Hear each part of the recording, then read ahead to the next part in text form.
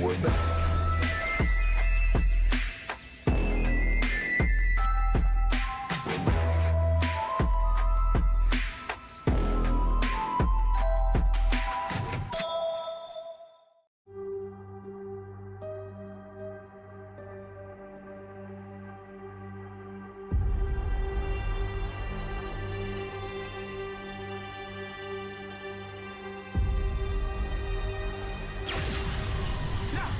About to jump, XM finds him onto Skitter, backs away, Roar onto Ame, he's very far forward. Ame in trouble now, the Roar, the second salvo, he didn't have anything!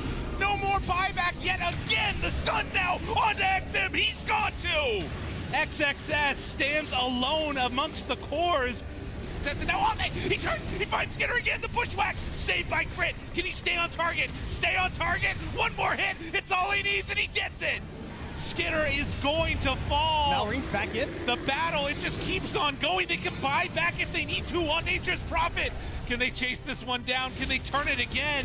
Hex is there. He is dead. Ame stands tall. Triple kill. Find him a third. Woohoo! Ame is back, baby. Way too strong.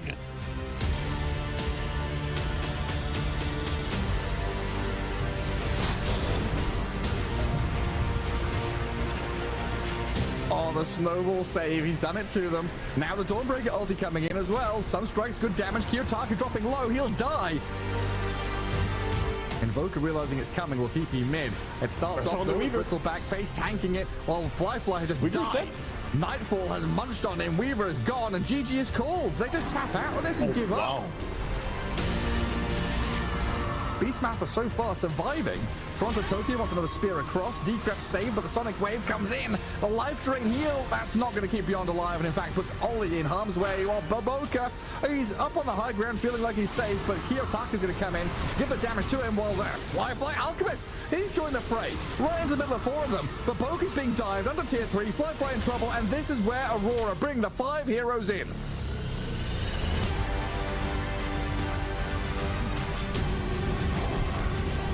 Jump in, Echo's there, Mac with the setup. He found 2 targets, but Fade's not dead yet. He's still walking out of there, and now RCY to jump in, just right smack bang in the middle of all of them. Raven's in trouble. Fade has somehow walked out, and Mac's also going down. He'll survive for now, but not against Speed. Global Sun's also forced out. There's a big vacuum, and the slam! Oh, there it is! They make it happen.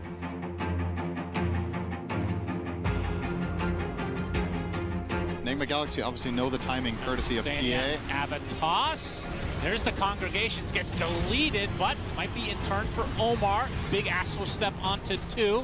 Barrier is actually keeping him alive. Sumail taking a lot of damage. He's already at half HP, but the BKB from Mickey is running out now, along with the God Strength. Noob gonna try to right click to his heart's content. Gonna get another Congregation to the deep with the coil to follow. They're gonna be able to take out Mickey. Arcadia and Saberlight get deleted off the face of the earth. Ultra kill for Ghost. Make it a rampage. Strike! Finally, Jack Boys will get here. The Wisdom Shrine has been taken at Nemesis. Are they going to turn and fight? They're going to try. Sonic Wave goes out, doesn't it budget? A big explosion of damage out from Jack Boys on Armel that takes out 3. A teleport away from Akashi, a desperate play. It will work for him.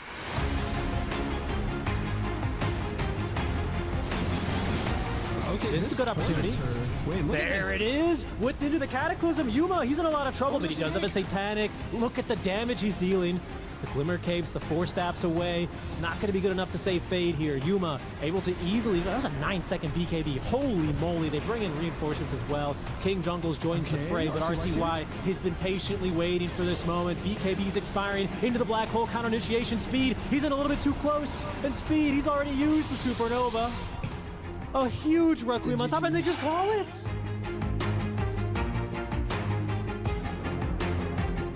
Oh, and he's going to be in position here. DM, they see all of this. 9 class, Skewer, RP, BKB is out though, and then, no, the Hex reveal, the Roar now dead! And into the fray, and they jump in. Razor Clamp. No, nothing to say. Looking a little bit more Razorish. The Congregations of the Deep, they take him down, and Bach, they get the Doom on a Tinker. This is everything. He was a Razor Clam all along. DM, you got to get the hell out of there. That is no longer 100% on your hook shots. Get the hell out. Ooh, but they do trade over, and they break the Lincolns, and now they have over control too. No one. You got to get out of there, buddy. They're flying back. They're coming flying into back this. on everybody. Is this going to work? Wait, BKB was saved that entire time. No one realizes, I don't want this anymore. If they lose Satanic again, this could all be over. They jump in, buddy. they find a Bach, but he gets away. How? How does Tinker do it? Now starting to spam out the abilities. No one goes down. They're buying back again, finding him. Satanic in trouble, but there it is. The Hex, the control. Do they have the damage? Yes! Shiro did it to him, baby!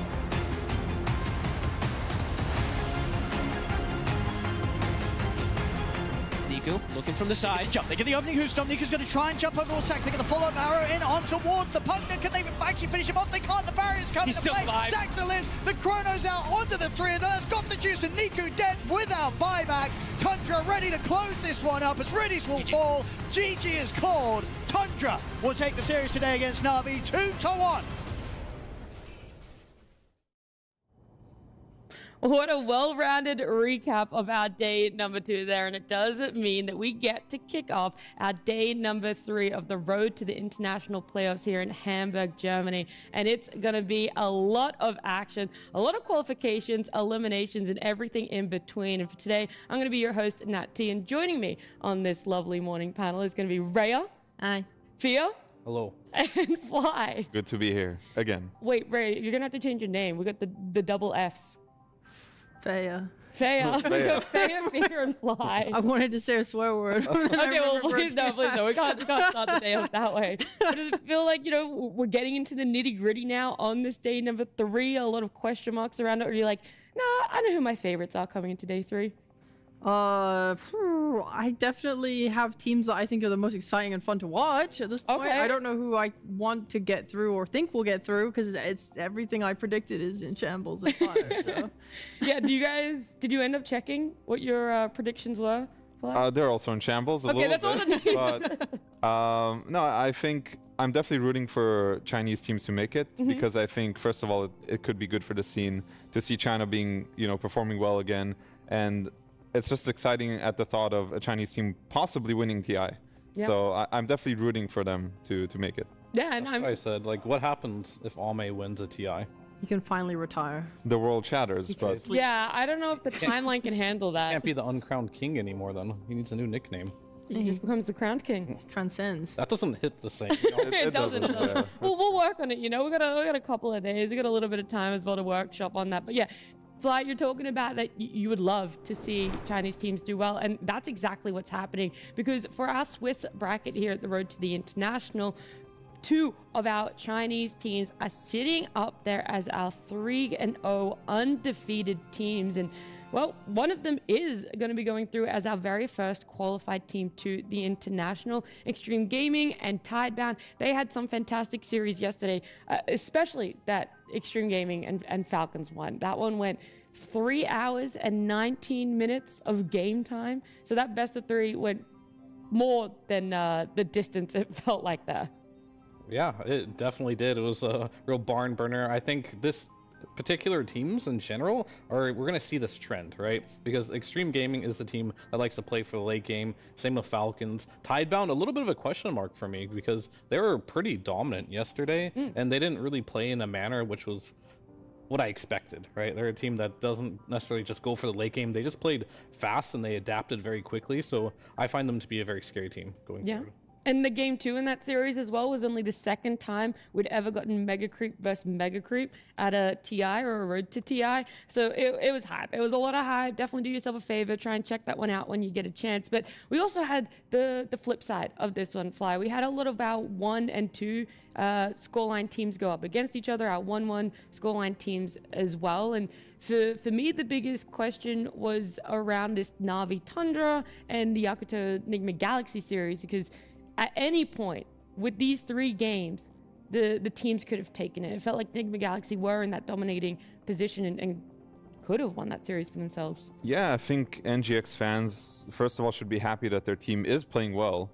It's just that they're having issues actually finishing the game. I think there was something like 25k ahead at some point during that game, but they managed to throw that, which is unfortunate. So it's both a good thing and a bad thing.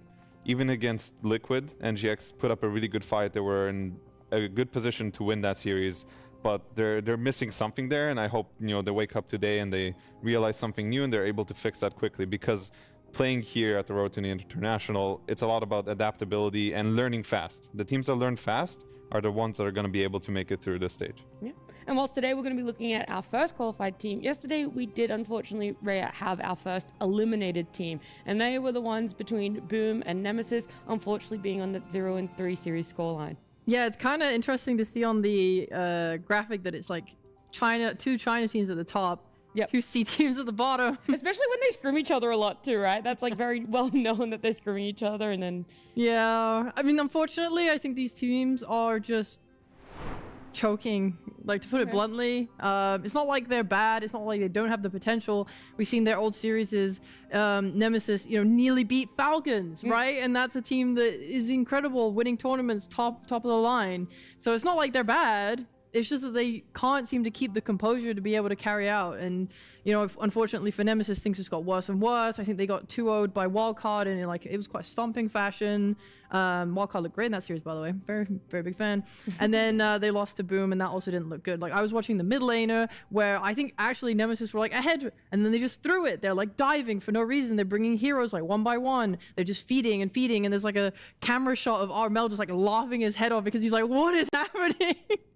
Yeah, I also think SEA teams against SEA teams, they like to have a little bit of fun with that one. It was a really tough series for Nemesis. Boom. Yeah, they won that one, but it doesn't get any easier for them. They are going to be kind of skirting along the bottom of that potential elimination at any moment. It's tough for them, but we want to take a step back and not just look at, you know, these series, the teams, how they're focusing and matching up against each other, but also how our game is going, right? Radiant versus Dire, first pick versus second, what the preference is for a lot of these teams fly coming into that pick priority and when you get down to drafting and playing. Yeah, so we're going to see here that the win rate for Radiant is a bit lower. I don't know which one is actually first pick in these two, but I think some teams prefer second pick because they have a system built around getting a really good 24 pick. But the teams who don't have that, they don't look nearly as good. So we're going to talk about Xtreme quickly, because for them, they have a very clear system. They're going to give Ame that last pick almost every single time, if not every single time. And it's working out great for them. On the side of like Tundra, they were able to get a Brood Mother yesterday, and they have these gotcha picks. Some teams don't have that, and that's why first pick is a much more reliable, simpler way to do things. So it depends on the team. I think both are viable right now. It just depends on which one you're going to go with. Yeah, I mean, we're going to see that the first pick is just slightly more successful as well, 56% win rate when those teams are getting first picks. And yeah, I mean, how many times, Fia, can you say that it is like a perfect setup for that overall last pick? How hard is it to stop a team getting that?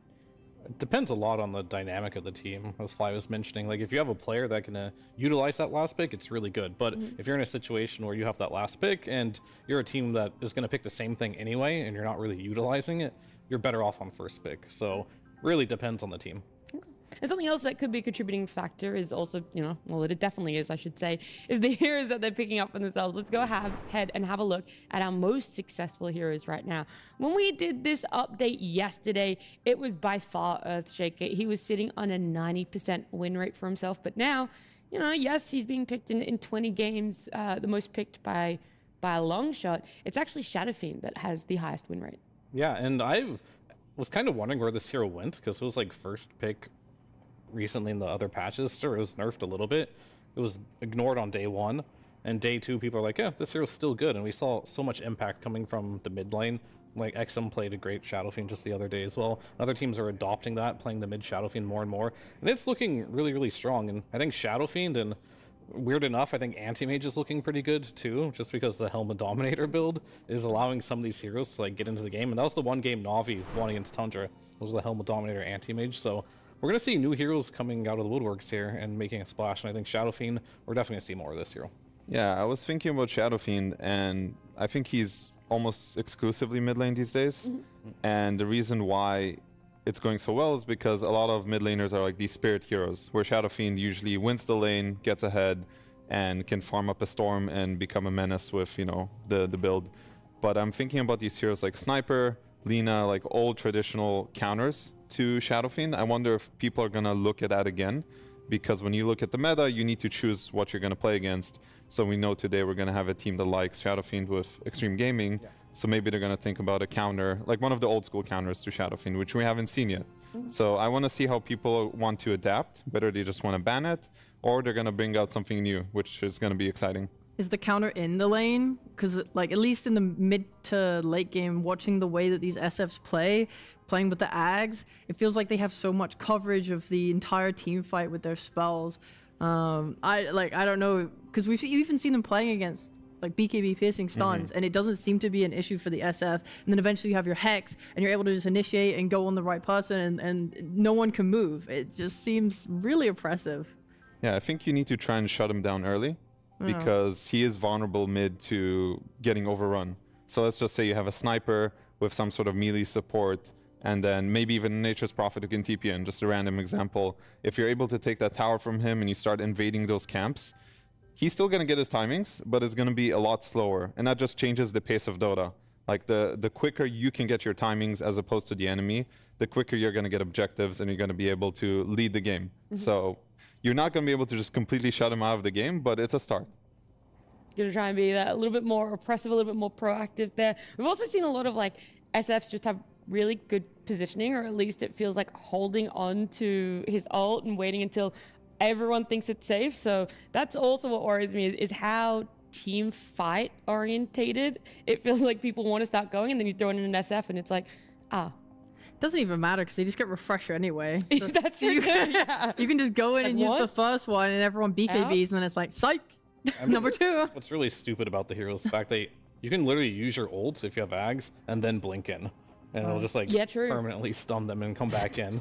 And it's like, there's no counter to it. There really isn't. So if you're just very patient on this hero, you can win most all team fights. That's what I was seeing last patch. Not a lot has changed. I think the fear duration on the 20 talent was nerfed, but I don't think that's enough for the hero to not be played anymore. So we'll see where it goes, but right now it's on the radar for sure. Yeah, I mean, we had, what, 68 games of Dota in the last 2 days. The action does not stop at all. We're going to check out today's schedule because there are still 4 streams going on. We're going to start off with letting you guys know exactly what's happening over on the B stream. They're going to be having 3 best of 3s. They've got Team Spirit up against PVISION, Wildcard against Boom, and their third series is to be decided based on the results above. Our C stream will also be having 3 best of 3s too. Falcons and Liquid is their one over there. It feels like it's tough of what is the first series you're going to watch already, and I've only given you 2 series so far. I mean, it's crazy that this is like the C stream, you know? Yeah. It's like Falcons versus Liquid. You think this is the mainstream. I mean, that's just the level of competition here. There's so many good games to watch. I want to watch all of them. It's crazy. Well, you know, we're going to see if you're able to watch 4 screens at once, because on that D stream, Aurora up against BB teams. So this is the same sort of position, a 2-1 record team. They're only going to be having 2 series over there though, so a little bit shorter day for that stream. But here on the main stream, we had to jam pack as many games as we possibly could. So we've got 4 best of 3s for you guys. We have, of course, Xtreme Gaming up against Tidebound. That's going to be our very first team qualified to the international, and then it's going to be Nigma Galaxy up against Na'Vi. For these guys, that is going to be an elimination for one of them, and continuing on for the other, you're going to have a qualification for that third series, and then we're going to be going back to 1 qualification and 1 elimination in the 4th best of 3. A lot of information. Do I feel like you understood? Yes, I understand. All you need to know is that there's going to be 4 qualified teams today. We're going to start off with either Xtreme Gaming or Tidebound being one of them. And we're going to have 3 eliminations today. So 4 qualified, 3 eliminated. It's going to be, like I said, a lot of action, everything in between eliminations and qualifications for teams and players here. But do you guys have one series that you're kind of itching to get to, or one that you hope happens based off of results? Anything with Nigma. Yeah. Okay. Funniest shit I've ever seen in my life. Nigma Na'Vi, pretty good series, but where do you know Nigma can't lose that one? Because it is their tournament, right? It is the celestial Nigma, the stars. Right, the stars align. I didn't know where you were going with this one. I was like, what do you mean they can't? It's already been written. They're going to make it through. Okay. Well, we'll have to see. We'll have to wait because that's not the series we're going to be starting off. We're going to be starting up with Xtreme Gaming up against Tidebound. And I feel like Xtreme Gaming is the roster I would love to start talking about, the team, because they came in yesterday. They put on an absolute show when it came to their series against Falcons. 3 games, Mega Creeps against Mega Creeps, a total of 3 hours and 20 minutes game time played. And now it makes you wonder, what exactly is going to be happening when they come up against Tidebound, because this is the road that both of them have taken to be able to be the only 2 remaining undefeated teams in our Swiss bracket. Yeah, and there's a reason why these teams are here. They've looked really good. There have been some slip-ups here and there, mainly from Xtreme Gaming, not to mention like the Satanic on the Templar Assassin, but things to happen. But they looked really, really strong, and they won in ways that were very unorthodox. I think especially for Tidebound, like they just randomly pulled out a Tinker, which PVISION was playing a lot, and they just stole that, and then they took their Ancient Apparition in the next game. You don't really know why. They also beat them with that. They're literally just taking their heroes and beating them with them. So that's not really just like a pre-planned strategy, or maybe it's a pre-planned strategy, but it's not like a core of their identity. They just adapt very well. I feel like, you want to say something there, Fly? Yeah, I mean, Tidebound, I think, is a team that's willing to kind of go out of their normal ways to incorporate different heroes. And I think that's cool to see from them. They're very flexible as a team. I would say more than Xtreme. I think Xtreme is kind of just going to stick to their guns.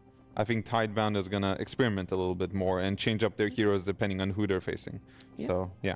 And there's a big discrepancy as well in terms of average game length. It is a little bit skewed because of that series against Falcons yesterday for Xtreme Gaming, but there's a whole 10-minute difference in their average game time. So it's for Xtreme Gaming, it's about 49 minutes. For Tidebound, it's 38. So it does feel like, okay, is it that thing, that draft changing, experimenting, and what is it going to happen? And whilst we just saw their journey so far on the road to the international playoffs, I also want to have a look at what their journey has been like since TI last year, right? Their results in previous tournaments and just how it's played out. Because the most notable for me is the last one Xtreme Gaming played in Snorui. They faced off in that lower bracket finals, and Tidebound beat Xtreme Gaming to go to the grand finals and eventually go on and win that tournament. So for me, is it just a weakness that Xtreme Gaming have? Are they a whole new team now that they've had that month? I think the main thing I know is that Ame has like an insanely high Cortera level. I think someone mentioned that he's like level 119, so he's been pubbing like insane. I see. I think I picked that up somewhere. I feel like I saw the exact same thing. It was from Yatoro. It was the Yatoro quote. Yeah. Like, maybe that's like the play. Okay, there's a tournament going on, but whatever. We're just gonna like grind out pubs and try as hard as possible to get into shape for TI. According to this, Tidebound has had Xtreme's number, you could say, but a lot can change on the course of a month. The game changes, your mentality changes. This is now the road to the international. Different stakes compared to the last time they faced. So I wouldn't say that this is the whole story, that Tidebound's just going to beat Xtreme straight up. Sure. Because I think coming here, like, it's just a completely different mentality that they're going to have. So anything can happen. Yeah, I think it's nice, though, to just keep that in the back of your mind. It's like, okay, this is the recent journey, the recent history, the recent encounters, all of that sort of stuff. But something else that is like trending for them, Fear, especially on the side of Xtreme Gaming, is this last pick. We've already talked about how successful a lot of teams are finding first pick, but right now on the side of Xtreme Gaming, it's so important for them in when Ame's hero is being picked up. Yeah, I mean, they've had last pick every single game but once, but even if they're not overall last pick, you will see Ame is getting last pick every game. They just have a system in mind where Ame, he's not going to pick his hero early. He's going to ideally get overall last pick, so they favor second pick. But even if they're first pick, they're going to save his hero until as late as they possibly can to make sure he gets the best possible hero for the game. And that's what they rely on. They rely a lot on, XSS playing some Mars, running around the map, making space, and they really want Ame to scale into the game, so he needs that later pick. I think even then, like the one game he didn't have last overall pick was the Sven game. They were then countered by the last pick Lifestealer, and then he still itemizes really well into that matchup, right? He went the Abyssal Blade in that game and is able to just man up and fight, and they're able to win those engagements anyway. So I have full faith in his confidence as a carry player in this tournament. He seems to be on complete top form. Yeah. Well, then we should also talk about Tidebound, because their series against PVISION, we've already talked about unorthodox was the word that we wanted to use there. Yeah. But what more can you give me about Tidebound? Well, I think this is a team that has been leveling up a lot when it comes to their drafting. Maybe it's unorthodox, but it's not like random anymore, where I feel like sometimes they would give nothing to say, very bad matchups, not let him kind of shine. But we see he gets to play his Tinker when he needs to. When he's not playing the Tinker, he is a reliable stun into the game. And I feel like Bach has really settled into this team very nicely now. It was a bit shaky at first, but like whenever he gets his Beastmasters or heroes like that, he's putting a lot of pressure on. The laning's very strong. It just feels like this team is doing similar things that they've done all year, but they've just polished up a lot, and they're just doing it much better than they did at any other point during this year. Let's go ahead and look at Nothing to Say when we match him up against XM in a head-to-head, because the mid laners right now, you talked about it, what they sort of add, the utility that is required, but what else, Fly, do you feel like is the biggest difference between these two?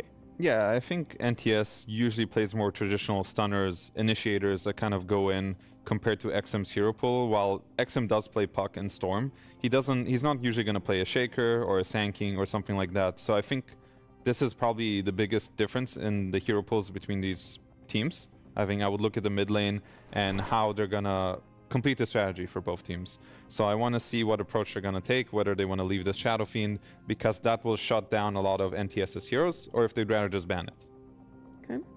And for yourself, Rhea, some insights onto Tidebound, because I know that, you loved XSS, how on the side of Extreme Gaming, he was showing the differences in how he played off lane, how he could itemize. What about you for Bach on the side of Tidebound? I mean, I think the coolest thing is just looking at the fact that they are playing different things. Like Bach is playing like Queen of Pain off lane, for example. And I don't know. I think as offlaners, the thing that I think is most important is the versatility for it. And I think that's why I've been singing the praises of XSS so much, is that we finally saw him play the Shaker off lane and be able to be greedier, and it didn't mean that Extreme were a team relying on 4P1. I think Bach is an exceptional offlaner. I think we can all agree. So I don't think we're going to be seeing any sort of like offlane diff in this team matchup. I think they're both extremely capable, and I think we're going to see. Honestly, I'm mostly just looking at the tempo of the carries that they want to play. Okay. Because Shiro has been shown to play like the Marcy and the Nature's Prophet, and Ame's been doing a lot of farming. He does love that. I mean, you know what to expect from Ame almost every single game. He will play a traditional carry in the sense, like, these Abaddons and Marcys, they're all new and cool, but he just doesn't buy into that. He doesn't believe that these non-carry heroes of 10 years ago can now become a carry hero. He's going to pick the traditional carries, and he's going to farm with them. He's going to hit his timings, then he's going to join the game. Shiro, complete opposite. He definitely buys into the idea that any hero can be a carry. He can play tempo on top of that as well.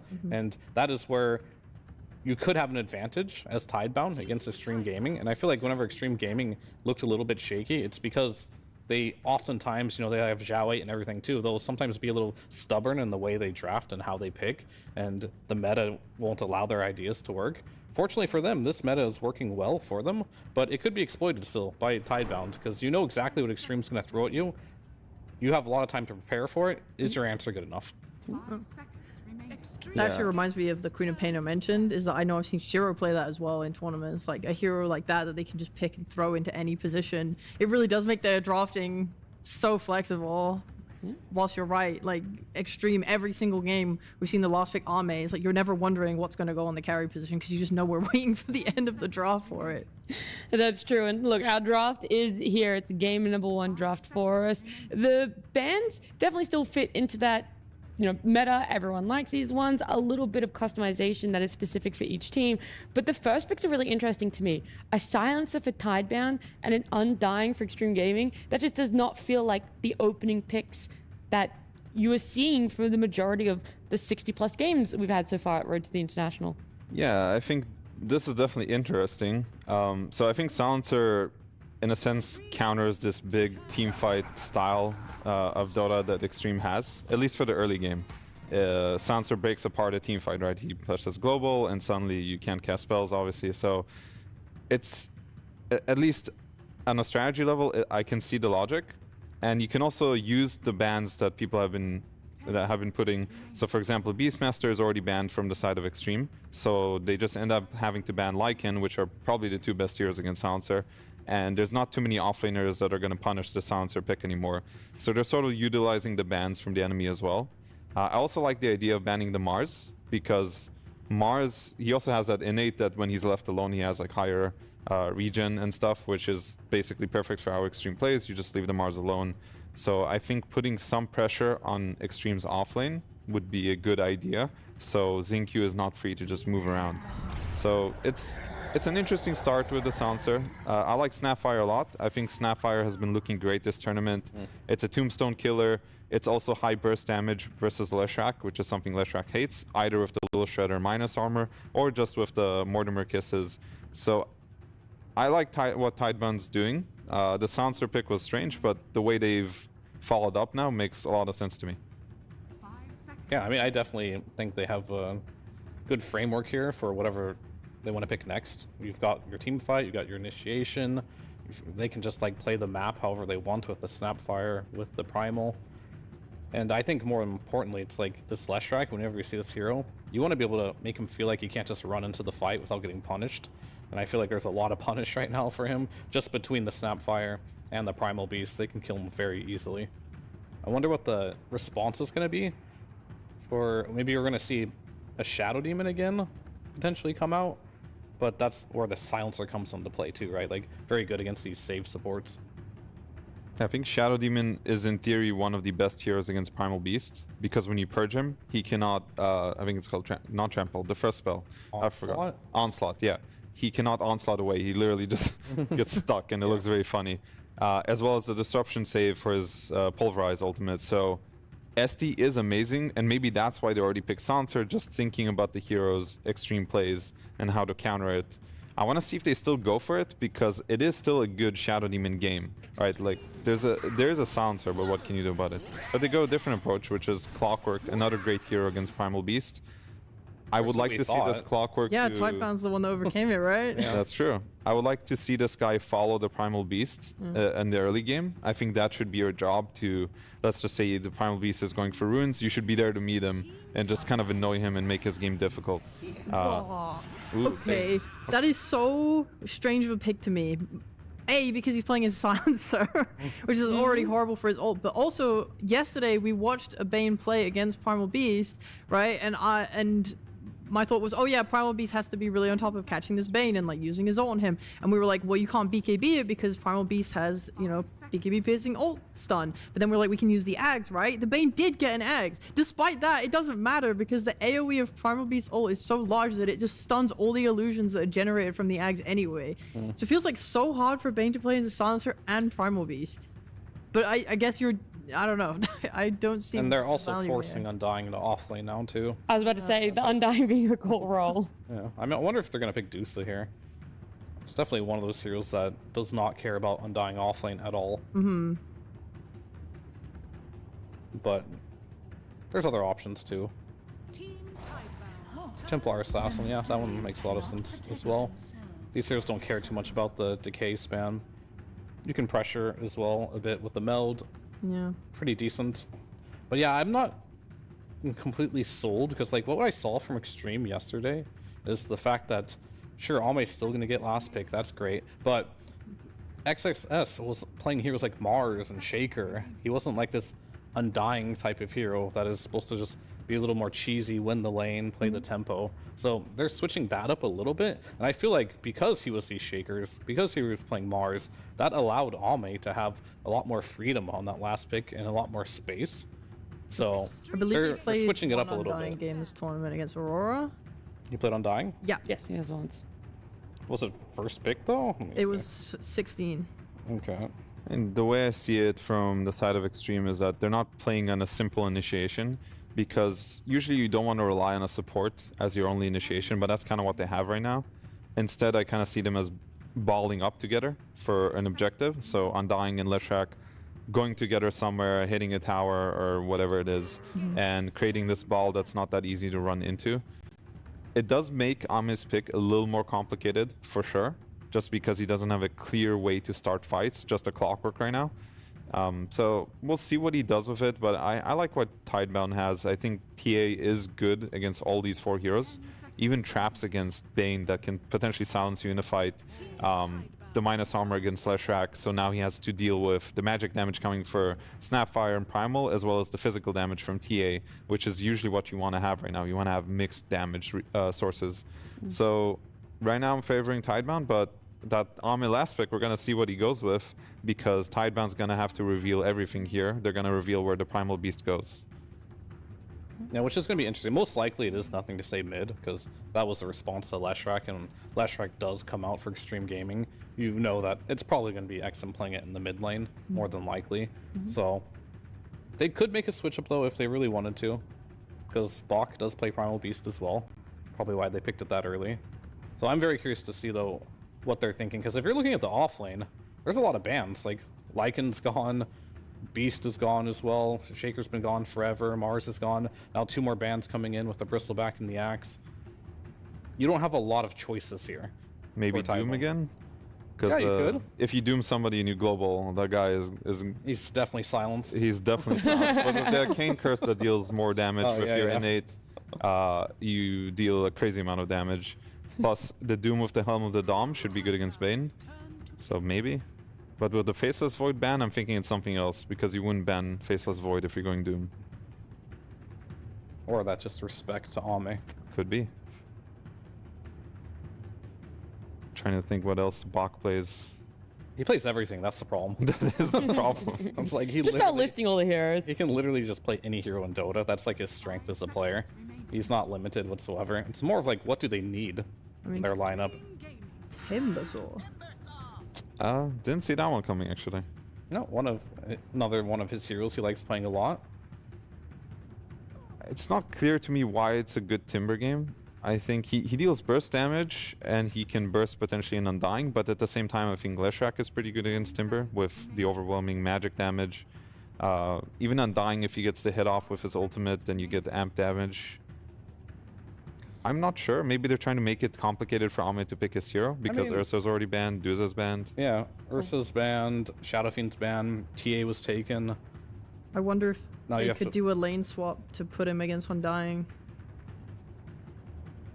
Just want to do safe lane Timber? Maybe. Off lane TA? I mean, they could. It depends on what they pick here. Right. The main thing I see from their lineup is they look really hard to deal with, like in terms of map pressure. Like this Primal and Timber are going to be so tanky and strong, running with... Why not just pick like a Luna here or something? I feel like it kind of complements the group up. A Manta hero is definitely good this game, so you can push wave safely, and it's good against... Oh, that's a hero I like too. Thinking about Anti-Mage, because the aim versus Timber, it's very volatile. Yes. There are some games where the aim can completely destroy the Timber if some conditions happen in the lane, and it could also go the other way around. So... Is it volatile still? I don't even know if it is, because the new Helm Dom. With the Dom, I have not seen it. It might just be oppressive. Maybe. Because the Timber kind of has to max his damage spells usually to threaten the anti-mage, because every time aim hits him, you burn his mana, so the Timber has to get as much damage as possible on you. And he also has a Snapfire, which I think is good. So I'm really looking at this lane. I think this will determine a lot how the game is going to develop. If aim gets off to a good start, does buy the Dominator, and sort of bullies the Timbersaw, I'm going to favor the aim, because eventually he will carry the game. That's just anti-mage. But if Tidebound gets off to a good start with the Timbersaw, then I would favor them. Yeah. I just think it looks weird to me. Like for Tidebound, I think the Silencer kind of nullifies so much of Extreme Gaming's fights in the early to mid. So if they do survive this laning stage and like TA gets this like Roche and they just play off their like anti-armor and the ability to just run at you with Primal Timber, Tidebound looks way easier to execute. Like way easier. Okay. No. I mean, I said in the pre-show, I've been really impressed by Shadowfiend and Anti-Mage as of yesterday. That's true. And this anti-mage game looks pretty good if he gets a good start off. So I think if it does go late game, Ame's playing an anti-mage hero, I think he can easily take this game. Yeah, it does feel like people are, picking this anti-mage in the right situations. Right now it's being picked twice, has that 100% win rate. We'll see if it continues, if this is the moment where anti-mage was needed. But either way, one of these teams will be qualifying to be our first team qualifying to the international. It's a best of 3. Our game number 1, let's get on into it with Synderen and Sunspan. Well. Here we are, China versus China, to figure out who's the first to qualify to the international. Who could have predicted that?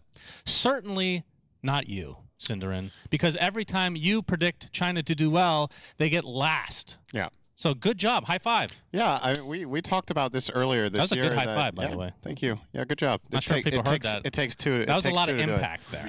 Yeah, I've been...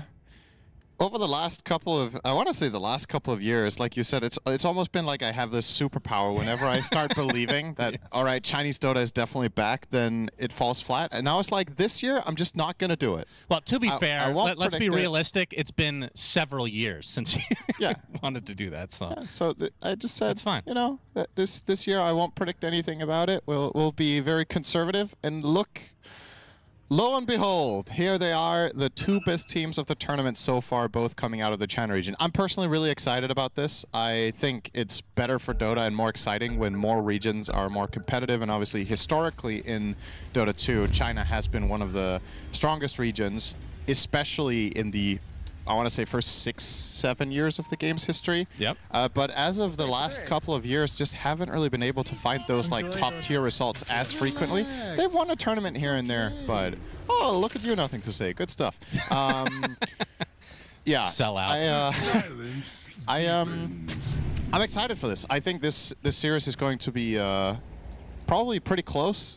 Both teams have shown very good form and largely, like the panel talked about, in slightly different fashions. Xtreme Gaming maybe a little bit on the slower, more methodical side, whereas Tidebound are, it's the remnants of Wings that we loved so much at TI6, just playing all sorts of different stuff. That, personally. Well, you probably loved it except when you were playing them. True. So it was a very entertaining. A lot of people have them as their favorite team of all time, and obviously we do have some remnants of that with Bach playing, obviously used to be called Faith Beyond. One of the happiest guys in the scenes as well. My personal favorite Chinese player, Bach, of course, and then we've got Y as well, back in Wings, and Coach Blink. So still 3 of the guys are active in this team, which is really cool to see. So yeah, exciting stuff. Last pick anti-mage. Are you a fan? Do you think that's fun to watch? Do you think it's a good pick? I mean, I haven't gotten to cast it in a while, so that part's fun. And we were talking about this the last couple days where we've been seeing the AM band from here as Jin Q trying to steal a rune. He does,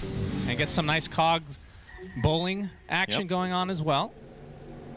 I don't know. AM does feel... I haven't seen it in this meta, I guess, too much, so I'm not really sure what to think. And you're the analyst as well, so maybe you should answer your own question, which I'm sure was the entire point of you asking that. That was a good question. I think Anti-Mage is one of those heroes that's really fun to watch in moderation. Yes. When it's an Anti-Mage meta, people tend to get rather sick of it because of the playstyle that it makes. But when it's like it's been picked 2 games this tournament, I think it's nice when it's situationally really good. And this could be one of those games for Ame, but as the panel talked about, it's a little bit volatile. You picked it into Timbersaw, who has a lot of pure damage, so your counterspell isn't going to reduce that damage taken from that. Yeah. And the physical burst of TA, if you go back some years, TA was actually used as a counterpick to AM, but Dota has obviously developed a lot since then, so it's not that black and white anymore. Well, what do you think of it in the grand scheme of things in the game itself? Because Tidebound, it looks like their lineup is ultra aggressive, which historically AM is not a big fan of. But looking at the other side, it's not like they have crazy tower push either. Yeah. It's not bad, but it's not amazing either. It might have been part of the consideration here for Xtreme is that they might expect to lose slightly in the early mid portion, but they think they can weather the storm here. I do think that's going to be the name of the game, to be honest. It's just don't get run over. If AM gets to critical mass here, I do believe this is a game that Ame will carry. But yeah, needs to avoid some pitfalls along the way with this. In particular, I think around the 20-minute mark, if Tidebound's lanes have gone well, their mid-game prowess is incredible. And it's going to be tough for Xtreme to take those team fights at that point, in spite of having a hero like Undying and Lesh. I just think you're kind of likely to get overwhelmed by just the amount of damage. Yeah, I mean, we should mention this AM a lot different than AMs from the past, which have been kind of just AFK farming, because you have this mana thirst facet, which lower the enemy hero gets in mana, the more your damage gets increased, which would theoretically mean you want to fight a little bit more often on the AM. The question is, how fast can you do it? Because you obviously still need to go for the Battle Fury and then maybe a +1 item and start joining fights. Yeah, generally you're going... The old days, it was 3 items, right? Minimum. Yeah, that's true. Generally now you see... So in this tournament, we've seen optional Helm of the Dominator into Battle Fury and then Manta. Just pretty... BF Manta is the standard build. You go back half a year, some players were experimenting with Vanguard Radiance. I don't think that is going to be very popular this tournament, but I do think a game here and there it could work. I would not do that this one. I think you have to make sure you scale that bit faster and get a quicker Manta as well. Against, in particular, TA, that item is extremely valuable. So, yeah, probably nothing special. To me, the big question is, does he get Dom or not? The panel was talking about that as a potential way of making the lane against Timbersaw easier, right? Doesn't have it queued up for now. Yep, not yet. You would think he'd want to get that super fast, but see if he changes his mind. Probably just dependent on how the lane goes. So far, not too shabby. As Y is going to be taken out by XXS already at the 3.5-minute mark. So good news for Xtreme starting out. Silencer is very vulnerable in this lane. If he gets caught in cogs and they put a tombstone, he can't play his way out of it. It's just nothing. Now, your favorite hero of all time, you happy to see that in this game? Obviously very good against, I think the analyst brought that up, against the Primal Beast. You mean Clockwork, of course. What did I say? You said your favorite hero, but you didn't specify which one after I said Silencer died. That's true. well, that's true. That's everybody's favorite hero to die. Yeah. I love Clockwork. I think it's always been an entertaining hero to play and watch, so I'm never disappointed to see it brought out. And yeah, the matchups here are pretty good. The heroes that they saw at the time when they picked it were Silencer and Primal and Snap, I think, all three. And they were probably just looking for what position 4 can we pick for Jin Q that is a combo breaker. Because they were starting to see the writing on the wall of how Tidebound were structuring their team fight, and they just wanted Jin Q to be an interruption of that. And this hero does very well. You isolate and keep Primal Beast contained. You can stop Snapfire from using her ulti at any point in the fight with a hook shot. So I'm on board with it. And so far so good with that first blood for XXS, of course. Yeah, absolutely. Not too shabby. But despite that, Shiro's still top in the CS so far in this early stages of the game. Has a 5 CS lead over Ame on that AM. And of course, that is a hero that will always be very good at farming, as opposed to AM that just has to get the items before getting to that next level. And mid lane, XM on the Lesh, 29-7 versus the 24-3. Nothing to say. Turn into a little baby. Should be a slightly Lesh favored lane, I would imagine, unless rotations happen. More pressure onto Shiro, but EQ is slowed too much to connect the cogs. I was going to say, I just had this realization that perhaps part of the problem... So TA's win rate this tournament isn't that good. I believe it was 33% at the current point in time, so probably like something 3-9, I believe, something like that. No, that wouldn't check out. 3-6. Helm of the Dominator might actually be pretty good against this hero, because it's just an additional damage source to break refraction with. Yeah, that's true. I'm not sure if the creeps hit hard enough to get through a layer. They probably don't, but I think every 2 attacks might. Oh, nothing to say. Gets ganked in the mid lane. Help from Jin Q. So huge kill for XM, now taking the lead in that mid lane matchup. Can actually push this lane a bit as well and perhaps get some XP lost for the side of Nothing to Say. XM, probably the player this tournament that's been rating Leshrac the absolute highest. I would imagine that in terms of teams picking Lesh more than once, Xtreme have the earliest Leshrac picks. Jin Q very active on the map. Y will be taking a tumble as XM gets the Arcane Rune as well. So everything looking quite good to start this game for Xtreme. I believe Yatoro today, or was it yesterday, said that he thinks Xtreme is the best team right now, which, I mean, there's only 2 teams that are 3-0, I suppose. So. Yep, what does Yatoro really know about Dota? Yep, Xnova is going to get gone on. Nothing to Say could really use this kill. The Pulverize will bring the end of Xnova. Planet gets the kill, though. All right, they get on the board, though. That's good. Indeed. Time for wisdom. Oh, time for wisdom. Again, battery assault. The bane of Nothing to Say's existence bounces off of the cogs as well as Jin Q dominating right now all over the map. Every single move for him has been successful. That's 4 out of 4 kills he's been involved in. Just very good rotations. And of course, the synergy with Leshrac is apparent.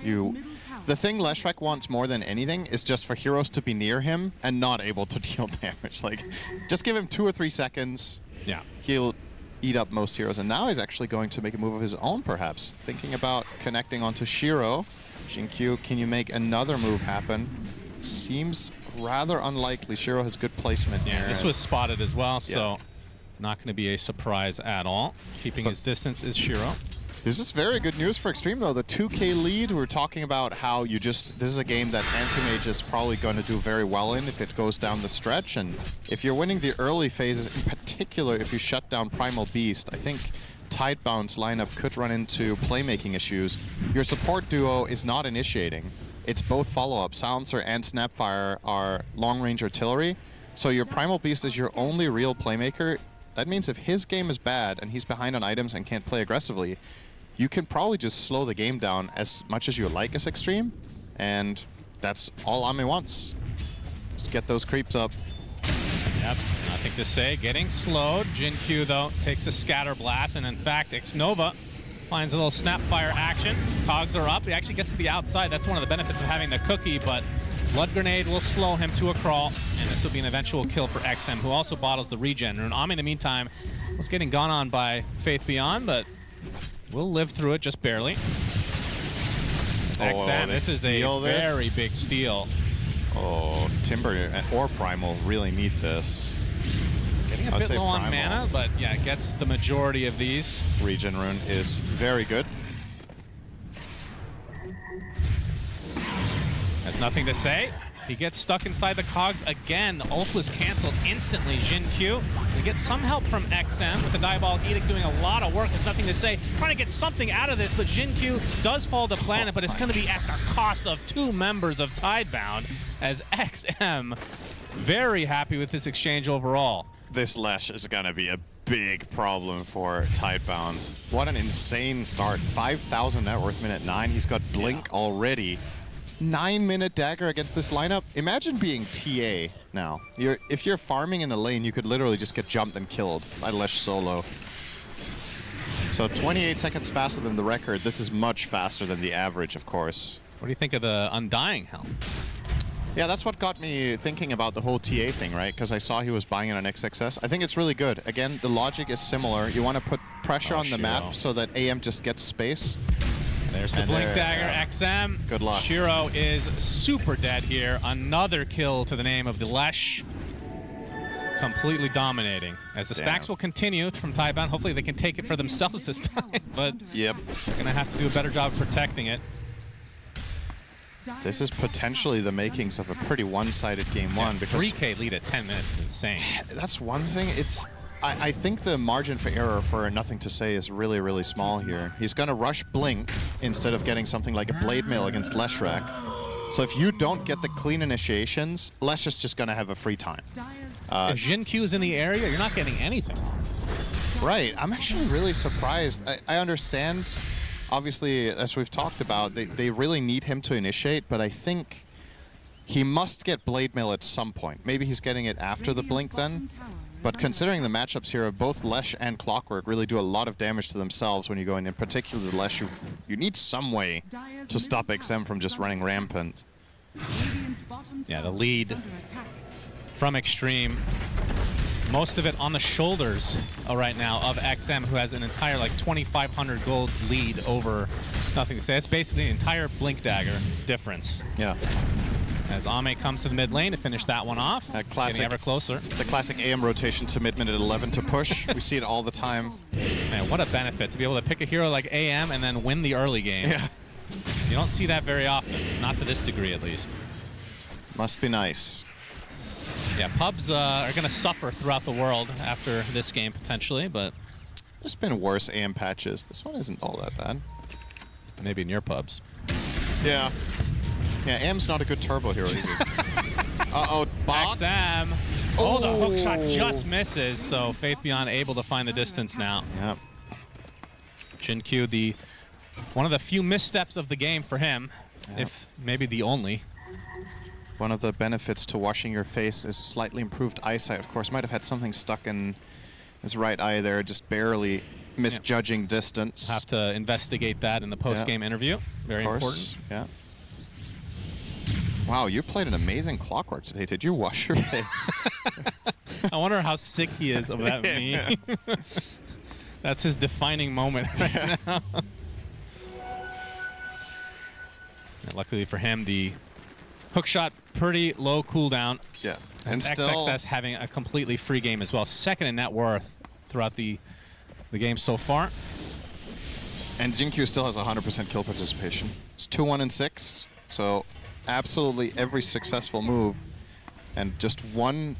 I mean, look at the scoreboard. It's just Clock and Lesh killing everyone, and the rest of Xtreme are just farming. Yeah. Like, the other 3 heroes combined have been in 1 kill, Undying with the 1, and Bane with 1 assist.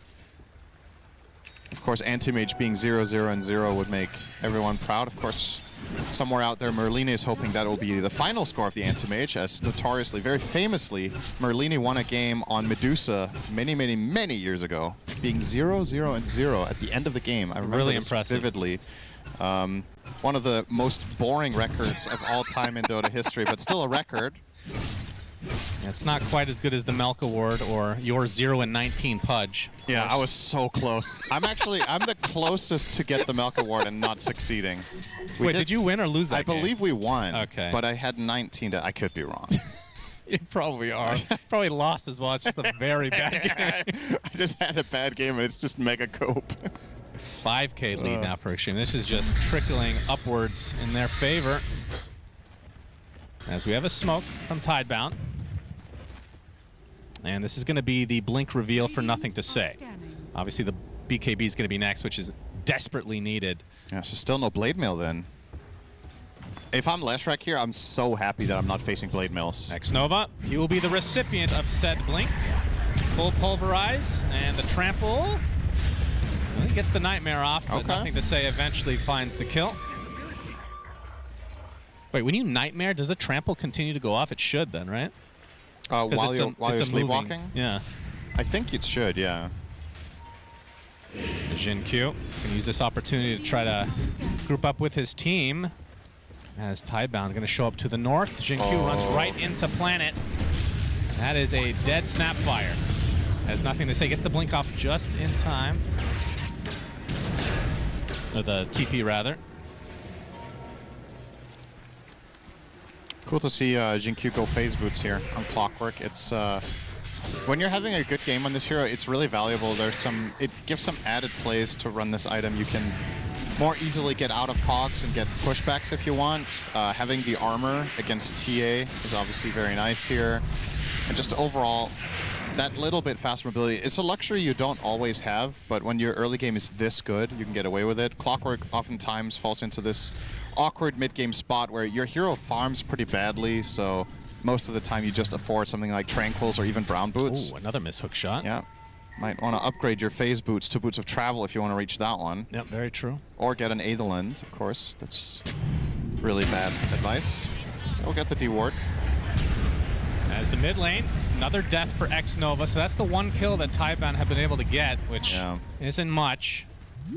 But at the very least, now an Ogre Club coming to Nothing to Say, so getting there in terms of the BKB. The problem is you have Fiend's Grip, you have Hook Shot, you still have cancellations through the BKB. Yeah. As Y, he's going to pop the global, but dies shortly after. And now Jin-Q continuing on top of Planet. Nothing to Say with a good onslaught to try to disrupt this. Does so successfully, so it's only the 1 kill, but really the bigger thing is the cooldown of the global silence now. Down and out. And the world is Xtreme's oyster at this point. Can do pretty much whatever they want, it feels like. Is there a power spec for Tidebound that they are waiting for? It looks like Deso now for Shiro. I think TA blink, and you probably have to fight. A lot of the time, TA is content to just trade farm. I don't know if this is the game for that. And you have to get some value out of it. Okay, this could be a nice counterplay if NTS could get there. Yep, the trap is going to slow, but Xnova is on a high ground. Gonna get pulverized. Nothing to say. The XM does get taken out finally. A huge killing streak put to an end as Tidebound trying to get some more out of it. Jin-Q, the cover of the trees. Gonna potentially reinitiate, but no, we'll back away.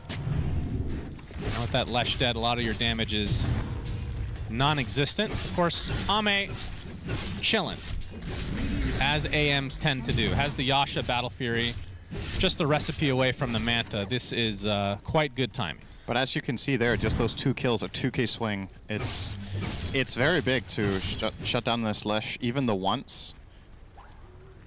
I think if Tidebound can continue to float this 3k disadvantage, say 5 to 10 minutes from now, there will be a moment in time that their team is stronger.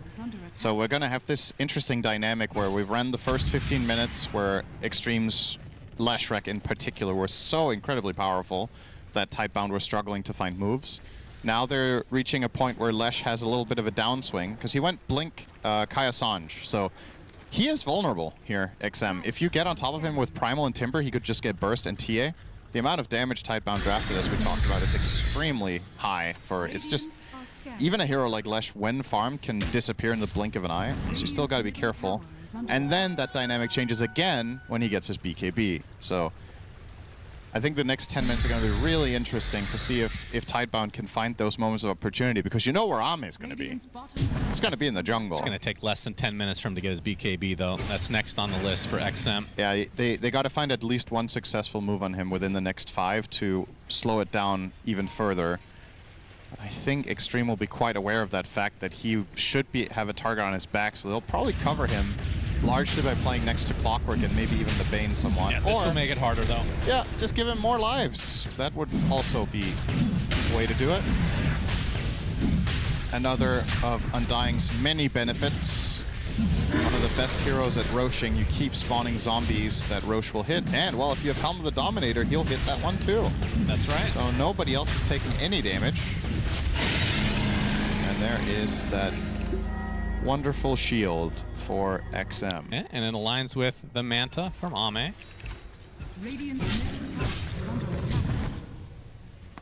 And we talked about when the AM would theoretically want to fight. Part of it just depends on how well your team is doing. Like if you're doing this well, you don't feel the need, maybe you have to fight.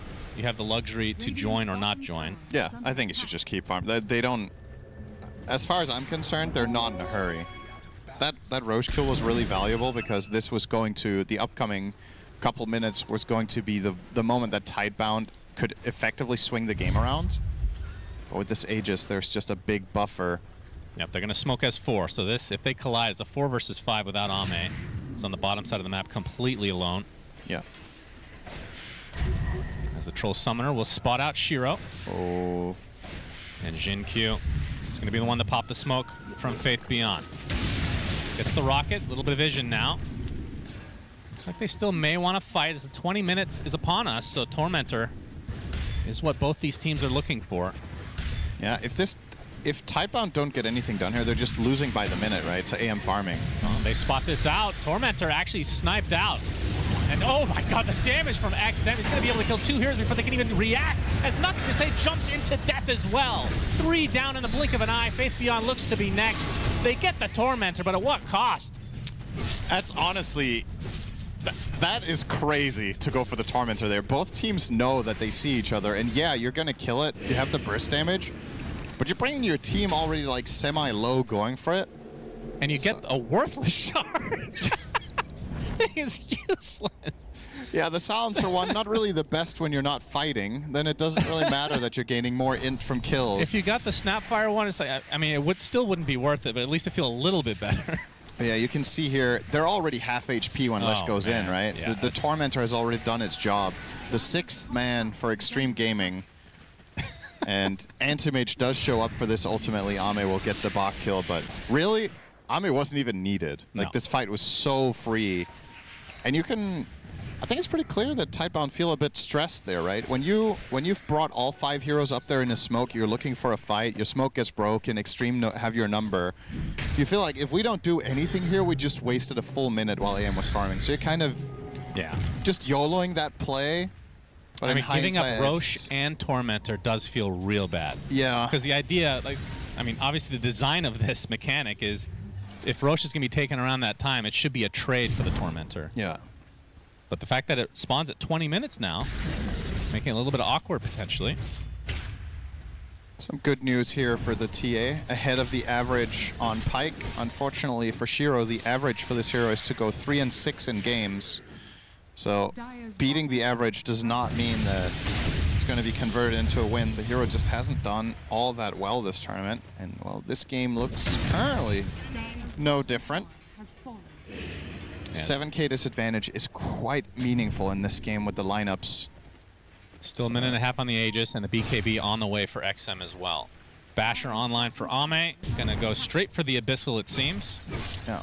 Sometimes we'll see the Butterfly before that, but wants to have the extra lockdown. More ways to destroy Primal Beast, I suppose. Yeah, I think it's also a tailored response to TA. The way you want to kill TA is you want to burn through Refraction fast so she can't blink. And if you have Abyssal, you can blink Abyssal Manta, and during the Abyssal stun, you're going to hit so many times that she has no disengage except Pyke.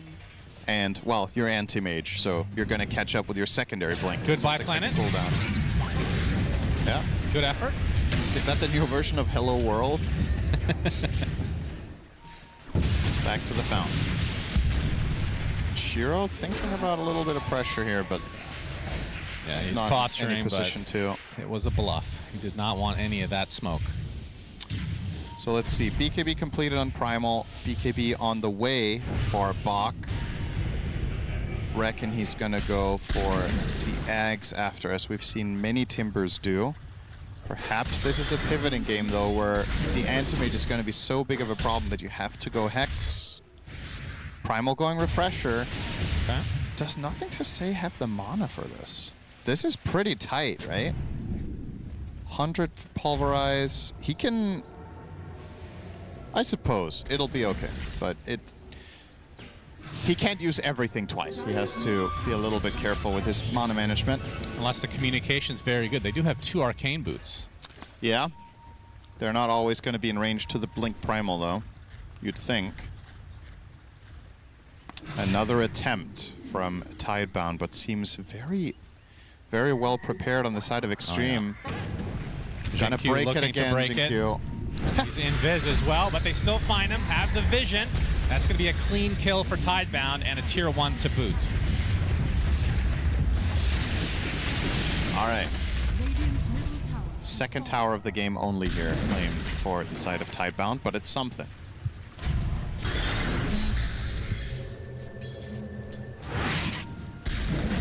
Zero deaths on XXS. Used to seeing that innate get used several times. Oh, the BKB Undying. He's ready. Yeah, he's getting in beast. there.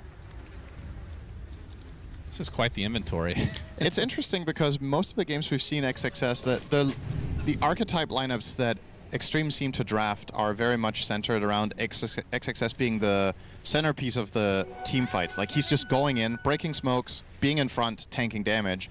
And the way they've done it in a lot of their games is by running something like Pipe on him and Lotus. He has the Lotus here, but opts for the BKB over, for example, something like a Pipe. There's a ton of magic damage, but there's even more pure, so probably a good choice. Yeah, I think many players here would have gone Ags. That's why this is a little bit interesting to see. Ags is the most fun. Yep, we love fun. I mean, you are going up against a Timbersaw, though. Yeah, a BKB. I think this is the best choice. It's just, it stands out to me because XXS does not prioritize this generally in their games, but in this game it's just too good to not grab. Well, credit to Tidebound, this lead really hasn't grown too much. That's true. Been hovering around 5-6k for quite a while, keeping things relatively close. But Xtreme still in the driver's seat, especially considering we've barely seen Ame on screen this game. He's got a kill. He got the 1 mana void, and now he's joining them for some push.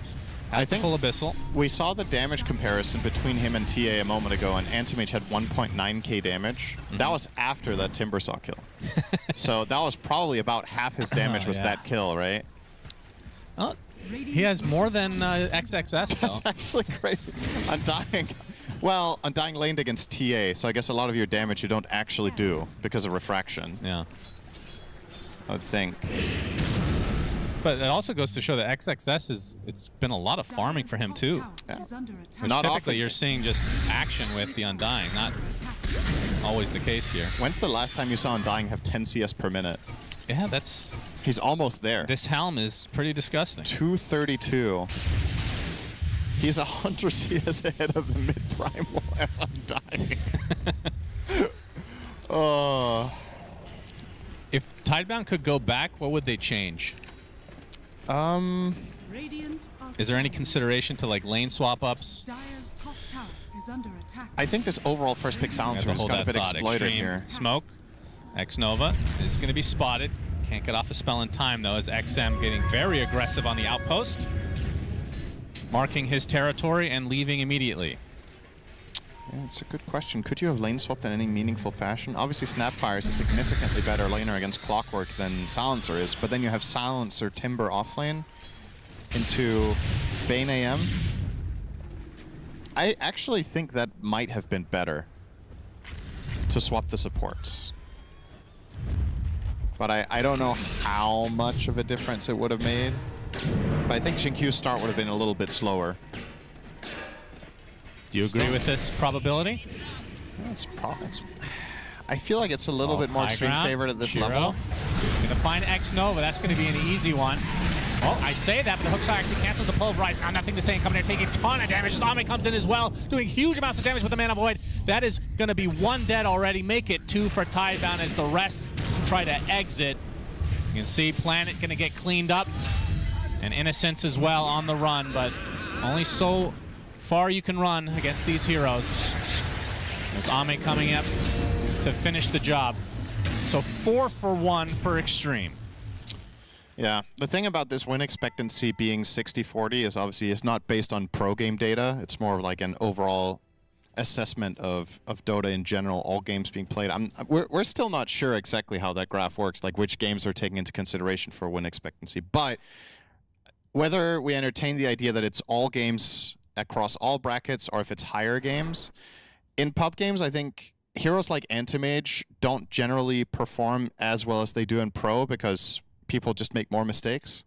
But the current game state, I would absolutely favor Xtreme more than 57% before this fight. I mean, obviously now it's going to have shifted quite a bit, but just knowing how good Ame is in this tournament in particular and how good of an AM game it is, I feel like the Radiant is If it was ahead. Spectre, it would be like a 90-10 ratio. Yeah, there are certain heroes that the win expectancy just loves because, again, that probably also shows more brackets are taken into consideration. Because those heroes are just more fails, more bulletproof in pub game settings. But yeah, with that fight, I'm not sure how much that shifts the graph. Are you giving this to Ame or XM? I think probably XM. I just don't see Ame dying. Well, Ame dropped a Claymore. If they want a high ground with this, sure, give it to Antimage if he's going to start hitting buildings. I'm not sure if that's realistic that you're sieging within 5 minutes. He's but pretty close to Butterfly. Yeah, maybe. I mean, what are they doing against Maybe it's him? go time. You could be right. But yeah, it's. If Lesh had the other facet, right, then you probably give it to him. Yeah. But then if he had the other facet, he wouldn't be dominating. Probably wouldn't be 11-1 with that one. No. Yeah. Ame is. I think you're right. He's going to finish Butterfly, which should take him, give or take, a minute and a half here with his current GPM, and then. Yeah, you could think about high ground if you want to. Still no tier 2s taken for either team. That's true. So there is a little bit of a barrier to get through. I mean, their push in general is pretty pathetic on the Xtreme side. Yeah. Talked about Tidebound not having the greatest push, but theirs is certainly better than Xtreme. A TA is pretty good at it. It's like, and you have the Snapfire Shredder to help, but yeah, you're in no position to even think about a tier 2 tower right now as Tidebound. You're playing defense for the foreseeable future. There's the Butterfly. Okay, that was not a minute and a half. He might have had something to sell. His soul. Yeah. As the Tormentor. That's what you sell when you pick AM, I think. Here goes. No doubt. Let's see who gets the shard. X-Nova. Oh, it's a AoE good Brain one. Sap. Yeah, not bad. Doesn't have a level 4 Brain Sap though, so the wave clear a little bit less impressive, but you can choose to skill another point and quarter of a level. What were the alternatives? They could have got Jetpack, which is also a pretty good one. If Jinkyu has practiced with it, of course. Yeah. Takes some practice, you know. It's like getting a driver's license or a pilot's license. It could make it worse for you and those around you. I don't think you can kill teammates with Jetpack. I feel like you're only ruining it for yourself. Or do you mean that you just play so bad cogs? Yeah, you just play really poorly as a result. Maybe you mess up the comms too, like, I'm flying! Yeah, I think your playing career makes a lot more sense now. As a Lincoln's online for XM. So he is starting to get to critical mass. Shivas looks to be next, which I guess it replaced his boots? No, can't be boots. That could, actually. I mean, move speed seems pretty important on that hero. Yeah, they do have some good lockdown between Clock and Bane, though, so it's not necessarily a requirement when you blink on top of the enemy team to have it. But the Lincoln's is really big, obviously, to try to hard counter Nothing to Say's Primal Beast. Here is the poke. Roche's banner is placed. They do have Little Shredder to try to take care of this, but if you get close enough to do that, you might just get crushed. Okay, he's going to do just that. One more hit to go. Shiro finishes the job. So Roche's banner already out of play. But they have a next wave coming that Tidebound are not cutting, so Ame can continue here. Almost Shiva's completed as well for XXS. On the Undying. Are they just going to give up this lane? I guess they kind of have to. The problem is if you're giving up this, they're just going to the next one. Yeah, so, which would be top in this case. So if you do forfeit a lane in order to fight for the next one, it needs to be because you have some sort of timing coming up, and that is Shiro's BKB. Right. The call's been made, guys, we can't fight this. Gotta wait for the next one so we get an item. All too often, I feel like we see pro teams just sacrifice a lane to then fight for the next one without making progress in between. Then you might as well have fought for the first one. Right. I mean, this is about a 45-second separation, so it's got to be, well, there's the BKB. Yeah, that is the big difference. So I really agree with forfeiting the first lane to get this item and have a better shot, because they know that the game is likely decided here if they fail. Yeah, so you got to have everything available. Lead. This is really ballooned now in favor of Xtreme. Shiva's now online as well for XXS. Someone's got Axe on Clock. Yeah, he's been working on that for a hot minute. Only 42 seconds on the Aegis, so Xtreme playing this extremely disciplined. Just going to wait it out.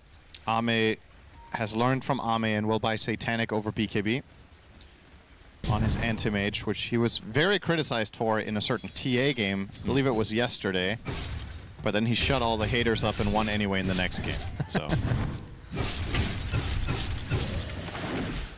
Yeah, he's doubling down on it here. It's interesting because I think this isn't a straightforward choice, in my opinion.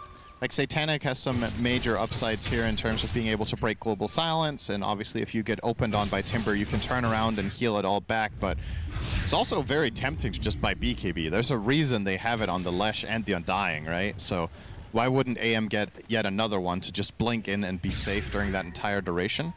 Can't even get Pulverized because you can just pop Counterspell. But he wants the HP, the turnaround potential. Well, will X-Nova tank the gank? They see the courier, I believe. Gonna head to the secret shop. There's a Lotus now, too. Everyone on their side is so about rich. To pop. There we go. Faith Beyond jumps right in. X-Nova's gonna die right after that. Global Silence comes out as well. As the Lesh pops the BKB. Finds a little bit of separation now. They're waiting out that Global Silence. Now they can go back in if they want.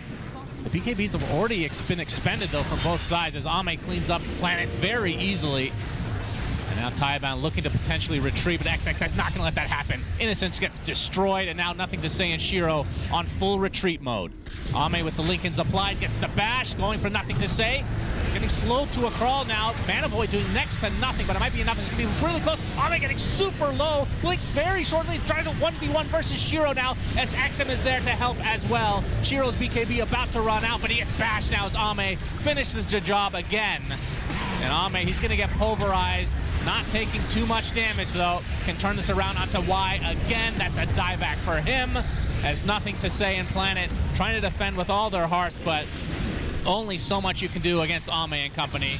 Planet drops again, as that is 3 dead for Tidebound without buyback. And that is why he buys Satanic. He was down to 10%, turns around on the TA, wails away at her and heals to full. A great game 1 from Xtreme Gaming. Really impressive stuff. Really impressive. It's one thing to win in 36 minutes with an anti-mage. It's another one to do it against another 3-0 team in this fashion. That seemed very, very dominant. And I gotta say, a huge part of this game was won in the first 6 minutes by Jinkyu. I think his early game rotations were massively impactful, as I'm sure they'll break down at the panel. Yep, game 1 in the books. Yeah, that's definitely something we were noticing, just how impactful Jinkyu was on this clockwork, everything he was doing. But, you know, we got to give our praises to everyone on the side of Xtreme Gaming, because this game, leading into it, we weren't really too sure, Fly, exactly like what the matchup was going to be like. 2 teams from the same region, very familiar with themselves, creates its own dynamic. But yeah, this trajectory of Xtreme Gaming just looking unstoppable right now. Yeah, I think this was a fantastic game, because I think a lot of what Xtreme picked in the draft, they sort of followed up with how they played. So like, let's pick this clockwork, he's going to follow the Primal Beast. He did it, completely destroyed the game. Ame on his anti-mage was like, this is a good AM game, goes for the standard item build, which I think is fine this game, carries the game in the end. Like, it's just beautiful to watch. I'm really enjoying Xtreme Gaming right now. Yeah, I mean, Xtreme Gaming, they did what I expected them to do going into the series. However, Tidebound, a little disappointed. I was seeing their praises about how they kind of went away from what I think earlier in the year they're struggling with. Yet again, putting nothing to say in these horrendous matchups, where I feel like this is when they do the worst. Is why is he playing Primal this game? Into like a Clockwork, into like this Leshrac. There's also Bane on the field, and then I was also seeing the praises of Balk. Like, he's playing these Beastmasters, these kind of meta offlane heroes, and where'd this Timbersaw come from? Like, I'm not entirely sure. This team is unorthodox. When it works, it looks really good, but usually it had a reason. This one, I didn't understand the reasons of why these heroes were picked in the draft and when they were picked, and it kind of really showed in this game. Like, this Timbersaw couldn't really get anything done, nothing to say, had absolutely no game whatsoever, and he should have known. Like, maybe got a little bit of overconfident because he did beat a clock yesterday with this matchup, but as we saw, it was not a good matchup. Yeah, you know, wants to have that Primal Lesh advantage matchup, and it was like, even if they bring out a clock, did well against it yesterday, doesn't really turn out the same way.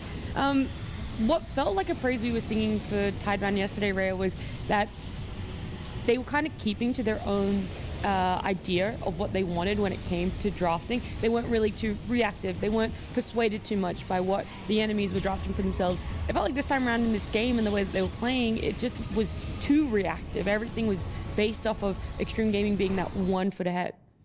You say that, yet it was Tidebound who decided, you know what would be awesome if we just go for the 20-minute tournament.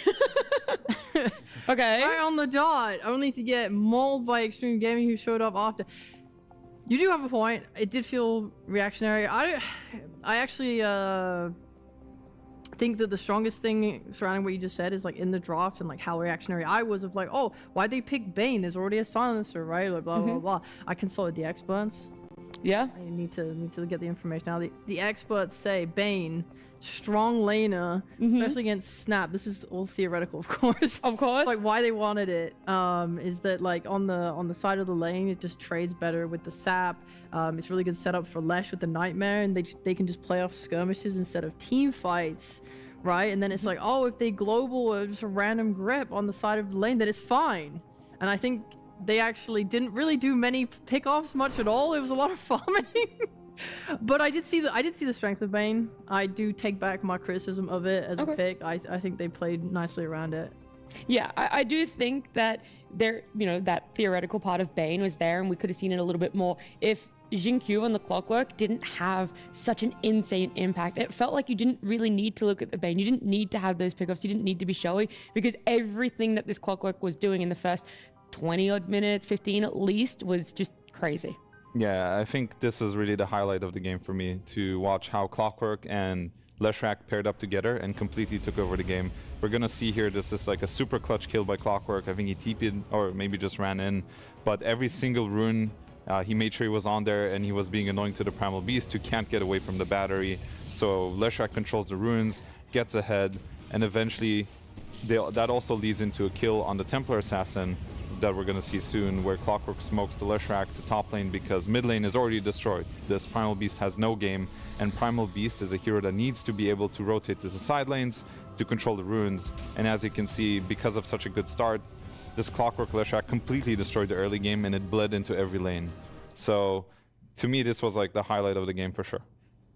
Yeah, looking back through that, you're just like, yeah, I felt like I saw him everywhere. No, he really was everywhere, helping every lane. And from that, it felt like when you looked at it later on, you're just like, okay, yeah, XG just won all the lanes. But this Clockwork, yeah, did so much of the heavy lifting, put them in a good position. Something else that you mentioned, Ray, that we can have a look at was that 20-minute Tormentor. It feels like an objective like this is a great way for Tidebound to be able to get back into the game. You're like, okay, a little bit of extra gold, but XG just knew. Yeah, I was questioning. We can get into the details of this specific contest in a second. Okay. But I was saying that I think teams are becoming extremely rigid with how they're wanting to take this Tormentor at 20 minutes. Like, how many games have we watched already where teams are ready and going for Tormentor at 20 on the mark for when it spawns? I feel like people are becoming too predictable. If you have a lineup like this where, you know, Xtreme are able to just contest very easily, it's like, do you want to be in the place where they know you're going to be and they're seeing this scouting the end of it happening with a Clockwork Flare? Right? It seems so risky and maybe a little bit too choreographed. Yeah. Well, I mean, it's either that or you give it up for free, but those are your choices. I think when you're behind, though, you want to find ways to get back into the game, so they try to fight for objectives. Other than that, you're kind of conceding the whole map, right? But isn't this if you die at that objective, you're kind of like expediting the loss too, so there's two sides to it. But in the past, we've seen like, oh, Roche is up. Okay, now we're going to stand one team on one side of the river, the other team on the other side of the river, and we're going to wait till we have the perfect moment to actually then go for the Roche. Whereas in this case, it's more like we're actually just going to straight up go and take the Tormentor. Our HP is being lowered by the fact that we've taken the Tormentor, and we're just already there and in position to be taken advantage of, instead of posturing around it. You know? I guess the toss-up is you can go for the Tormentor, which feels a little bit easier to take without all of your numbers, or you can all run as a 5 and try and take this Roche. And it's also a coin flip of which one are you expecting your enemy to be at, okay? Are the Xtreme Gaming going to be expecting us at the Tormentor? Are they more likely to just want to go for the Roche themselves and we have to just go for a trade? It feels like, I agree, they are being really rigid, but yeah, there is that aspect where you're like, oh, we still have to take something for ourselves.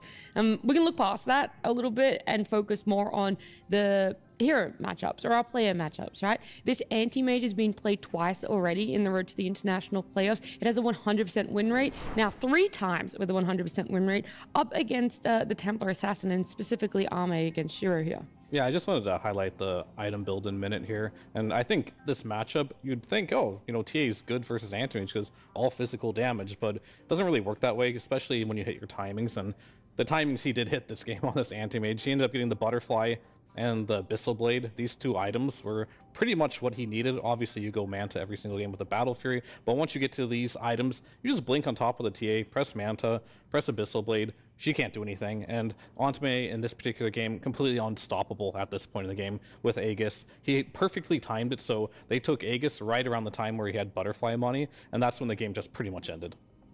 Sorry, I thought you said Anti-May then? Like Ame and Anti-Mage combined together? I don't know. They have become one human. Ame Mage, I mean, classic. Name a more iconic duo. That's kind of true. That's kind of true. The other thing about this build, I know you're looking at the later build, but earlier on, is that we didn't see him go Helm of the Dominator. What is, what we've said at least, is that something that can help carries that aren't really strong in this meta or prefer to be stronger later in the game is having the Helm of the Dominator to get through that lane, to get through that early. But you felt like you didn't even really need it here at all. Right, I guess not. And I mean, it is Ame too. Like, he's going to stick with the traditional carries, with the traditional build, and he's just going to go straight for those hard-hitting items. If you can get away with not going the Helm Dom, I think that's probably always going to be better, just greedier. And, Ame, he's pretty greedy. Look, when it works, and it's definitely been working for Xtreme Gaming, especially in this game number 1. And there's more to unpack, right? We've already talked about just how great the rotations from Jinkyu have been on that Clockwork, how impactful it is on the forefront of it when it comes to fighting. But there's deeper levels when it comes to Dota, and someone who loves to dig deep and look at those levels is, of course, Purge.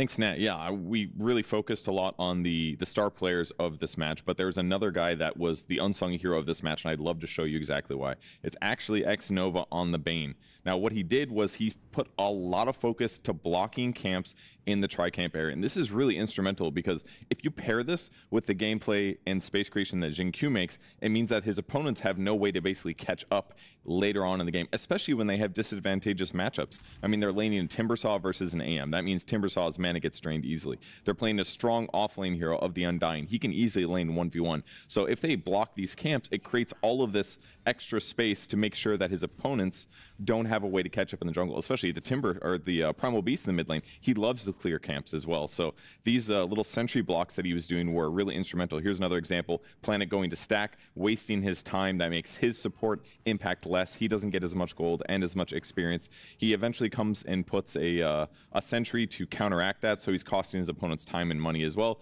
xNova shifts back at the 6-minute mark to put another sentry down that guarantees that this gets blocked in case it got stacked. And when Planet comes over, he actually runs away from the Bane, knowing that his trade is less effective. So this sentry ends up paying off as well, even though there was an opportunity maybe for Planet to end up dewarding this. He regains control of the area as well. And at this point, Planet's pretty fed up. He's like, okay, this Bane is messing with my stacks. We need to kill this guy. And they luckily get 6 on Primal Beast, which allows them to go for this kill. This actually forces a TP rotation from Silencer, which ends up being a little bit of a waste. That's relieving more pressure on the other side of the map. And then nothing to say, walking back to his lane, ends up getting shredded by these two heroes. That was partially set up by xNova's Bane being aggressive in this area. And Silencer again puts another sentry down to end up unblocking that ancient camp that they wanted to stack for their teammates. So compounding advantages that keep getting farther and farther. Planet eventually does end up stacking the ancients. One more time, the large camp doesn't get stacked, but as he rotates back over, he needs to again do some dewarding, and the pressure on nothing to say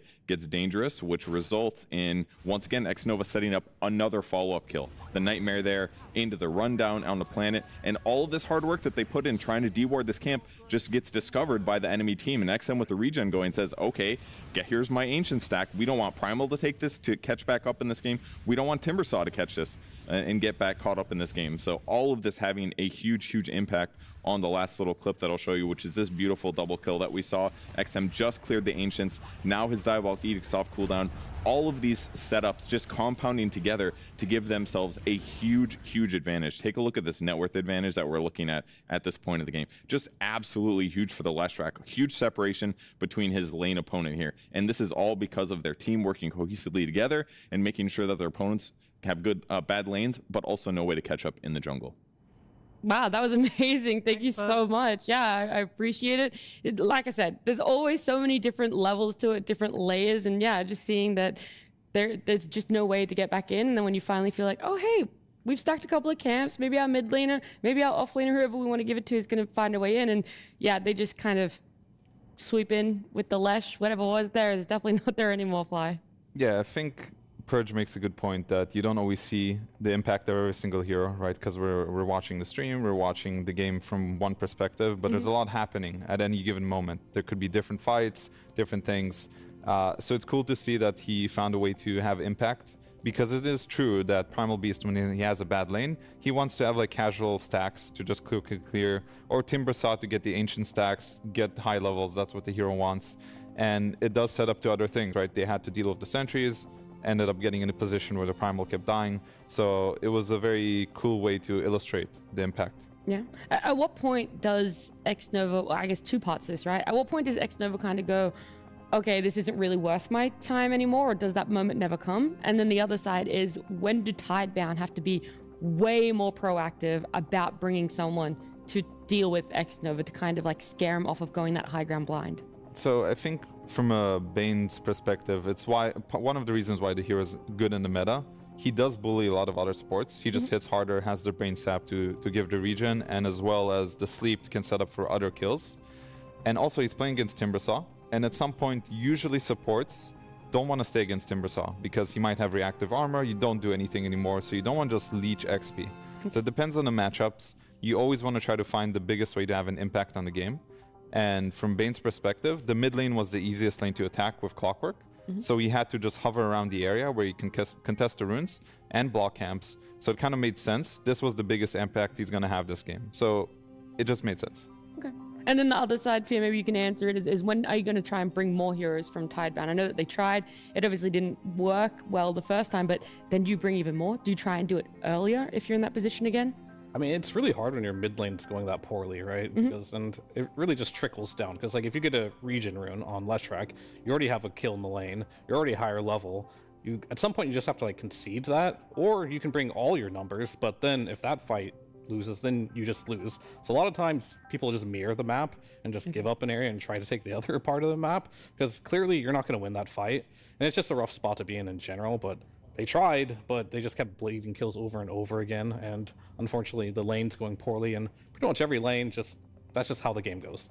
Yeah, they do get to reset, right? We've had that little bit of time. We've been talking about that game number 1 going in favor of Xtreme Gaming. So many little things adding up, so many big things as well. But for game number 2, our draft should be underway very soon. And Ray, what are some of the bigger things that might need to change on the side of Tidebound? What can you try and take away? Again, we keep asking it, right? Because Xtreme Gaming have been winning all their series, all their games, looking so great. Is there something that's there to take advantage of? Maybe they don't want to open with Silencer again, because it wasn't in reaction to anything. They just kind of opened with it. And getting to watch the game, I thought, oh yeah, Global Silence, that's awesome. You know, it covers their fights, lets them stop grip, blah blah blah. But it felt like they ended up in a position where he's like, I'm waiting for the grip, and Bane's like, I'm not gonna, I don't care. And like, and he had all this other impact in the smaller things like Purge showed. So I don't feel like it really did anything in their draft. I liked the Primal, I liked the Snap, but yeah, they did get countered by that Clockwork that had a massive amount of impact after.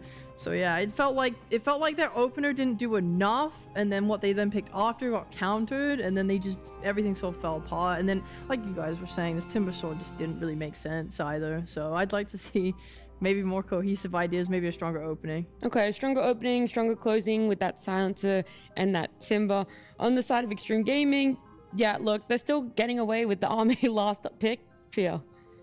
They are, I agree. I mean, it's like, I don't know what you do with that, other than potentially maybe take second pick, but they've even proven they can still win without second pick. But the sample size is 1. They've only played 1 game where they were not second pick. So bad news, guys. It looks like we have another Xtreme Gaming second pick on our hands. So we do, yes. I know the viewers at home cannot see it then right now, but we can. I will say, if that's the case, sure, they need to do better counter picking, because their idea of this matchup and how it would go, like, they picked this Primal into Lesh, right? And they picked this Primal knowing that Jinq could pick any support he wants to potentially counter the Primal, whether it had been Shadow Demon or Clockwork. It had 0 impact. Like, Leshrac was 13-1 that game, and that was their counter pick to it. Lesh was very early on in this draft. So I would like them to punish the heroes that they see better, because you're not going to stop the Ame last pick. And honestly, he's like an insurance policy here, like that they're going to win the game. You don't have to deal with that at the beginning of the game. You have to deal with what you see at the beginning of the game. So whatever Xtreme does show, whether it be this Undying or the Leshrac, I want to see better responses, because I don't think either of those heroes, in fact, both those heroes had a free lanes and a free game. And Ame was the only hero that kind of went even anyway. So make sure what you do see, counterpick it harder, and make sure that Ame can't have a comfortable game because you're bleeding the other lanes.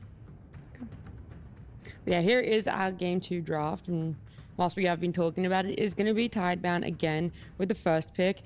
Right now between these bands, nothing changing up. They're still going for the Marcy, the Beastmaster, the Shaker. This one is a bit of a change. So Xtreme Gaming in game 1, that ban was a Tinker. Now it is a Queen of Pain. So they're bringing it forward a little bit more. Tidebound, though, they're still going for that Mars, that SF. And we'll see if they still rate banning out the Lycan here, or if, you know, opening themselves up to picking it up as their first pick.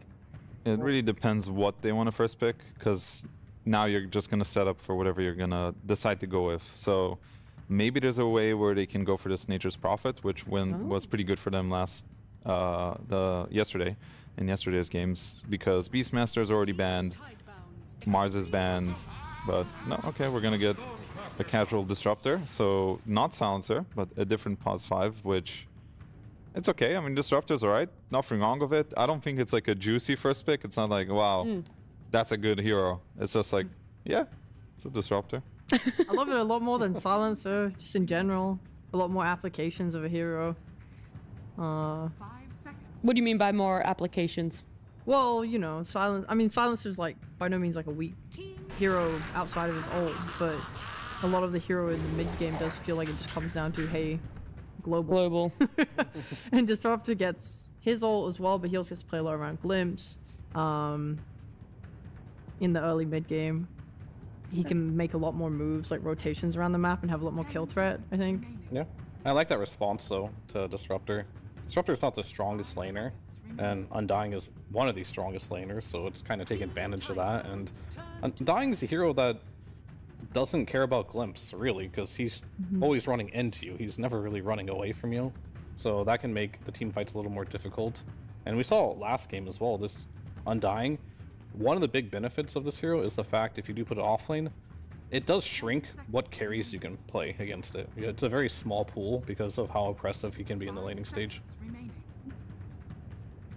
You think even with a lot of the carries now being able to go that Helm Dom farm a little bit faster, it's still as oppressive? It still does limit that pool? You don't think that the item is... I mean, he does the same thing on the Undying. That's true too, yeah. I know you're right, actually. That's, yeah, very true. It's the same issue. Like, he applies pressure, and honestly on Undying it looked pretty good too, because his building push usually isn't very good, and getting the Helm Dom, you're usually always going to win your lane, but then you just kind of sit there and like, now what? But if you have the Helm Dom, you can just actually pressure buildings. So yeah, I really hate it. It kind of covers a lot of his weaknesses as well. It's like Undying, the guy with no stun, but now we could maybe get a Centaur or something.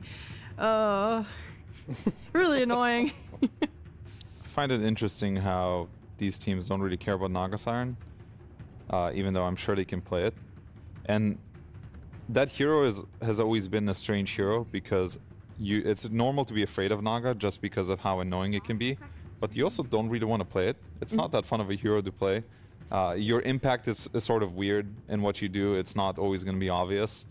So I'm not sure if it's just a mutual agreement, like, hey guys, let's leave Naga and just not deal with it, or if we're going to see it later in the draft.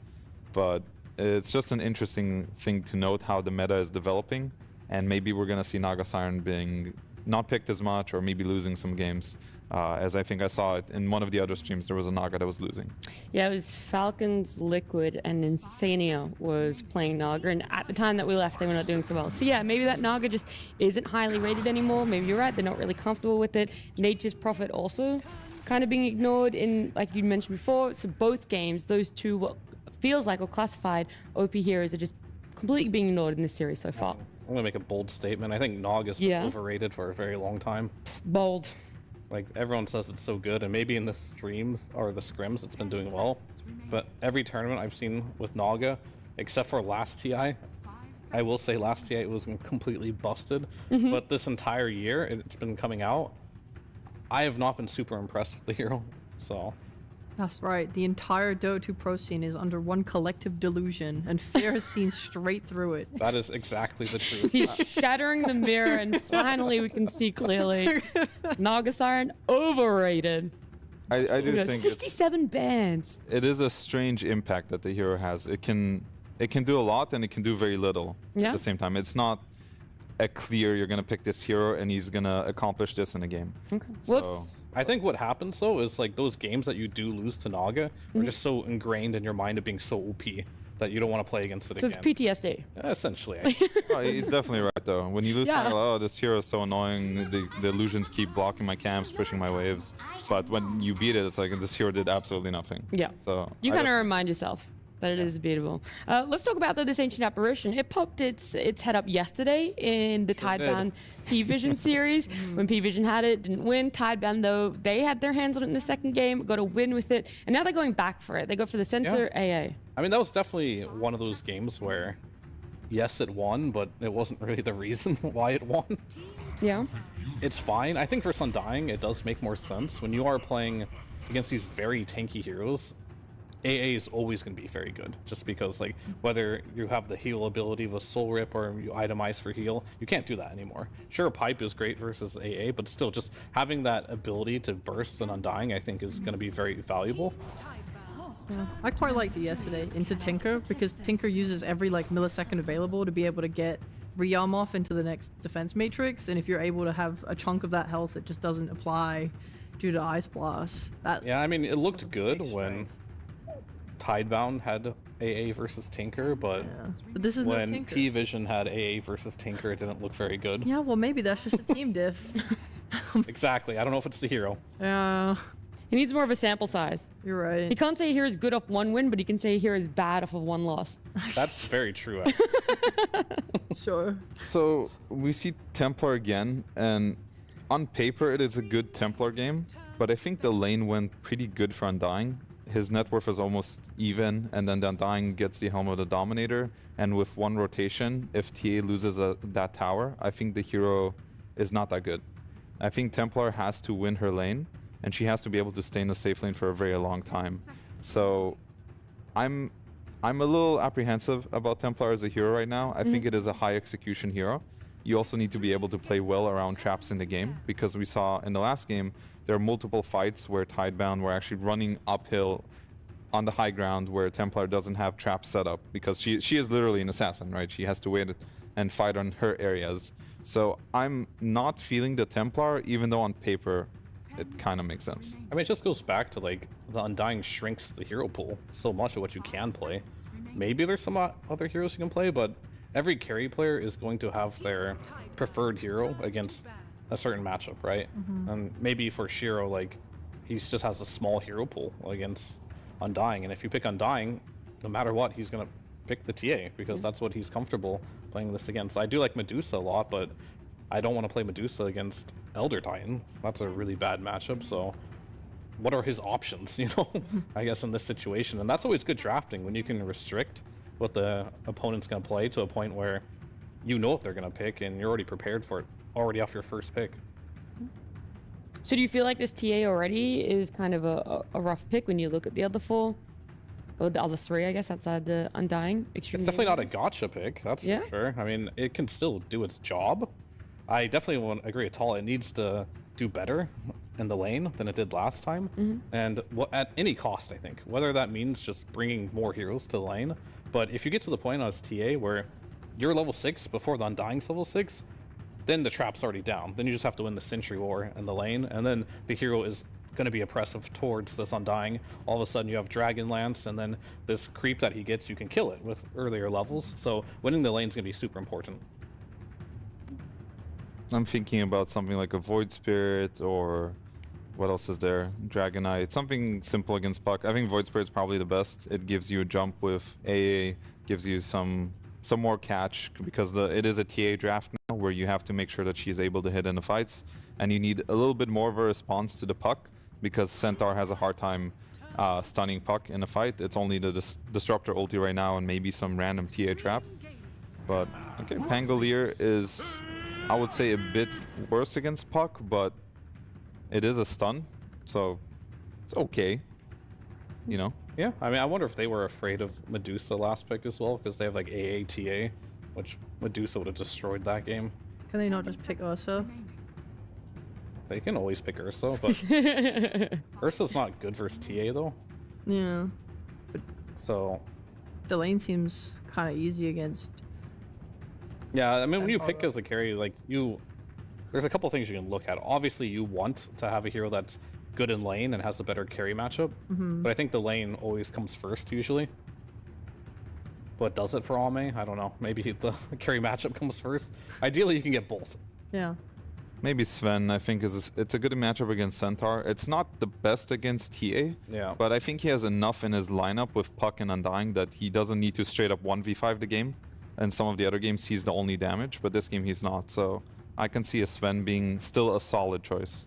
Yeah, it is. That's a good point. These games of theirs have been going for so long that the laning stage feels like it doesn't even matter by the end. It's more like the mid game that, or sorry, the mid lane is where most of the early game seems to matter. Well, great call. The Sven does end up coming out there. And now, you know, Fly, you're like, well, I predicted it. The Sven, yeah, it's got to be Extreme Gaming. Way to give him an ego. What the hell? Of This guy's course. so humble. He doesn't need this. What do you mean? This man's newest panel member. We're going to give him all the ego he can get. I think Extreme Gaming is kind of easy to predict, to be honest. I think anyone can do this one. Oh, okay, all right. I will say, I think overall, I like what they have going for them. I think they have a very solid, stable draft. They're sticking to their formula, and I said this before in the panel, but I think when you show up here, you should just stick to your guns. And if it's working, you're going to be confident, you're going to keep doing it. The teams that start losing and lose confidence in their ideas, that's when trouble hits. So right now, Xtreme, just keep doing what you're doing. I think their draft is fantastic. It has everything. It has scale, it has pretty good lanes, it has a good way to play through multiple lanes. So Xtreme all the way. I mean, I think Tidebound's draft is much better than last game, for sure. Okay, but much better than Xtreme Gaming's draft? And this one, I mean, Xtreme is good, but I really do like Nothing to Say on Pango. I think he's really good. I think if they can shut down this Undying, Shiro does have a good carry matchup later on in this game, so there is potential there. But that's a big if, right? You do have to shut down this Undying, and you have to get this TA off to a good start, and Nothing to Say has to not get sacked this game. If they can do those two things, I actually do think they have a good shot. Okay. Yeah, I also see the potential here. I was looking a lot at like, oh, Centaur and AA, you know, it's pretty nice since Shaman wants to stand there and shackle you. It's not really going to happen into the AA. And then eventually I'm hoping the team fights they'll take is one where they can bait out the Tombstone and then Centaur all out and away and then reset into a better position for themselves, because that just gives them a massive power boost. So I think they have really good tools, a lot of good catch silences for Pog. Like they can. Okay. In a better position for themselves, Tidebound here, a slightly better draft. Hopefully we can see a little bit better of an execution. However, for Xtreme Gaming fans out there, well, they're one game away from being our very first team qualified to TI. So let's get on into it with Synderen and Sunspan. Thank you very much, Nat. This should be an interesting one. Game 2 of this best of 3. Will this go 3 games, Synderen? You're generally the worst predictor of all time, so I will go with whatever you do not go with. I think both teams will win. Okay, so the servers are going to crash in this game number 2, it seems. That would be sick. That is the real sick. That is the ultimate proof that I can curse any game with Chinese teams in it. If I could literally just call for a server crash, then we've reached. That's peak. That's Synderen Prime right there. Synderen Prime. I like that. That's good. So I agree with basically everything the panel was talking about here, that I think Tidebound's chances in this game are better in terms of their, first of all, the carry-to-carry matchup that they have here in the overall laning setup and the flow of the game. The last pick, Sven, from Ame is not all that surprising in a vacuum with what Xtreme Gaming have been playing so far and what's been working for them, but I kind of did not expect that he would pick it specifically into TA, because what Xtreme have been favoring a lot in their last pick is not only give Ame a good hero for the game, but it's generally been a good carry-to-carry matchup as well, which this one is not. Sven's one of his worst carry matchups, as a matter of fact, is that TA. So they just have a lot of confidence in probably playing around killing the other heroes. Well, maybe they've seen the TA win rate and they're like, who cares? It's possible. It's pretty bad right now. There's a couple of little extra details about the draft that I found interesting here. Lycan was completely ignored the entire way through, and so was Prophet. So 2 of the really big picks of the tournament were just unaccounted for in the draft. I think it's part of the reason that Tidebound are first picking Disruptor in their lineups, is that they consider it a strong counter to Nature's Prophet, so then they don't need to worry about banning it. Right. The Lycan, however, I thought could have been a really interesting pick for Xtreme Gaming at multiple points in this draft. When you're playing against supports like AA Disruptor, I mean, can you ask for a better Lycan game? Yeah. Just swarm them with summons, but they didn't think it was worth it. So here we are. They kept the Undying off lane rather than playing it as a position 5 and then running that Lycan that could have potentially been good. Probably just emphasizing so much on the laning stage, like Veer talked about, make sure this Undying lane goes well and shutting down carry picks. Well, there's also a lot that we don't know about in terms of these two teams likely playing each other a lot in scrims and these divisional, I mean, you can call them division rivals or region rivals, whatever. Yeah. So there's probably a lot of metagaming going on that we don't know about. Maybe there was a game where somebody played Lycan and fed 0 and 19, like the legendary Synderen Pudge game. And they're like, okay, never again. Never when again. You say legendary, I immediately think KBBQ. I thought you were... No, they're not on G2 IG this time around. Yeah, something else that you and I have been talking about in general with these, especially I think TI is the most remarkable tournament for this, is just who gets to scrim the really good teams before the tournament begins. Yeah. And sometimes you don't know who the good teams are going to be. Exactly. You don't know who the really good teams are as the other teams. You're playing your scrim partners, you're getting your intel, you're getting your information, and you're coming to conclusions based on games you've played. And then it just turns out, well, Xtreme Gaming might just be the best team. So great for you that you were the one scrimming them and learning from that. That's right. As we see a Shackle in the bot lane, XXS ripping right through that refraction from Shiro. He's going to be fine, though. He's taking considerable damage. He does not have much to work with in the way of resources here. He's out of mana as well, basically. So, tough times. He will send out... Getting back to that conversation, though, Cinder, and that's the main reason that DC did so well at TI6 is because we played Wings. I don't remember why they wanted to even play us. We were terrible before that tournament. See a glimpse onto Jin Q. Jin Q is going to take heavy damage. Gets a nice shackle, though, onto Shiro. Looks like Jin Q is going to fall one way or the other. First blood to Shiro. Question is, will it cost him his life? It's off the meld. Decay is not enough. Yeah. Chooses not to stick around. All right, good head start this time around for Team Tidebound. If they could get first blood on any hero, I think they would like it on Shiro this game. Fear was talking about how important it is this time to try to get T off to a better start, and it was already starting to look a bit dodgy when she was running out of resources, but a nice moment of opportunity found there from Y, making the call to go on to that Shadow Shaman. A little bit of a missed pull here. Shiro only managed to pull the range creep. Would have liked to get 2 or even 3 creeps in this pull, I think, but it's probably going to be enough to destabilize the lane soon enough. And talk to me about the Elder Type. Wait, I want to talk to you about how much Nothing to Say is smashing mid right now. XM. Oh, wow. 21-0 against 28-2, which might not be the biggest deals, but Nothing to Say is diving him between the towers here. Yeah. The pucks that we've seen in this tournament so far tend to do really well in lane, so even being behind by this margin is already great. 400 net worth lead for the Pango currently. What was it you wanted to talk about? It was just filler. Don't worry about it. I don't really want to talk about it. Okay, pick a topic then. See, this is the problem when you present an AI with choice. It takes too long to decide sometimes. The buffering is quite ridiculous. I haven't really been trained to answer think on your own. to answer questions from lower intelligence. Yeah, it's not exactly a peer I'm working with here. Fair enough. I was trying to dig deep enough for something really banal, and it just wasn't interesting enough. Stop. Ame is super dead.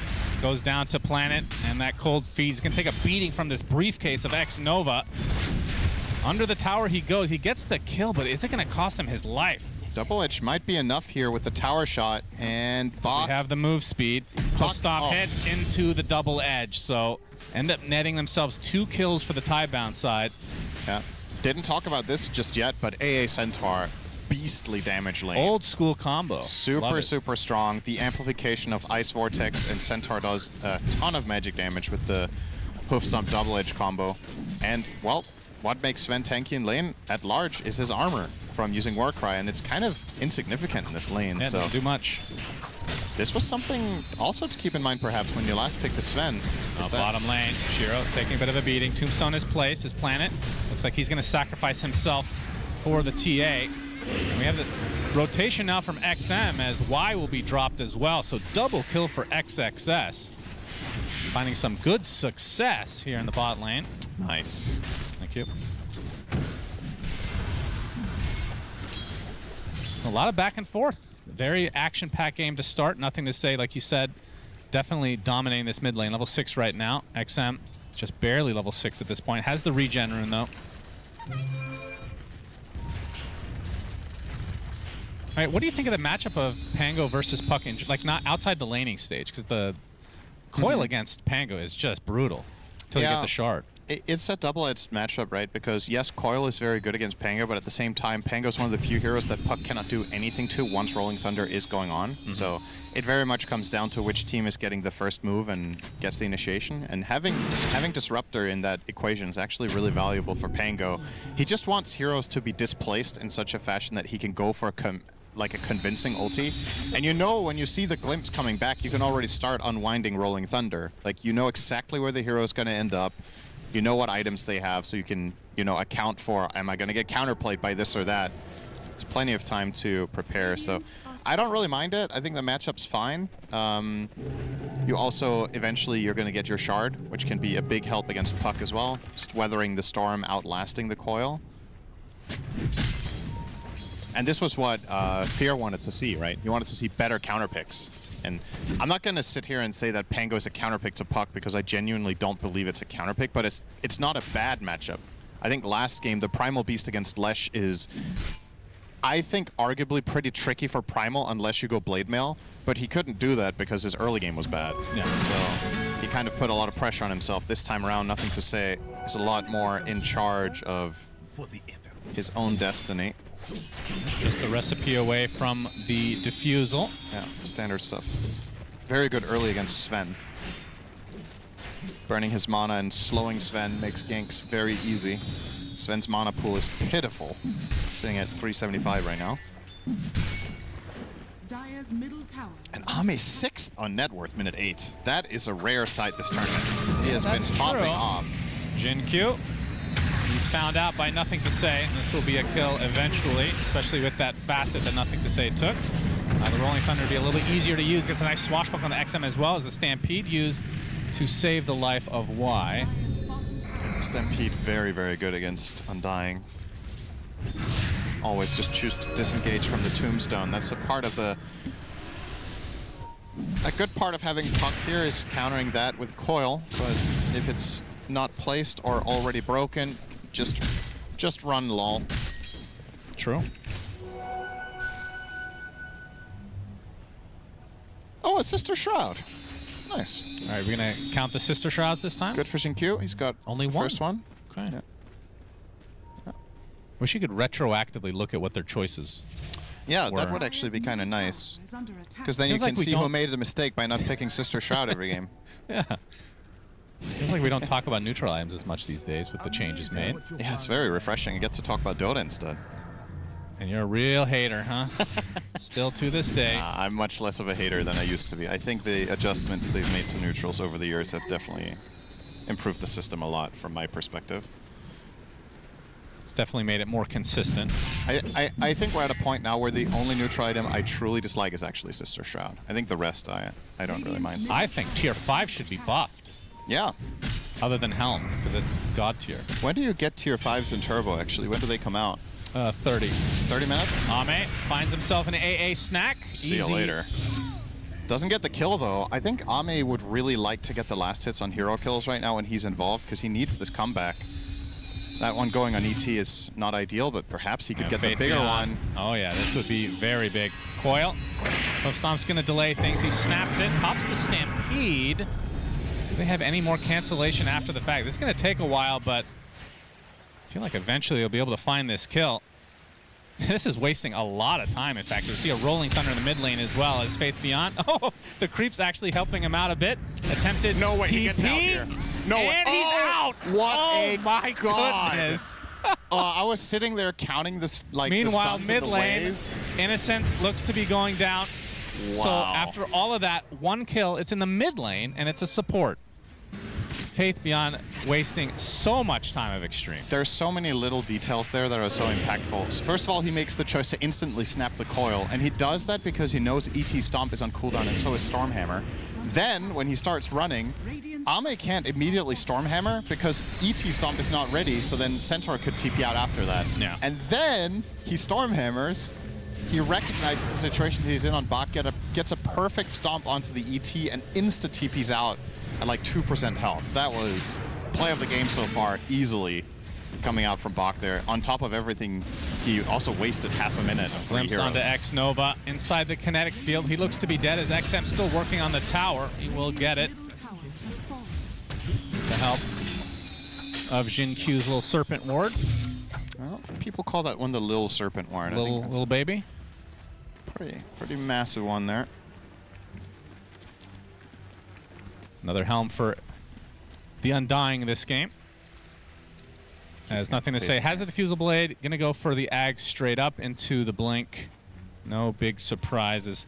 They're gonna smoke towards where the Wisdom Shrine usually is. It's still 2 minutes away. They can find some big kills here. Strong Swashbuckle not total doing too miss. much. Jin Q with a very fast Hex, but see. Disruptor ult comes out. That's an easy kill onto the Rasta. Coil snaps immediately. Attempted Stampede. Shiro in quite a bit of trouble. Will end up dropping to XXS just barely. Was so close to getting away. But it was not to be. So 1-for-1 in favor of Xtreme, despite Tidebound being the ones to initiate. That was a very fast response. They were anticipating this move from Pango. Like inhumanly fast. Yeah, it's really impressive stuff. It's one of those moves where, realistically speaking, you never react that fast unless you're already anticipating the play, right? So they already made the call. Yeah, they made the call that this backstab is coming. So, clutch stuff from Xtreme. Still, without a doubt, Tidebound finding themselves in a better position at 13 minutes than they were in game 1. This one seems much more... And this is what you like to see for TA enjoyers. The ancient stacks so easily can take at this stage of the game, unlike many heroes. We'll be getting the Deso relatively shortly as Jin-Q again. Looks like he's going to get picked off. One more right click suffices from Planet. They're playing really fast on Tidebound. I think that's another part of the reason why they rate this Disruptor so highly, is that it unlocks their early aggression to the extent that it does. And you're pairing that with heroes like Centaur and Pango that really want to get involved early and just run at stuff. Any heroes that are oppressive enough that you generally find yourself running away are a naturally good pairing with Disruptor. Because that's all he wants, is the enemy team to try to flee. And I was just thinking earlier as well, there's just something about seeing Y play Disruptor almost 10 years later. This is his hero for me. It's Disruptor and it's Chen that I remember him for the most, so cool that he's still... was trying to take the Wisdom Shrine. Gets off the glimpse, but he's still getting slowed by these zombies. Nothing to say will help out, though. It looks like both sides will get their own Wisdom Shrines in the end. Jin-Q having a bit of a rough game in terms of the death department so far. Despite having that Sister Shroud, maybe not OP after all, Cinderin. Yeah. You're not invincible. With that plus foul play, you would think so. Yeah. Gets buffed next patch. X-Nova can be found by Planet. Bach is there. Pop. Help finish the job. Planet, though, gets that kill. Doesn't look like it's going to come for free. XM, well, he's killing a courier rather than finding the AA with his haste. Seems a bit timid about this, surprisingly. Don't think he's in much danger. He'll respect it. Yeah, definitely playing it safe. As XXS, looks like BKB's next on the menu for him. As the Echo Saber picked up from Ame, so has the mask to go along with it. And this should basically finish the Deso for Shiro. Into the Blink eventually, one would assume. Pretty cookie cutter build for TAs these days. What other heroes do we see by Echo Saber in this patch in general? It just came to my mind. Like, does anyone else than Sven buy this item? Because it used to be a Dawnbreaker item, but we don't really see it anymore. Dawns are always going Ags when they're playing offlane, and we haven't seen a single carry Dawn, I think, all tournament. I feel like we've seen Harpoon on somebody other than Sven this tournament. I'm trying to remember. It's definitely an item that is a little bit limited. Spotted by Jin-Q, Serpent Ward placed, and Shaq comes out onto the Centaur instead of the Stampede already used. There's a Disruptor ult to help finish the job here on the Rasta. Death number, he actually gets away, Jin-Q, and now XXS showing up to the party, XM as well, but the pipe is going to make this a lot more difficult for Xtreme to get through. Earth Splitter comes out. AA Blast is going to be able to finish Jin-Q, though, but it's going to be a trade of box, so 1-for-1 to start this fight. XM basically out of mana, will have to jaunt away. Ends up being that 2-for-1. That's good cover from Xtreme. They recognize just how important it is to control this part of the map. This is where Ame wants to farm right now. He wants to continue to have access to that ancient camp, so any sort of aggressive attempt from Tidebound, you want to lock down that area. And of course, recognizing that when it comes to high ground plays, a lineup with Undying, Puck, and ET is going to thrive as soon as the type of fights you take get taken in a more constricted area. These 3 heroes get to shine. Radiant's bottom tower is under attack. Ame slowly working his way back up the net worth charts. Only a matter of time playing Sven. He'll be going for the blink next, so likely expect some aggressive team play. Unlike the AM, where he shows up for 1 kill and dips, farms, then wins. That'll align pretty nicely with XXS's BKB, it seems. Not too far away. That's a fast axe on MTS. Wow. Yeah, he went for it pretty quickly. Diffusal axe minute 17. If you're a Tidebound fan, you're happy to see this. At the same time, though, it does mean he has no defensive item against Coil. So if he were to get caught, counterplay needs to largely come from the Centaur with pipe. Ame, they want to get aggressive. Stampede plays. They have the vision. They have the glimpse into the Static Storm with the Rolling Thunder as well. Easy pick off for the side of Tidebound. Now Jin Q, yep, showing up to try to help, but that's just going to be his 6th death of the game. Faith Beyond daring them to TP. And with that kill on Ame, he now has more deaths in this game than he did in day 1. Yeah, that's true. He's up to 2 deaths. Crazy. He also didn't die last game on AM, did he? No, he was 5-0. Yeah. Oh. See if his mental can handle dying twice in a day. It is tough for some players. Some of us are used to doing that every 5 minutes. 19, for Ame, it's every 5 hours. He's had quite the run so far. This is a good bounce back from Tidebound, though. You could have been a little bit worried after game 1 that this was just a bad matchup or whatever, seeing how they got run over that game, but very much so bringing it back here and showing why they're also in this 3-0 position. And I reckon that whoever loses this series, the other team that's going to draw them as their 3-1 opponent are in for a challenge. I think this is the 3-1 opponent that you do not want to face is the one from this matchup, whoever loses. Because I think these teams, the way they're playing so far, they're just oozing confidence, right? It's like, I don't think whoever loses is going to be too worried going into their next series. They're just going to stick to, like Tal was saying, stick to your guns. When you're this good, when everything is just clicking, sure, you might lose this series, but it isn't necessarily because your ideas aren't good, it's just because you're playing against the other best team. So perhaps your general strategies will work just fine against whoever you end up facing next. Obviously, a couple of teams heading into today are 2-1, and some of them will win. And Success, he spotted possible BKB and the Flesh Golem right away. Trying to focus on the Disruptor. Coil's going to be placed to be able to finish the job. Nothing to say. Rolling Thunder, focusing on Jin Q. Not going to have the damage to get his 7th death of the game. We're just going to keep that tally going. So just the 1 pick off for Xtreme, but it was Tidebound who were the aggressors. Now Xtreme trying to turn this around. As Tombstone placed to try to slow down several heroes. Faith Beyond killing some zombies. Ame with the God Strength, gonna take down Planet. Gets off the Ice Blast, not the biggest effect. Try to slow them down as much as possible. Looks like that's where it will end. So 2 supports dead for Tidebound. And this is at the 20-minute mark, so Tormentor ripe for the picking. This game, it looks like it will be uncontested. There's no fight following this. They will be too late on the side of Tidebound. Oh, X-Nova. Careful, young man. Jin Q gets the shard. So his 7th death will be a little bit harder to come by. Just excellently played from both teams there, really. First of all, Tidebound cutting that to just be a 2 support loss, but then also Xtreme recognizing when it's time to give up the chase and immediately take the objective. Just 10 seconds before it would have been too late. Some very good judgment calls there on timings. And now,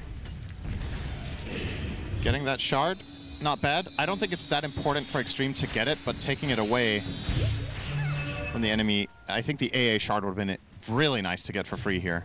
That's true. For Planet. The one on Shaman, I think it's rather inconsequential this game, but you know, if AA could have got a free shard, or who would have been the other contention? Would have been Centaur. Could have also been nice. Obviously, Disruptor, he bought his. Oh. Yeah. Yeah, Centaur would have been quite good. I mean, the other side, X-Nova getting a shard, also inconsequential, I feel like. I feel like you got the better of the 2, though, if you had to choose. Yeah, that's true. Oh, big plays onto an illusion. They destroy it successfully. Nothing to say. Rolling Thunder. That's a good down camera. and out. That's such a good reaction. Immediately got xNova's camera shot. He's just sitting there with a shit-eating grin on his face. Pulled that one off beautifully. Stampede used as well to help Y survive. So that's 2 ults down for the time being. See if xtreme want to do anything about that or just continue to use that to farm. And from Ame's perspective, yeah, he's 300 away from BKB, so that is the next power spike for him. Oh, Shiro. Look out. Yep, Jin-Q opening up with the Blink Dagger Hex. Earth Splitter's coming for him as well. He gets forced up to the other side. Y evaporates, though, as Bach gets a knife's host up on several heroes. It looks like Shiro will survive. Bach, in the meantime, looks like that will not be the case for him. 2 dead, 4 Tidebound, and now they find a Pango inside the coil. Triple kill for XXS. They save Shiro, but it cost them 3. This graph is a very, very big swing right now. They were 5K ahead just moments ago and on the Roche. Tidebound. Oh, boy. And now xtreme in 3 minutes have managed to kill 5 or 6 heroes, take the Tormentor, and now most likely take the Roshan as well. Did Disruptor die just to Earth Splitter? I couldn't. That was hard to tell. I think he might have been hit by 1 Sven cleave as well. I'm not sure, but no, it was not even Sven. It was Puck and ET. Okay.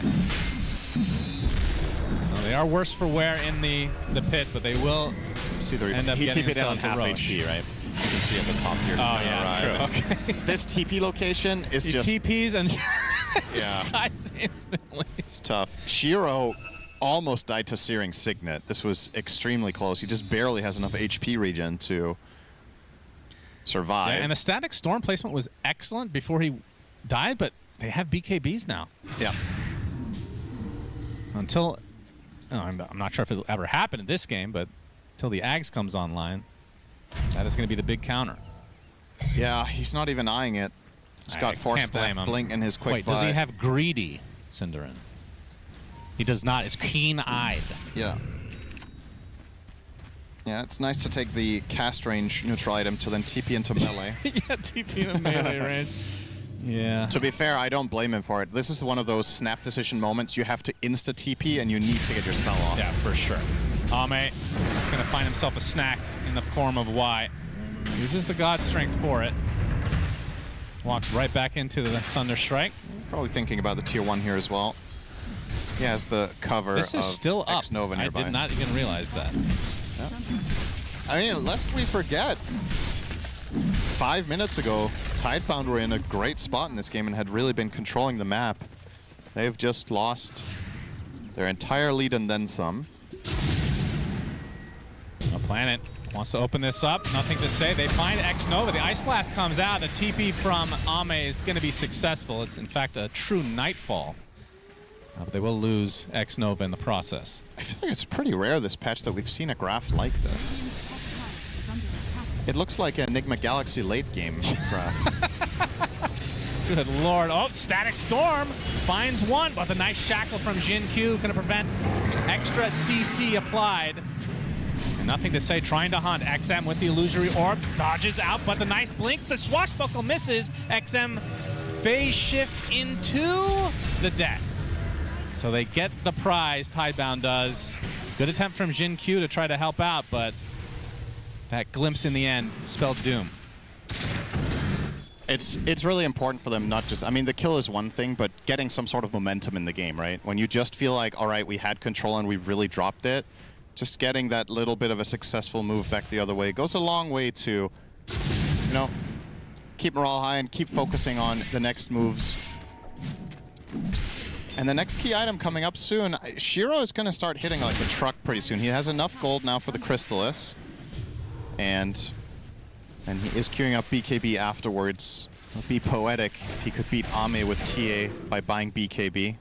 I'm sure Reddit would celebrate that as it's a great moment. So you see the head-to-head here, very close this game. Last game, this was quite a bit more separated between the two. More or less neck and neck. These two carries are two of the more popular ones for a reason, of course. Guess what? When the map is bigger and has more jungle camps, playing heroes that are good at clearing jungle camps tends to be popular among carry players. Yeah, very surprising. Oh, Shiva is now there for XXS. He is so farmed every game. Yeah, it's very consistent. So this time he bypassed Lotus. Probably felt like there wasn't enough value to it. You can only really remove Thunderstrike. It's Cold Feet. Yeah, Cold Feet. That's true. Lucky Shot. But he has BKB for the Cold Feet anyway. Trap Slow. Okay. Slash Silence. Yeah. Anything else? Probably an item that I'm not going to bother even. Yeah. Good enough. Made my point. Oh, Shield Crash Slow. Sorry. Atos. Yep, true.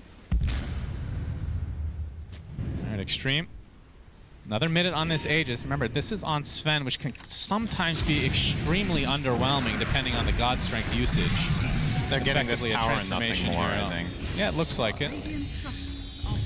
Not in a position to look for high ground at all with this one.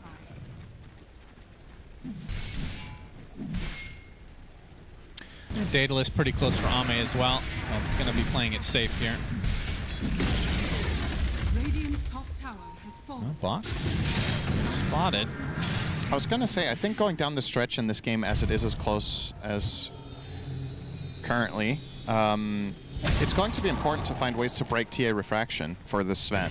And Puck is going Ags after BKB, it seems, but has it in the quick buy here. I think XM recognizing that if he coils TA with Ags, it's going to break additional refraction charges because their lineup isn't particularly good at that. How does Revenant's Brooch work against that? Does that add? Is that considered an instance of damage? I think it's just the same hit that crits, but it's a good question. It used to be a very common pickup instead of the Daedalus. Purge! Like, is Revenant's Brooch an extra damage attack or no? Is it one attack or 2 hits? This is a real thing that's happening by this, not a bit. Purge is nearby. Purge went over and he flipped me off. Oh, it was an index finger. It's 1 hit. All right, there we go. I really wish you flipped me off. Thanks, Purge. It's 1 attack. So. Okay, so there we have it. Basher for nothing to say, and I believe, yeah, he has his shard already, so roll up at his disposal. And looks like Nullifier's next. A ways away, of course, but will be quite useful against, let's see, Ghost Scepter in terms of itemization, Solar Crest as well, Drums as Extreme. Smoke up, they find Planet. Oh, goodbye. See you later. Not that it's that big of an accomplishment to find a planet. I can do that too. Can you? Yeah. Very impressive. Education system in Denmark, truly a wonder. Yeah. How many planets are there, Shannon, in our solar system? Well, now there's 8, sadly. Pluto is actually new. Unless you can't count Planet X, of course. Oh. Maybe a small black hole the size of a baseball, but that's another story. Formerly known as Planet Twitter. X-Nova, dead. Coil, though. I don't think this is going to turn into much. This looks like a getaway sequence for the likes of Extreme. That was a good joke. I couldn't laugh because there was a fight happening. That's fine. I figured you'd like that one, but now Jin Q. This is a very it's an interesting game to watch with these 2 carries because it's the margin for error for support heroes is extremely thin when you're playing against so burst heavy carries. Like both Sven and TA will eviscerate a target in 1 swing, so you really got to have your wits about you. Still. Well, this will be a shard for Faith Beyond. That is... They have all shards now. Very welcome for him. Maybe gives him a chance to survive 2 Sven attacks. He needs some armor. The Centaur is sitting on 9 armor right now. Yeah, it's going Shivas, though. Is the BKB arriving? first? Yeah, it's coming in now. The BKB is very good this game. I do not blame him for this choice, but yeah, armor has to be next. I guess Lotus could actually be a consideration, I suppose, in this one. Stormhammer, Shaman spells, remove Puck Silence. It's not that bad, at least, but opting for the bigger damage output. More amplification for himself and AA. Not so much for Pango and TA, though. Yeah.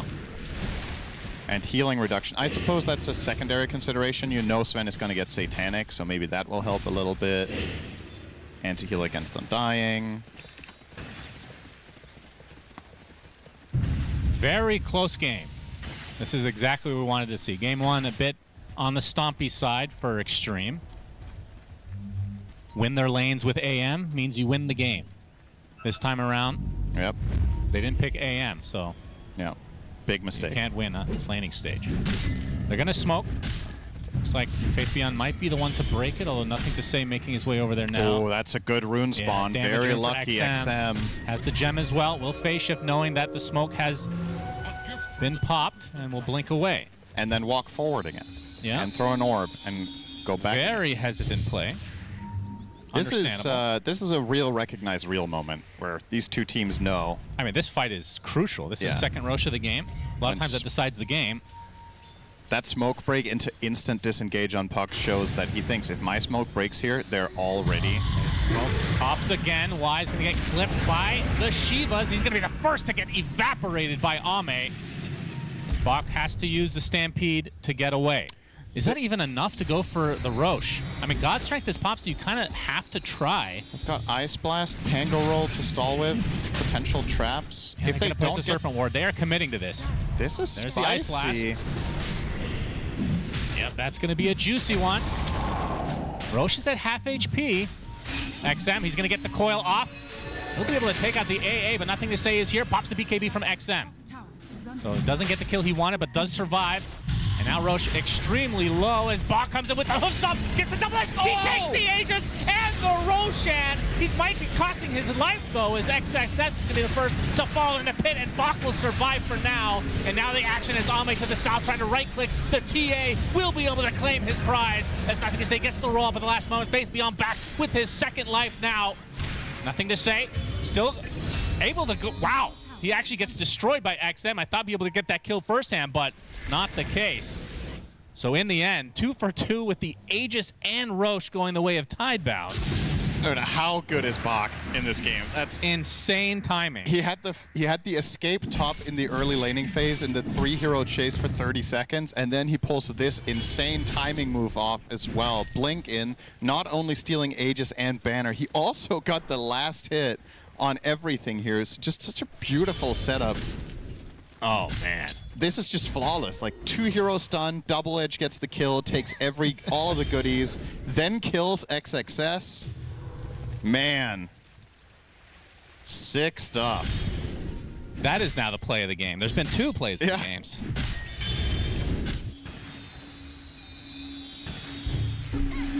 Now, Xtreme do get some valuable kills in the forms of 2 cores, but still. I mean, I don't even know. I'm going to see some action here on some neutral creeps. Very important to point that out. Yeah, good stomp. I mean, you lose the Aegis, you get 2 core kills, though. Who comes out on top of that fight? I mean, surely you're happy as Tidebound, right? Because you had a dead support when it started, and that was meant to be a Dire Roche with the Mass Serpent Ward. I think Tidebound are happy with this exchange overall. The alternative is they don't contest, and now Xtreme are sitting on an Aegis and a Banner and a level 25 Sven, so you can really start potentially thinking about high ground. Now you're not really all that worried. Definitely putting Xtreme to the test here. Of course, Xtreme, this would not be their first time losing a game this tournament, even though both teams are 3-0. Nobody has had a flawless score. I believe Tidebound has lost a singular game to Na'Vi on day 1, whereas Xtreme have lost 2 games in 2 individual series, but come out victorious in all the BO3s, of course. That's why they're here. Definitely being put to the test once more here. Now, Ame, next up, Shard. Yeah, first to 25. This is a good Shard this game. 6 armor for himself and all his teammates against Pango TA is no joke. Yeah. And he is hitting like a truck right now. Even outside, I mean, that's one of the differences of Sven these days, I feel. Even outside of God Strength can still have considerable impact. Yeah. Radiant's middle tower is under attack. Back in the day, it did not feel like that was the case at all. Like, what does he crit for in these? He crits for 990 without ult on creeps, so probably still on a lot of heroes, some decent chunks even without the God Strength. Both supports on the Radiant have 7 armor. He's going to kill them without God Strength, no problem.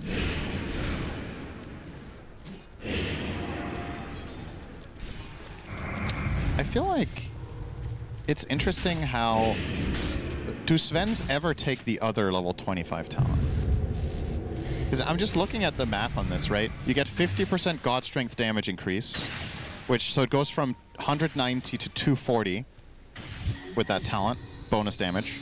Or you can get a full second on Stormhammer stun, which goes from 1.6 to 2.6. Like that extra second when you have Swift Blink is probably an additional 2 swings. So is that never a consideration, I wonder? Because I feel like we always see the damage, right? And I mean, carry brain, hit hard equals good, but... Well, Sven has been played as support. Yeah. Maybe not that recently, but... I don't know.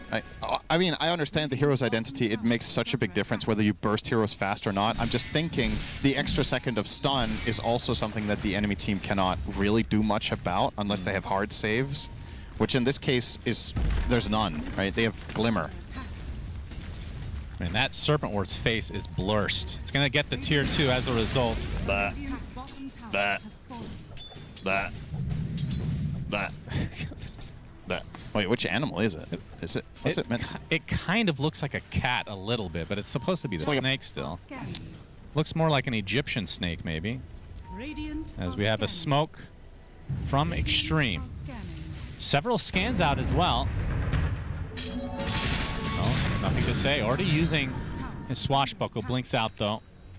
And show that the creeps were nearby. So Jin Q scouting it out.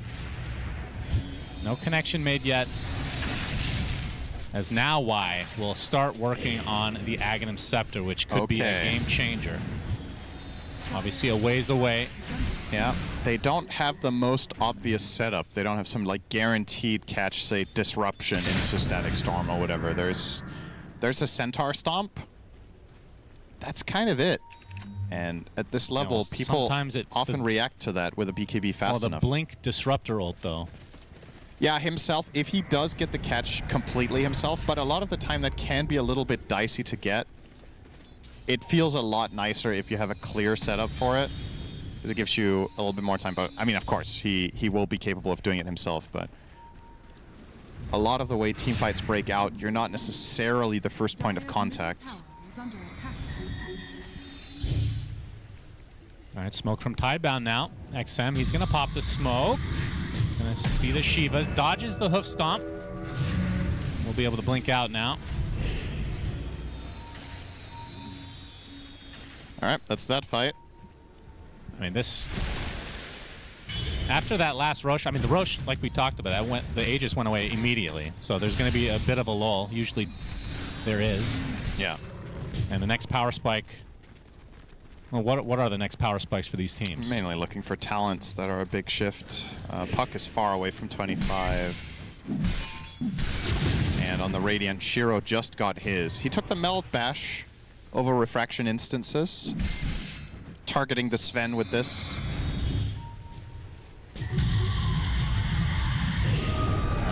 Bach, he does get the Arcane Rune. Will it cost him, though? Echo Stomp. Already at half health. Pops the pipe. This Wild Wing rippered back in. And the Rolling Thunder was canceled. So again, game 2 on a knife's edge, it feels like. One mistake could cost quite a bit.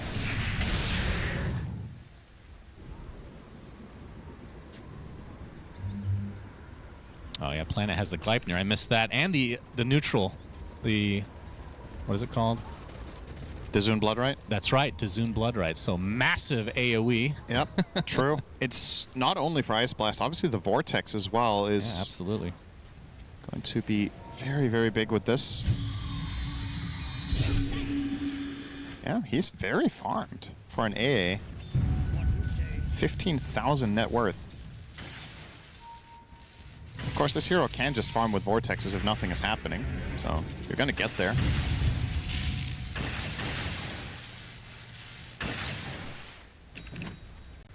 It seems we will be waiting for the next Roche. Could spawn in the next 3 minutes. We've seen a couple of funky Holy Lockets this turn. I wonder what's going on there. Yeah, I have not figured that one out either. So the one on Jin Q on Shadow Shaman, what was the one we had the other day? It was on a mid laner, I believe. Yeah, it was on a hero that doesn't really... It was on Storm. Oh, yeah, yeah. It's interesting to see. There's got to be something. Yeah. Oh, that's a big item. XXS refresher.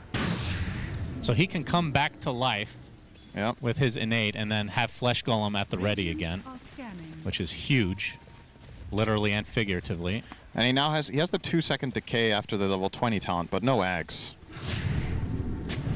Yeah, well, if this game goes long enough, that is likely his probably next get choice. it. Yeah, I think so. It's way too good. Sell the Dom for Ags, I think, would be nice. Although, since he's playing Blink on Undying, you could even buy Hex here, too. Oh, Ame has a shield rune, so it'll be even harder to kill.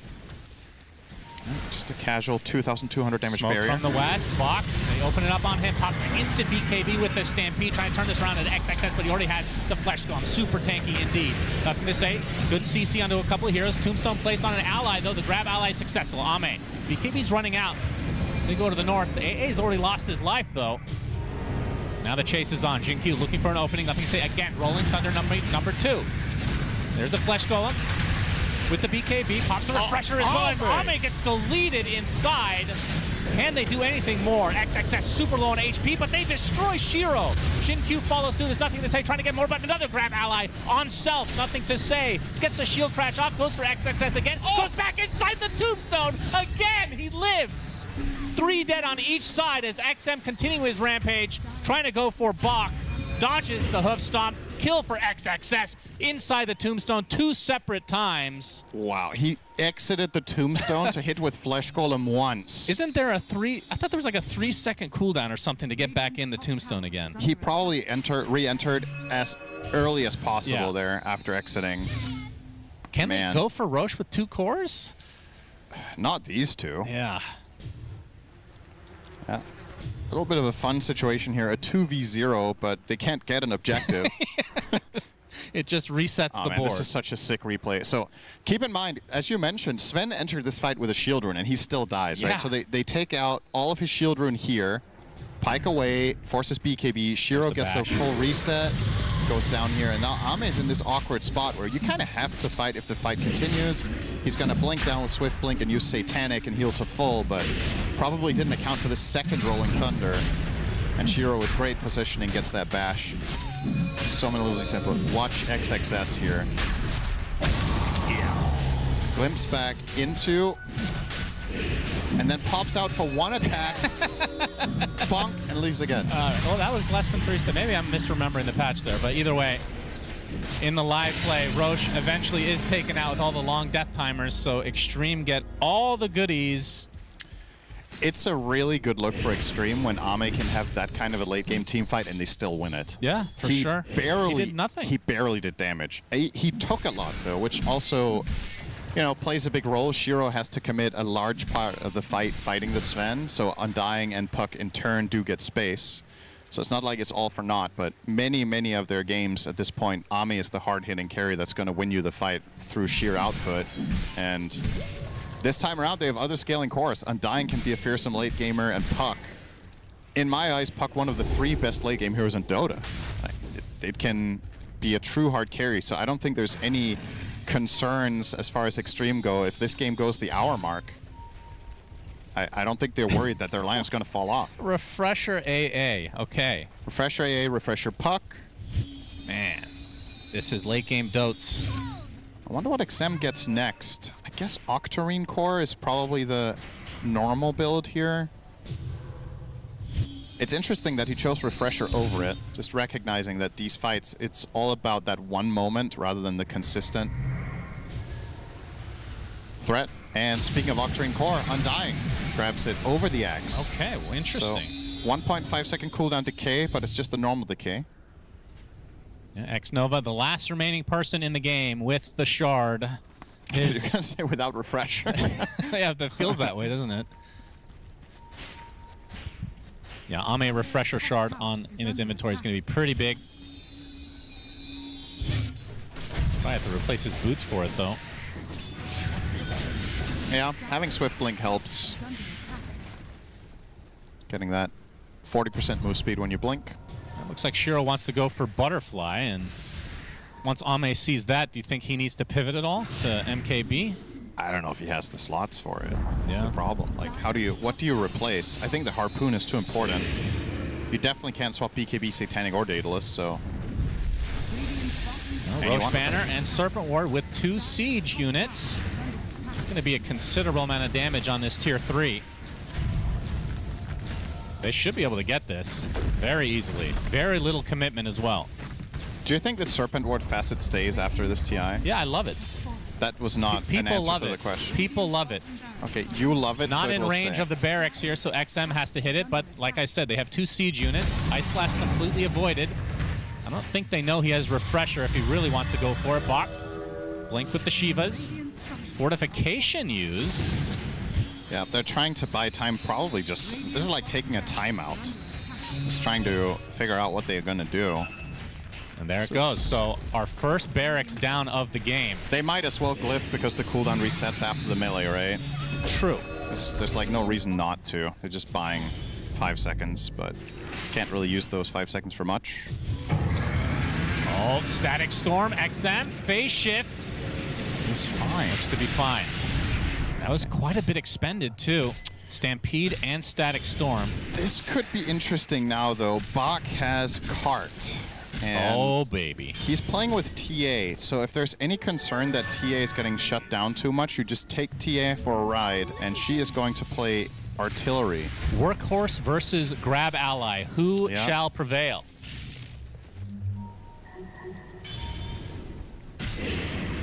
This is the kind of Dota that I love. When things get super chaotic, I hope we get to the 60-minute mark, of course. Get some Helm of the Undyings. My favorite. 1 minute left on Aegis. You and I just have different tastes, don't we? Yeah, well, that's why we complement each other so well, you know? This is starting to look more and more extreme, though, as you can see on the graphs now. An 80% chance to win the game, according to Gaben. Gaben is rarely wrong. Wonder which hero Gaben is playing in this game. Of course, his favorite hero of all time being Sand King. He might be a Centaur aficionado as well. Oh, whoever put the Workhorse in is a true Centaur lover. Yeah. All right, so tier 2 down. Still 30 seconds on the Aegis. You're going to try to poke here. Serpent Ward placed. XM actually uses... Oh, there's the cart! Workhorse on the TA. They snap the coil as a result as XM is in a lot of trouble. That's going to be life number 1. XXS pops the Refresher. Flesh Golem at the ready. Static Storm placed right on top of the Tombstone, not doing too much. BKB's already been used from Ame and company. He's trying to find a target, though. It's nothing to say he's going to ignite CC proc onto the Sven, but the Grab Ally... No, he does end up dropping. Is now the Shackle full duration onto TA. Gets destroyed by Jin Q. Serpent Ward still fighting, by the way. So 2 for 1 so far is nothing to say. Trying to bring this Serpent Ward's life to an end. Undying is back, though. Yes, he is. Now we have some damage. There's the cart, this time onto AA to help him survive. They're going to be able to take out the Serpent Ward. In fact, it dies of its own accord.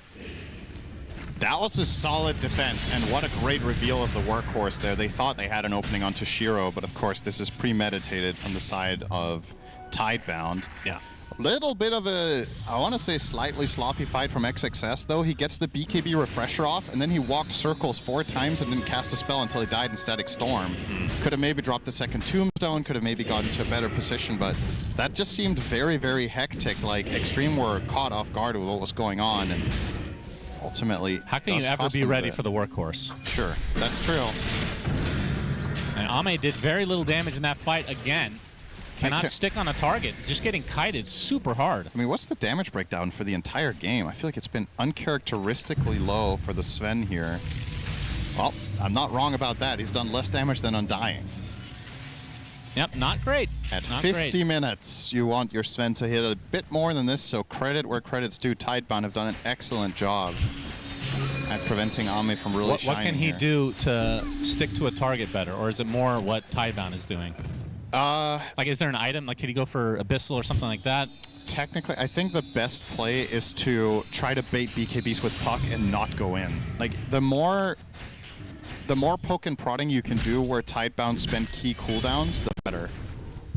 Because the problem so far is they drop their recoil and Ame pops ult and just jumps in and starts hitting, but whoever he goes on just gets saved by a cart now, or the targets just aren't that easy. Which also begs the question, was this the right last pick, right? Like, considering they gave him so much space and time, I don't think they've got that much for their money except the tankiness out of the Sven. There were obviously a ton of different options to pick here in this spot. Chose the bad matchup into TA, looking at the bigger picture against the other heroes, but well, even against them, we haven't really got all that much out of the Sven. But you know, late game Sven, it just takes that one moment. Yeah. Just a single slip up with a 2-hero cleave and you might just win the game off of it. Very true. We've seen it time and time again. Refresher on the way for him very soon. I mean, that'll be a big help. Are you not saving for buyback at this situation? Maybe. I personally think he should. Close call. Yeah, I would say save for buyback. But Refresher is without a doubt the right choice. You could discuss some like Bloodthorn or MKB against the TA Butterfly, but I think it's the wrong way of looking at the game. I don't think Sven is killing TA this game. I don't think it's his job. I think his job is to kill the supports and, if possible, bully Centaur out of the center of the fight so he can't just sit and spam double edge the whole fight. But yeah, TA is not his responsibility really. Workhorse, you can't have 2 carts at the same time, Cinder, and I've tested this, unless this was changed recently, because it uses the same, like, that spell turns into the other spell to put somebody in. Right. So, the Refresher, it's basically, you have to layer it. Very important discussion. I mean, I mean, having 2 carts at once would be pretty crazy. It's good that he doesn't get tempted to use it any other way, because he shouldn't pick up 2 heroes at once. So now he doesn't even have to bother with making that mistake. Yeah, but if he refreshes before it's over, because sometimes, you know, you need to get the double BKB or whatever the case may be, you're not going to get full value. Oh, then they actually get kicked out. Wait. No, I'm just saying, because this is too much to explain. Oh, you're saying if he puts another hero in the cart, the first... No, you can't do that. I don't... Oh, actually, that's a good point. I don't know if you can put 2 people in the same cart. You definitely can't have 2 carts. Oh, I see. I've never tried the 2-in-1, though. Maybe we'll see it here. Let's take the whole family for a ride. Probably not, though. That sounds insane. I don't actually know how good that really is versus doing it twice in a row. Well, depending on the situation, yeah. Okay, big moment here. Xtreme going for a smoke wraparound. Will they get a ward down? Y breaks it. Static Storm starts things out. The puck is taking tons of damage. The Mailbash is there. He's dead right off the bat. XM does have the buyback, though. Cart number 1 onto the TA. XXX taking the most damage as a result of that. A-Blast flies in, just clipping Ame. He's trying to stick to a target, trying to run away now. Can't do much damage. He can't do anything. He just gets destroyed instead. XXX still standing his ground, but 3 buybacks from Xtreme. 4th at the ready as well. 2 tombstones placed, as still the cart being used for Shiro to take out these tombstones in turn. Shin-Q pops out of the tombstone, didn't even realize he was there, and now Shiro will drop as a result. 3 buybacks for Tidebound, and Xtreme trying to get out, but the Echo Stomp is there to finish off. Nothing to say, as XM, very low on HP, will walk away. Nothing to say actually does not have buyback, but obviously Xtreme Gaming have no clue about this, but wow. I had no idea Jin-Q was in the tombstone that whole time. That is good stuff. There's almost no question that Tidebound didn't know that either. They just lost the... You cannot keep the overview of all this stuff in these late game fights. I mean, fights. the tombstone, it looks different when somebody's inside of it, but... Yeah, I mean, sure, but... There's fireworks all around you, and I'm not talking the FY kind, you know? It's like, you are just trying to keep some sort of track of what's going on. That fight was horrible for Xtreme to start. Puck died without getting anything off. Yeah. Ame blinks in, hits twice, turns his tail, and runs There's the only entire 2 fight. buybacks in the game right now. And it's a support on each side. Aeon disc on Sven. Oh my god, you're right. What the hell is that? He's had enough. Well, XXS doesn't want to let them take a Roche. Roche will belch to everyone's content. Goes back into the pit, and now this resets things. So Pango dead for 30. That's the big hero for Tidebound that they're missing. The carry of this game for the Dire is without a doubt Puck, right? You can tell in these fights. Sven is... Ame, he gets it. Static Storm placed right on top as XXX gets a nice grab ally, avoiding all the damage as a result. Big Echo Stomp onto 2 as well as Ame comes with a Harpoon, trying to do everything onto the CA, but there's the cart again. BKB on the TA, he's super safe. Coil is snapped onto the Centaur, gets the force on his XM, taking part of the damage, but beyond this for him, he's going to stay alive as a result. Melbash also going to be dodged.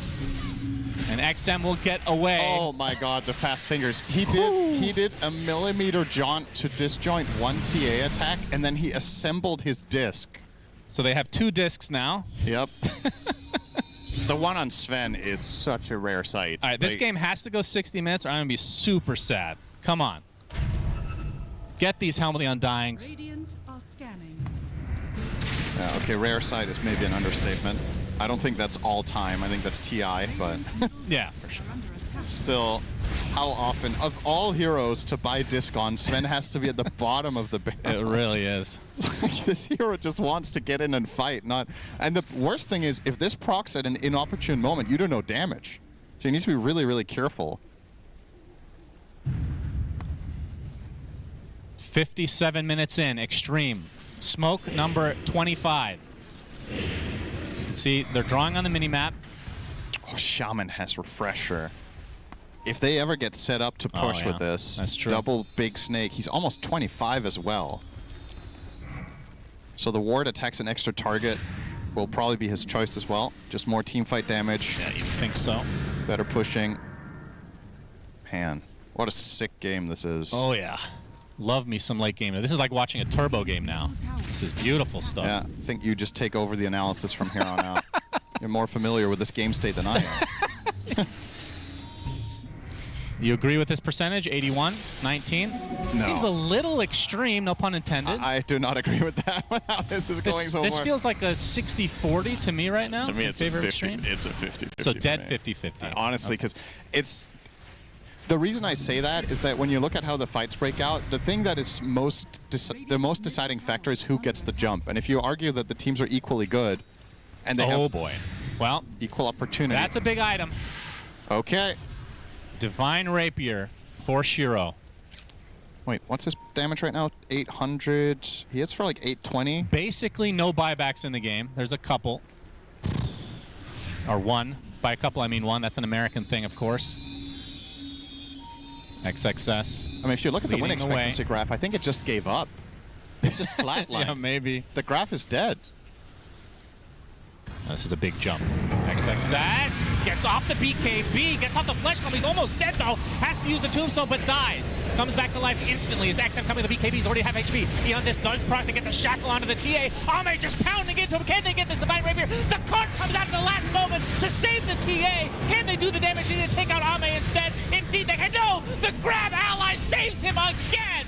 Again and again, this Tombstone is used as Shiro left all alone. Divine Rapier drops to the deck, but Ame dies right next to him. Nothing to say right on top of Divine Rapier, completely ignoring it, fighting against an enormous zombie man, but he will drop in the end. 4 dead for Tidebound as XXS not sure what to do with the goddamn Divine Rapier as Jin Q.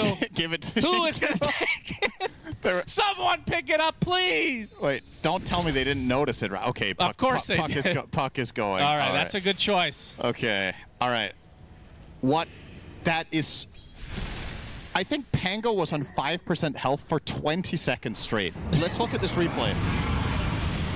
If they manage to kill off, nothing to say here. Look at him being stuck in this coil forever. Yeah, that is now.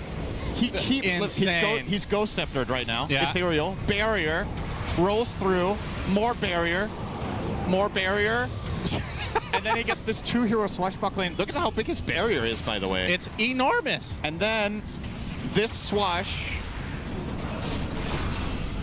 Yeah, how did he stay alive that long? That is insane. Unreal. So while this is happening, by the way, Extreme takes the mid lane. They're going to get mega creeps. Sven up down for 50 seconds, but still 4 dead for Tidebound. Can they actually finish this game before the buy? I mean, there's a 1 buyback available for the Pango, though. Lots of damage being applied. 2 siege units there as well to help out their cause. And XM will take the first tier 4. They're going to have to buy back as fortification comes out on just the lone tier 4 tower. Oh, no buyback needed. All right, so this is going to be a full reset, but now it is mega creeps against you. And you talked about the Rasta, Cinder, and with that refresher, any kind of opening, and it's just GG. Yeah, it feels like if he gets in there and drops 2 snakes and they stun TA, they win. Yeah. They don't even need to kill any heroes. And with this Aegis in hand as well, surely you're putting this on XM with his Rapier, swapping out the Refresher, You would I would think so. imagine. Can Tidebound get here in time? Ice Blast. Scouting out, they cannot get Absolutely it. not. It is lost. XM with the Aegis as expected. All the goodies. Refresher shard. Who gets the shard? Who doesn't have a refresher at this point? Only 2 heroes. The refresher shard is in the backpack of Puck right now. I think it's kind of pointless. You should give it to ET. Well, Ame doesn't have refresher. No, that's because he bought an Eon disc. Yeah, very. What is he doing? This game has certainly delivered. Damage rune spawns top as well. Don't think there's any vision there at the moment. Yeah, that's a big item as well. The Wind Waker on But we made it Pango. to 60 minutes, by the way. I was so excited about everything else that I forgot about the one thing I care about in Dota. Helm of the Undying for Ame. So more ways to survive through death. Book of the Dead on XM. Add that to the mix of the Serpent Wards of more trash to deal with during the push. Should mention that was nerfed a while back in terms of damage to building, so not nearly as powerful as before, but still solid. It's more damage sources to break Refraction with. Maybe somebody takes damage from killing it. You know, it all adds up with the last will. Xnova gets the Minotaur Horn for a mini BKB for himself. And this could just be the killing blow. Will Xtreme be the first team to make it to the top 8? This fight could just seal it. Even finding Disruptor is big. He's trying to get the tier 5s, just barely gets away with the blink there. Good read. Shiro. We have a fight. The cart is used. Ame trying to follow the cart. It looks like Planet and Y just get deleted instantly. BKB pop from XXS. Has the Flesh Golem at the ready as well. There's the Shackle with the BKB from Jin Q. Shiro's still inside this cart, but the Serpent Wards are doing so much damage to the buildings right now. The Ancient is fully exposed. They have to deal with this instantly, but still so many heroes alive for Xtreme. Ancient already at half HP, and now XM can come in for the finishing blow with that Divine Rapier. All the damage at the ready. XM just focusing the throne, and that's going to be it. Game over. Xtreme goes down to TI. Tidebound 3-1, still very, very powerful in this Swiss format. Yeah, I mean, when you consider this series in its entirety, Tidebound is going to be a massive problem for whoever gets to meet them in the 3-1 bracket. But wow, what an insane game. I don't even know what to highlight from this, just stellar. That's right, Nat. Look, Synod and Sunspen casting their hearts out there in a 60-minute slugfest. They don't know what to highlight, but luckily for you guys, my panelists have all the highlights that you need. Everything from the early game down to the late game. What feels like, you know, I'm going to say it, Sunspen kind of described it well. It felt a little bit like a turbo towards the end there, with everyone just wanted to buy back, have a clash. You got the Shaman double giant Snake Wards just running it down mid. It was intense. What the hell? That was so awesome. I was having the time of my life watching how these team fights are playing out, bro. And, you know, props to Sunspen's casting. Every time he's yelling about this this Undying, grab ally, I'm like, yo, let's go! Like, the saves were insane! But, like, it's not just him either, right? It's the Centaur with the cart, too. Like, both of these guys trying their absolute hardest to keep their carries alive and seeing how the teams played around. It was just so exciting. Yeah, it was massive. Both teams just utilizing whatever saves they possibly could out of any position, any heroes for themselves there. For you, Fia, though, what do you think was the big standout for Xtreme Gaming to be able to close it out, to be able to have that win despite what felt like this was one of the fights, right? 3 buybacks from the side of Xtreme Gaming and then 3 more come out from Tidebound? I mean, this is the fight here where things got really crazy, but the big standout fight for me was pretty much Undying in most of them. Yeah. His ability to just use the grab ally to save heroes in critical moments is what won them every single fight. And yeah, the cart plays were great too, but the grab ally was just stronger than the cart, unfortunately, in this one.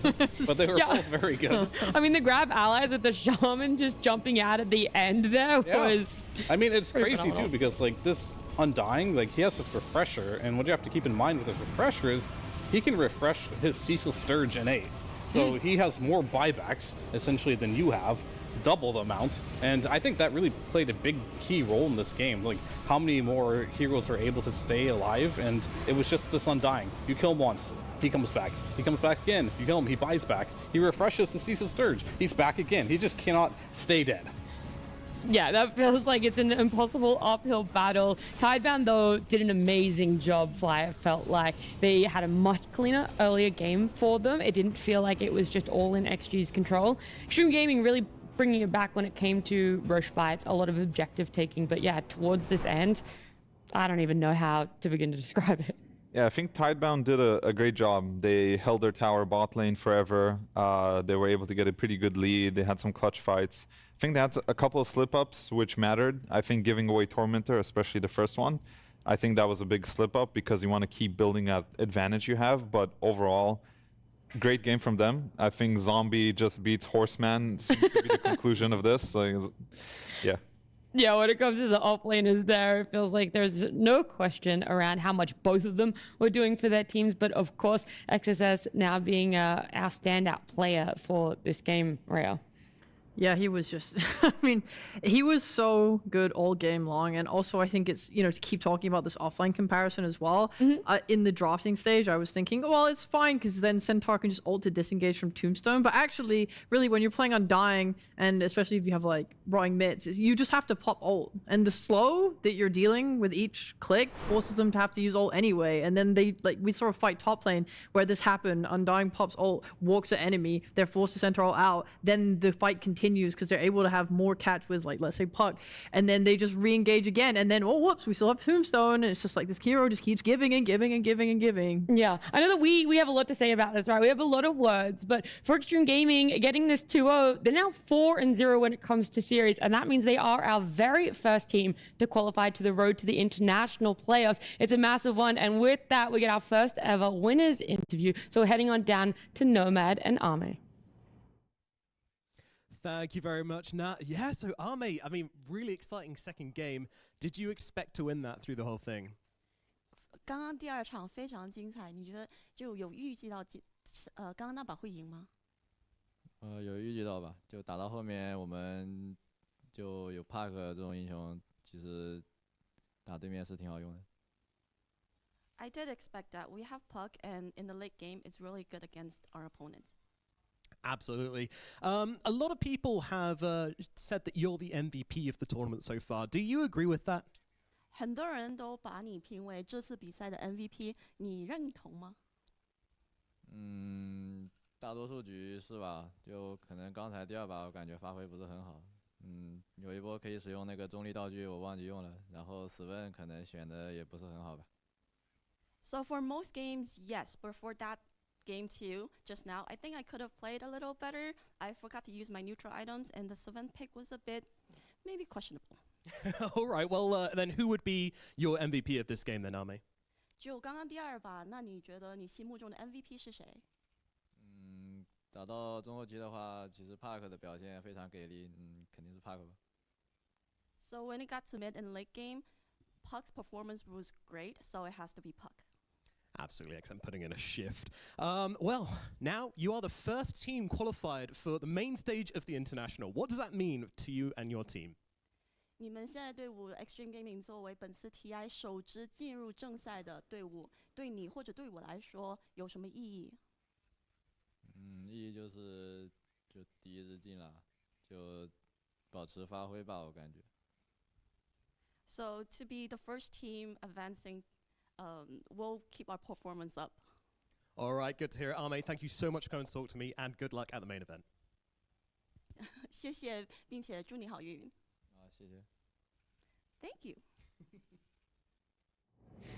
And of course, we have to say thank you as well to Helen and being the amazing translator there, so we get to hear and understand exactly that everything Ame is telling us. And for him, he's like, yeah, look, it's Undying. Nope, Puck MVP is what he said his team is saying. That's who deserves the true MVP here.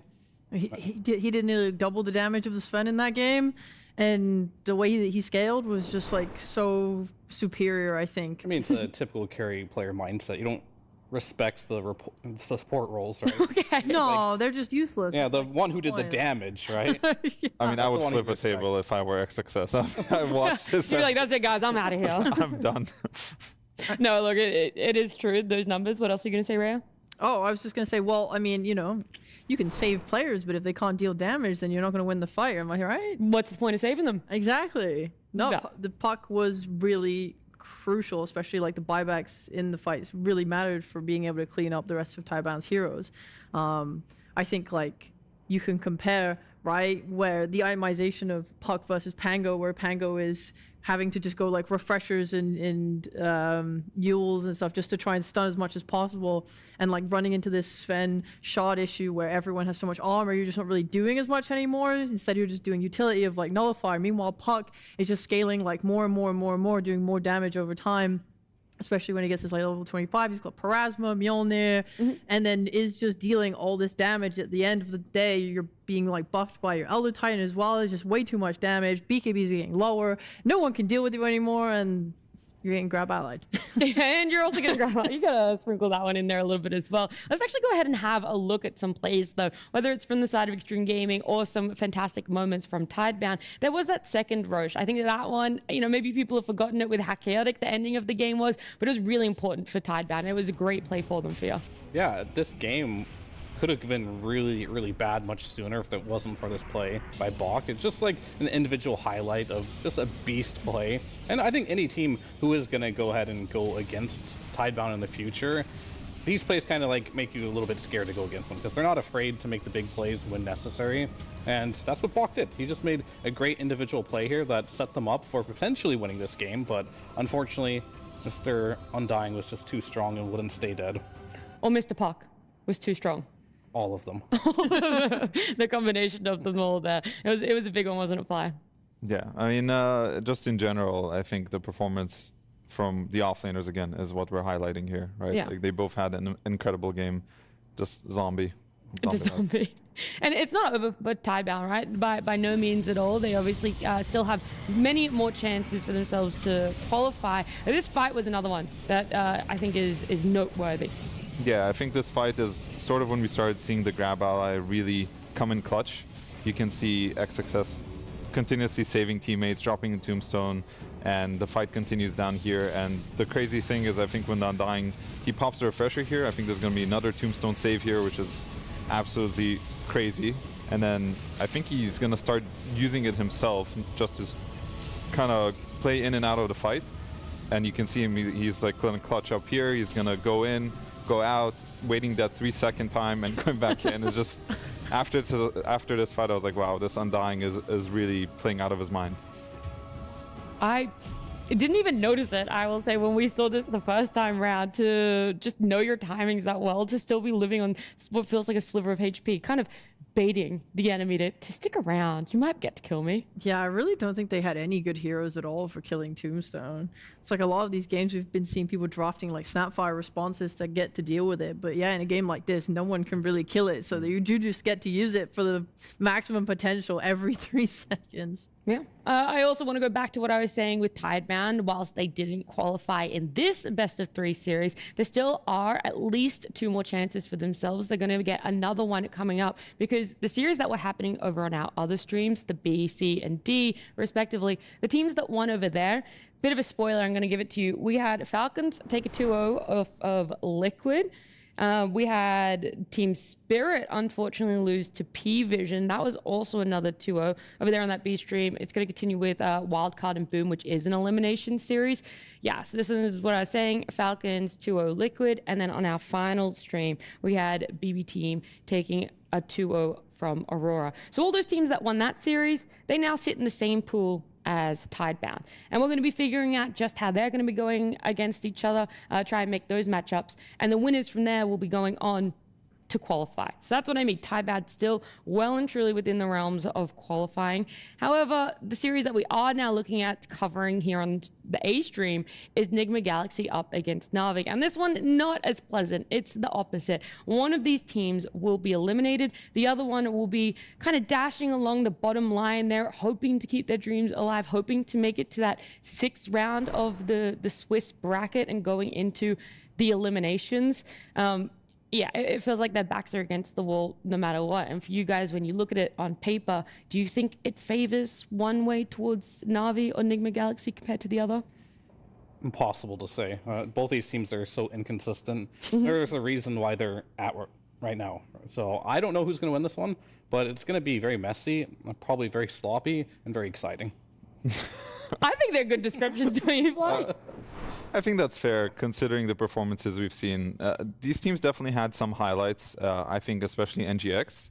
I think they were able to put up a good fight against some of the better teams, I would say. So I'm kind of looking at them as maybe a slight favorite. Yeah. Like they might just throw the game. We don't know, right? That's been their MO, unfortunately.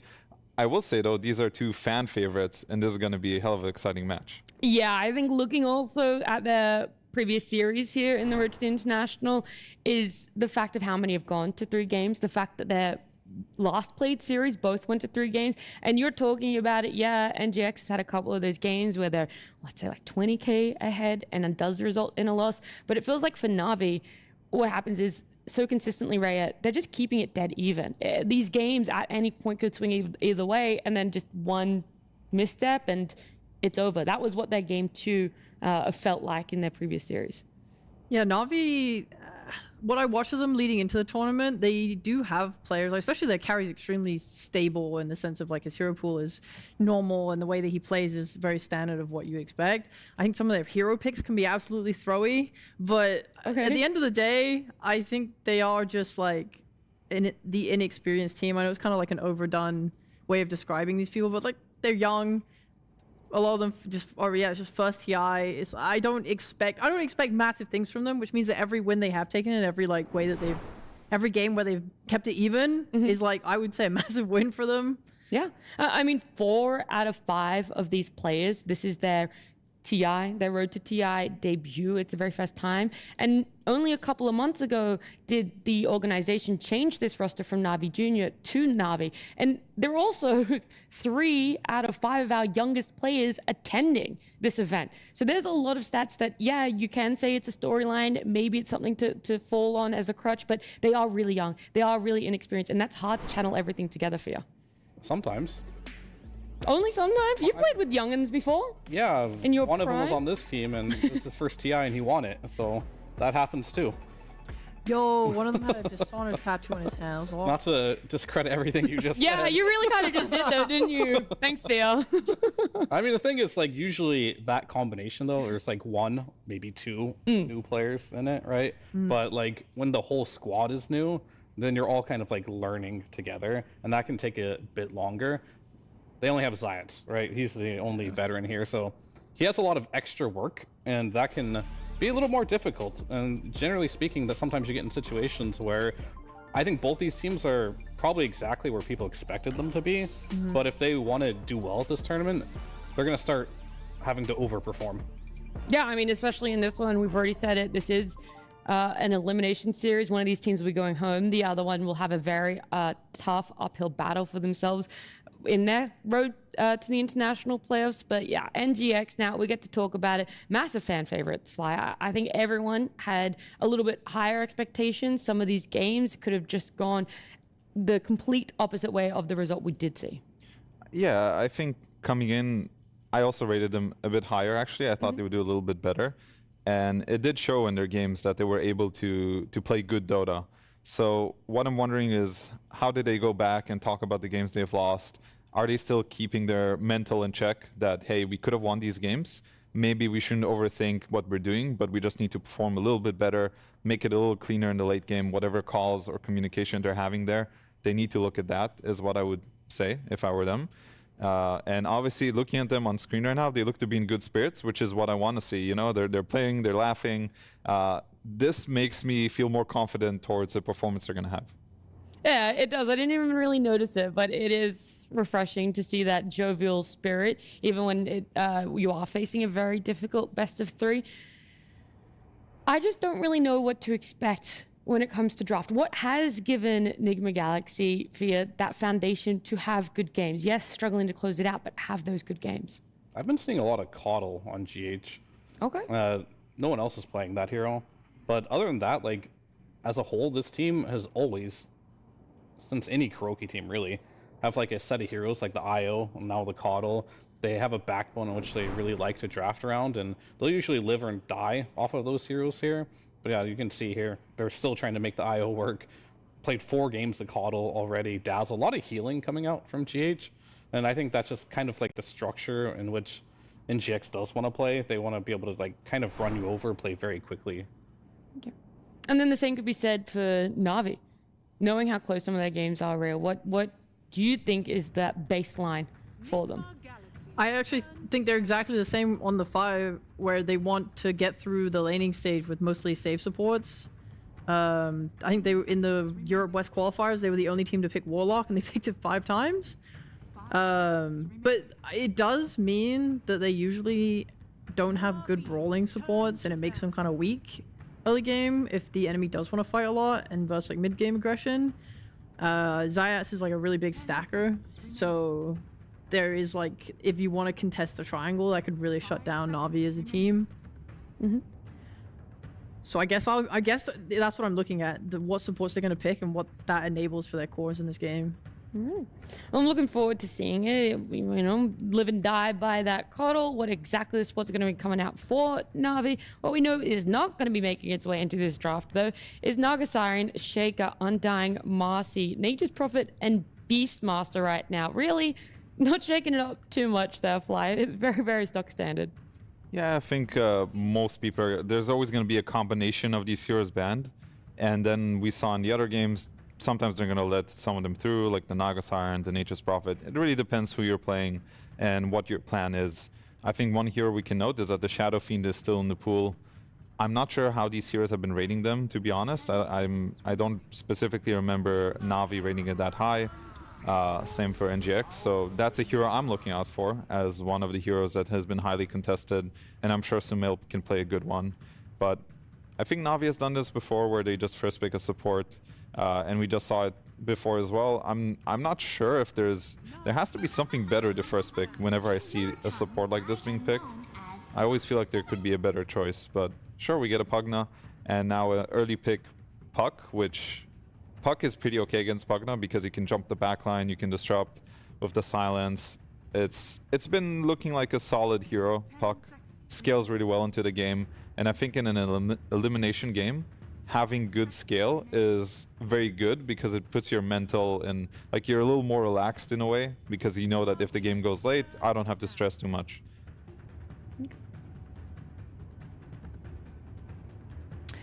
Alrighty, well the Puck is the quote-unquote response that Fear, not necessarily a response to Pugna, but Nigma Galaxy is like, okay, we're second pick. This is something we want to pick up for ourselves. Yeah, I mean, it is their response to Pugna. They think it's good.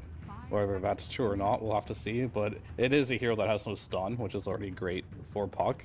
But I think one thing when you look at these backline supports, like these Shadow Demon Pugnas that like to save, having a hero that can get back there and disrupt what they do is always nice to have. And I've seen this, multiple teams will have the same idea. Back when Shadow Demon was popular, I saw a lot of Puck first phases, and it seems like a lot of the Puck counters of old don't seem to really counter him in mid lane anymore since the curveball facet. He seems to get out of just about any lane. Well, I will let you know, Puck is the most picked mid laner right now at the road to the international playoffs with 20 picks. Win rate? Do we have What's the win rate though? Right there, 45%. All right. Not bad. Did you expect better? Win rate? I didn't expect anything. Well, that's the issue for you. You gotta start expecting things so you can be disappointed. I had no expectations, but the thing is, like, when you're this early on in the tournament, like, win rates can be a little skewed just because some teams might pick good heroes, but they're not winning with them because they're not as good as the other team. Yep. So 45 seems pretty good for the most played mid lane hero. Well, now Hoodwink is how Nigma Galaxy are gonna open up this phase for themselves. I mean, I thought they might go for a Snapfire. I thought it could be a pretty good response to Pugna because you can kill the Netherward. It combos really well with Puck, with the coil. But, I mean, Hoodwink's okay if there's a personal preference on the team. I think it fits a similar style role. And I think Na'Vi now gets to respond to Puck with whatever Nico wants to play, which could be Void Spirit. I know he's also kind of a big Dragonite fan, which could work pretty well with Pugna, as in getting the early tier 1s. I would probably assume one of those heroes are going to be picked, and then a position 4 that can help deal with Puck. You always want something. Just a Hex, any sort of disable, so the Puck, if he slips up, he gets caught out and dies. You need that threat, especially when you pick Puck this early. So that's kind of what I'm looking for. And the other thing I want to note is that Na'Vi has been banning out almost exclusively offlaners from Noob, so I don't really remember his entire hero pool, but I do remember him playing a lot of Lycan, a lot of Doom, so I'm wondering what he's left with here. He's been playing Lycan, Doom, Mars, Marcy, Beastmaster, and Undying so far. I can see an Undying come out. Yeah. We just saw Undying have a terrific performance. Oh, okay, never mind. I think every and the Marcy was banned as well. Yeah, I'm almost certain every hero that you listed. Yeah, he's got to dig deeper. Yeah. It's a tough one because, you know, Noob did have that role change for himself, and so people were wondering when he came to that off lane just exactly how he was going to settle in, a little grace period. Now it's like, okay, he's got this hero pool, and Na'Vi like, maybe he's going to be that weak link, and that's what we can focus. Right. I wouldn't be super unopposed to something like a Dawnbreaker, because right now you're playing with Puck and Hoodwink. They have really, like, Hoodwink is a nice support for helping set up kills. If they just have a way to like let all their heroes connect, I think it will be hard for Na'Vi to deal with. I don't think like either of these supports really like being ran at so far. Yeah, I think it's a good call. I think it combos well with Puck. There's not that many offlaners left, and you also don't have that much info to go on if you want to pick your offlaner here, which I think they should. From this position, I think it makes more sense as opposed to just picking your carry and letting him get countered, especially because the offlane pool is so small because everything's banned. I could see something like Dawn. Maybe there is something else we're missing, but I think that is a good call. And as well as whatever GH likes against Rasta. I think maybe I don't know, ET's in the pool, but I could see ET being a pretty good hero for GH. Combos really well with Puck. Yeah, there's always more team fight. You want Magnus? Oh. Yeah, Fia loves Magnus, especially position 4 Magnus. Yeah. Yeah. Big fan of Pos 4 Magnus. Oh, he's gonna bring out the IO again. This is like the only team that's gonna play IO this tournament. As we saw in the stat earlier, it hasn't won yet, so. Yeah, that one game. Winning, yeah, 0-1. That's all you need. We'll see what they pair it with. I think IO feels a little bit restrictive as a hero, as to like, I'm already looking at this draft and like, I personally don't like having an IO when I'm playing carry, because he just follows you around and you're just kind of chilling and jungling, and he kind of wants you to play certain heroes like Gyrocopter or Morta, whatever it might be, and that's very restrictive, and I like it when my IO can just go to my mid laner and do stuff with him, but like IO Puck is not a combo. So I'm very curious on what their plan is going to be. I guess IO plus Primal is a combo. Yeah. So we'll see. Moral of the story here is that I feel like IO needs to play with someone other than the carry, because I think just sitting next to the carry is kind of like a playstyle that doesn't work very well and doesn't feel too good. 5 seconds remaining. I can see a couple options here for Na'Vi. I think they can pick a Templar for Got the Juice, which I think it's probably his best hero by far. They can also match up the Monkey versus Primal, which is a very free lane for you, and you can also chase him when he tries to cut your waves, and pick a new mid laner. I can see those kinds of routes they could go down. There's not that many offlaners, so maybe PMA has to play something right now, but I'm not really sure what that would be. Maybe something like Underlord. I think I've seen him play before, which is okay, but no, they go with the Templar. I think this makes sense. I think it is his best hero, so he's someone I would like to see play TA. Yeah, it looks good for the most part. It could be a little scary because they are playing a lane, depending how they lane it, of course. But like, whenever I see Primal, if you have no way of like stunning him, and he can just fully trample on you, because like the Decrepify doesn't help at all, right? There is a world in which if you get a good bushwhack, you can break the refraction and you can die to this. So I'd say you have to definitely be a little careful in the laning stage, but if you can get out the side laning stage, it's like really, really strong. I do like this pick quite a lot here, and I'm very just curious on how they're gonna round this out, because a billion offlaners are banned, and you have this monkey mid, you have this TA, you kind of need this offlaner that kind of rounds out this whole lineup. Not sure what that's gonna be with the hero pool as it currently is. I'm actually kind of hoping for mag for them now.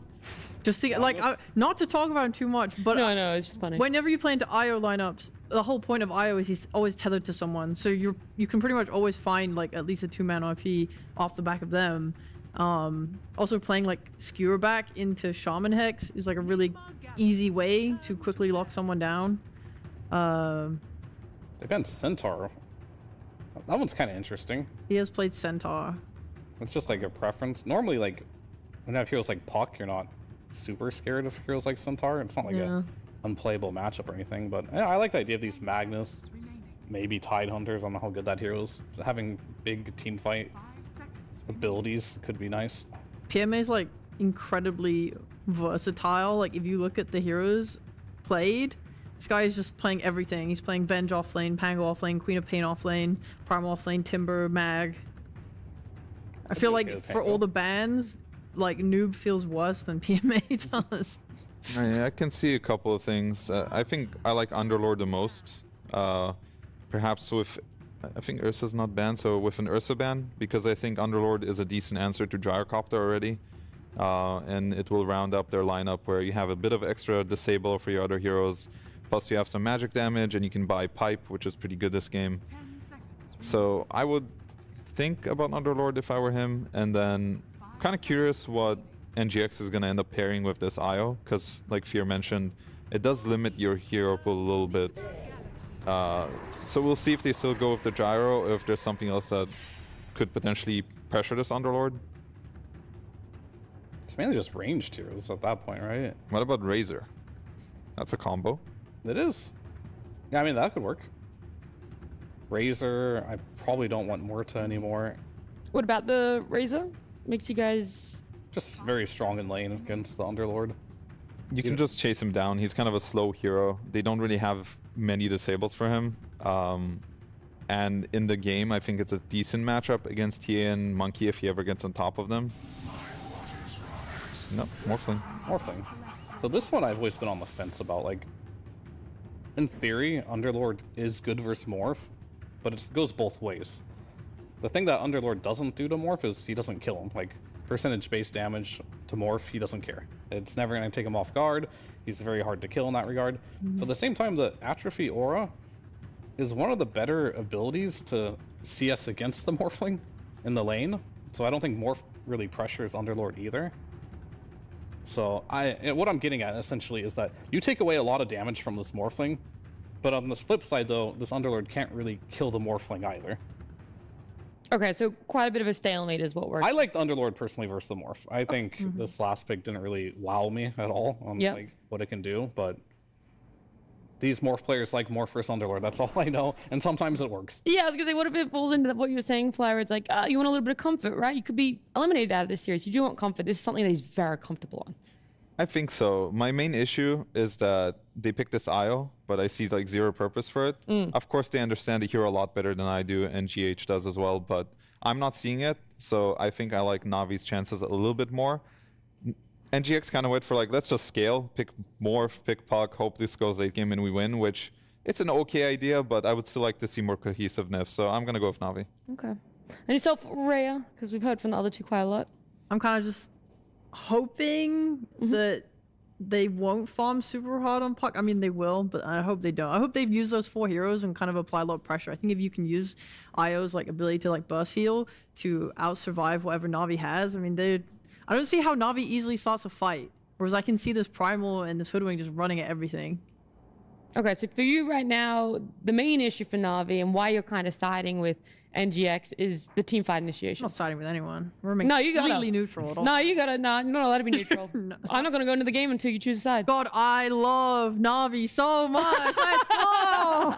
That's it. That's the sort of high five needed, because right now, these two teams, one of them potentially going home one of them will be going home at the end of this best of 3. But right now, we're just starting it off nice and easy. A game number 1 with Synderen and Sunspan.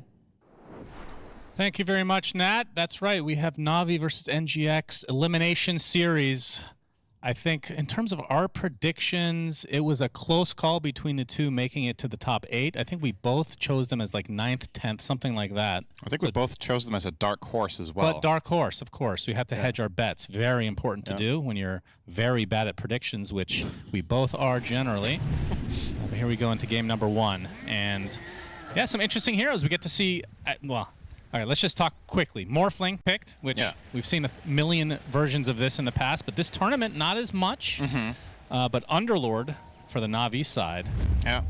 Love this hero. Yeah, Fly called it. He thought it was going to be a good pick with the Ursa ban, and he got exactly what he wanted. So, yeah, I think a lot of the things they were talking about has me slightly concerned for Nigma Galaxy as well. This Morphling versus Underlord matchup should be pretty good for Underlord in lane. You're going to buy Pipe against Puck and Hoodwink, which is going to significantly mitigate damage.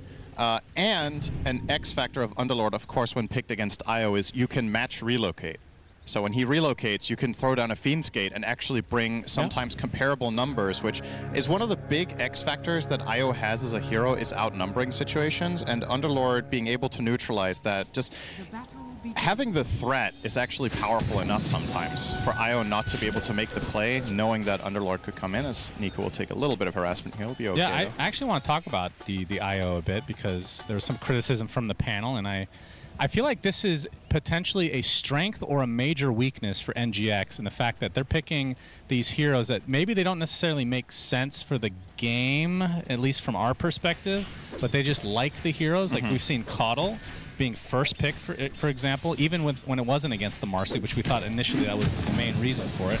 Now we're seeing the Io with, I mean, it's not like Io Morphling, we've seen it before, but in the grand scheme of things, do you think this is a powerful Io?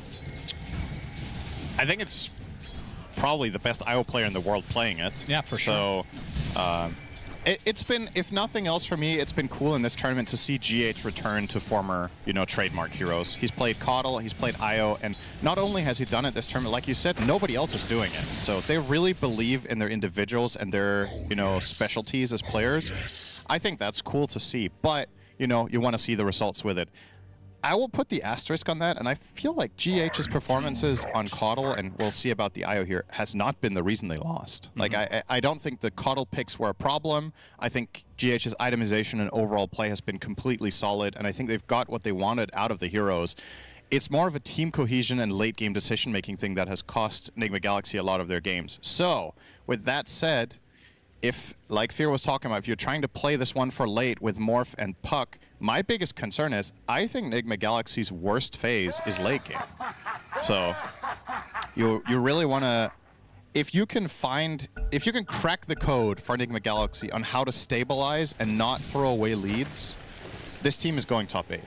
I think it's the biggest Achilles heel is themselves.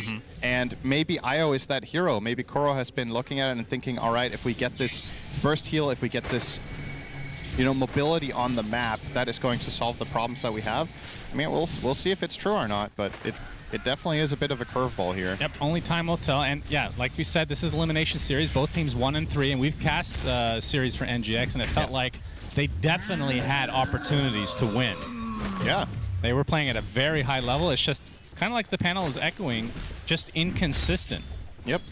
And you and I have yet to cast this Na'Vi squad. I haven't gotten to say got the juice a single time until this moment, so crowning achievement for me. He is playing the TA.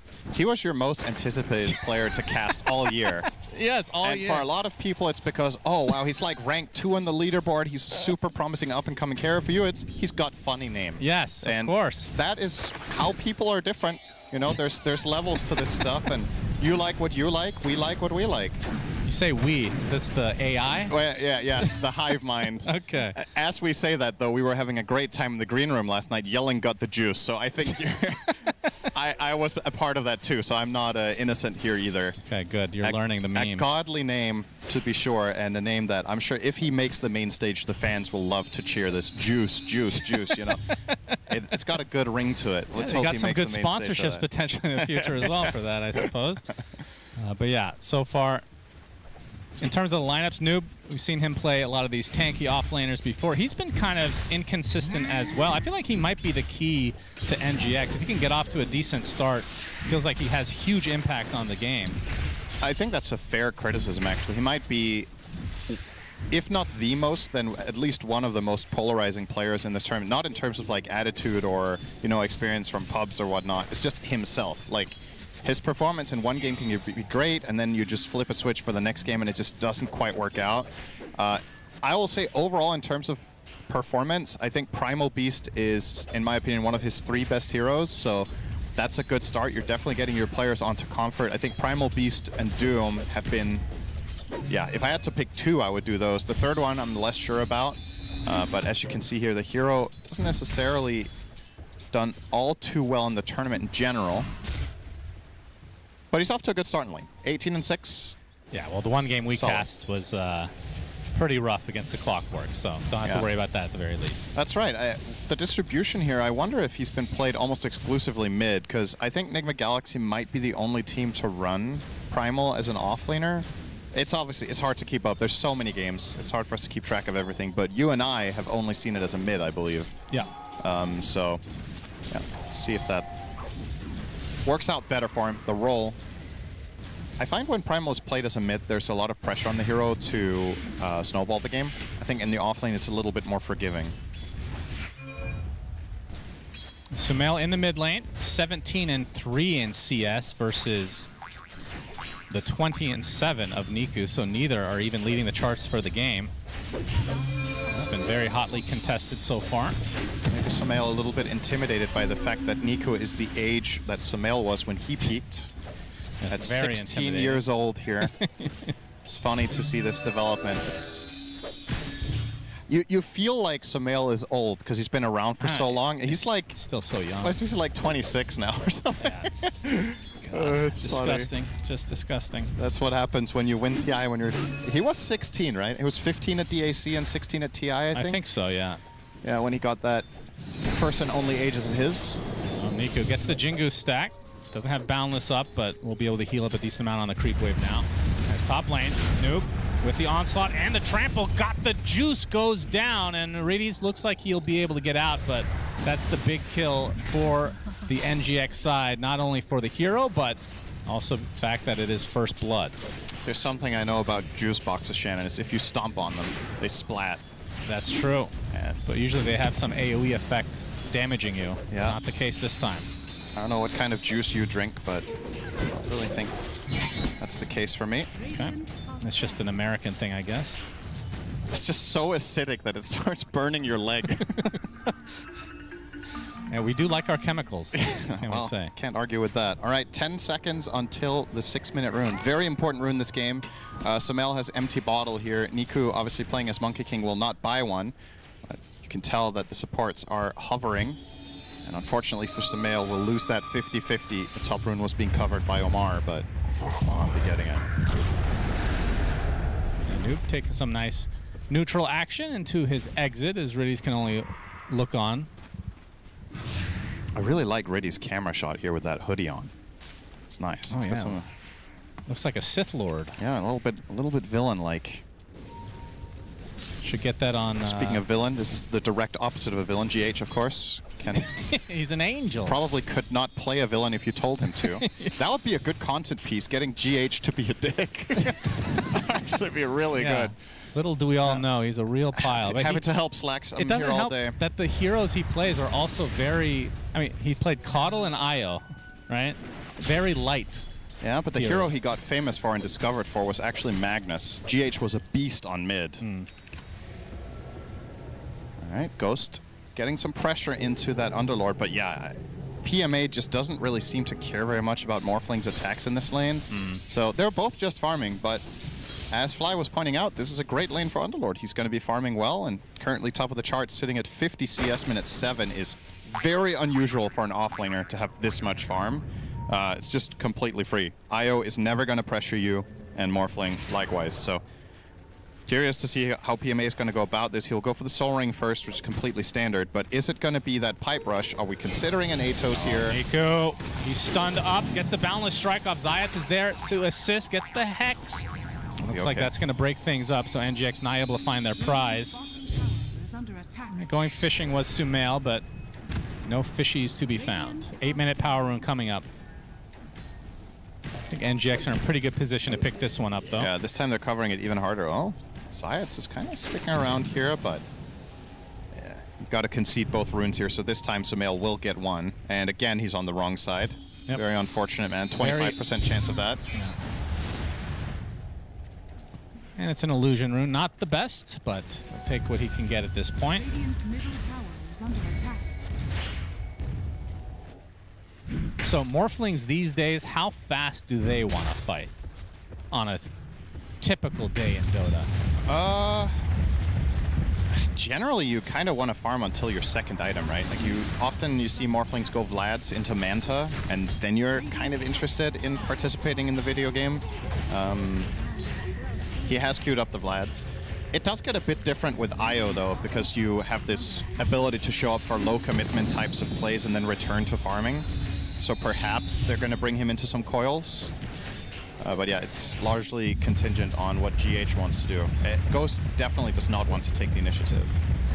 Yeah, at this stage, it feels like Noob is not even laning anymore. He's second in net worth of the game. He's been in the jungle for the most part, but it means a free game for the TA at the same point. Yeah, playing the classic Axe style here with Primal Beast. You just cut between the towers, grab the wave, and bring it into neutral camps and farm both at the same time. Reddy's has to self-decrepify. Want to go for a little cheeky Nether Blast on the tower. It looks like it's going to cost him his life, though, as Ghost should be able to bring him down. You said Vlad's is next, and yeah. Looks like they're finally going to try to do something against Noob. Gets off the onslaught, so he's going to miss a lot of the creeps now. Going to be denied, in fact. It's going to cost them a mid-tower. Yeah, that's a pretty big deal. Sumail level 7 now. I actually think this is to be honest, to put it bluntly, I think it's unacceptable to lose this tower at 9:30 like this. I feel like Na'Vi cannot give IO this much space on the map. How many neutrals has he killed this game? It's just... They literally just took it with IO Puck sitting there hitting the tower, right? Like, I feel like this was maybe a moment that PMA should have just TP'd or gated mid and just stood there as a wall with Firestorm and held this tower. Like, if you think of how IO and Puck both, as a matter of fact, play the map, opening up early towers, in particular mid and of course the enemy safe lane tower, makes a massive difference for their ability to find plays. So for me, that's a little bit of a miss there for Na'Vi. Considering how well they're farming, they could have sacrificed a tiny bit to hold that on the Underlords. I have to question that. See who will pick up the slack here in mid now. Now it's also a little bit awkward, right? Now Zayats wants to sit there and get level 6, but he doesn't have the protection of the tower anymore for people to TP to, so he's very timid. And it's going to cost him. Yep, Zayats picked off here. Sharpshooter coming for him, but the heal's coming at the same time.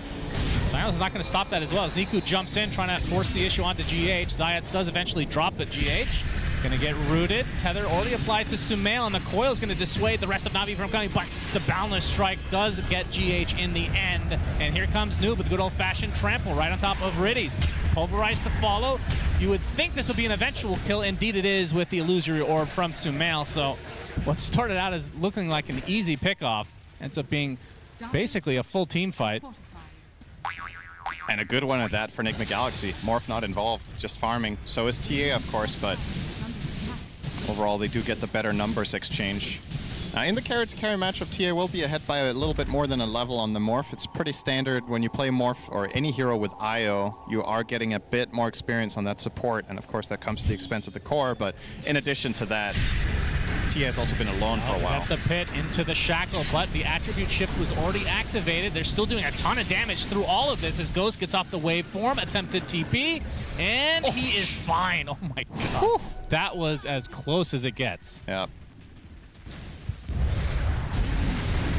Even if this does not lead to a kill, it is the right move for Na'Vi. This is going to open up bot tower. Whenever you're playing Pugna support, you want to get those tier 1s nice and early, leveraging the strength of Nether Blast. At this point in modern Dota, the best pushing support, because people don't really play Chen in the same fashion that they used to. Enchantress also doesn't really do it as much. And whenever we see Leshrac, well, they take the other facet. So Pugna, the new king in town as far as that goes. And he has a fast, I say fast, it's a decently timed level 7 here for Riddies, so 4 points in the blast, and they're gonna go for a move, smoking up. Maybe trying to connect up top and try to find this Primal Beast once more. That might be a gate play. They have the Dark Rift, of course, at the ready. As Noob taking decent amount of damage from Got the Juice at half HP. Radiant are scanning. As the rest of Got the Juice's teammates are arriving, but unfortunately for them, it looks like he's scared off the Primal Beast. They might just want to brute force top tier 1 and then take the 14-minute Wisdom. I really like this play if they have pre-planned it by the full minute, because when you have Shaman and Pugna, you know you're getting this. So that's true.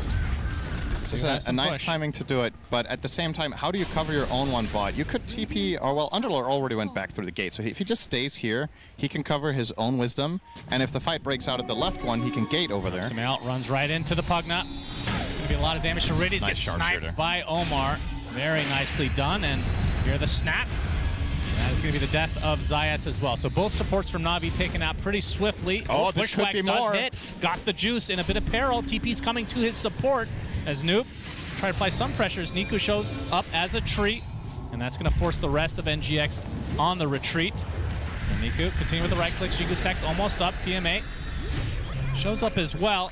Doesn't have too much at his disposal right now as there's the bushwhack. There's a lot of damage going to be applied to the Monkey King now, and the Pulverize to follow. Can't get off the balance strike. Niku drops to the deck as Sumail gets credit for that one. Noob, is he actually going to survive through this? Might be the case. Gets a big trample, but the heals coming up from the Pugna as TA continue to take damage from Sumail. Gets off the waning rip, but it's not enough quite yet. GH continuing the pressure, but still the snipe does hit the Pugna instead of the TA as PMA gonna get gone on out by Sumail and GH. Riddies extremely low. The Firestorm just clips him. It looks like he's gonna heal through it. So all of that, was it only one kill? Okay, never mind. That's right, they died at the beginning. GH is so good at IO, man. It's like, it's the little things. If you just watch how he constantly repositions and navigates the fight with his hero, he barely took damage in that entire exchange. Just really a masterclass in how to play this hero. Of course, he is bronze tier on IO. I guess he's Dota Plus inspired. Can't afford it, I guess. He is. TI winners these days, huh? It's always, honestly, one of my favorite things in Pro Dota is watching hero specialists play their heroes when they're not meta. Because it goes to show just how good you are if other teams are not running stuff and you can still make it look good, right? It's true. And there's the early mech here, 15 minutes coming out, so much more burst heal coming the way. And on the side of Na'Vi, you're not buying Vessel. Oh, Pit of Malice. They got the Shackle to follow. That is the death of Sumail. Omar a little bit too late. Not sure he could do anything anyway. Serpent Ward in range of the tower as well with the Nether Blast to follow. So it's another tower. More pressure to these tier 1s as Na'Vi's lineup very well equipped to do this. Will there be a deny coming out? No. Riddies gets credit for that. When you have two supports that can do this, such a benefit to your team. Absolutely. Get the D-Ward, or the Serpent Ward here. GH will take the last hit on that, away from Noob. Of course, Noob, never seen him upset. He always smiles even when they're getting stomped, so he's probably happy. Says, good job, GH. You deserve that one. You got it. You got me. A true masochist, I suppose.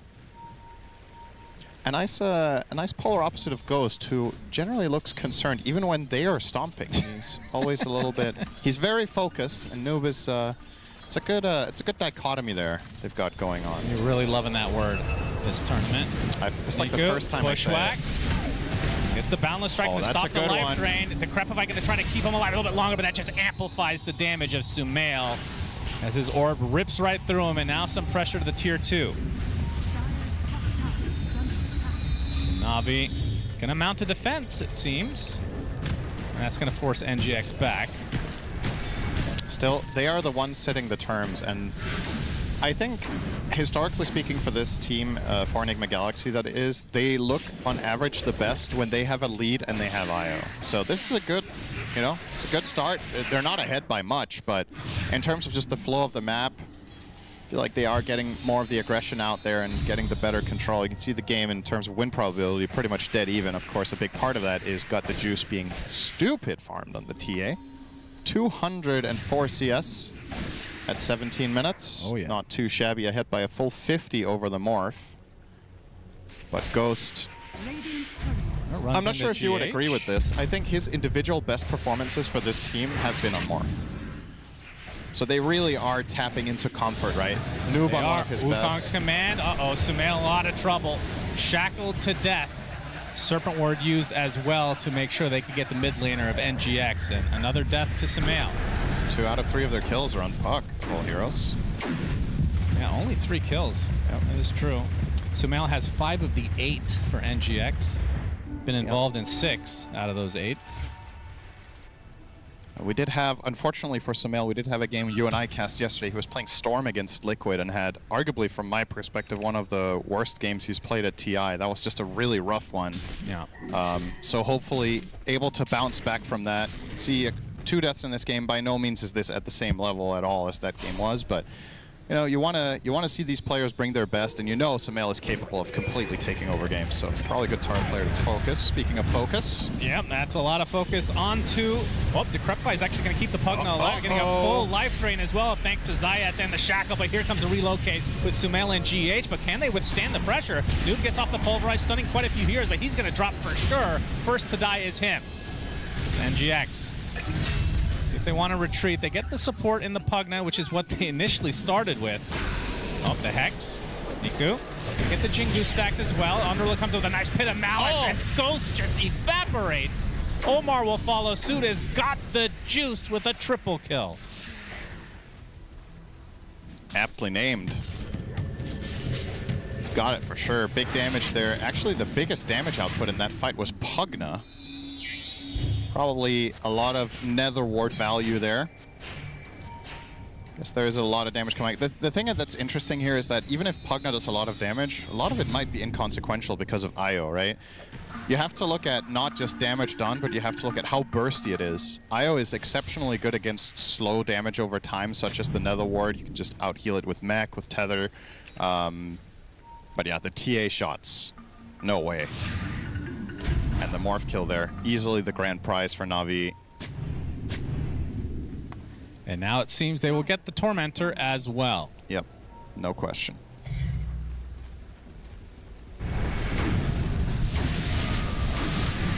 And I would argue this is a really important phase of the game for Nigma Galaxy to do well in these fights. When you itemize Crimson Guard on Primal Beast, you're delaying the timing of your hero to be like a teamfight monster. It's much more of a defensive approach. And I don't blame him for buying it here. You're playing against TA and Monkey King. It is very good for your lineup, but you got to get some payoff for it. You got to take fights, because if you just farm, it feels like a waste. But then when you do take those fights, better make sure you get the value and win them. At this point, you know, if this Crimson Guard ends up not really netting them much, you're just delaying the BKB Shiva Refresher, which is an incredible trio of items this game. Against TA Monkey King, you really want to get 2 Pulverizes off. Having armor is amazing. Having healing reduction is amazing against MK and Pugna. So, if this were to be a game where Noob got really farmed, I think he could carry this game as Primal. It does happen on occasion that this hero is the centerpiece, even from the offlane. But Crimson slows you down massively. And Na'Vi, 20-minute game, 4K lead already. Yep. Not too shabby. Definitely in the driver's seat at the moment with Got the Juice at the front of that vehicle. Yep. 14K net worth. Looking for the 21-minute wisdom. Oh, if they find Ghost as well, that would be even better. Good read, though. And they're actually going to TP in to try to contest this. Noob going to show up. Bushwhack to start things out with the Sharpshooter as well. Hex does come out. This is eventually going to be the death of the roster. He's able to use his Shackle to full duration, as this is going to turn into a full team fight as GH still attached to Ghost, trying to get to the other side. They've already lost their Primal. GH will follow suit, and Na'Vi get 2 kills and the Wisdom Shrine. They're actually going to continue here? Sumail, he gets bursted. Oh my goodness, as Ghost, all he can do is watch and discuss as Omar trying to help out as well, but he has to be careful as Na'Vi not scared to push the envelope. They're not punished at all. Oh, talk about clutching it up. Riddy's there tapping into the Force. Gets off the low HP Decrepify and Life Drain onto Zayats, which in turn gives them a full 4.2 second shackle there. If those things don't combine, if the supports don't clutch that up, they're going to lose that fight immediately and the Shrine, but you're going to see the replay here. This just looks like an immediate kill, but gets off the big heal here, and then Decrep, Life Drain, Glimmer, and this full shackle gives plenty of time for Niku to get off a nice Wukong's command. And good focus firing here. Taking down the IO is the best possible start to a fight here for Navi. I thought this was going too far, but yeah, my goodness. I think Sumail was caught off guard too. Yeah, he was not expecting them to go for that boundless. Especially, I mean, the Pit of Malice misses. Yeah. Everything working out though for Navi. 7K lead now, and has got the juice, just continuing to increase this lead. Has the Dessa with 10 stacks already. And now BKB not too far in the future. And the concern here for Nigma Galaxy, to be sure, is damage issues for the time now. You're playing against Decrepify, you're playing against Life Drain, and you're playing against Refraction. And with the early game going the way that it did, and of course the aforementioned Crimson Guard, your damage is largely sitting on Morph. Puck isn't there yet. Puck has like a really interesting damage graph where you get Witchblade and you're one of the strongest heroes on the map for like 5 to 10 minutes. Then that falls off, and then you're looking at your next, like when you get Octarine Parasma or whatever, then it starts picking up again. Nice little footwork here from Omar. All the way along the outskirts. Omar wasting a bit of Navi's time, but they still get the Aegis, and they're still in good control of this game number 1. Only a couple hundred gold away for Got the Juice to finish off that Daedalus. Dire are scanning. Wait, is that just a... Wait, what is... Just a casual Demon Edge for now? He bought MKB. Oh, he went MKB for a while. Okay. He saw the Eagle song on Morph, and... Yeah, well... Probably a no-brainer, I think. It also gives the True Strike... It's not that important, but it helps against Hoodwink. Yeah, that's true. So a little added value. So now a tier 2 tower taken out by Navi.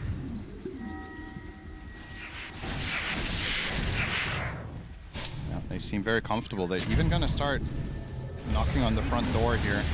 No Serpent War, so this is likely to be a poke. Pugna is good at this. Yeah. So is No TA. more wave. They're not giving up until more heroes come back. Yeah, this tower is almost dead. Trap's going to provide a little extra vision so he can right-click from afar. There's the fortification finally coming in, and, well, the wave is not far away. Got the Juice, of course, with the Aegis, so nothing to really fear. Now they have a full BKB for Niku.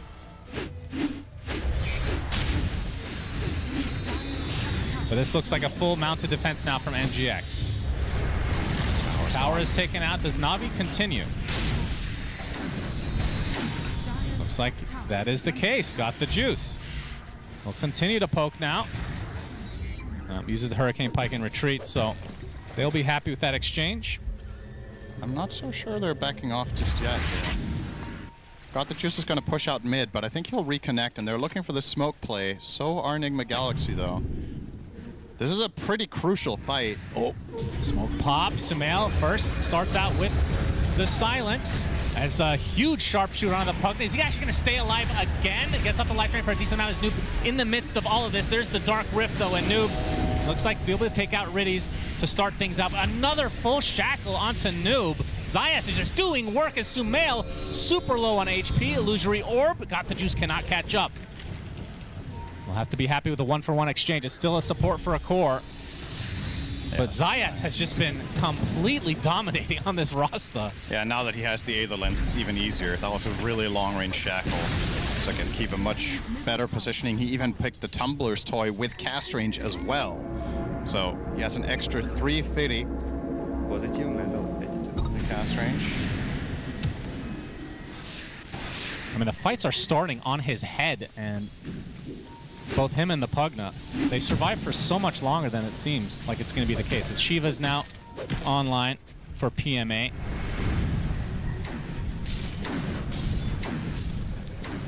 Do you ever see, how often do you see Ags on Underlord these days? I feel like the item is crazy. It's very common after Gleipnir. So since he has the Atos, I do think we might get there. If the game goes long enough, that is. Yep, nope. All he wants is a creep, but got the Juice. Doesn't want to give anything else up. Radiant's top tower is I do think, though, that previous fight was a really good illustration of the damage problems that Nigma Galaxy have, right? They barely killed the Pugna after dropping everything on him. Yeah. So desperately need to get further. Yeah. Ghost has 600 gold still for his BKB. Oh, he didn't convert his Eagle. Wait, did his courier die, or did he just not upgrade the Eagle song? He just didn't. Yeah, it's just a casual Eagle song. Sees the MKB, and that's a bit rough. I do not. That is. Oh, they're going to be spotted near their base. Boundless Strike connects onto 2 with Wukong's command to follow. Can they get to the other side, though? A bit of an awkward engagement. The Crimson Guard doing a lot of work to keep the Primal alive, to relocate to save him. But still not that much expended from Na'Vi. It's a Wukong's command, and they can still push. Aegis down in 18 seconds, though. Tier 3 tower down. There's the Serpent Ward. Finally, BKB up for Ghost. This has to be defense time for NGX.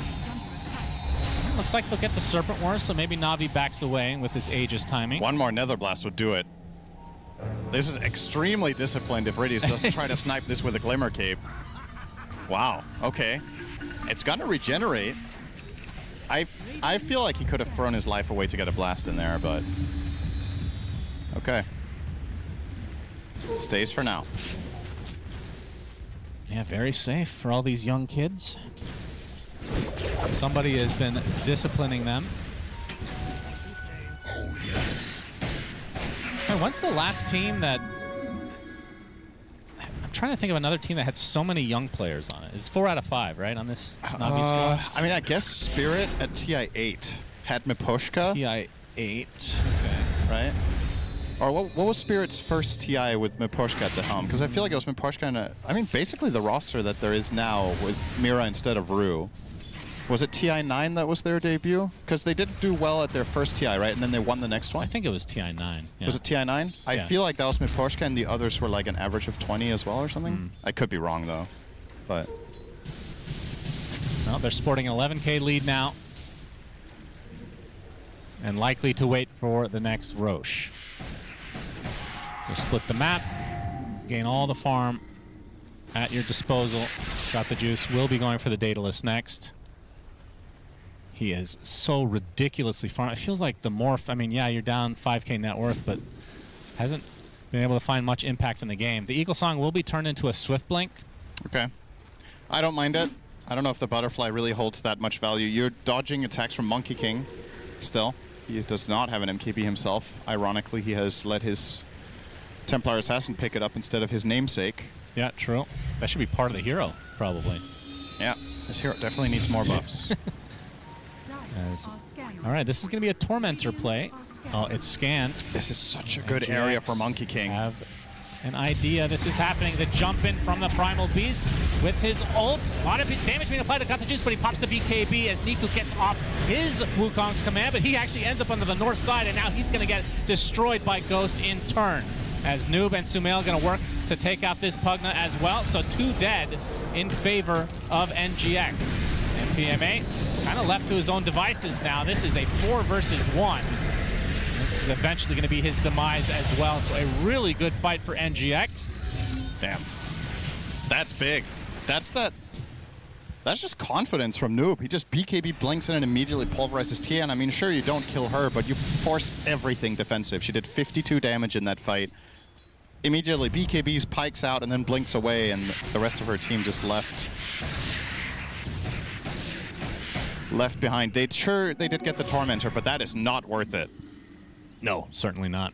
Just look at this commitment here, getting him to half HP. A little bit of a repeat of what we saw in the previous series, Game 1, where Tidebound took a Tormentor and then got mega punished by Xtreme. I'm not sure Niku wanted to travel with his Boundless there. Yeah, maybe not. Just a little bit of a panic moment.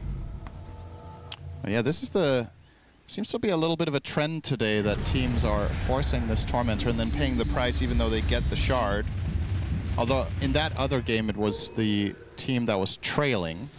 True. This time around the leading team is losing some of that lead. Oh, did end up going for Butterfly actually. He keeps changing his mind. That one fight was enough. Yeah. I'm like, okay. Maybe seeing the value against Monkey King. After Monkey King buys Crystallis, he knows the MKB on him is not on the way. Maybe that was the piece of information that Ghost needed to change his mind, or just that extra influx of gold from that fight he just took. He got 2 of the kills. Now, this is not out of the realm of possibility by any stretch of the imagination for Nigma Galaxy. As I mentioned, they are very comfortable playing around this Ghost morph. And I think if what they're struggling with is ending games, this is probably their highest win rate hero in late game, is Morphling. It is a good hero late game, no doubt. Yeah, other heroes they play are also good in late game. They just somehow don't convert a lot of those, but with Morph, I feel like that's pretty stable. Sumail, not going to find an angle. Sumail with Lincolns and a newly picked up Nullifier. Yeah, you need that against Pugna. Morph doesn't want to buy it, get on someone else for his sake. And as expected, Noob queuing up that refresher. He did get a little blade mail just for the... Oh, this is going to actually show up on their doorstep. It's Sumail and company going to turn this to a big old-fashioned team fight. PMA already at half health. Noob gets the onslaught, but he gets hexed instantly. The heal's coming from the Pugna. Not enough to save the one, but it's going to be a trade in all likelihood again for Noob. So 1 for 1, both offlaners dead. He just didn't use his BKB. He got caught in a full shackle. BKB is ready. Did not expect that he wouldn't be able to get any sort of protection there. But that was the case. It's a 1 for 1 trade of the offlaners, but Navi Junior, excuse me, not Junior. Well, they were Junior, and I mean, still are. In some ways they are. Yeah. Very young. They do get the range barracks for the side of Navi. Navi Junior and Zayats get the rats. Into the pit. Yeah, saying that Sumail has to push out that top lane, although the rest of NGX looks like they want to try to contest this. This is a 4v4. Already pretty low. Yeah, with no Underlord, of course. Doesn't have the Dark Rift up either at the moment, but this looks like it's going to be a little bit too late. And down goes Rose, got the juice, has the Aegis, and now NGX on the run. Got the juice, wants to get really aggressive. Will change his mind instantly, though. He has to be boomerang careful. stacks on him. He has to be careful when Morph turns into him. It's a really unfair fight for TA. When you're fighting another carrier that has refraction, she's complaining about the game being imbalanced. Wants to be the only hero to have that wonderful ability. So doesn't want to play against Morph and doesn't want to play against Rubik, because that's just not fun.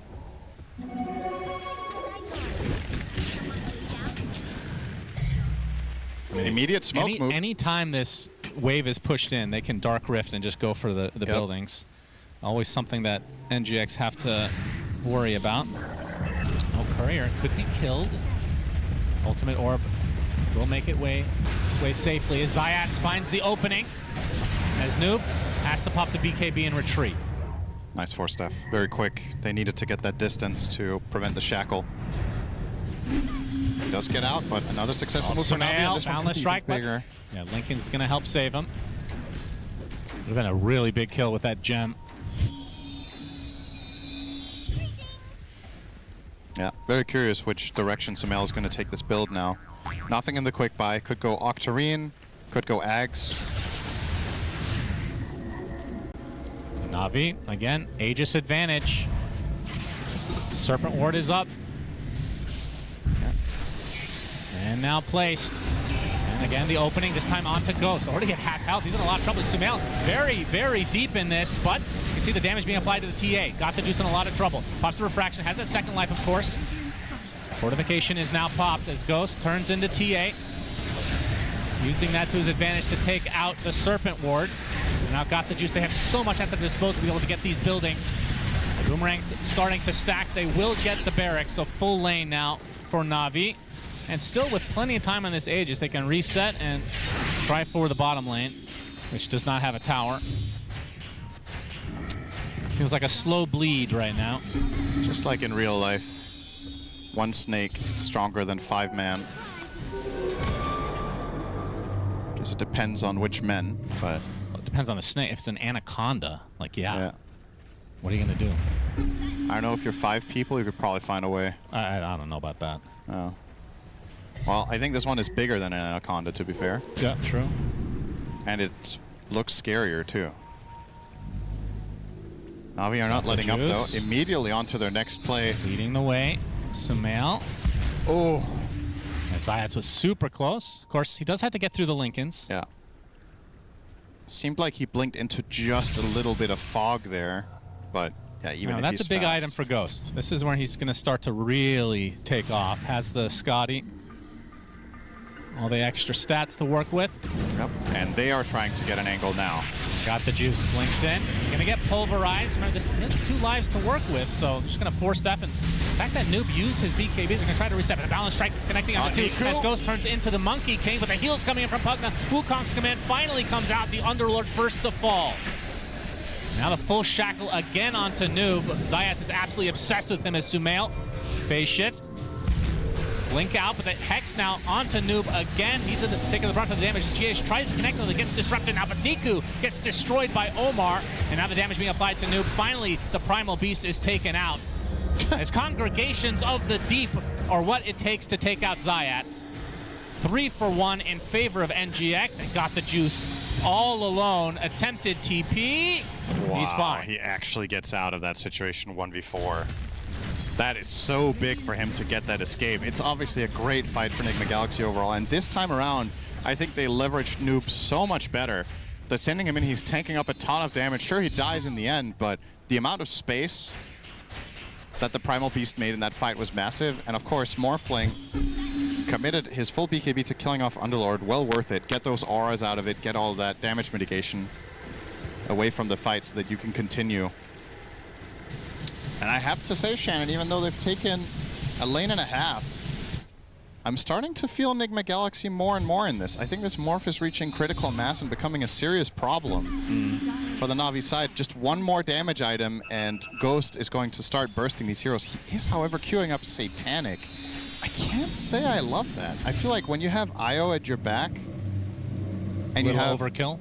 You have Io at your back and you have Primal Beast playing super space for you. What in would the you fight. like to see, like a Daedalus or something? Yeah, get a Daedalus. Get in there and make sure you overwhelm the cores, right? You have TA who you can actually kill very fast once Refraction runs out. With Daedalus, you can maybe even kill Monkey King in the Wukong's command. Satanic feels a tad too defensive. Okay, Noob seems unhappy. Guys, 3 for 1 isn't good enough. I said he was always happy. This is the... I mean, look how big the model is of Primal Beast. It feels like he should never be dying. Yeah. Maybe he was probably upset at the game rather than his team. He was like, this is bugged. Yeah, they have 3 Dazun blood rights on the side. That is really good on Primal, by the way. Once he gets this refresher... What's his facet? Is Ferocity. Everyone plays with it. So he has the bigger AoE. The third pulse of Pulverize covers like 2/3 of the screen. With Dazun, for sure.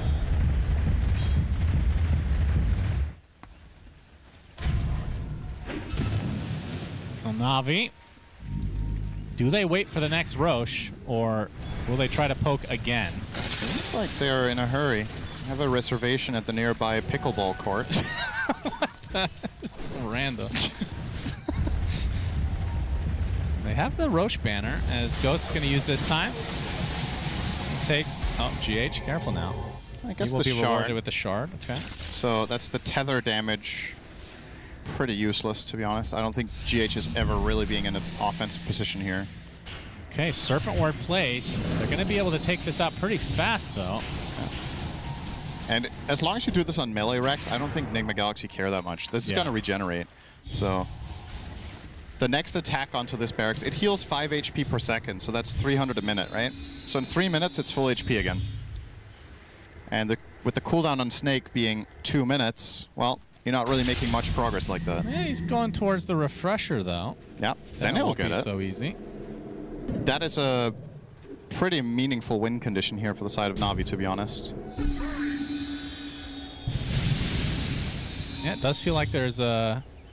I mean, that's going to come in the next 6-7 minutes. And I feel like win or lose, Nigma Galaxy might actually ban Shaman next game. Looking at how Na'Vi win their games and Zayats' overall player profile, it was the same when, I believe it was in a Valachia, I saw him play. He was almost only playing Shaman and Lion. Just really likes these Blink Hex heroes, and if you're going to ban one of them, you're absolutely taking out Shaman in a pro game. Specifically because that large Serpent Ward has just made such a big dent in their base this game. If Shaman was lying, I think Nigma Galaxy wouldn't have lost Barracks at all. The Serpent Ward has been the reason. Yep, that's true. BKB now for PMA. That's a big pickup. Should allow him to stand his ground way more against the Morphling, mitigating a lot of the other damage, and of course giving him the repositioning tool of just putting down a pit and walking away, waddling. I would love to see him get an Ags when he has to Zune Blood right. I just want to see it, man. I know. I want to see like Gleipnir I Ags. must be overrating this because I feel like I rarely see it. It's like it feels like a luxury item in pro games. Yeah. But Gleipnir Ags, yeah, and Zune Blood right. That is insane. I mean, it's a global route. It's got to be good. Yeah, I mean, Prophet supports by Ags for similar reasoning. NGX grouping up in the bot lane. Not going to find anybody here.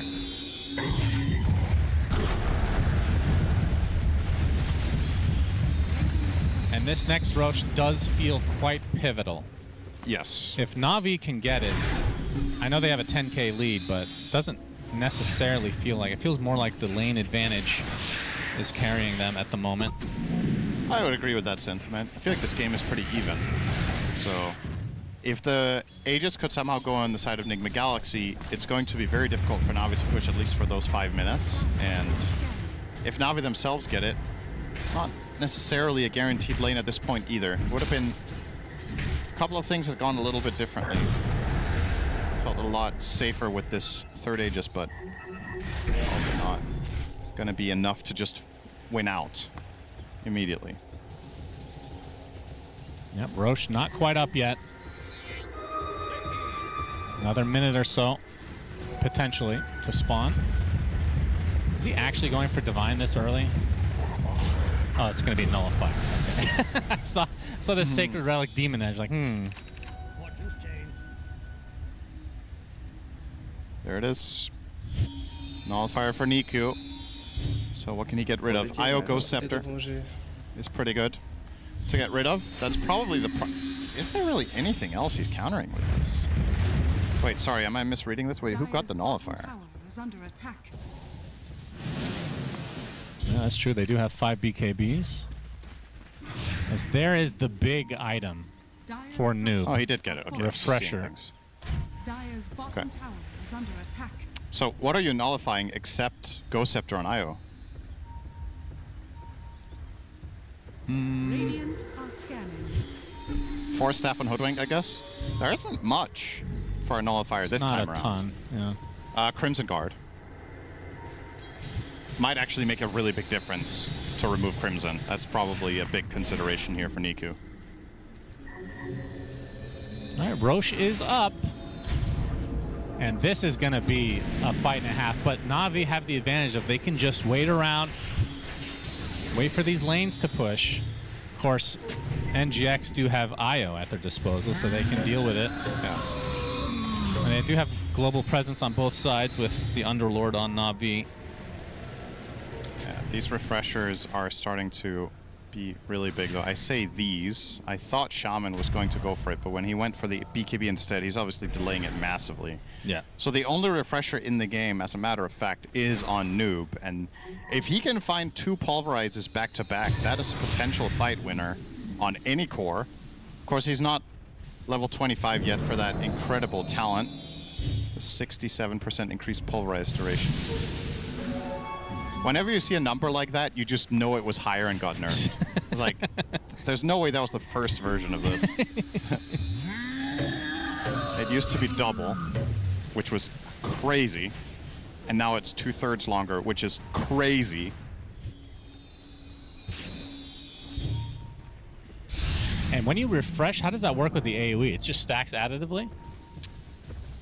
Hang on, how is it then exactly it's just, ferocity? it literally takes up the whole screen at that point. It increases your AoE for 15 seconds, so yeah. That's, that's pretty insane. It is crazy. All right, they know they're going for Roche now. Bottom lane. Being dealt with a bit by an illusion from the Morph. Just occurred to me that Roshan's Roar kind of sounds like Primal Beast, so maybe it's a mating call. Primal Beast very quickly Yeah, we'll reacted see if to that. Noob wants to get involved. Yeah. Oh, you can see Zayat's on the bot lane showing himself.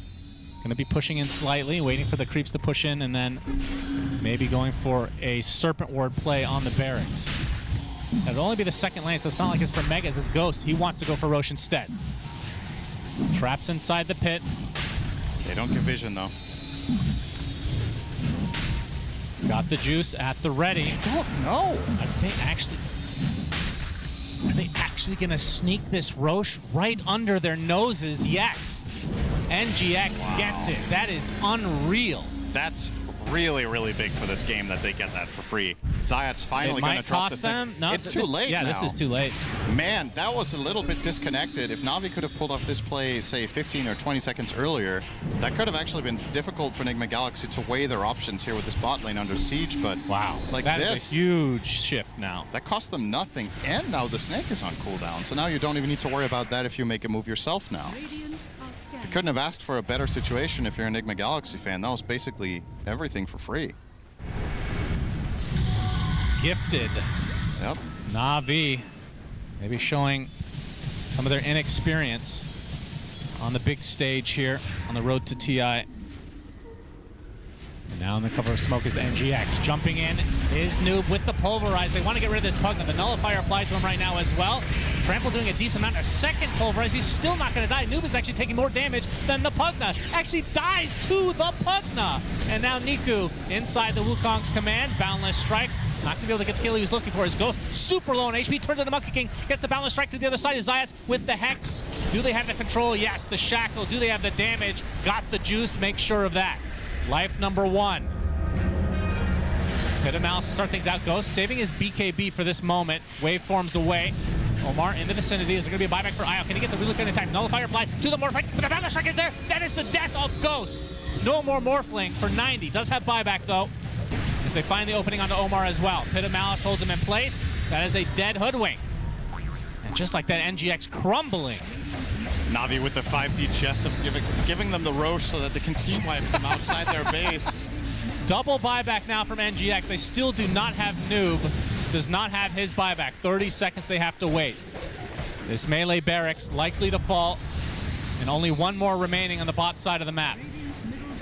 And fortification is popped. Serpent Ward placed as well. They have to deal with this. They got to pick and choose which lane to defend. It looks like it's going to be bot. That's the extra HP now. That is a gigantic Serpent Ward. And they're going to jump in on Got the Juice. Get the Boundless Strike as well, but they're going to use the Lotus, it looks like, to heal Ghost. Or maybe that was the cheese, in fact. Mid-racks, it's Megas. Mid-racks down. Mega creep secured for Na'Vi. Wow, that is... that is just symptomatic of some of these Nigma Galaxy late games. It's just... How was that the result of them getting a free Roche? That's just crazy. That is unreal. They had 2 full pulverizes on a Pugna, and they didn't kill it. Yeah. So it just seems very, very disconnected. Like, you would expect, if Noob is going to go in and commit hard on that, where's the Morphling? Like, why are you not together just tag teaming and killing someone immediately and building a fight around that? They must have been on totally different pages. Well, I'm not sure how close he was in that fight, but he never used BKB until his second life, right? And that was after his whole team had died. So, yeah, definitely not on the same page, for sure. We get our wish, Shannon. He's got Ags on Underlord. Now we just need the Gleipnir to see those big rings. Draw a Venn diagram. Yes, please.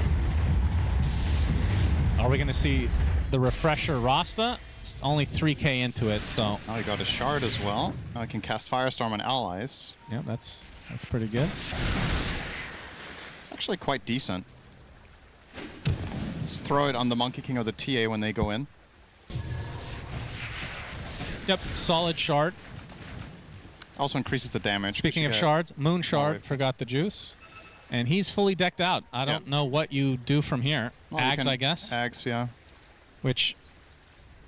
That's more global presence for the Na'Vi side. And why not? You gotta use your gold for something, right? I guess you could buy a Moonshot from Monkey King. It's either that or you get X. I don't know, I suppose you could also get Refresher and do some switcheroo with your BKB, pop BKB, swap in Refresher. That's probably better. Now Sumail finally getting an Aghanim. I mean, this puck is coming online in a big way now, level 25 in Ags, but it just feels a little bit too late. Just too little too late with that one fight outside the base. Yeah, and they were making it the exciting. real issue is the buyback situation. Yeah. 0 on NGX and all 5 for Na'Vi, so they can throw 10 bodies at this. And Sumail, Boundless struck. Can take a ton of damage here. Is he just dead? He is! Just like that, no buyback at all, and now Ghost with the BKB in full retreat. GH can't do too much to help him. Is mitigating a ton of damage, finally tethers, but this is just over.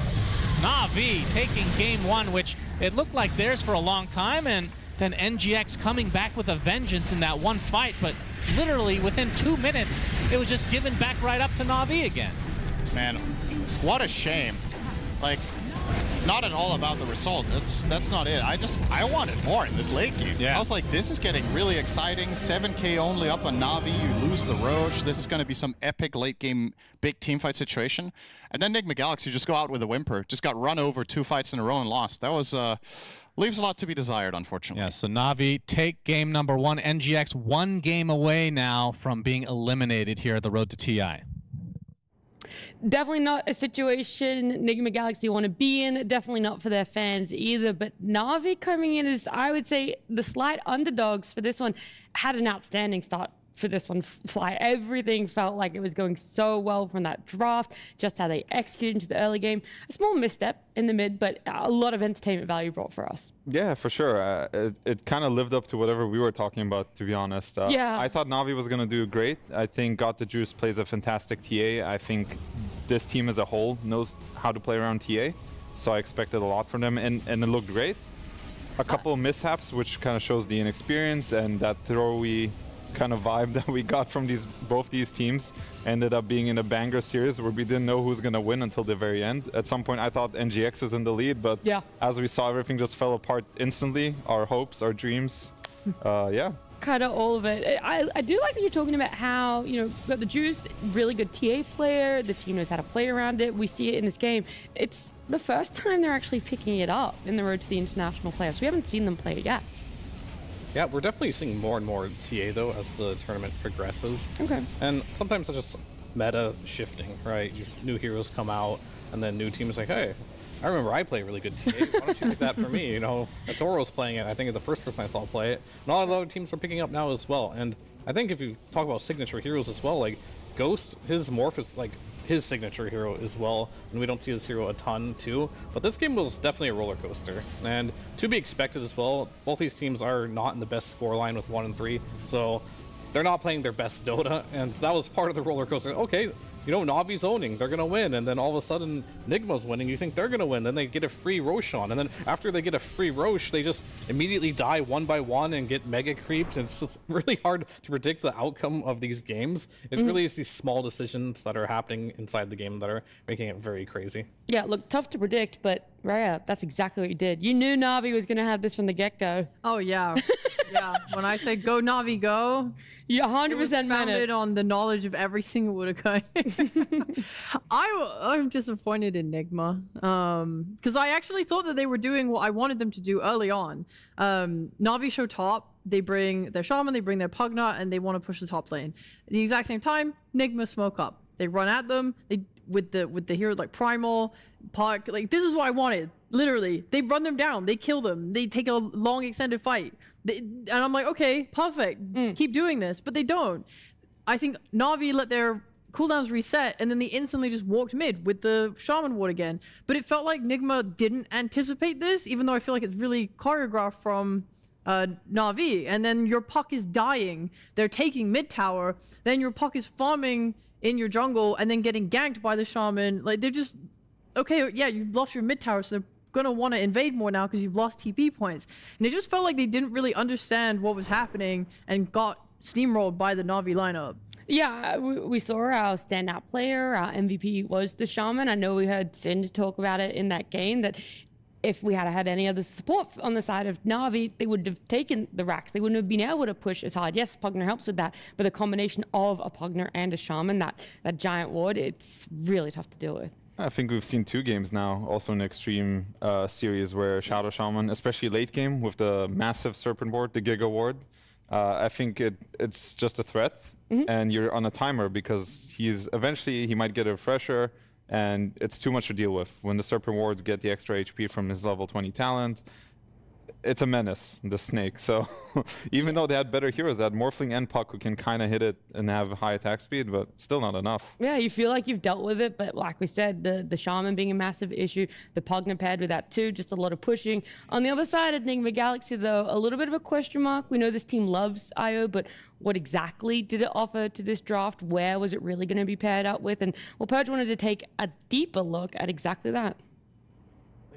When you are playing an IO, typically what you pair it with is a hero that really benefits from what it gives you, which is mostly movement speed, attack speed, and regen. You're usually pairing it with really standard right-click heroes. But almost the entire game, GH was playing next to Sumail, and Puck does have right-click components. You do get a Witchblade. You do sometimes buy damage items, buy Ags, things like that. But in the early game, I really like this first move that they did at the 8-minute mark. IO comes mid, he tethers to the Puck, and he overcharges him, and then they basically tank tower and right-click the crap out of this tower. This was full before they began this move. They even zone their opponents a little bit, and they again get a bunch of right clicks in on this tower. So that ended up working out well. After the next wave came, they ended up cleaning it up here. So a simple 2-minute rotation, boom, the tower, mid tower dies, and this basically just allowed them to play the map a lot better.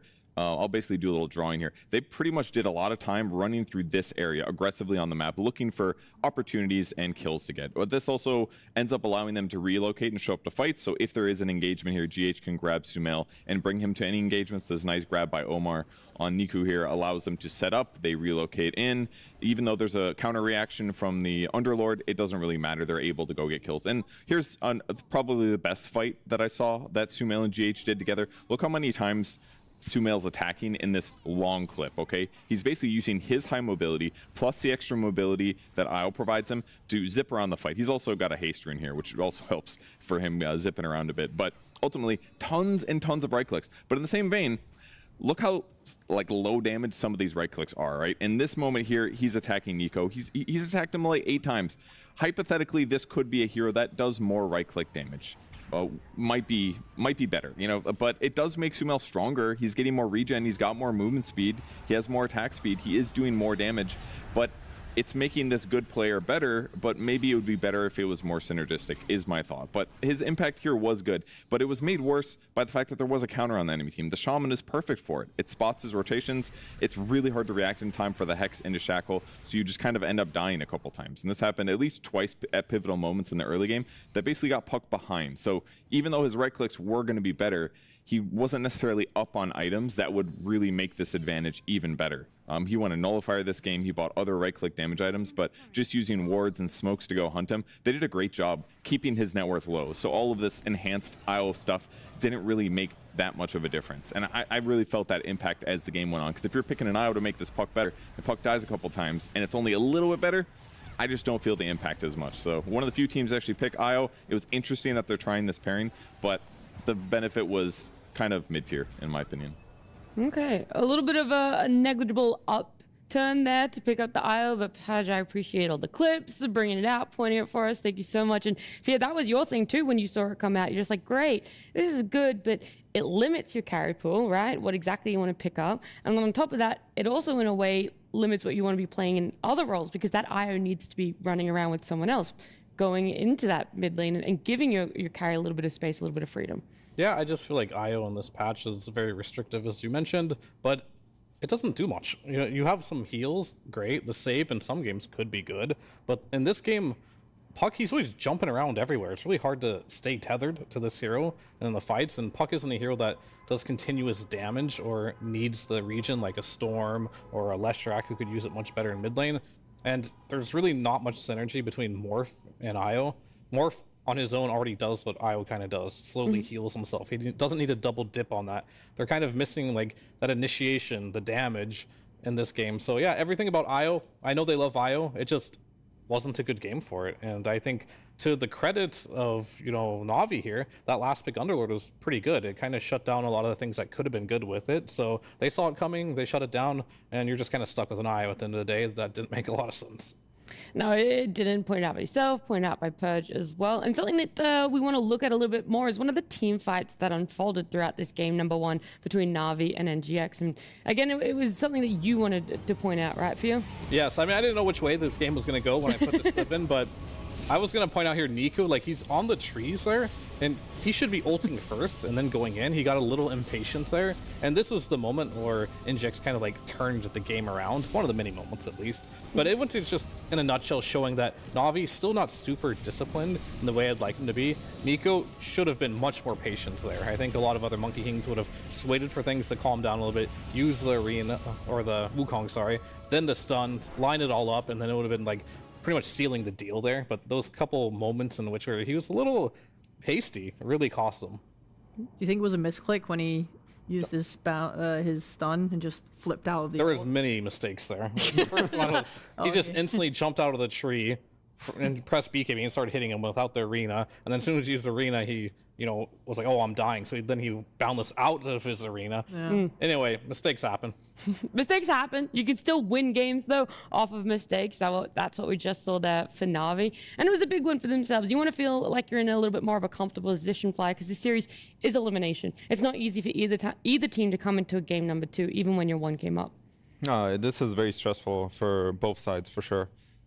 You're up against the ropes, pretty much, as Nigma right now. And you need to find a way to regroup and talk a little bit about what happened and just move on to the next thing. You don't want to harp on it too much because, yeah, whatever happens next game, you just want to pull out your best Dota. I'm sure Kuro is probably someone who's good at that, who's going to give them a motivational speech, hype them up a little bit. It was good to see them being all relaxed and happy. I think it's definitely like a middle ground where you want to be relaxed, but also not too serious. Like, there's a middle ground there where you're still very focused. Yeah. So I think they need to shape up for second game, for sure. And they're taking their time. They want to sort of enjoy that break that they have between the games, have all those conversations that you're talking about, find that focus for themselves. And while they're doing that, we're going to take us back a couple of days where Pyrion caught up with GH just before the road to the international playoffs began. Hello, I'm here with GH. GH, it must be great to be back at TI. It feels wonderful to be back, finally. How would you describe Nigma Galaxy's season up to this point? How's the year gone for you? The year has been good and bad at the same time. We've had a lot of ups and a lot of downs. So I would say a bit inconsistent, but we're trying to fix that really quickly. What would you say has been the biggest challenge you guys have had this year as a team?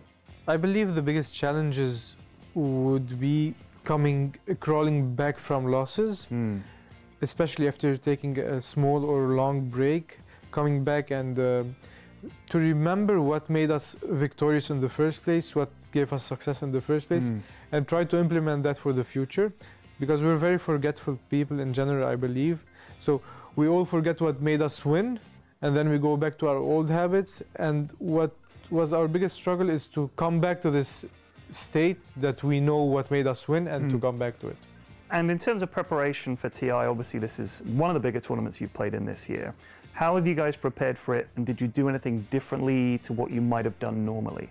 I think for preparation we did a bit of different things than we used to. For example, working on our mental health more than our in-game plays.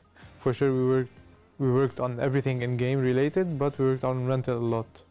I think it's interesting because a lot of teams have started to focus more on the mental side of things and the sort of mentality of a team.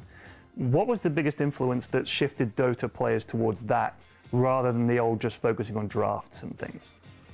I truly believe at this moment, at this point, any team can beat any other team and on any day, except there's very few select of teams that win consistently.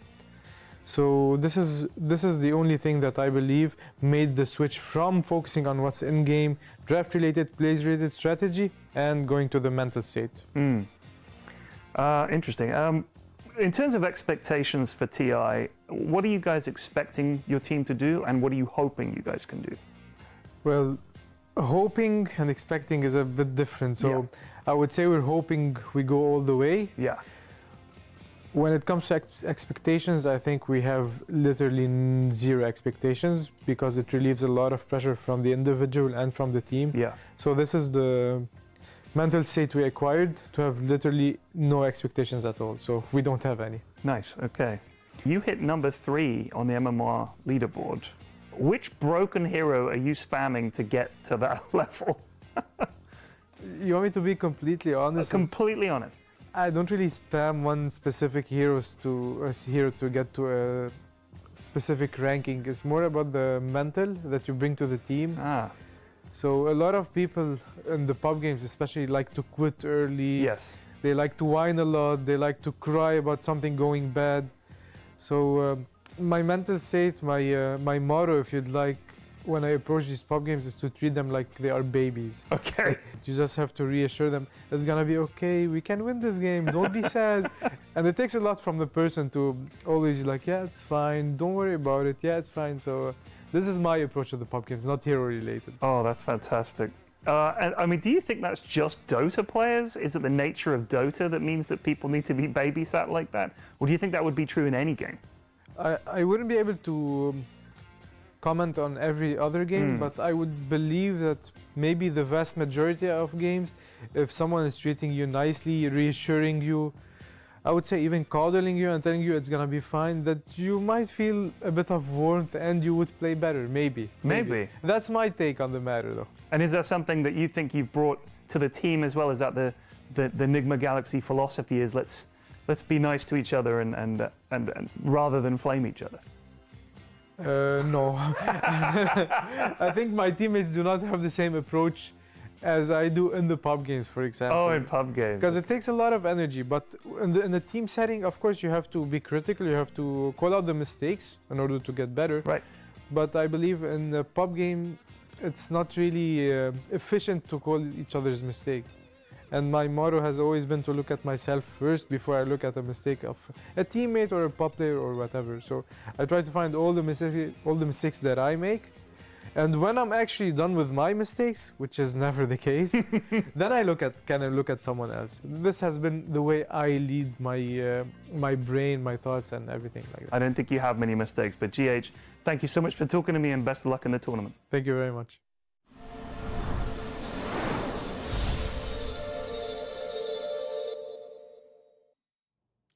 For GH, it's all about keeping, the positivity, giving a little bit of warmth out in his pub games, and hopefully it's there for his team as well. I feel like that's definitely not going to falter at all for. It's something that he clearly loves to have every game that he like the approach of every Dota game that he participates in. Yeah, I don't think for NGX I'm afraid of their mentality. Like, they have GH, of course, Kurl, very inspiring as well, and this isn't a situation they haven't been in before in mini tournaments where things aren't going well. So this isn't a team that's just going to tilt out right away. They're still going to play their game. Whether it's good enough or not, we'll have to see. But mentality-wise, I'm not really afraid of them just being, like, tilted, I guess. Okay, that's fantastic because we want to see, a different sort of play for them in game number 2, a turnaround. And before we do get into that one, though, I want to give you guys an update at home just how our Swiss bracket is shaping up because we're on day number 3 of the road to the international here. And so we've already had our first team eliminated yesterday in Nemesis. We had our first team qualified this morning for Xtreme Gaming. And then we're going to have some more teams play off and have their qualifications when it does come to it. That graphic is showing something scary in the bottom. In the bottom? Yeah, okay. I was going to look at the qualified ones first, but let's look at the bottom part, okay? Let's look at the eliminated... Nigma's gone. They've already populated it. No, it's just the teams that are losing. It's auto-populated, all right? It's in the computer back end. We've updated it. It's a best of 3, I promise you guys, okay? It's a best of 3, but we do have our Na'Vi up against Nigma Galaxy series here. On the B stream, it's Wildcard up against Boom. But if you go on C and D, there's a lot of matches happening there too. That one's for seeding, right? Those teams are definitely going to be going all the way to round number 6 in this Swiss bracket. They're going to be playing in the elimination round. So for them, the stakes aren't as high. There's still stakes there. It's still important for them, but not the same way of this series that we are in the middle of right now, where right now, Na'Vi 1 game up. They're looking to be evading elimination, Rhea, and unfortunately, Nigma Galaxy, big turnarounds are going to need to happen for this game too. Yeah, I hope at the very least this goes to a 3rd game, just because I think these teams are beloved, and it's like you want to see them the most you can. Like, we're losing one of them, right? You want to see the most you can of them before one of them has to step out. And I truly believe that they have, what it takes to have a nice, good, even game here. Because I think the first game was pretty much like, oh, Na'Vi's kind of stomping-ish, and it's just like, oh, how can Nigma come back? I'd like to see a good, even game. I disagree. Well, I don't care what you have to say. That's the first time Fier's ever disagreed. What the hell? I want to see a stomp. That way we know. Nigma Galaxy have it in them? Going way to the next round, that this team is definitively better.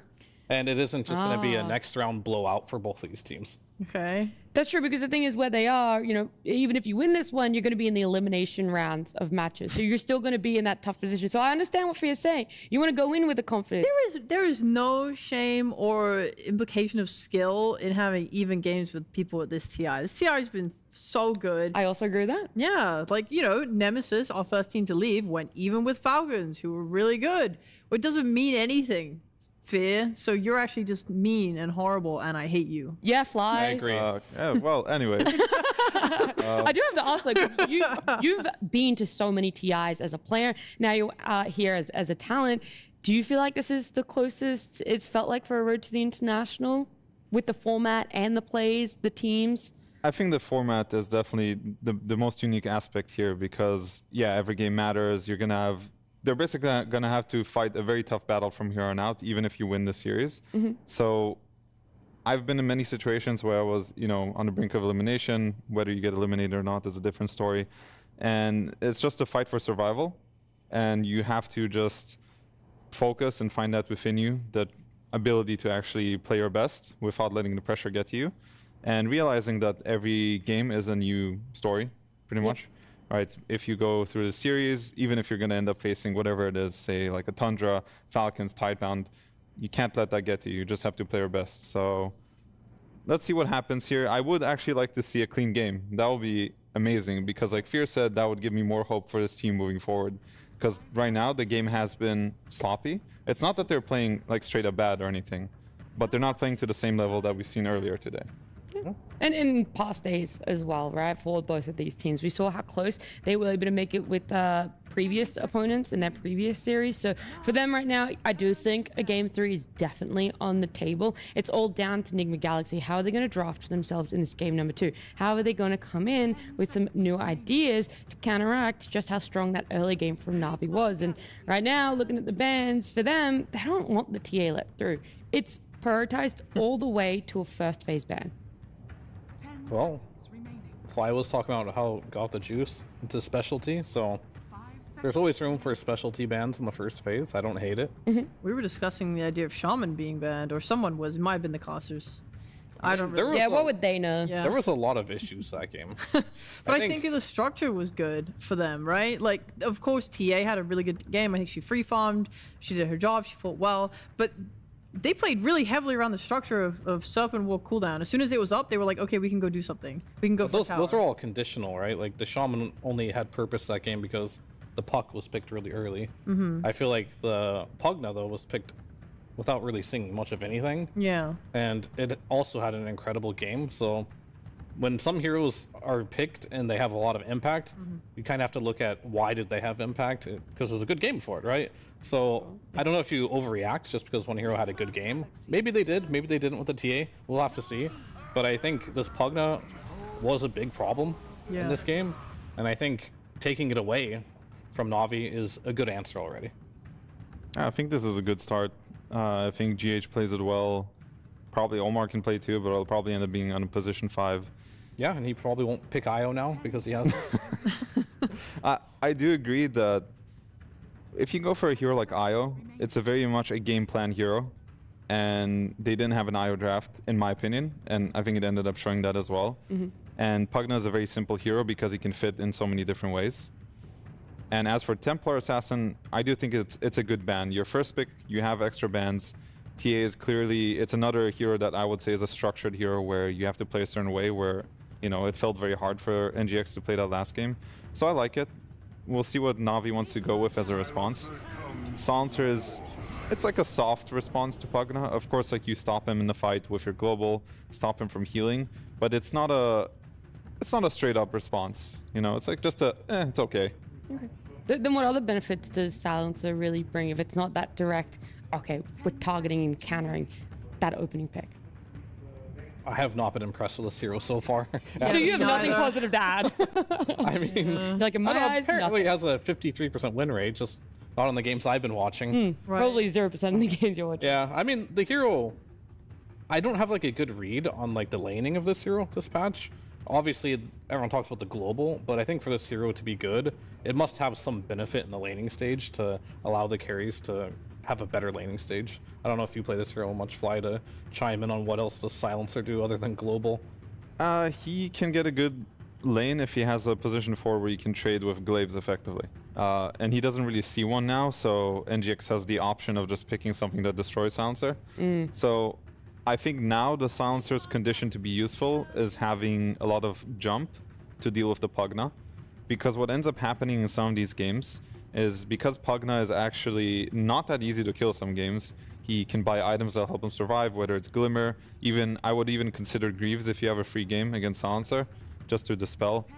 You need a way to kill this hero with the silence. So something like Storm, an additional, you probably need 2 jumps realistically, but something like Storm plus a Lycan would be able to isolate the Pugna and take him out. So I think the Silencer has some conditions now. Yeah.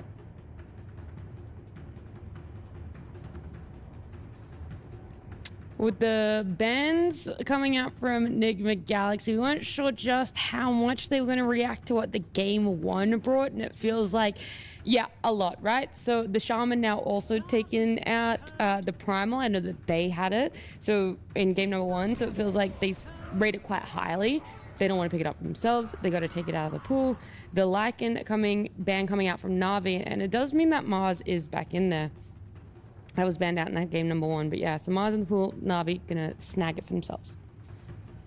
They're definitely thinking about the noob hero pool again, because I'm not sure how much Mars PMA played. I guess he played it a little bit, but again, all the offlaners are banned. Beast is banned, Lycan's banned, the Undying is banned, Primal's out, and now they take the Mars, which is a pretty decent hero against Pugna. You can usually jump, and it's such a big AoE, you can catch him. And I guess one hero I forgot to mention is that Marcy was in the pool all along, and Marcy has looked pretty good in the most of the games I've seen it. Yeah, she hasn't really jumped out as me. Like, sometimes I don't notice she's not banned. She's not good enough for me to be like, wow, Marcy just destroys every game, right? It's looked good though, in the games I've seen as well. But yeah, I mean, it's solid. It plays quick. I think. Could that be a noob hero? I was gonna say, is it better on a core role or a support role, or is it very team dependent? And this hero is one of the more versatile. Flavor of this hero right now is core, because they're going for the Helmlet Dominator build. I think no matter where you're playing it, either offlane, carry, it's a flex hero. Yeah, I mean, we can see the role records right now for the Road to the International. So for carry, slightly more games played, slightly more positive win rate. That is a disgusting combo. I played against this once before. If they lane together, Marcy and Tusk, it's just, you can't move. It's just so much damage. If you use like the tag team with the bodyguard or whatever, it's just like hit after hit after hit with the tag team. You need a hero that can just get away from this. This is if it's off lane, right? Because carries usually go the... if this is their offlane duo, I'm just saying it's very cheesy. Yeah. But it could easily not be. Marcy could just be carry, Tusk could be 4.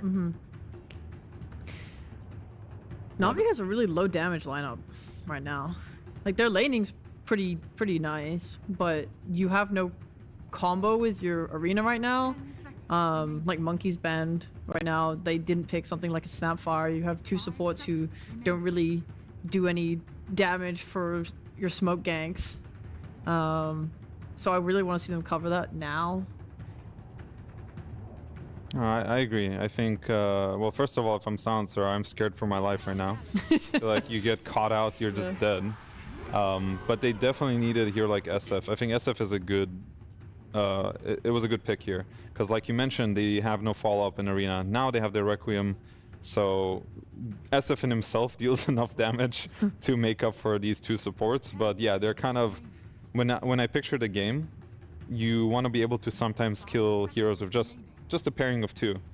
But now it's almost conditional to have the Mars and the SF together until we see the last hero, as opposed to having a Mars plus a Hoodwink or some hero that just can deal enough damage. What? Ooh, Lone Druid. Let's go. Marcy Lone Druid. Yeah? I mean... Let's go. I mean, I'm a big Lone Druid fan. Really? Yeah. I know. Oh, okay. There was a little bit of sarcasm in that one. They've played it before. They have. Yes. And they won with it. It's like one of the most memorable games of this road to the eye. I don't know. There's so many memorable games. I know, but like everyone was talking about that. I mean, this hero was like has been and probably always will be for the longest time the biggest Mars counter. Like, you can't spear the bear backwards, and I do not know why, but you just cannot.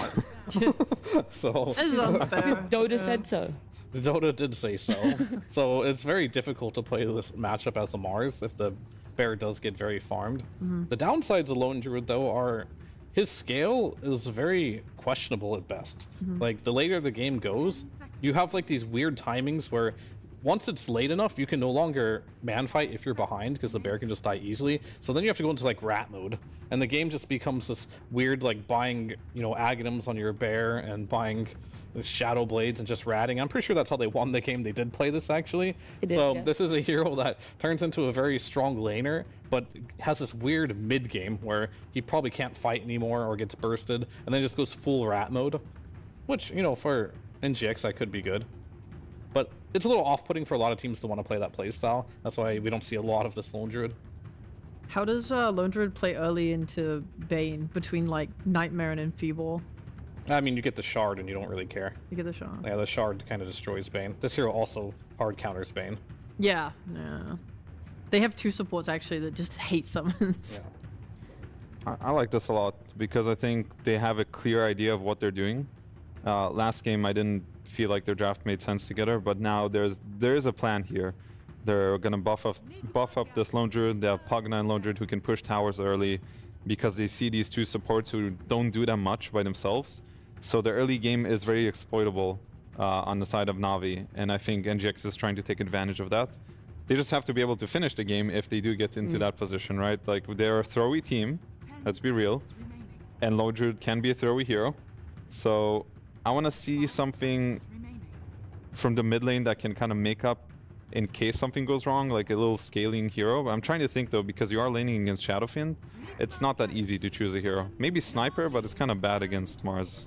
Okay, Invoker. So it does fit what I was saying. It's just more buffs for the bear with Alacrity. So they're going full out on the bear. A hero that can lane against the Shadowfiend. Maybe he'll go the Dominator build as well to kind of amp up the game. But overall, I think NGX has a good idea of what they're doing, and that's what I'm happy to see. Yeah, I mean, this is like a perfect game for my two favorite heroes. I think Weaver carry would also be really good here. I'm just concerned for the safe lane of Na'Vi right now, because it is going to be Tusk Marcy. I think you need to play a hero that has some type of get out of trouble button, whether it's Sakuchi or Morphling Waveform or anything that can just disengage quickly, because the amount of damage they can output is more than any hero has health for. So, I mean, Faceless Void could work too. They definitely need something that, yeah, can just sit there, and if you decide to commit an Ice Shard or a Rebound, you can just get out very easily. I'm thinking Morphling, but it's just so greedy, and I think they're going to get run over. That... Not sold on that one. Or do they go the route of just standing there and trying to out-damage They will die. Okay. I tried. I tried to defend the gyro, guys. I'm sorry. Really tried. I mean, the way you play this lane, which could work, is you just continuously flak spam with Arcane Curse, and you have to get them, they have to stay low enough to the point where they can't commit. But if they ever push the lane out, which Gyro loves to do, by the way, and you're in a position where you get disposed and rebounded with tag team, Silencer's not going to save Gyro. He's going to die, so a little afraid for that lane. Okay. You're afraid of the lane. What about in that mid game, right? Because you already talked about Lone Druid is that sort of funky hero that in the mid game you could potentially lose that momentum. Do you see I think NGX is going to snowball this game. Yeah, okay. You're like, it's not even going to get to that point. We don't have to worry about it, right? Yeah, it looks snowbally, and on top of that, if it does go late game, I don't know how they're going to deal with this Lone Druid ag split push, whatever the hell, like... So game 3 is what we're looking at. It looks like Na'Vi want to be together, and then you're just going to have to deal with that. Yeah, game 3. Okay, all right. NGX all the way. I think this is a good strategy, and I really want to see them go to game 3. Okay. Is it also going to be in that, because you said, yeah, we want to see a game 3, but we kind of want to see Nigma Galaxy bounce back. You kind of want to see a stump of a game, and you really don't see any way that Na'Vi can come out of these lanes a little bit ahead, or at least even? there's definitely a shot. I think Gyrocopter was a better idea than some Morphling, at least a hero that can fight back. I think he's gonna suffer a little bit, but it gives him a better shot. But yeah. Okay, all right. So no one's really putting their faith out there for Na'Vi right now. That's not to say it's impossible for them. We're just saying it's definitely going to be a big struggle for them. On the side of Nigma Galaxy, though, this is what they've needed. They set themselves up for a very good game at number 2. So I don't want to waste your time anymore. I want to get on into it, and I want to get on to our casters, Synderen and Sunsfan. Hi, welcome to Game 2, NGX versus Na'Vi. Is this going 3? Panel seems to think so. Yeah, I think so too. I think I would favor Nigma Galaxy in this game. Again, the issue with this just is, and we want to see Nigma Galaxy overcome their demons to make consistent wins out of good situations. Because I agree, I think this is a game that Nigma Galaxy are supposed to get ahead in, just on paper. I think they have very good lanes. I think they have very good acceleration in their lineup. Stop looking at me. You just need to, okay, well, we'll look at the game instead, as you wish. Thank you. You really need to... You need to keep your wits about you as well, because if you mess up a little bit here on Nigma Galaxy's side, there is a ton of teamfight potential on Na'Vi. You've got Arena with Shadow Fiend and Gyro doing massive AoE damage. You've got Global Silence, but all of those big cooldowns don't really matter if you never get to structure that type of fight, and that's what Nigma Galaxy could potentially avoid. Now, what I was thinking Na'Vi might do is to swap their support lanes so that they put the Bane against Tusk Marcy, because Sleepwalking is actually very, very good against Tusk, since then one of them has to stop hitting all the time. Like, either you're breaking the tag team away, or rather the Nightmare away from one, but then the other guy can't hit, and then you don't die on Gyro. If you're putting Silencer 5, or playing in the safe lane, you are susceptible to what the panel is talking about, being run over.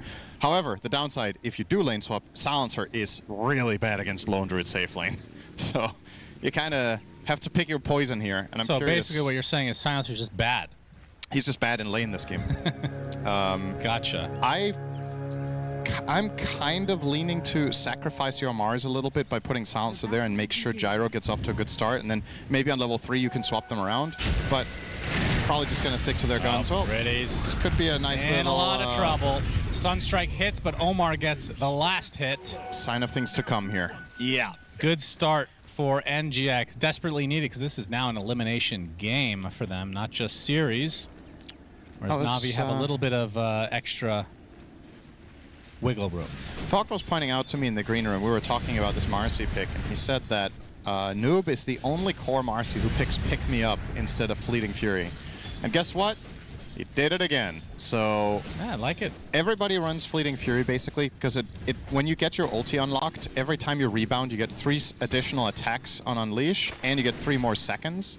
And of course, if you use Rebound without having Unleash activated, you just get those 3 quick attacks in a row, which... I assume this works on the bear. Rebound? Yeah. Oh, that is a good question, actually. That would be kind of cool. It's a creep hero, so if you could rebound the bear in, that's kind of sick, actually. We'll see. I mean, that would be the main reason for getting it this game, it feels like. Yeah. That's a good point. Let's speak about the bear. Yep. It was played earlier in this tournament to much fanfare. It was a crazy game. Yep. What are your thoughts on the Lone Druid? Like Fear pointed out, this lane matchup's very good. So he should be doing well against the Mars, and Pugna against Bane is also fine, so should be okay. Overall, he should be off to a good start. Generally, what I'm looking at with Lone Druid is 3 things. First of all, do you have a lineup that can take advantage of pushing towers? This game, absolutely. You have Alacrity and you have Pugna, so you're going to push fast. Second thing is, do you have good lane? Third thing is, do you have the juice? No juice this time. No juice. I think all the juice is on the NGX side. 2 kills already. And finally, to round out my trifecta of Lone Druid things to look out for, if you do go late, do you have enemy heroes that deal well with killing the bear? Gyro is not very good at it because he's a spread damage carry. He doesn't have heavy single target focus. When it was pick ban, I mean, I figured that this would be a Shadow Fiend mid and he'd go for the caster build, but old school Shadow Fiend right click is actually good against the bear, at least historically. Yep. But I doubt they go for that. Do you think they pivot maybe? No, definitely. Again, got the juice stuck inside the shards, gets Sun-stricken, and Noob takes him out. Oh boy. It is early, but this is potential for snowballing, no pun intended, out of control in NGX's favor. I mean, dying twice in lane before minute 3 is just not a thing at this level of care. But the problem is the lane is just borderline impossible, right? That's why I wanted to see the Bane bot instead of the Silencer, because at least you get counterplay. Yeah. Here, if you get hit by rebound, you're just dead. Like, what is Silencer supposed to do? He can look at you and like cheer for you a little bit. I mean, he does have a fearsome face. Another Ice Shards play. And the tag team, another kill for NGX, dominating in this bot lane.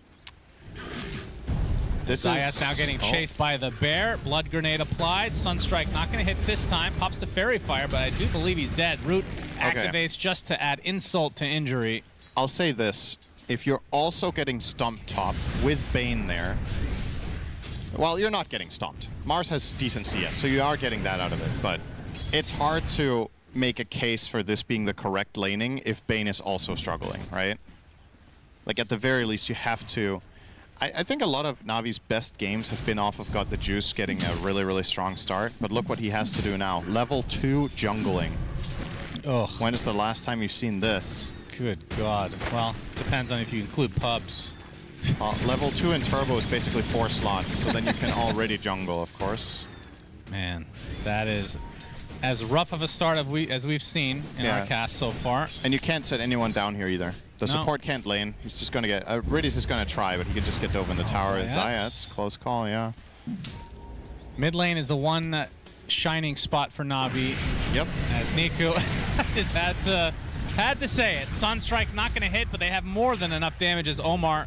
I mean, this is the thing. When you dominate a lane, you can just roam around and equalize the other lanes. So now the mid lane, Sumail's going to be super happy despite having pretty big disadvantage in the CS. Oh, back to base to get mana, to be able to farm. Not to get ahead of ourselves, but this is a game that is hypothetically just a checkmate in 15 minutes. It is possible that it gets to that stage, because as you said, bottom is unplayable. If Tusk starts running mid and killing for Invoker like this, and Sumail also gets ahead, you win there. Lone Druid is going to free farm now, so he's winning too. And your playmaking potential on Navi comes from levels that you don't have. So when we reach level minute 7 and it's time for Wisdoms, honestly, I think Nigma Galaxy could get both Wisdoms too. And if they do that, you're just really stuck with these two supports. Bane and Silencer without levels, they're not making moves. Yeah. Your mid SF, he's not making moves because he's SF. So I have to say, the current state of affairs, Navi are in major, major trouble minute 5. Maybe the most one-sided early game of the tournament. This is really hard to watch. Got the Juice just trying to stay in XP range as the safe lane carry. And that means Noob can just have free reign. All the denies, all the last hits. Huge level advantage now. He's watching Riddies try to last hit. That's gyro carry. There's the dispose as GH coming in as well. Oh my God. They're going to be able to clean up Riddies very easily, and the Ice Shards reserved with the tag team still up as Got the Juice dies again. How dare he enter the lane? Zayat looks to be next on the list. And the nightmare you're talking about does delay things a bit. But rebound into another death for Navi. And a very long TP for Riddies. You know what, Shannon? We've cast a decent amount of games this TI already now. Or this road to TI, I should say. Yep. We've not had a total stomp. We're due for one. This is the one. There hasn't been like an absolute beatdown in any of our games, but this is the makings of stat farming here. If you have Nigma Galaxy in your fantasy roster, you want this game to go on forever. Well, I don't think that's, I don't think that's going to happen. No. Well, if there is a team that could make this go on for longer than it needed to, it could be them, just based on the track record so far. But yeah, this one. Let's put it this way: if this game also ends up being a ball drop for Nigma, then it was just not meant to be. Like, you cannot ask for a better start. This is just so dominant, absolutely crushing. Yeah, let's see if the they get whole that map. Wisdom Shrine. Yeah. GH shows up, and yeah, we have the TP, so this is going to be a fight for the right to get their own Wisdom Shrine. Omar's going to show up as well, get speared. Zayats will be able to secure it. Question is, what will it cost them? PMA? Okay, they're not going to go any further, so successful maneuver for Navi. Yeah. The first thing that has gone their way the entire game. Of course, it's going to cost them a tier 1 in all likelihood. Courtesy of the advantage of bringing your mid, and the enemy team can't bring theirs. It's really hard for Invoker to get over there. So SF will TP and protect it. Nice raises from Niku. GH, extremely low, will pop this stick. Good shards. And actually a dodge, unintended for the raise there, but Omar, I was going to say he's left alone, but he's able to snowball to safety. Yeah, you and can't now pick up the bear. Indeed. That is a good combo. That is cool. That's the kind of secret sauce you want to bring out in your elimination game. Yeah, it's unfortunate for them that they might have already won the game before they showed it. Because Got the Juice can barely get through this Centaur. All right, mid tower's gone as well, Sumail. Wait, is he going to get it? It's going to be close. Can the Centaur do it? Ooh. It's going to be really close, but Got the Juice just lives with 20 HP. Back to base you go. The Juice has been squeezed. Yeah, not too bad. He is staying ahead of the enemy position 4 by 300 gold here at minute 8. If you're new to watching Dota, that is very sarcastic and not good. /S. Yep. Just say that. /S indeed. Yep, that's... Do you know anyone in... do you have any friends in real life that say /S? No. Do you have anyone who spouts Twitch memes instead of saying full words? Yeah, you. That's incorrect. Noob? That's Kezu. Yeah, that's true. He's got a lot of brain rot. Yeah, as do most of us. Don't have to tell me that. That's true. He is, I'm not sure he's a lost cause, but maybe we can still bring him back. But he is on his way to the Abyss, not the SVG Abyss, of course. Yes, of course, a different one entirely. As Zayat found hello. out. Meatball surprise for you. PMA shows up, first arena of the game, gets the spear onto Sumail. Niku with the Requiem from the side. Can they get their first kill of the game? No. Niku is going to get chased down by Omar instead with a solo tag team, and a Sunstrike not going to hit. Move speed in the river. Yeah, Niku is fine. Wait, was that actually? Yeah, it was. Well, oh, he had Cobalt Cup too. Sumail not accounting for the way the river flows. All right, well, Got the Juice finally given a little bit of space to farm. And this Diffusal Blade, when it's picked up on the bear, gonna be pretty dirty to just chase down anybody. Yep. Hey, he's level 6. Oh, that's another moment. I already said that. 2 to 1. We're still counting. Keep it up. I think you're 2 to 1 on the score. That's right. PMA /S. Meatball on top of him. Still inside the shards. An inevitable death for him. Nope. Okay. They don't have the damage. Based on how this game was going, that's the most surprising thing to happen. Uh-oh. Niku gonna get some help from Zayat with a nice Nightmare. And now Noob in a very precarious spot, and that is a big kill for Na'Vi. Kill number 1. Sunstrike! Boom! Not enough.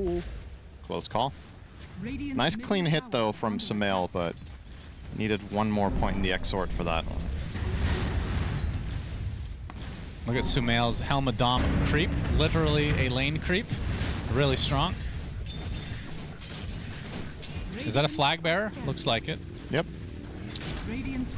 And now the tier 2 pressure already at 11 minutes. And Ghost with that bear at his disposal. Nobody wants a piece of this, it seems. Well, Got the Juice is hovering nearby. Doesn't have homing missile, so the chase potential is going to be hard, especially without a blink on PMA yet.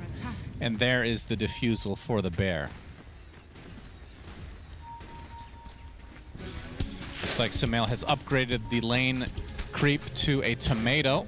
This already kind of feels like a desperation smoke, but they have nothing to make plays with. Bane is level 5, and Mars doesn't have blink, so it's really difficult to even find an angle. But they will try to walk in for an arena, it looks like, and might just... Cold snap, yeah, he does get the arena onto 2. Global Silence to follow with the Requiem as well. 2 big kills for Na'Vi. Okay. That worked. Well executed. Didn't get in the snowball in time. Showing some signs of life, Omar, perhaps. And that's big, so... Ghost, though, still left alone. Call down. Gonna dissuade him from pushing any further. I'm really surprised they pulled it off. That was with brown boots and against Snowball, but they timed it perfectly just before Snowball comes off the Global Silence. Prevents the counterplay, and Nigma Galaxy back up nowhere to be found there. The remaining heroes. Now, that was their big play, though. Those are the big ults, so now it's going to come at a cost. Got the Juice. No more mana with that Diffusal being shown from Ghost. Gets the root, but not enough to actually finish the job, but they will be able to finish the tier 2 instead.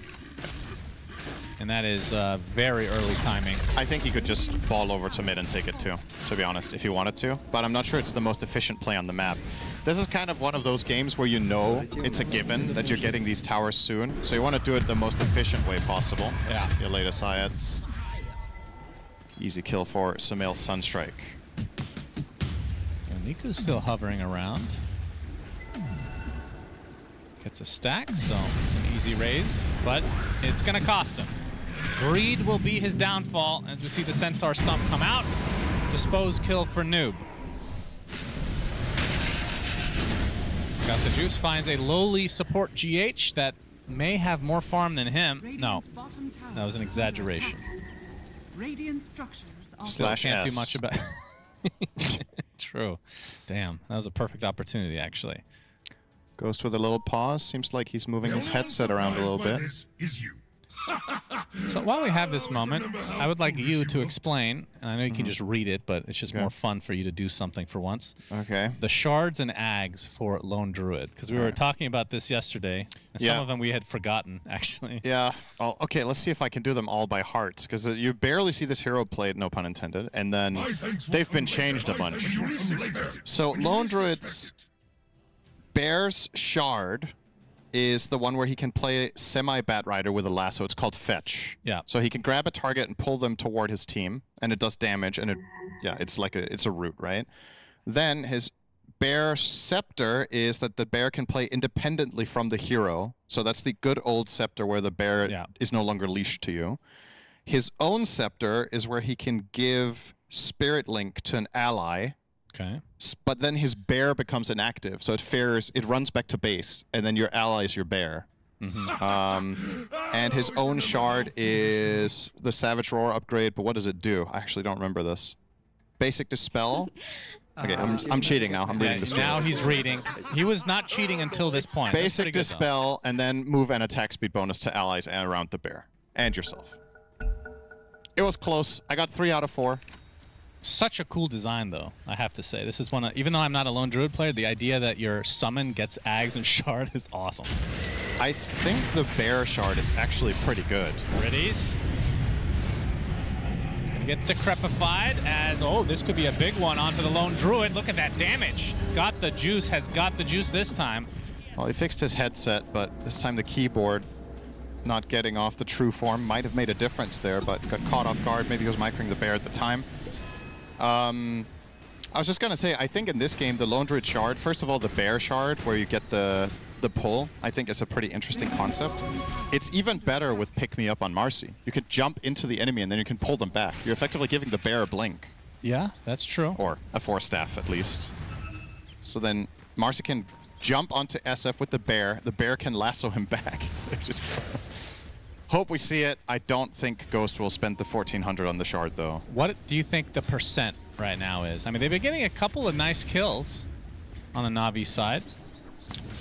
If you had to guess right now. What the graph says? Yeah. 25-75, maybe? Okay. Would be my guess. Let's take a look. The only one surprised. The only one surprised. Wow! Okay, that was pretty close. Wow! Pretty close. By that, I mean flawless. Yeah. As we've all come to expect, of course, all my predictions are true. If you've checked my predictions for the tournament, I probably was 0 out of 16 right. Yeah, that was really nice. Happy to get one. A broken clock, right? Twice a day. That's right. I have a trivia question steals for the you. Shrine. Go ahead. If all heroes in a team have their shard and you kill the Tormentor, does the bear get its shard? You know what? I would actually guess no, but I also think it doesn't, but I don't know. Because I don't think the bear has a net worth, right? Yeah. It doesn't count as an actual hero. I would Plus, think it so, could too. steal it from supports, which would be really bad, right? Well, it depends. The bear shard is better than a lot of hero shards. Well, yeah, in my I'm just opinion. saying, but they would be sad about it.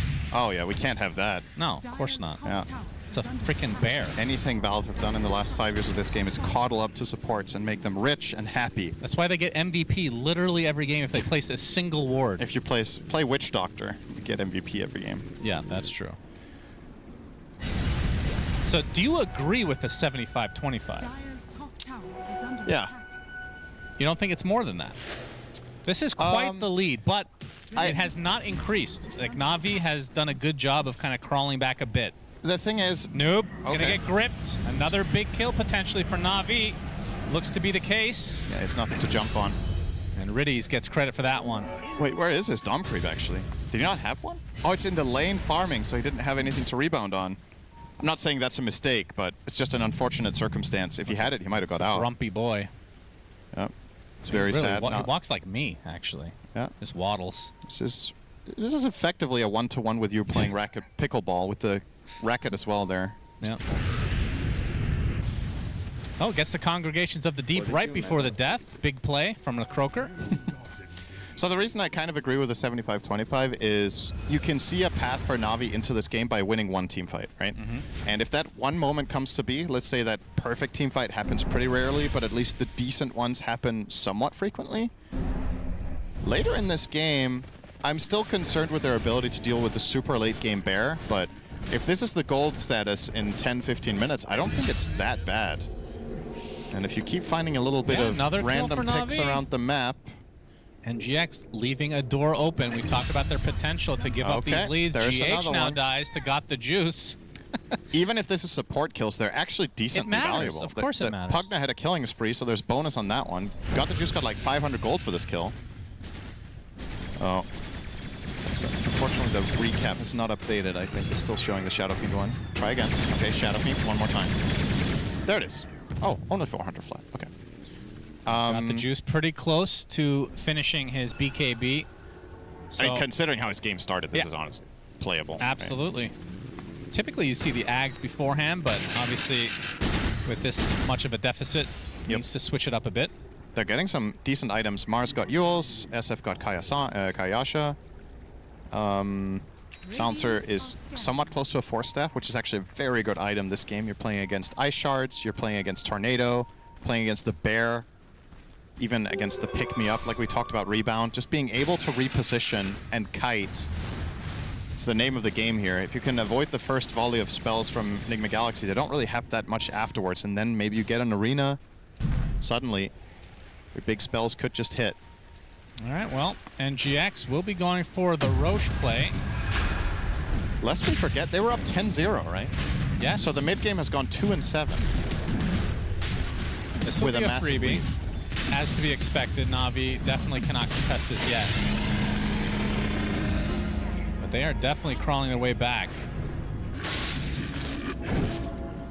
There was a 6K lead at a very early stage of the game. Now it's 5K lead at 18 minutes. We've seen this lead evaporate before. He's got the Juice, able to evade that. Oh, I say that, but he's going to get defused now. Ghost with the Bear, can't attack. And now the BKB online for Got the Juice. So Ags will be next.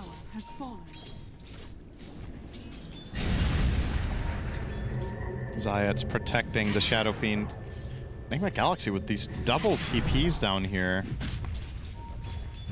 Surely if you make this TP move, you are connecting your heroes through the Radiant jungle and trying to put some pressure, but what can you really claim?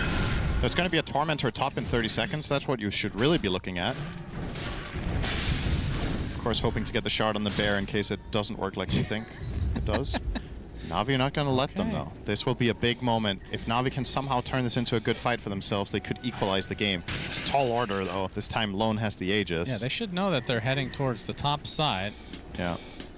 Oh, this could actually be even worse. If you come through the gate after Nigma Galaxy are set up, this could be real bad. BKB on Noob is going to be impossible to run into. And yeah, they are going to be kind of low, though, but yeah. Just a big old waste of time for the Na'Vi side. Yeah, so Omar going to be the recipient of the shards, so his ice shards are upgraded. Well, Got the Juice at the very least can farm the enemy triangle a bit, as Zayat's setting up for the 21-minute shrine. Might be able to get this, actually, especially if there's only one of the best heroes to secure the Wisdom Shrine. Yeah, sleepwalking. Anything that displaces heroes or removes them temporarily from the game is pretty powerful, like Astral Imprisonment, Disruption, Sleepwalking. Why not the most powerful displacement in the game, Cinderin? Meat hook. Toss. Oh. Well, meat hook is difficult because then you are also outside the ring. Yes, but you hook and then you blink. As Zayats ends up being spotted, unfortunately for him. Okay. They so Ghost and GH both get the shrines. So NGX able to amplify their XP lead a little bit more.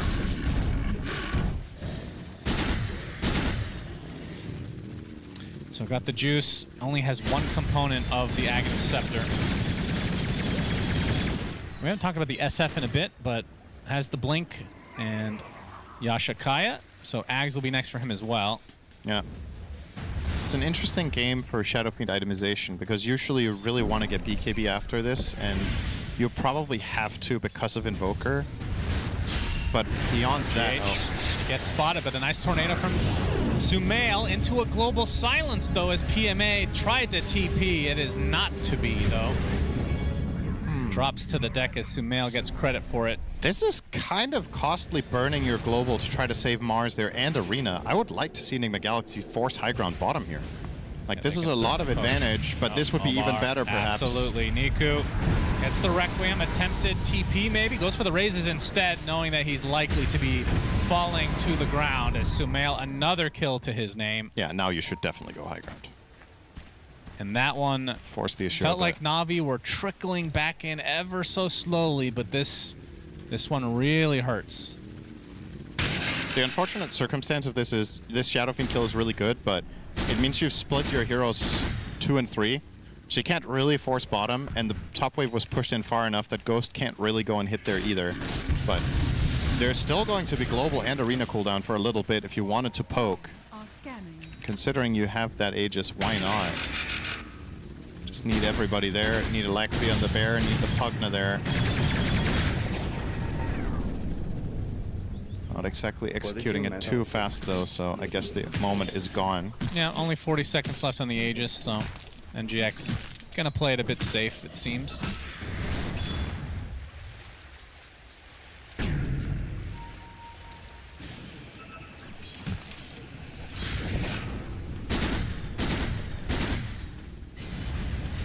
And in terms of the bear, what items does he have right now? The actual bear has the Mjolnir and the Diffusal Blade, and now we'll be going for the Aghanim Scepter, so no leash.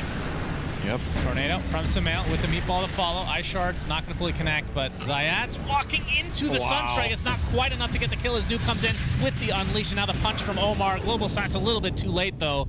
PMA drops to the deck. The bear, though, taking considerable damage. That's going to be the bear down and out. Okay, not too bad of a defense, really. You lose Mars, you kill a bear, you force BKB from Marcy. You do have to global, though. But yeah, Nigma Galaxy can just choose to not commit and still retain solid map control. Would love to see them pick up a gem here. I feel like when you're in this dominant of a position, just keep locking down the map as much as possible. Triple Essence Ring, that's true. Pretty good against Gyro to have Essence Rings. All right, well, Got the Juice can get his Ags. The question is, can he get to the secret shop, which might be a tall order considering NGX are in that area at the moment. Radiant are scanning. And they scan their triangle. Sumail's going to show a little bit north of it, but this looks like an opening for Got the Juice to be able to snag that bad boy. It looks like Noob is queuing up a Linken's for his Marcy against Bane in particular. I suppose when you do jump in with your ult, Bane has a little bit of cast time on a secondary spell. But a lot of the time we see Marcy's in this slot just get a Basher and just kill a core. So I don't know if this is a bit too defensive, because even if you get gripped, you can still get saved by supports, unless we're talking the Nightmare scenario where you get caught and globaled and therefore cannot be protected and you are the target. Don't know if that's what you really should be building for rather than all the positive ones. Well, Zayats has his sights set on Aghanim Scepter on the Bane as his second item. Yeah? Very ambitious. Good luck with that. At the very least, he does have... Well, hang on. Lone Druid has his shard, right? Yeah. So... This was probably an instance where it got the juice. Regrets going for the BKB first. Hasn't needed it. Yeah. The Ags would have helped him farm quite a bit. PMA spotted out and taken out. Omar in the meantime is going to take a call down with the Rocket Barrage to follow. So at the very least for Na'Vi, they get a trade, but again, core for support.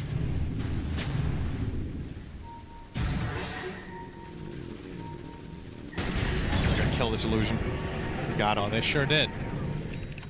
11K lead now for NGX, and we'll find out shortly how long Roche is going to take to spawn.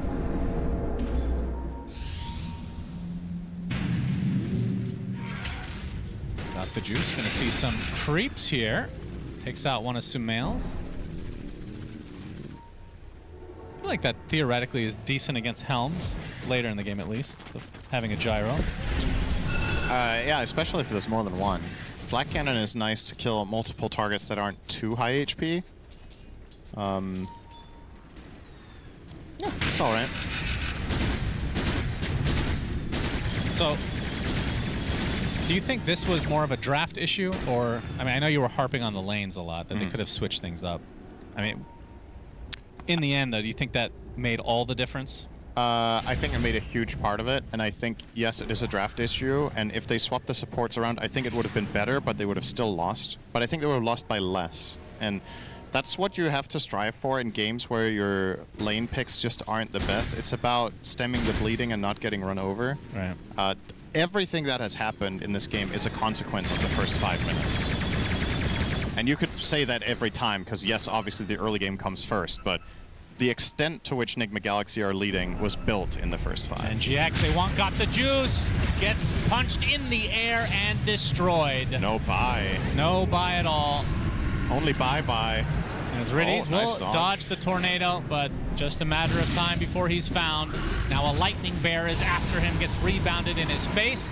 Requiem will be used to help take out GH. But now the rest of Na'Vi have to get the hell out. Nigma Galaxy with that smoke, they find a connection on Gyro, but they don't have the waves to hit high ground once more, so probably just going to turn into a pick-off and then farm. Roche is up too. Yeah. Well, as I say that, maybe this mid-wave makes them tempted to go and do some damage, but the bear needs another 10 seconds to even get there. Yeah, they're just going to zone control instead. No push. PMA in the meantime takes their wisdom. Radiant's top tower is under attack. Zayat's stacking the enemy ancients. Yeah. For his gyro, I'm assuming. And now the Roche attempt for NGX. Should be a freebie. As the bear, I believe, has the Ags now. Indeed. Autonomous bear. Yep. Omar did switch away from the Linkens into Basher, so I agree with that choice. I think now the Linkens gets more appealing, or the blink that he has queued up. Also not mad at that. So you can blink, initiate, and then if you get in trouble, you can rebound out, or you can rebound the bear in still as you're fighting. Different options. Sumail sees the Bane. Cataclysm greets Zayat's little nightmare himself, but delays the inevitable as Niku also spotted out and will be brought down easily. A big kill for NGX. 12K lead continuing to grow now as damage rune spawns on the top. Feels like all the stars are aligning for NGX to try to push for the high ground. Yeah, this 50-second death timer on SF is a pretty big deal. And now Lone Druid has the Ags, so he's going to ramp up his farm massively. He can now farm jungle and lane at the same time. He can split push whenever he wants to, hit high ground, and yeah, Sumail is connecting with the bear here. So it looks like a plan now. Alacrity on bear, Invoker with the amp damage. This is going to be a tough hold. Got the juice. Oh boy, Walrus punch in the air. The global silence comes. He's gonna pop the BKB. Not quite dead yet. Gets force staffed away. So does survive the onslaught from NGX, but again, their buildings are gonna melt in the midst of the bear attack. Fortification comes out. So what I was looking for earlier when I was talking about Lone Druid Shard is he needs a way to remove Enfeeble. And since he has Shard, he can Roar the Bear as a Dispel. So that historically was a pretty good way for Bane to counter Lone. It was actually just enfeebling the Bear, but pay your way out of it for 1,400 gold. And Ghost Bear has come back after getting a nice healing session. And Nightmare to delay a bit. Sumail, another Alacrity though. This should be the end of the melee racks. It's enfeebled though. He has cooldown on Roar. He's gonna roar now, surely. Very softly. He's not roaring. Now there we go. So full lane for NGX. Very methodical approach, and still 2.5 minutes on the Aegis, which, by the way, they gave to Marcy in this case. I like putting it on the Marcy here. I think Noob's job is to just cause chaos. He just needs to jump in and start killing someone and force out spells. Not pop his BKB on his first life. Maybe not even pop Unleash. You just blink in and dispose someone. And then as the fight develops, he can go full ham if he wants. Otherwise, just the chaos he's creating. The pressure between that, the Bear, and Pugna hitting towers, it's going to be really difficult for Na'Vi to make the right decisions. I'm sure for NGX, their plan is to go for another set of racks in this 2-minute window. Maybe even try to end the game. Tornado into the meatball. Got the juice, has to pop the BKB. Unleashed from Noob, doing quite a bit of damage to the gyro. Will turn his sights onto him again. He's just continuing on. The bash does hit. Gets speared finally to a tree. Cataclysm to follow, though his Zayats is going to be taken out by Sumail. And most of Na'Vi have to back away. They used so much. They used Global, they lost their Bane, they used Gyro BKB. And now the Alacrity Bear going to town on these buildings. PMA gets off the arena only onto one, though, and there's not going to be any follow-up because Gyro has his hands full with 2 bears just running straight at him. Niku not able to do too much here as Ghost, is he actually going to get this kill? It's Yules at the last moment. Now the Requiem to force him back. That's actually a lot of damage on the Requiem. Spear does hit Ghost, and that is the death of the Lone Druid. Big kill for Na'Vi. As Omar gonna get healed up. And Sumail actually jumps in with a tornado as well. Likely to be no follow-up. Do they continue this push? Remember, the Bear is still in play. Yeah, the Bear is still alive. Because of that Aghanim Scepter, and they're gonna find the Shadow Fiend inside the Ice Shards. Has to buy back. As now the fortification comes out again. This is likely the last one. As the grip actually does find the marks, but a nice snowball save. Niku inside the shard. This is going to be a dieback on the Shadow Fiend. And Ghost Bear can just finish the job. Gets the melee racks. That's the important one. And NGX gets out with most of the bodies. I mean, in that whole engagement, was it just the 1 kill on Ghost? I think so. Oh, wait, they got the Marcy Aegis. The Aegis, sure. So, yeah. And you could even make the case that Ghost overdove that, didn't need to play that aggressive. He could have taken the barracks probably, but wanted to go for the killing blow. Not quite enough, but fortunately for Nigma Galaxy in this game, they're in such a commanding position that mistakes are pretty reparable.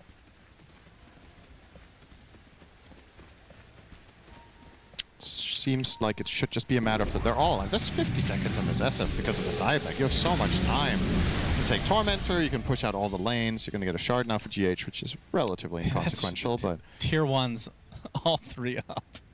Crazy. The fact that this has lasted 35 minutes is more surprising than anything. Yeah, this might be the first game of the tournament that a team hasn't lost a tower. Was that in the fantasy? I don't think so, but... Yeah, it's a rarity nowadays that a team loses control of the game that hard, that fast. You're usually able to get some sort of a trade where you get the enemy safe lane tower and trade some space or whatever. See you later, Riddies. Yep, Cataclysm's coming for you. Goodbye. Oh, they found Zayats too. Yeah, both supports dead just like that. One does have buyback though. That is one way to end the game, is to not even have to take the team fight for it. Yep, no global silence likely for the rest of the game. Got the juice. Goodbye as well. And he does not have buyback either. So 70 seconds, this should do it. GG's called. Okay. That was technically a game of Dota. NGX start out the game 9-0, and they've just dominated all the way through this, forcing a game 3. Yeah, that was I gotta agree with the panel on this one. Just strategically superior in this game. Fly in particular really liked the way Nigma went about the punishing the enemy supports and playing around their own Pugna Lone Droid, and boy, did it work. What do you think of that bottom lane, Nat? I thought it was good if I'm a Nigma Galaxy fan, and I thought it was atrocious if I'm ever going up against it in a pub game, which apparently Fear has done multiple times. You knew exactly how that one was going to play out, and yeah, it really did not differ at all. They just ran them down. Too much damage. No escape at all. Wow, she just did she just covered the entire game. The bottom lane. Wait, whoa, Sunsman started it, all right? Don't blame the messenger. Yeah, I mean, I've played against that once in a pub, and I was like, I also went 0-5, and I didn't know really what to do there. Clearly, Juice has not played against us yet, but now he has. It's a very memorable moment that he will probably not fall for again. And my conclusion was, as I was kind of alluding to during the pregame, is I wanted him to play something that can disengage quickly if he plays against that, because there is no surviving it. His idea of like, oh, I'm just gonna pick another high damage hero, we saw that did not work. He just died over and over and over again. But this is how we like to see NGX play. Always this is very aggressive. Sure, it might look like they throw a lot of games, and yeah, they do, but that's because of their aggressive playstyle. They like to end games very early, or at least play very aggressive. And this game wasn't completely clean by them by any means either. There was a lot of mistakes, but it was good enough, and I want to see this type of playstyle going into Game 3 as well. Yeah, it definitely fell into that category, like you're saying, with some of those moves. They like to play aggressive. If they work out, you're sitting here, you're praising it, right? Not all of them did work out, but it was definitely more than enough. Everyone doing what they were meant to do there. The Lone Druid being a big one, rare as well, not just that combination of the Tusk Marcy, but just Lone Druid all around. They didn't have to rat this time either to get the Lone Druid win. Yeah, well, it was a whole combination. I mean, Nigma had a very strong draft identity. You had a Helm on Invoker, you had a Helm on Marcy, you're winning, you're playing strong lanes, you're playing a team that is able to group up and push. I think that's where the sloppiness came in early game. Like, we do have to talk about how Nigma has the potential to throw. I think they split up too much and kind of overestimated how strong they were. Noob, for example, tried to solo kill someone bot lane under their tier 2 alone and just died to like a single TP in. You had Sumail and Omar getting arena'd in the mid lane and dying to the combo of that plus Shadow Fiend ult. You had Ghosts farming alone in their triangle, getting picked off there. That kind of sequence, if that had continued, they could have actually lost this game. And that's where I'm like worried for them as a team. But obviously they did get their stuff together after that, started playing a little bit more tightly, and we had a good game, brought themselves back to what they wanted to do, which was push towers together. Yeah, I do like for both sides, right? The Nigma Galaxy were willing to be a bit more aggressive. They noticed that, hey guys, this might be turning into one of those games where we throw the lead, and they pulled it back, something that we haven't really been able to see consistently in their other series. But there is also something to be said there, then Fly, for the side of Na'Vi. They were able to get those pickups. They were able to read that part of the map, see that that's what Nigma Galaxy were doing and taking advantage of it. Yeah, the game is kind of in shambles. So what you're probably saying to each other is, let's just place super defensive wards on high grounds and hope they run in. And they did run in a couple of times, you know. So I think it was a very hard position when your carry is jungling for like minute 3. If that happens in a pub, you know, you're probably like, GG, go next. Sure. So they tried their best. They were able to capitalize on a couple of mistakes from NGX, but it was still, overall, it never felt like it was going on Navi's side at all. No, but there were those moments for them, and for us, you know, we get to game number 3 here in an elimination series between Na'Vi and Nigma Galaxy. But Fear, I feel like you should intro your specific request that you had about this bottom lane that you wanted to highlight a little bit more. Oh yeah, sure. I think we have some clips on that. We do, We do, yeah. Let's relive these glorious moments. So basically, when you get level 2, this is going to happen over and over again. They're just going to press tag team, and they're going to press bodyguard, which when you attack, your partner attacks. That adds on top of tag team, and you just can't move. You're taking bonus damage, and there's only one answer to this, and it's getting the hell out of there. And you can't just do that unless you're a hero that has an ability to do that, and Gyro is not it. And you'll see this kind of like completely ruined the game for them. Bot lane was unlaneable. Top lane never really had a chance. Mars can't really lane versus Lone Druid. One of the strengths Lone Druid does have, he's very strong in lane against certain matchups. So they just kind of got dumped on their side lanes this game, and there was really no recovery from it. Yeah, a hard one. It's kind of difficult to really break down anymore when you realize these side lanes, they run away with it. Sumail and his Evoker kind of doing exactly what he needed to do when they started banding together a little bit more of a team. But then how do you stop something like this happening, right? It goes back to that draft, I feel, Fly. Yeah, I think they have to rethink pretty much the entire structure of their drafting. Yeah. I think first picking a silencer is not working out. I think it's just too random and it doesn't have any impact. In fact, it just gives the enemy too many openings. I would say they're gonna ban Marcy next game because I would not want to run into the same situation where NGX has even the possibility of picking this lone strategy again. So that's what I would revisit and just consider better openers. Yeah. Do you guys feel that you have any other takes on that one, or Fly's pretty much hit the nail on the head? No, I definitely agree with the silencer. I haven't seen it win yet, so I'm not sure. Do we have the stats for silence? Yeah, he was like 53%, but 0% of games that I've seen. And how many have you seen? 3, 2? I feel like we're gonna 3 give or a bit more 4 at context. this point. Yeah, Okay. but they all were similar theme. They were picked very early in the draft, and then the lane went poorly, and then I feel like if just playing from behind a silencer isn't good. So yeah, it's not really working out. Maybe they still could have won. I think the biggest issue was that last pick gyro. You were supposed to have impact as a carry. You were supposed to have an answer to this lane that you saw, and it just fell really flat. So there's a lot of areas where they could have improved for sure. I would agree with that. I also feel like it doesn't seem to be a good hero into the style that Nigma can play. Okay. You know, like this, especially when Lone Druid is on the board, like Silencer doesn't do anything. It's literally, the bear doesn't even need spells. It really doesn't do anything at all. You either need to ban that if you're going to pick Silencer, or just don't. I just don't think it's very good for this matchup. Okay, well, look, guys, we've given our ideas. The players themselves, they're going to have theirs. But we're going to go back a couple of days before the road to the international playoffs kicked off, when Nomad got to sit down with Zayats. I'm here with Zayats from Na'Vi. Zayats, the last time you were here in 2022, how does it feel to be back at the international? Yeah, it's amazing because, you know, international for me it's like coolest drug because I can't live without that feeling to play top tier tournaments. And yeah. And how different is it this time around? You know, back then with Secret, this time you're the captain, you're the drafter of this young squad. What's that like? Yeah, it feels different because, you know, I was in TIS at 19, I was young with Na'Vi, and 2022 I was with Secret, and I was like just a player. But now I become a captain, so I'm leader of the team, and my team is kind of young, so I guess it's maybe youngest team. What do you think the advantages are to having such a young team? Yeah, I guess it's flexible and just feeling that we want to win. Quite an easy team to captain. Not that easy, but yeah, it's kind of cool to work with them because they're, you know, listen a lot and they're ready to learn. Sometimes it's easy, but sometimes it's hard.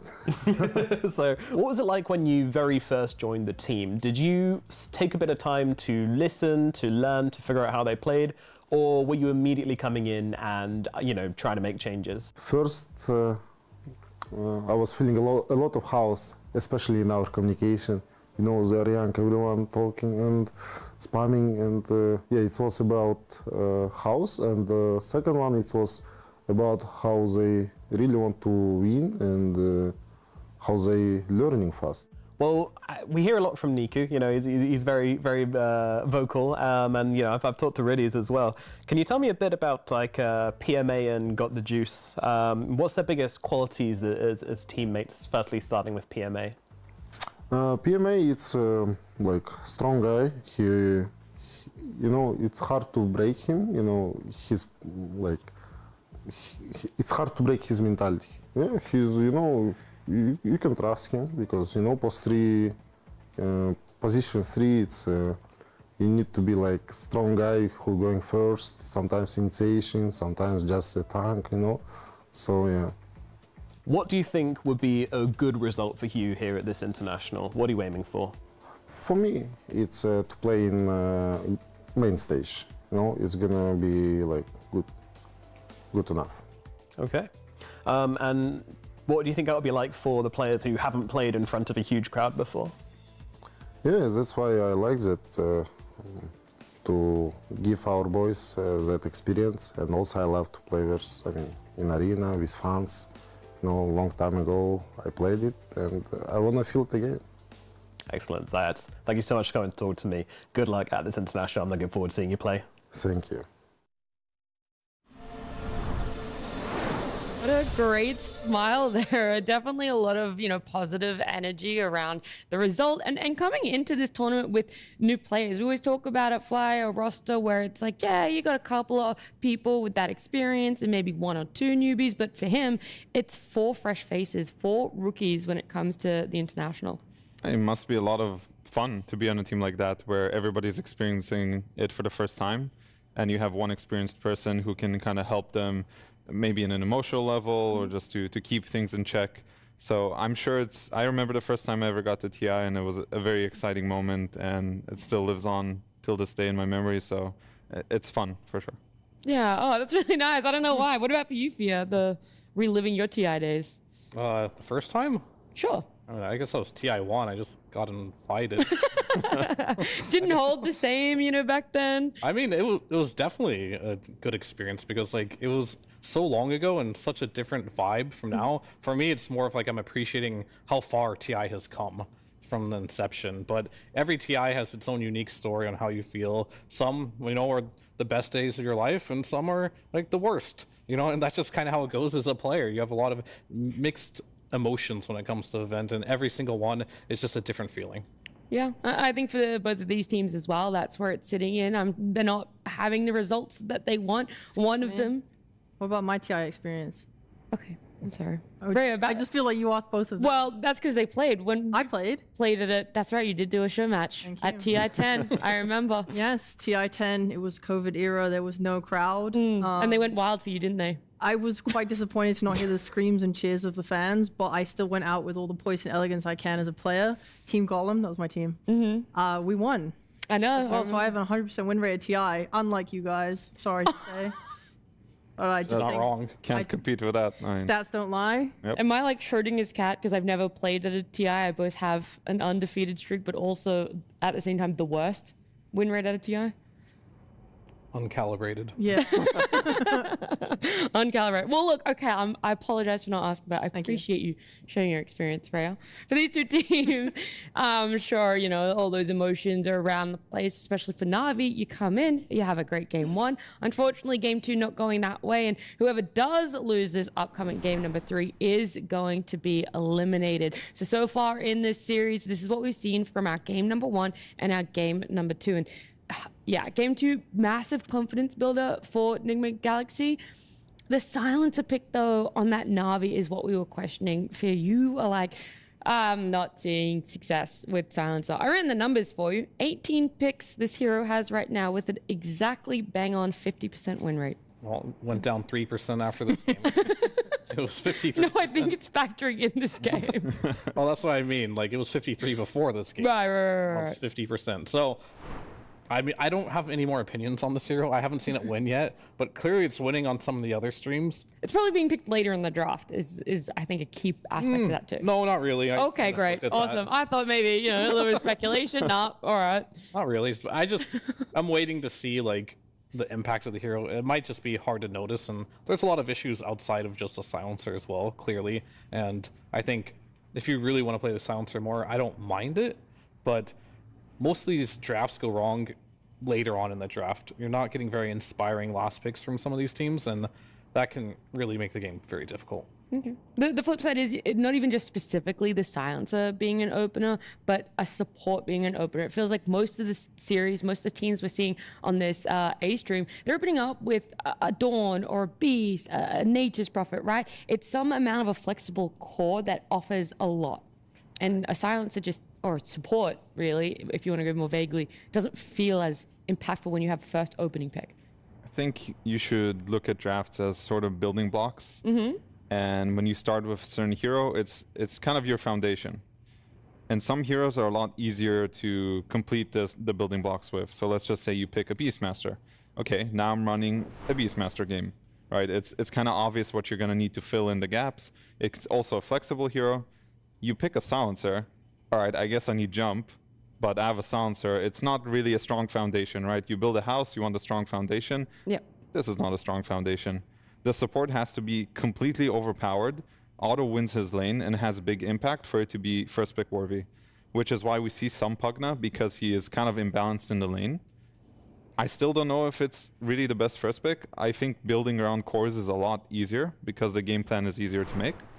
But at least Pugna has a little more merit. So if there's a support, I would choose Pugna.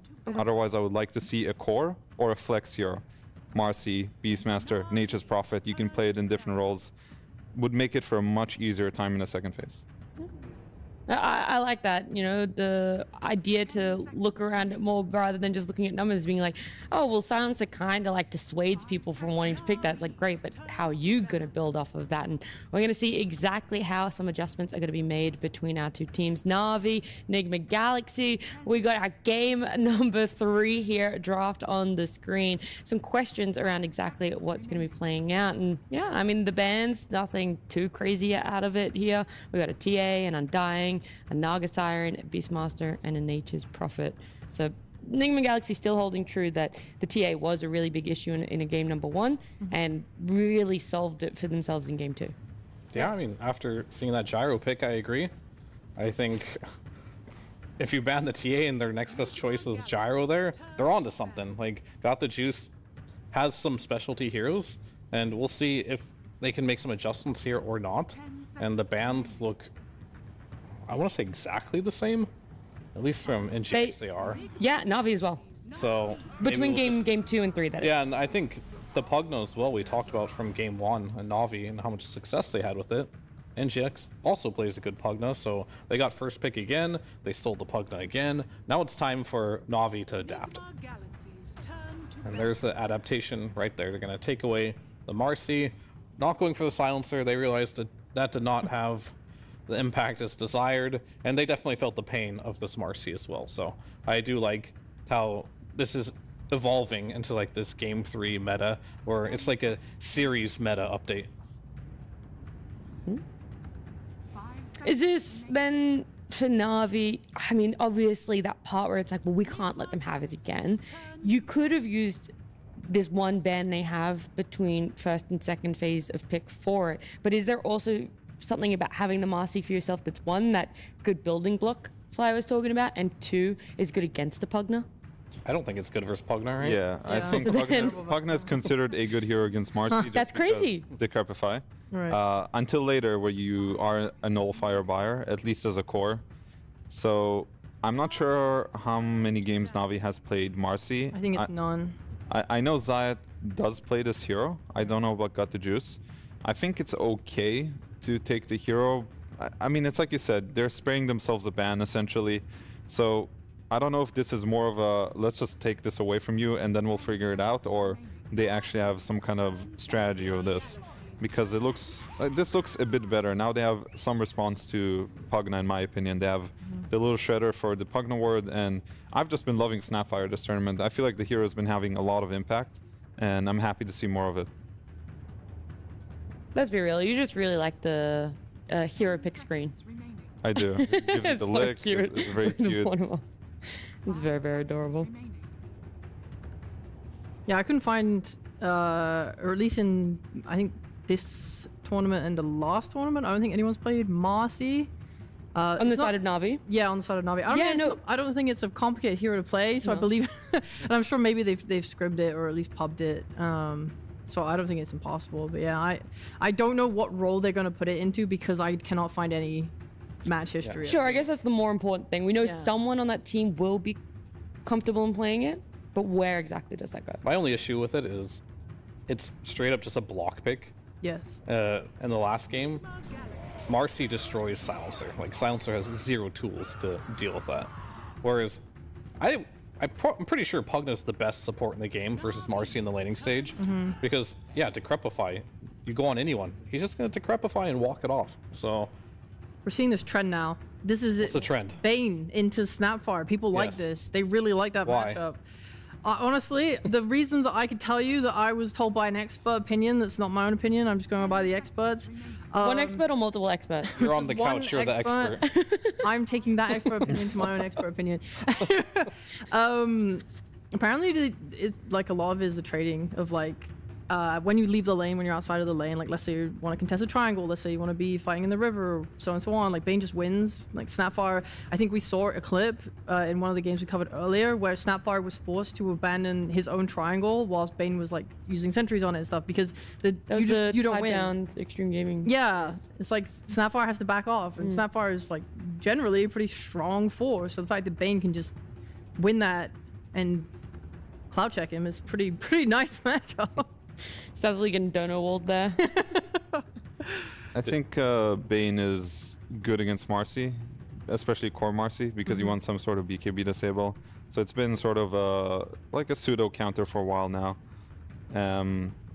But it does trade well into Snapfire, and yeah, if you fight in the ruins like in a purely 1v1, you know, Bane is probably gonna win. So I can see that for sure, and we'll see how Na'Vi likes to respond. I don't know if they play Lycan themselves, but Lycan can be good against the two supports. Maybe not so much against the Mars Arena, but I'm curious to see what they do with this Marcy now, because it doesn't look like that easy of a Marcy core game. They're also thinking really hard. I'm worried about how much reserve time Na'Vi have here. Wait, can I get angry about something when this downtime we have before they pick a hero? Sure. Really annoys me that you can be ethereal and BKB'd at the same time now. Like, I know this change was made some while ago, but this tournament, I have seen so many instances of people being ethereal and be in Magic Community at the exact same time, and it's annoying. It makes me angry. Sorry. This is relevant. loss. But this is okay, but the reason why I bring it up as relevant is because, like, I would have thought this would impact heroes like Marcy, you know, who do only physical damage. Now it's like you can just BKB and be ethereal by like Pugna, for example, and it doesn't matter. You can just get away with it. You can just be immune to what she does and also not die to spells. Yeah, but Nullifier exists, and I need help, you know. Good comms. A nullifier and good comms. Okay. Nullifier doesn't work through BKB though, so. Exactly. No, that's what I mean. Oh, I see. Yeah. Ghost Scepter doesn't save you anymore. You need that BKB. But yes, there is an anti-mage. There is an anti-mage, and there's also a troll. Okay, that's cool. Are you just pointing that out, or is there something to it? He's just there. Okay, so let's just look at it. So AM has been doing pretty well, I would say, but usually picked a bit later. They saw Mars, so he knows what lane matchup he's into, and they pick Warlock, which kind of secures his lane. Like, he's just going to get healed, and he's going to free farm. And the troll comes out sort of as a response to anti-mage as a carry matchup, and also if it's a Marcy offlane, which we don't know yet because this team does play Snapfire as a core. They do, troll yeah, makes snap mid, sense. right? Yes. So the troll is kind of a response to two potential cores. I think it looks better for NGX. This Na'Vi lineup looks a bit all over the place for me. Because the first building block was the Marcy block pick, right? It was the block pick. It didn't really, like, I don't think they knew exactly what they wanted to do with it. And the aim is sort of like, yeah, man, let's, you know, anti-mage time. Yeah. Kind of comfort, at least, the Warlock. That's like a Na'Vi staple. And they really like playing safe lanes with save support type stuff. So I think at the very least it's making them happy. It's what they know how to play. I feel like when you're riding that line of elimination, it's one thing you want. You want to be on comfort. And you want to be going out in a game that you feel like you're doing your absolute best on a hero with. But everything from here on out is going to have to be quick for Na'Vi with such little reserve time. I think that's a very fine line, you know? Yeah, Sometimes, of course. You can't just pick because it's comfort. Yeah, I mean, it happens a lot, though. Yeah. Sometimes you're in a position where it's very tense, and somebody will throw out a suggestion, and you don't think about it too much, and you just go with it, just because it is comfort. Which I'm hoping this anti-mage doesn't fall victim to that. Sure. Because, yeah, it's... Normally, every anti-mage pick we have seen this tournament was last pick. It has not been these blind pick kind of heroes. You see your lane and supports, that's great, but you don't see the mid, you don't see the carry. It's already a bad carry matchup. Still playable to some degree, but it's definitely not good for him. And I think as well, this anti-mage versus Mars might be fine in the laning stage, but counter spell doesn't really work versus him either, so if the Mars is good, he can always do a spear initiation, and then they have a lot of follow-up with that as well. Doesn't look easy, and yeah, I'm really afraid as well. Like, you have this Marcy hero. I'm not sure what they're gonna do with it, but if it is offlane Marcy, and you're playing into Pugna Troll, I don't feel like you're gonna be very successful. What's your other pivot? Pugna, sorry, you do Snapfire Core with Marcy? That sounds like a better lane, don't get me wrong, but do you really want to Marcy support in a Snap offlane? Is that good? Not sure, probably not. I'm curious to see what Sumail's going to finish up with, because I think he has plenty of options. He has Mars for the setup, he has Bane for the setup. He doesn't necessarily to be another lockdown. He probably is considering whether Snap is mid or not if he can play a melee hero. But even something like Shadow Fiend could work, could combo well with the Mars, gives you a stable lane. If they want to go more disable, I'm trying to think what's left that can do well. Maybe a Void Spirit, but yeah, could be okay. I think he has options. Depends what he's confident in. I can see them going the more disable route or just more follow-up damage. I think both can work. Yeah, I'm not sure, but because like Anti-Mage has some counters. I mean, Puck would have been great. Obviously, that got banned. I think Ember was decent too. But you kind of want to be a hero that can lock down Anti-Mage if possible. But your options are very limited. Like Void Spirit can do it. And they're going to go for Magnus, all right? So it really dissuaded them from going for like this mage type mid, right? Because you are playing versus anti-mage. This is a hero, yet again, like RP. Very simple to use against an anti-mage. You don't have to worry about the counter spell, which is like the most annoying part about anti-mage. That's why I like Puck. You just drop the ground targeted stuff and he dies very easy with more physical damage. So it is a snap mid.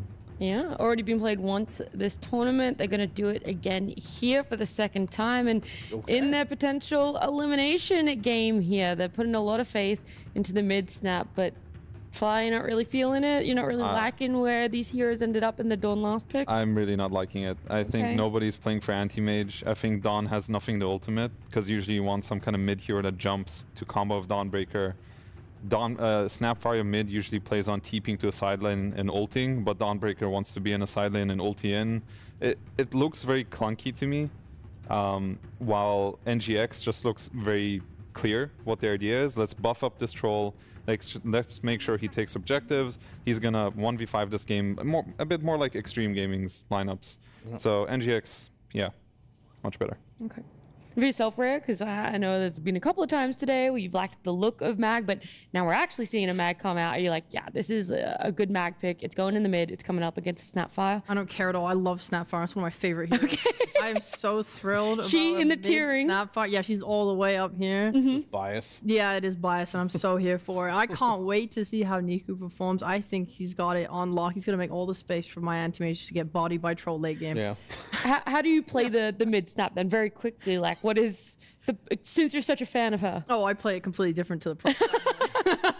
I play with the Ag. Okay, all right. No, the nice idea is that you can at least scale into the late game, right? You can get this Daedalus to be like another core on top, so it's not like you're relying on anti-mage to be the only one to kill a troll warlord here. And Fear, last opinion to give in this elimination. Best. I feel like Na'Vi tripped up on this like Marcy pick really hard. Like they didn't know really what to do with it, and it ended up as a pos 5, and their whole draft just looks kind of weird because of it. It's not only that, you just feel there isn't anything to a Marcy position 5. It's a Marcy anti-mage lane. I've never seen this before in my life. Okay, well, you're about to see it for the very first time. Everyone else at home as well is going to get to enjoy what is the Na'Vi up against Nigma Galaxy elimination game 3 with Sunsfan and Synderen. It all comes down to this, Cinderman. Who is going to be out of TI and who's going to be, well, 2 and 3 is still pretty close to being out of TI, so you're not out of the woods yet. But this game 3 is going to be deciding for one of them. Yeah, and I feel like whoever goes through this victorious actually has a pretty good shot. That's the thing, right? Sometimes you have teams that barely scrape by and then they get the elimination game and you're like, okay, they're like a massive underdog. I feel like either of these teams, when they play their best, can hold a candle to the possible opponent they end up facing tomorrow. So there is a lot on the line here, of course. That goes without saying. Yeah, I echo a lot of what the panel said here. I feel like this Na'Vi draft, I'm a big aficionado of Dawnbreaker. Aficionado. As an aficionado myself, I do not like this lineup as Dawn. That's my biggest concern. This was your overall last pick. You have no setup for ulti. Effectively, it seems like they picked PMA's Dawnbreaker as a counter to RP. But the problem is, Dawnbreaker actually isn't the best counter to Mag, because yes, if your teammates get RP'd, you can ult, then you can just skewer them away. Right. And if he does the full combo RP skewer, you're probably arriving in some really obscure position where you're just landing inside an arena as well. Like, this is going to be really tough. I think the one upside that I see here for Na'Vi is some good potential in their laning, because Marcy Dawn is a really strong lane, and Fear unfortunately will not get what he was talking about, the 5 Marcy. It will be position 4 played by Zayats. Unless, are they lane swapping? No, they're just starting as 3 bot. So it will be, that is my biggest upside here. If Marcy Dawn can pop off, it's a very, very strong lane. It's one of the lanes that can kill Troll because the blind of Whirling Axis does not work against Starbreaker. Right. So Dawn has 3 guaranteed connecting hits. She has magic damage from her Celestial Hammer, and Marcy does spell damage when landing. So this lane is playable. Oh boy, Sumail has Skewer. They're setting up a first blood potential onto Niku. That is a big kill as Sumail will grab it. So Omar sticking around.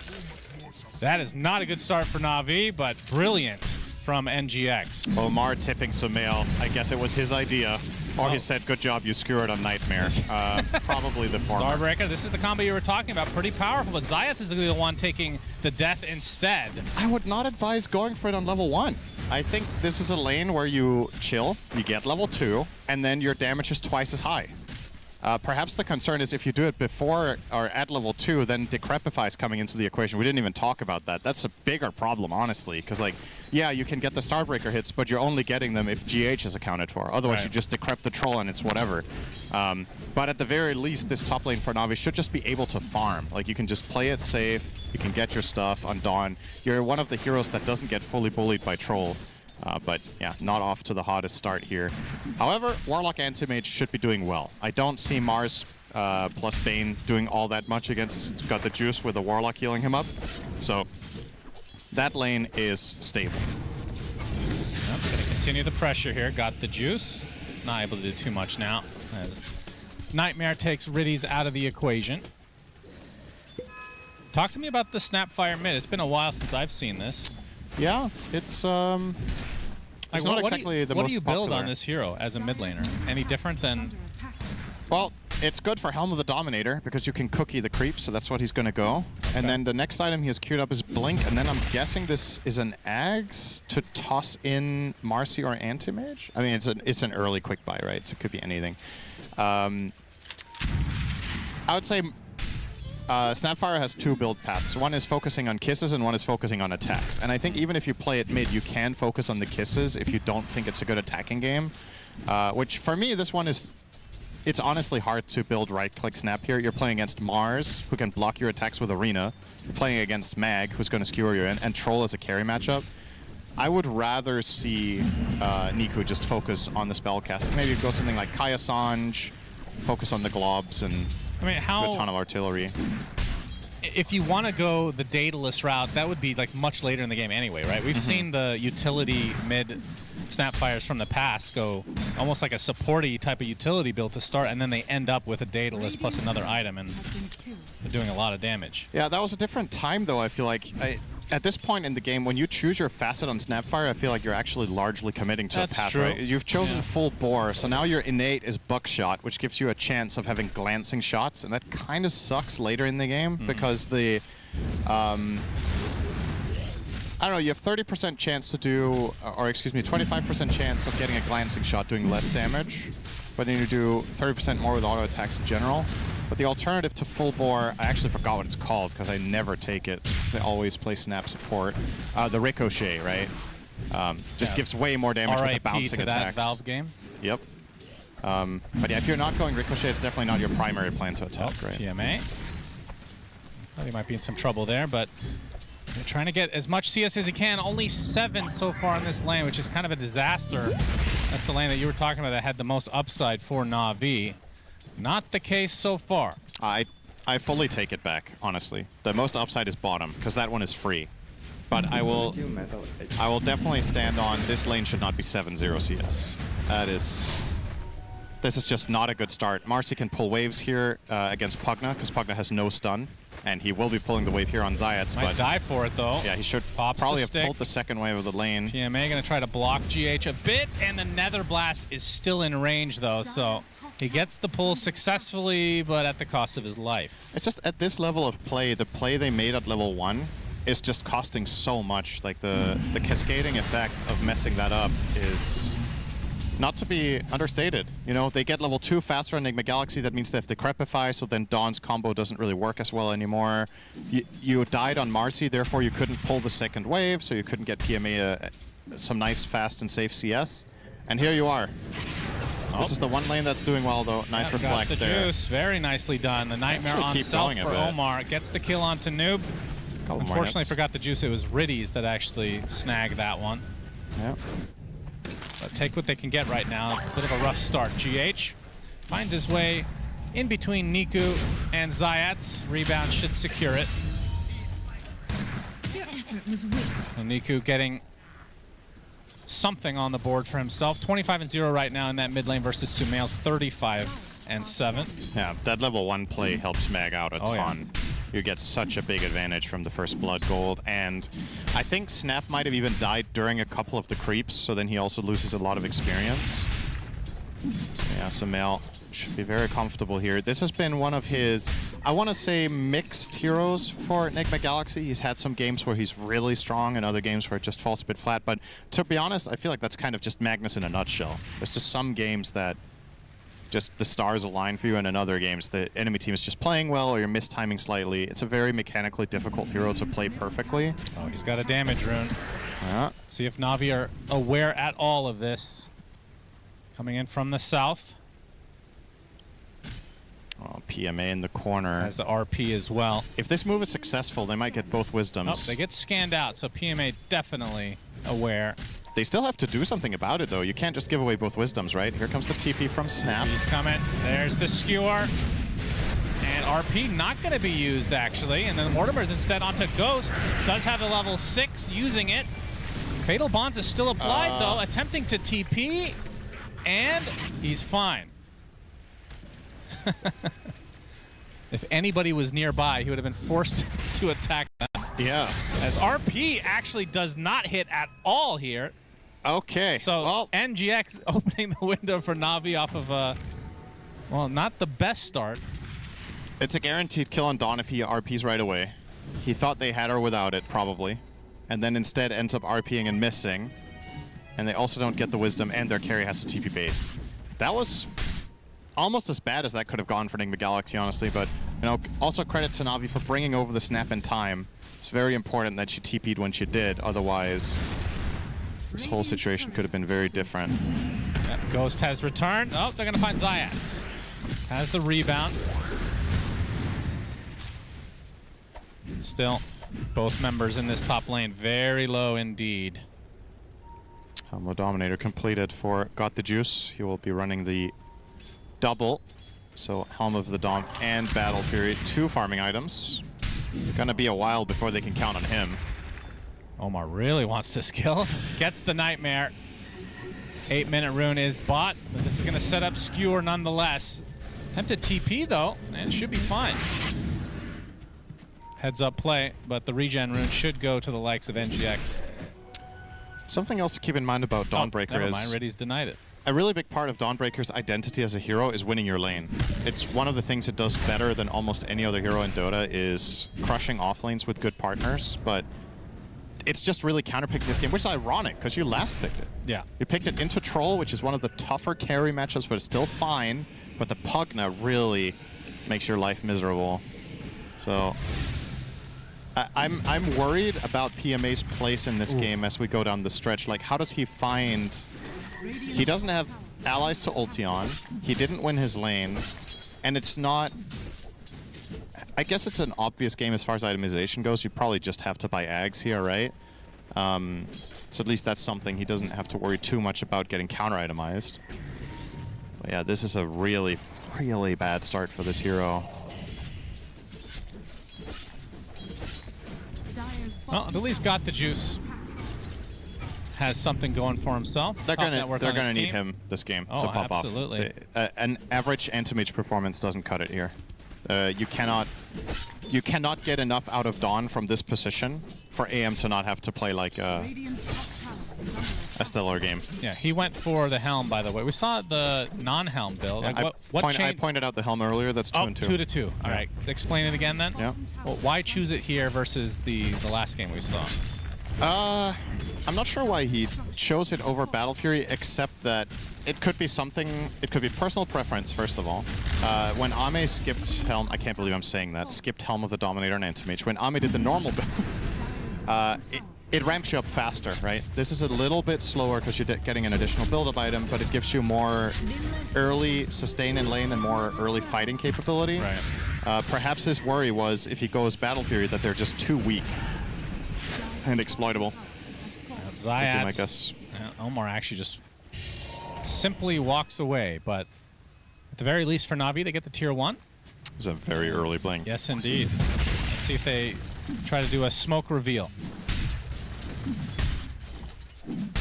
Sumail playing the standard mid-style Magnus as of modern times, which is the extra point in Shockwave with diminishing return facet, and then maxing out Skewer as well. So no points in Empower just yet for his Troll, but doesn't really matter. Troll's also playing Battle Fury, by the way, so there's going to be plenty of cleave where that came from. Yep. Good heads-up play from Na'Vi again. Scans have been pretty on point this series. Zayat's looking to maybe tank the gank. Not going to be the case. Oh, you say that. Okay, never mind. He was on his way to the stairs, but didn't step down. He stacked the cam. Times to stack. Spots GH as well. They're chilling. And now they've seen that Sumail has been missing for quite some time. That's really awkward. I just TP Bane mid and take XP. He's very low level on Omar. Considering this was an early game that This could be Galaxy big won. if they have the damage. They don't have a follow-up Fiend's Grip, though. Sumail is going to go for the Skewer play. Nightmare to follow. Got the juice, should be fine, though. In fact, just going to turn this around to Omar. Actually blocks the way completely, so ends up being a free kill for Na'Vi. Yeah. Blink reveal completely ruined. They couldn't RP because they know their Dawn ulti. So the issue there is not their spell casting, it's that they tried to do it to begin with. They actually cast their spells fine. Skewering into Nightmare there is not a bad play, but you can't go for the kill because of Dawn and because you don't have enough damage, so why even bother to begin with? Maybe they were just hoping to force TPs and disengage, but effectively serving up a kill for Got the Juice is not what they came for. Absolutely not. And now he starts his Battle Fury. Speaking of which, Ghost will finish his Battle Fury. So going to be ramping up a little bit faster than the AM. CPMA just exactly doing the standard Soul Ring into Ags. Sometimes you see an optional build-up item in between, but this is the normal build for this patch. Seen the Golem yet either.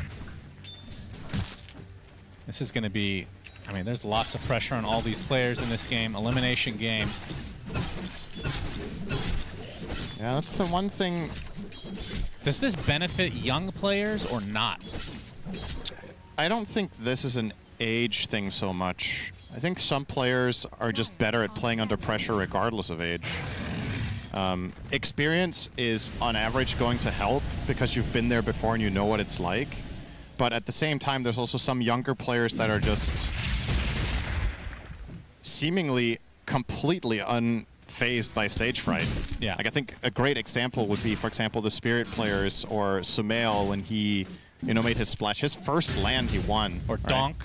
Donk in CS, yeah, absolutely a great example. Of course, he's seen him at many TIs popping off. Yeah, I love that that was your example. I mean, he's the prodigy, man. Yeah. What is he, like 16 or something? It's insane. Oh, not anymore, is he? No, probably not. He's an old man, 17 or so. It's crazy to be 16 every year. Sumail. Looking for this. Oh, he goes for the RP. He wants to take out the Warlock before the Chaotic Offering comes out, but doesn't get there in time. Solar Guardian is there with the Mortimer's Kisses to follow. PMA shows up. The Mortimers are enough to destroy Sumail, so it's a 1-for-1 support for mid. Definite favor going to Na'Vi, although Obviously some long cooldowns from both sides being expended. You gotta appreciate the comedic timing of me saying Sumail is unfazed by pressure situations, and that's the first thing that happens. I mean, I don't think that's the pressure, though. It didn't feel like pressure. It was a bit of a misplay, honestly, just misjudging how far he was going to get pulled in on the shockwave. But the Zayats take out GH with the help of Niku. Dire's middle tower is under attack. Na'Vi definitely, I mean, the draft was precarious based on yours and the analyst's opinion, but do you think the later this game goes, the easier it gets for them? Because, I mean, Troll Magnus late game is kind of scary. Yeah, I don't think it's like a linear thing, but I think there's timings along the way where you have a good shot. I think AM, when he gets his third item, so let's say he goes Battle Fury Manta and then one more, I think there's a window there where he's going to be very strong against specific things except Troll. But then when we go very late, I think he's going to have serious trouble. Yeah, against Troll. When Mag gets Refresher. The only BKB piercing ability you have on Na'Vi is Golem, and that only gets you that far. Against 2 RPs and a BKB Troll with... Well, maybe he has 2 Golems at that point. Yeah, possible. We've seen supports get Refresher this tournament. Or Warlock maybe he can die with the talent and summon a Warlock Golem. Oh, it would be sick if he summoned a Warlock. That would actually... That would be pretty broke. I think Warlock would be first pick if every time you died you summoned Warlock. Yeah, that's true. Like that's the real recursive facet. Just what he needs. Placing a ward here that was immediately spotted by GH. He had the vision in advance, so... I mean, if you think about it, Undying's innate is basically that, right? Yeah, just it works once. Yeah, unless you have Refresher. You can't refresh that. That's what Fear said, so it's his fault for tricking me. Are you sure? You can't refresh the innate, can you? I mean, No it's way, It's right? a skill. No way Omar you can refresh with the Nightmare. Looks like he's going to go down, though. Unleash from Zayats. Ceaseless Dirge. Okay, and? When Undying dies, he will instantly respawn the fountain. Begins the game on cooldown, cannot be refreshed. Okay, there you go. Thanks, Fear. Yeah. And Purge, randomly. I owe you one.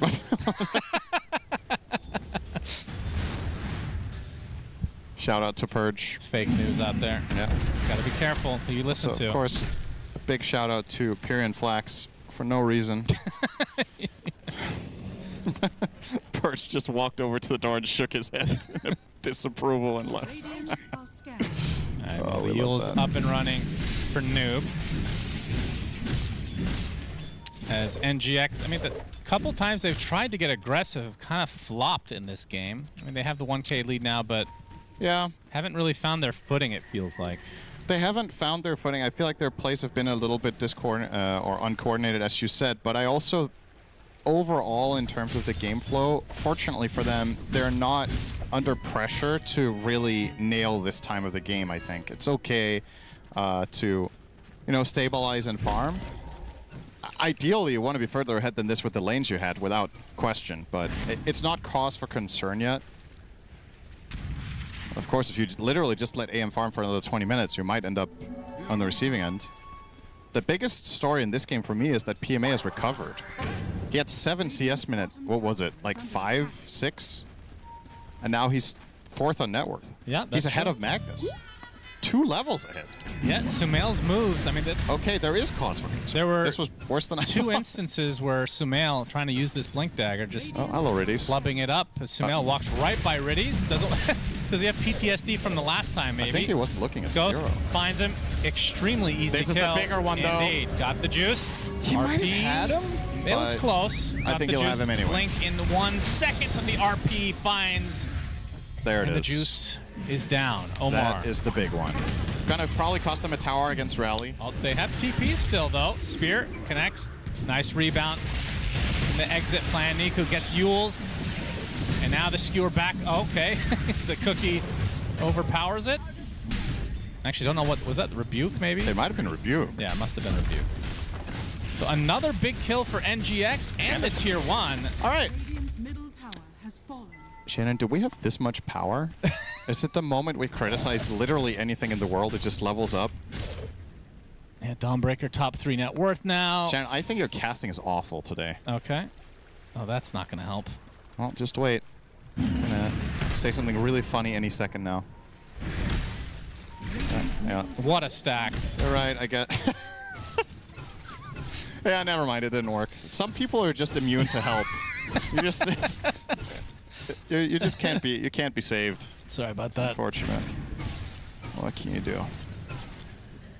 4K lead for NGX. Looking pretty good now. That helped a lot. And they have pretty good Roche potential as well. Mm-hmm. Not sure how early they'd want to go for it. Ghost thinking is about it thinking, now, maybe. But yeah, maybe the risk reward here. You don't have RP. Yeah, it's not it's not necessary. It's just one of those moments where do I have to take this risk? Like, sure, you can possibly get it, but alternatively, wait for RP, find any sort of good pickoff or team fight, win that by at least a bit, and then you can probably just get it.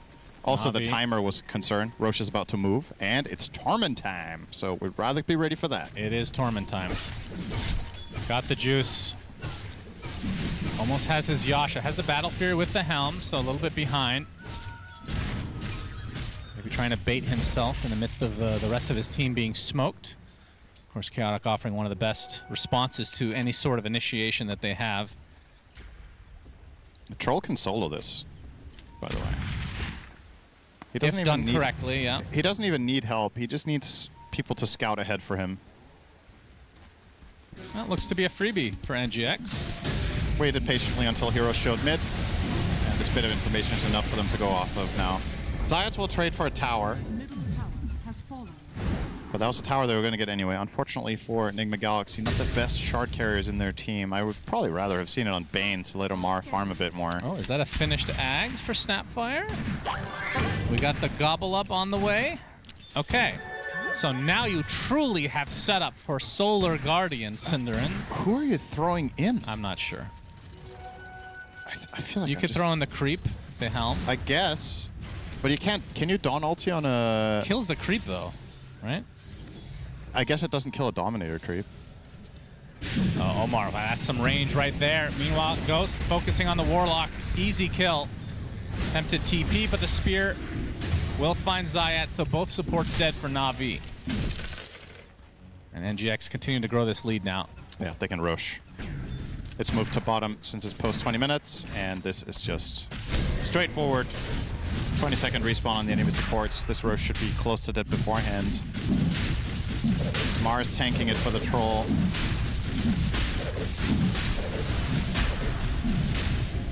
Well. Yep, it does stay alive indeed. All right. But I don't think you can you Solar Guardian on this because it's a creep hero? Not sure. I actually don't know if you can Solar Guardian on this. Well, they scouted out, and Niku looking for maybe a cheeky deny, or maybe even the Roche kill, but not to be. So Ghost secures the Aegis. Meanwhile, Sumail finds his way on top of Niku. And the Arena with the grip. That's a lot of ultimate. Solar Guardian to try to save him. PMA with a big Starbreaker onto 3 Heroes of the Chaotic offering to follow Ghost. Has to use his ult and the BKB. And now the Dawnbreaker will likely fall as a result. Ghost a little bit left alone at the moment. Of course, has that second life to work with as Noob comes in and destroys Zayats. So in the end of all that, it's a good enough result for Nigma Galaxy. Loss of life for Na'Vi. Yeah, absolutely. 2 for 1. You force Golem and Dawnbreaker ulti, and you expend Arena and RP and Troll ulti. But your cooldowns should be ready again for when it matters. Your obviously Dawnbreaker, something to keep in mind is the Solar Charged Facet, which makes your ultimate come off cooldown faster, and the 15 talent. But the overlap now, whenever Dawn dies, she's obviously not progressing her ulti at a faster rate than normal. So it is going to be ready basically at the same time as RP, which means there's no real moment of opportunity for Na'Vi to try to overwhelm you. Should be good enough here for the side of Nigma Galaxy. Now here's item number 2 for AM that's worth talking about, is that Manta. He's queuing up Butterfly next. It's tough though, right? Like you're not going to be fighting Troll, I think. You have to kill the supports. Yeah. So, oh, Nightmare, Omar. Yeah, it was reflected. Nice timing from Got the Juice, and there is the Gobble Up on top of Omar. Spear though hits AM. Solar Guardian to try to heal him up. Does a decent job of that as the Mars Arena does find 2, but it's the 2 supports, neither of which have their ults anyway. And with that, Na'Vi have to exit the premises. So another trade of supports overall. PMA is going to be able to get back to base in all likelihood, but the Shockwave bringing him back. Starbreaker with the Shard. It's enough. That 5-second cooldown on RP there. Otherwise, that's a dead Dawn as well. So, timing of that fight is barely early enough for Na'Vi. They do save Got the Juice, as you mentioned. They got to keep him going. As we talked about, doesn't really overpower Troll at any point, really. As long as they keep neck and neck in net worth, which they aren't. Troll is even ahead, so he should be just fine. It's a matter of when does AM get strong enough and confident enough that he can just jump and kill Pugna, jump and kill Bane.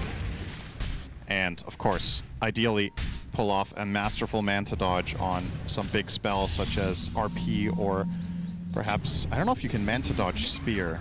I guess you can just have an illusion get speared instead. Oh, see you later, by the way. Yep, Riddies. that is a dead Riddies. So NGX expanding their lead now. Ghost is big. 8-0 on 1. And he's getting close to Satanic now as well. They might just threaten this. I don't mind it. Yeah, 2-minute Aegis. Yeah, exactly. You know that without Warlock, it's hard for Na'Vi to find enough damage, but the Snapfire will put an end to the wave and perhaps no ability to hit high just yet. It does feel like a bit of an awkward lineup, though, for Na'Vi. Gobbling up creeps. Nobody to really throw in. Like, you're not going to want to throw in... I mean, you could throw in the Dawnbreaker, I guess, but it kind of defeats the purpose of having that global ult. And it begs the question, when they chose to upgrade this Snapfire to mid, what did they see in this? Like, what was the... Did they just think the Dawn ulti was that essential in this game, that was worth it? Because to me, putting Snapfire mid instead of 4 is actually almost a downgrade in this game. Because the purpose of the hero could have been performed by 4, and then you could have got another mid. Now, Sumail looking for an opening. And they go for the easy skewer play on Zayats. Gets a big rebound, though, with the Glimmer to follow. But they have the vision, but still able to get back into his base. This is all in an effort for Zayats. Or, sorry, I forgot the Juice to get some farm. He'll be cutting the wave. But not going to save. Can he get this tower Ghost? Yes, he can. I think so. Through the backdoor protection. Yes. And yes. He got it. Took a while, but he got through it. Only 20 seconds left on the Aegis. He has a wave mid, so he can start this. He will do exactly that. Solar. Might go for the tower and then at least poke at the melee. Here. Na'Vi, hello? They might just be giving this up. Someone at the door. That is a melee racks down. Ghost will be very happy with that. Aegis now gone. Okay. Do they just continue even without the Aegis? I mean, what can Na'Vi do exactly? They have no displacement, so they should be able to just save their troll with a Decrepify. Oh, there's the play onto Omar. Bane is out. It cost them a mid-tier 3. Yes, that was quite the cost. And he's going to be back in 30 seconds anyway. Yep. Now, what Nigma Galaxy should do is just protect this ward they have. Keep playing this area, stick tight together. You can win a 4v5 here if Na'Vi approach blind. With any sort of good fish from Magnus, you just get a Blink Skewer on, say, Marcy or Warlock and kill them instantly, or Snapfire. And you retain this hill control. They're also going to try to get themselves the Wisdom for Ghost. Maybe getting his 20 talent. No, I feel like too, so Na'Vi have just put so much pressure on Got the Juice because he hasn't really joined any of these fights, really. Which means the time he does join, it just has to go perfectly. Like, literally picture perfect. This is that stereotypical pub game where you're fighting or protecting for your AM to farm 4 items, and then he shows up and gets 1 chance. Yeah. And if he fails that fight, the game's just over. And if he wins, you have a chance. So, yeah, it's tough. Yeah. Ghost. Sumail gets the skewer onto PMA, put in a pretty bad spot. Now the arena with the spear. Epic Offering's not going to do too much to save PMA as he will be down and out for 70 seconds. Ghost didn't have to ult. They used nothing except arena. They have RP and troll ults. Butterfly now online for Got the Juice, but now it's a 4 versus 5, so we might not even see an actual 5v5 fight the entire game for Na'Vi as Ghost playing this Troll Warlord, one of the best pushing heroes in the game. And this is going to be Megas pretty shortly. One last fortification for the road. You have to jump mag, I think, and try to catch it. I don't know. How do you burst him, though? There's the gobble up right on top of Ghost. RP to follow, though, right on top of the AM. Do they have the damage? Do they have enough? They do. Got the juice down and out for 70 now, as Zayats will follow suit. And this looks like the beginning of the end of the run for Na'Vi here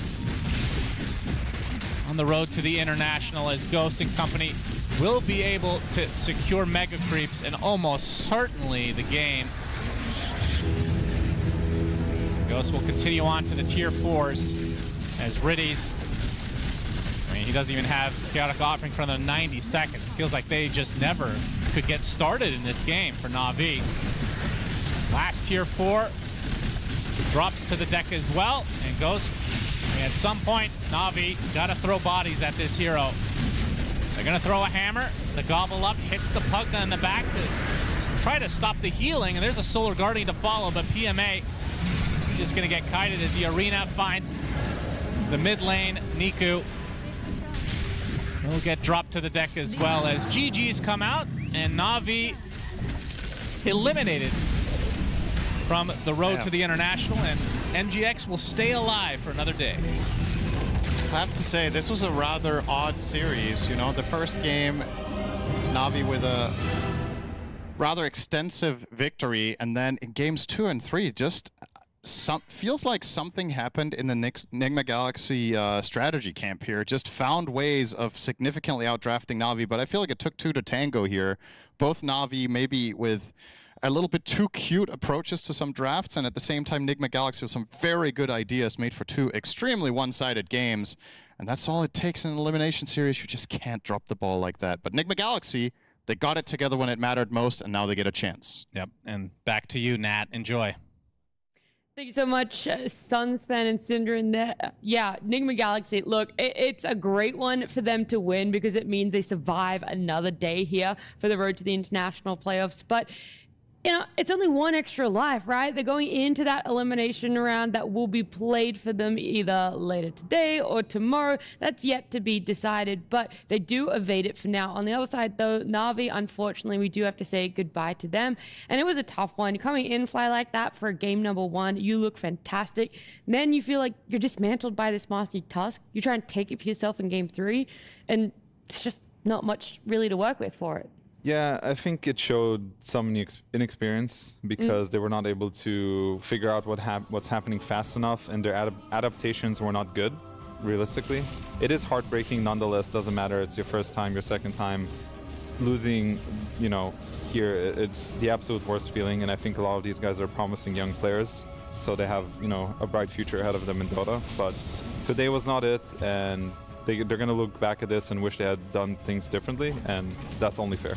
I think that's hard not to do when it comes to competition. You're always kind of going to have that little bit when you look at it, but you're right. The young, promising talent, I'm sure there's going to be many more TIs and road to TIs ahead for themselves there. And something that is so remarkable about them, especially for this game number 3, is that the fact that they're willing to try new things, even when it is that potential elimination rare. The fact that they're running a Snapfire mid, yes, it's happened before in this tournament, but they're willing to do it again here, and it's interesting the way that they want to play it and build around it. I know we're meant to be like somber because they just got knocked out, but like genuinely I was so excited watching this Snapfire. Yeah, I just want to talk about it really quick. You can talk about it for as long as you want. Okay, because I've seen like in the past these Snapfires go like the travels build, and they go like damage items because they want to be able to scale later with their talents. But Niku is buying eggs, and whilst that alone is already pretty fun and cool, he combines it with a Helm of the Dominator. Now, if you do not know at home, if you eat a creep as Snapfire and then throw it, it will deny the creep. On impact, it just kills it. But because the Helm of the Dominator creep is considered a hero creep, it doesn't die. We didn't get to see any really sick combos with it this game, but that means that if you want to throw a Centaur, or you want to throw the fish that has like a Ravage, like that could potentially be an insane like teamfight combo, which I'm very sad we didn't get to see, but I thought it was super cool. And I want to thank you, Niku, for showing me that, and I appreciated watching you play. I'm sorry it didn't work out, man. Yeah, look, he's still going to be leaving an impact for you, figuring out a little bit of tech there that he can pass on to anyone else who's a massive Snapfire lover or someone else who wants to play Snapfire mid. On the other side, Nigma Galaxy, their journey will continue on, and for them in this game 3, was it that stomp that you wanted, Fear, where you're like, the team, it's going to be a good win for them because you want them to show that they have momentum when it comes to that next round they'll be participating in. Yeah, no, this is great. Like game 2 and 3 was very decisive.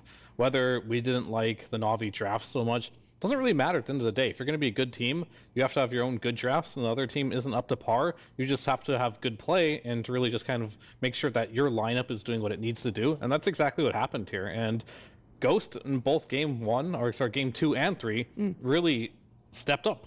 The troll pick, the lone druid pick, really impressive here. And I think across the whole team, their ideas were really good. Like to be able to just start mid with Bane, end up getting a kill on this matchup that probably should have been very difficult for him. These small things that they're doing is exactly what I want to see. I don't want to see these very sloppy back and forth games where there's too many mistakes, because this is the road to international. If you want to win this tournament, you can't be sloppy. And I'm glad that Nigma has looked much better in this series. What about you, for you, Fly? Because you had that similar sentiment as well. Yeah, I definitely agree that I think they've showed a lot of promise. I think something switched between game 1 and game 2 where they really got their stuff together. Their drafts made sense. There was a game plan. I could see the vision that they're going for. Maybe it was on the back of the Pugna. Maybe it was something else.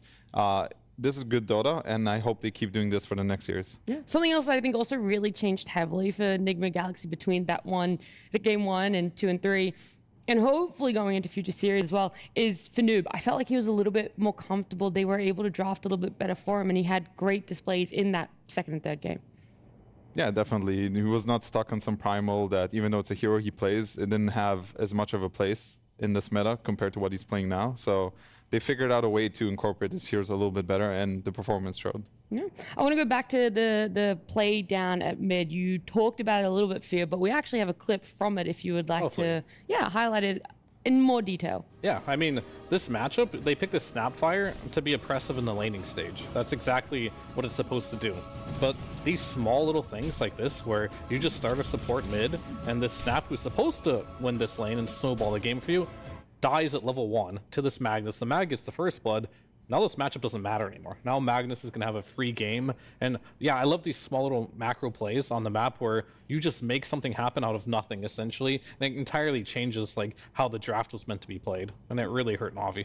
Yeah, most of the lanes were kind of really struggling, but the Dawn found a little bit of footing in this one. And that's also something that I want to give props for here, Rayer, is the fact that they're still able to recover lanes that went poorly for them, even if it's just a little bit. Even if you don't get the win, there is still that potential and that momentum. Wait, do we watch the same lane for Dawn? I know, that's what I'm saying. Her lane was bad. Oh, yeah. But after it. I think that was a lot of really nice small plays from Na'Vi back to back after the lanes, because she was like 2,000 net worth behind Troll or something bad like that. But I actually think that came more off the back of Got the Juice starting to get involved with the team, because if you look at like 10 minutes, there's 2 losing lanes, and Anti-Mage is the only one that had a good game, but he rotated mid. They helped get a little bit of skirmishes going. After that, they picked it up. Dawnbreaker had some good fights, and they managed to get back into it just a little bit, but unfortunately just not it. This best of 3, or at least this road to the international playoffs for Na'Vi, ends here. They are eliminated out of the tournament, and before we say goodbye to them, we're going to catch up with one of their players. Purian, I believe, has Niku with him. Yes, indeed, Nat. Thank you. I am here with Niku from Na'Vi. Niku, first of all, I just want to say you were 2 years old when Na'Vi first won the international. How does it feel to be part of such a historic and sort of legendary organization? Interesting, funny. Na'Vi was legendary attack, like first TIs, Na'Vi was on finals. Now maybe a bit worse, but maybe gonna be better. I mean, you must be incredibly proud of yourself, though. This is the first TI. You just got promoted from Na'Vi Junior this year. Although you've been knocked out, and we're very sorry to see you guys go, you must be proud of how you've done to get this far. At least not 0-4. Yeah, maybe we're gonna go next. Maybe on next TI will be better. And what do you think it was that was the difference here? What was it that cost you this series in particular? What went wrong? They tempt us on second map. They just run on us and killing us. We have Shadow Fiend, which need space and farm. But they just run like monkeys on us, and we can't do anything. On third map, we have not the best draft, I guess, but I don't know. They like their course have just free game. Maybe because of draft. Fair enough. And let's looking forward to next season. What are you guys hoping to do next year after this TI? Maybe going for next TI. Of course, yeah. Next TI, maybe like other tournaments, like top 4, maybe somehow, maybe. Fantastic. And what about some words for your fans who've been supporting Na'Vi? As Na'Vi fans are very, very loyal fans, do you have any words for them? You need to wait, guys, a bit more. Be patient. We'll see what we're gonna do. I guess we'll be in the same roster and playing together till next year. Well, let's hope we do see you soon, and let's see more improvement next year. We can't wait to see it. Anyway, now back to you guys in the studio. Thank you so much, Pyrian and Niku. I like it. He said, be patient to all of the Na'Vi fans out there. And I think that's some, very wise words to give, because we've said it before. They're a very young roster. It was only a couple of months ago that they were still the Na'Vi junior roster. And only recently have they been put under the banner of the official Na'Vi roster. So for them, this is a big improvement. It's unfortunate to see them eliminated there. But yeah, I liked it. He talked about it. Rough drafts. They had tempo they weren't ready for. I mean, very luckily for him, Na'Vi fans have been very patient for a long time, so they're used to this. They're used to it. They're ready for the rise of glory again, Rayo. Man, I thought they were awesome. Like, I genuinely really love their style of play. I think they're super fun. I do like that they come out with weird picks sometimes. Like we saw the Snapfire mid in the past. We've seen Undying mid. Like, they're clearly willing to try stuff, which I think is very fun and cool. And they did have an incredible run through the Europe West qualifiers to get here in the first place, which I think made a lot of people fans of them coming into this. And we saw the predictions for people that they thought would go 4-0, and Na'Vi was up there. Like, Na'Vi, we love you. Thank you for playing. It was good. I enjoyed my time here. Yeah, it was definitely a pleasure to watch them throughout all of these series the last 3 days. We say goodbye to them, but we get to say hello to our next series. It's going to be a qualification series. It's Falcons up against Tidebound, and before we get to it, we're going to roll it back a little bit and see how Buck felt coming into the road to the international playoffs with Nomad. Buck is back and he's playing for Team Tidebound here at the International. Buck, firstly, congratulations. You got your first LAN win as Team Tidebound recently. How was that experience for you in China? 非常好。在中国比赛就很难得，然后在中国赢，是一个很好的体验。然后粉丝都非常热情，然后对我们队伍来说，在 TI 之前能赢得这个冠军也非常有意义。 Excellent stuff. And yeah, you mentioned the fans there. Did you get to meet a lot of them? And have they given you a bit more energy coming into this international? 对，在中国那个场馆，因为每次入场都会有一个和粉丝的出场仪式，所以说在路上可以碰到很多粉丝，然后每个人都给我们很大的鼓励。So what did you figure out in going into that event which allowed you to win it? 当时我们对那个比赛版本的英雄理解更好一点，然后我们找到了一些我们特别擅长的英雄，然后在一些和对手的英雄应对上做得比较好。All right. After that LAN, you played a smaller online event, and it didn't go as well. Do you think that was overconfidence, or was there another issue? 这个线上比赛我们确实发挥不是很好，也是因为我们在赢了那次比赛之后，想要调整一些英雄，然后想找一些新的风格，然后再加上确实就是每个人状态也都不是很好，所以输了。对。When you're playing the offlane, do you always feel like you can have a big impact on how the game's going, or not always? 对我来说，我觉得取决于当时我们阵容的风格。有一些队伍，比如说像 Tundra， 他们3号位33，然后他们的打法就是一直以他为核心，然后那他就是每把游戏都会有一个对游戏进程有很大的影响。然后像雪碧有时候它可能更多的是就是帮助大哥去创造输出环境，然后那这种相比之下就影响就会小一些。然后我们就是对我来说的话，就是两种都会有吧。对。Excellent. And we've recently brought in Niu as a coach as well. I'm interested in what that's been like and how he's fitting into the team.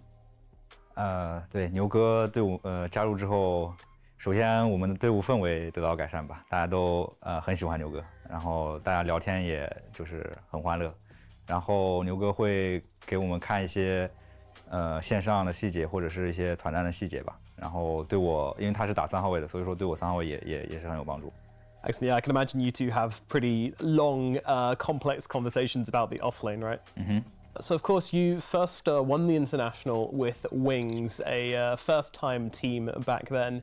When you're looking at the other underdogs at this event, do you see any of like your former team in them, specifically mentioning like Nemesis or Wildcard or even maybe Na'Vi?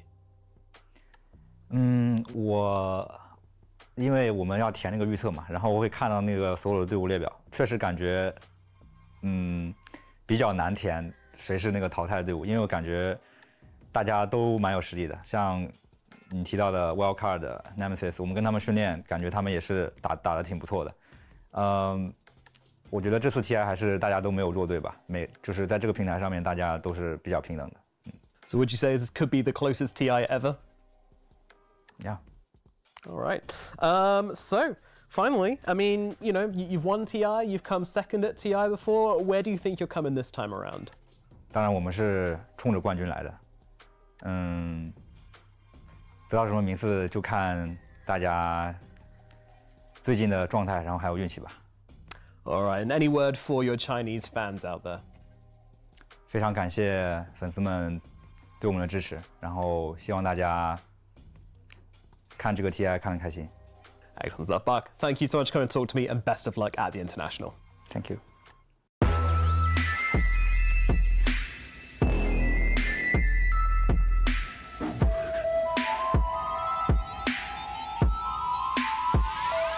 And we're back.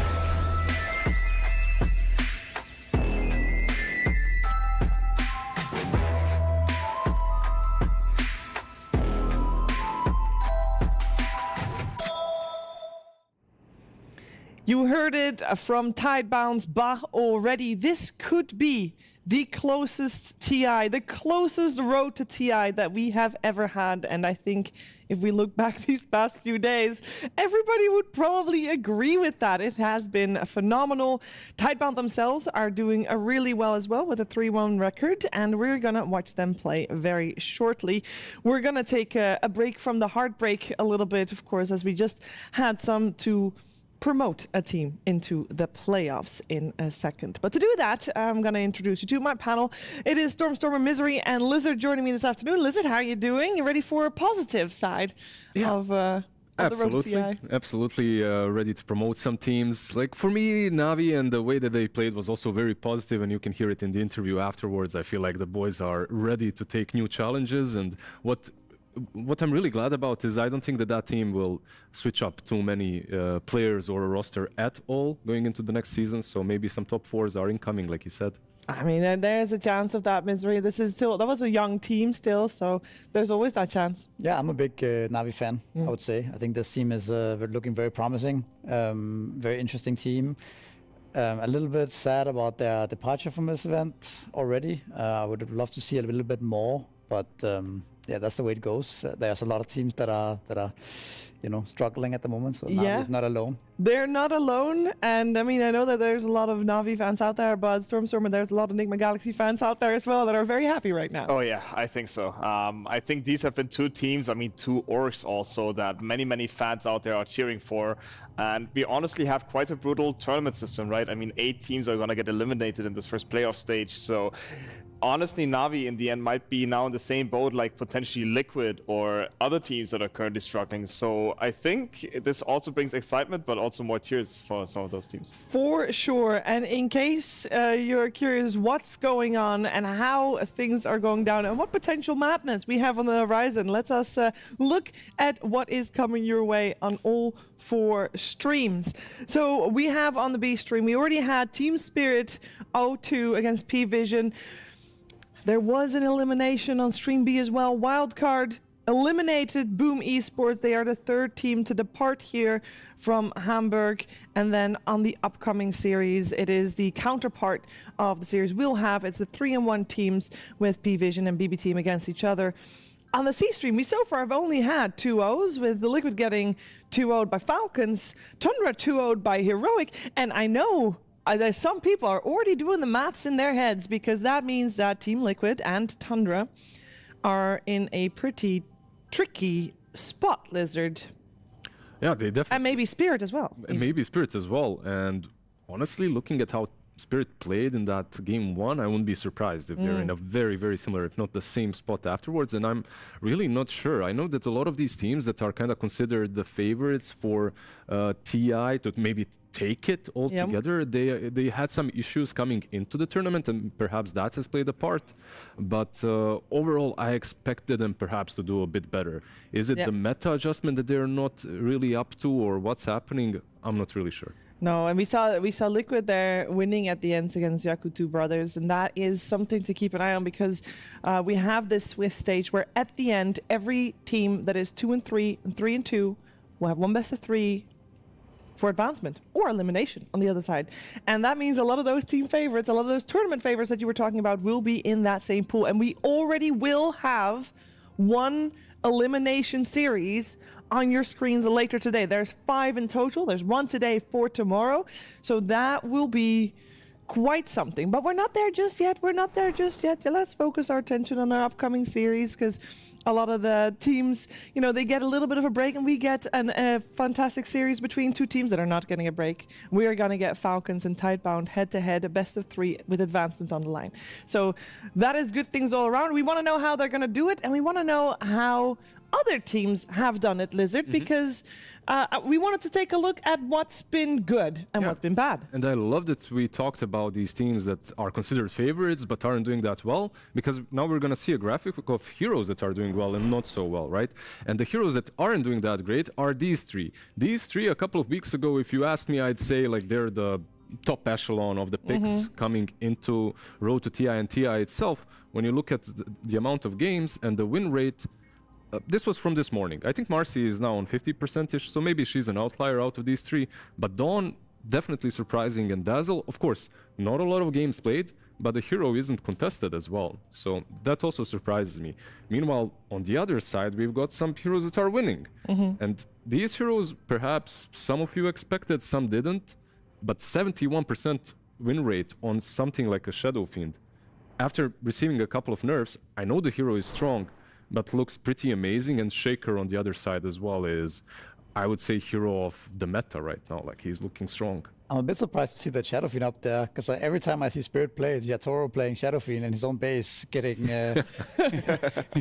losing. So I'm not sure. Maybe the win rate is down a little bit, because this is with the second series they played wasn't looking too hot for them either, right? Exactly, yeah. So that might just be something to check up on at the start of the day tomorrow, because things definitely keep on moving. Now, we are going to watch Tidebound versus Falcons, and these 2 teams have played each other in the past, but it's been a little while, Stormer. Yes, I agree. I mean, if you look at the graphic here, on this graphic, usually 5 series fit, we only have 4. It's a very low amount, and we can see a small tendency of Tidebound. I mean, in general, they only drew 1 series, or drew 1 series rather, in Eastern 1 Raleigh, but all the other ones went for the favor of Tidebound. But all in all, in this entire season 2025, it was only 4 series. So I think it is really hard to tell how the teams developed. I mean, we for sure know that Chinese Dota right now, this TI is like rocking, like all over the, like through the roofs. By the way, Chinese Dota and longest average games ever. Yes. I mean, this is quite a combination, I think. I think we're in for a treat that's coming for us. Yeah, would you then also put Tidebound in the favorite here? I think it's too hard to say. I think Falcon had amazing performances also against Xtreme Gaming already. They did lose to Xtreme Gaming in the end, but I remember that in this first game, Xtreme Gaming was dominating them for such a major time, and they still managed to come back. So I think it's really hard to say who's going to be the favorite here in the series. You could argue that Tidebound had tougher enemies in some ways. I mean, they both beat Spirit. I mean, sorry, Liquid. But the Parry series, right? The PVISION 2.0 is not something that I think people would expect.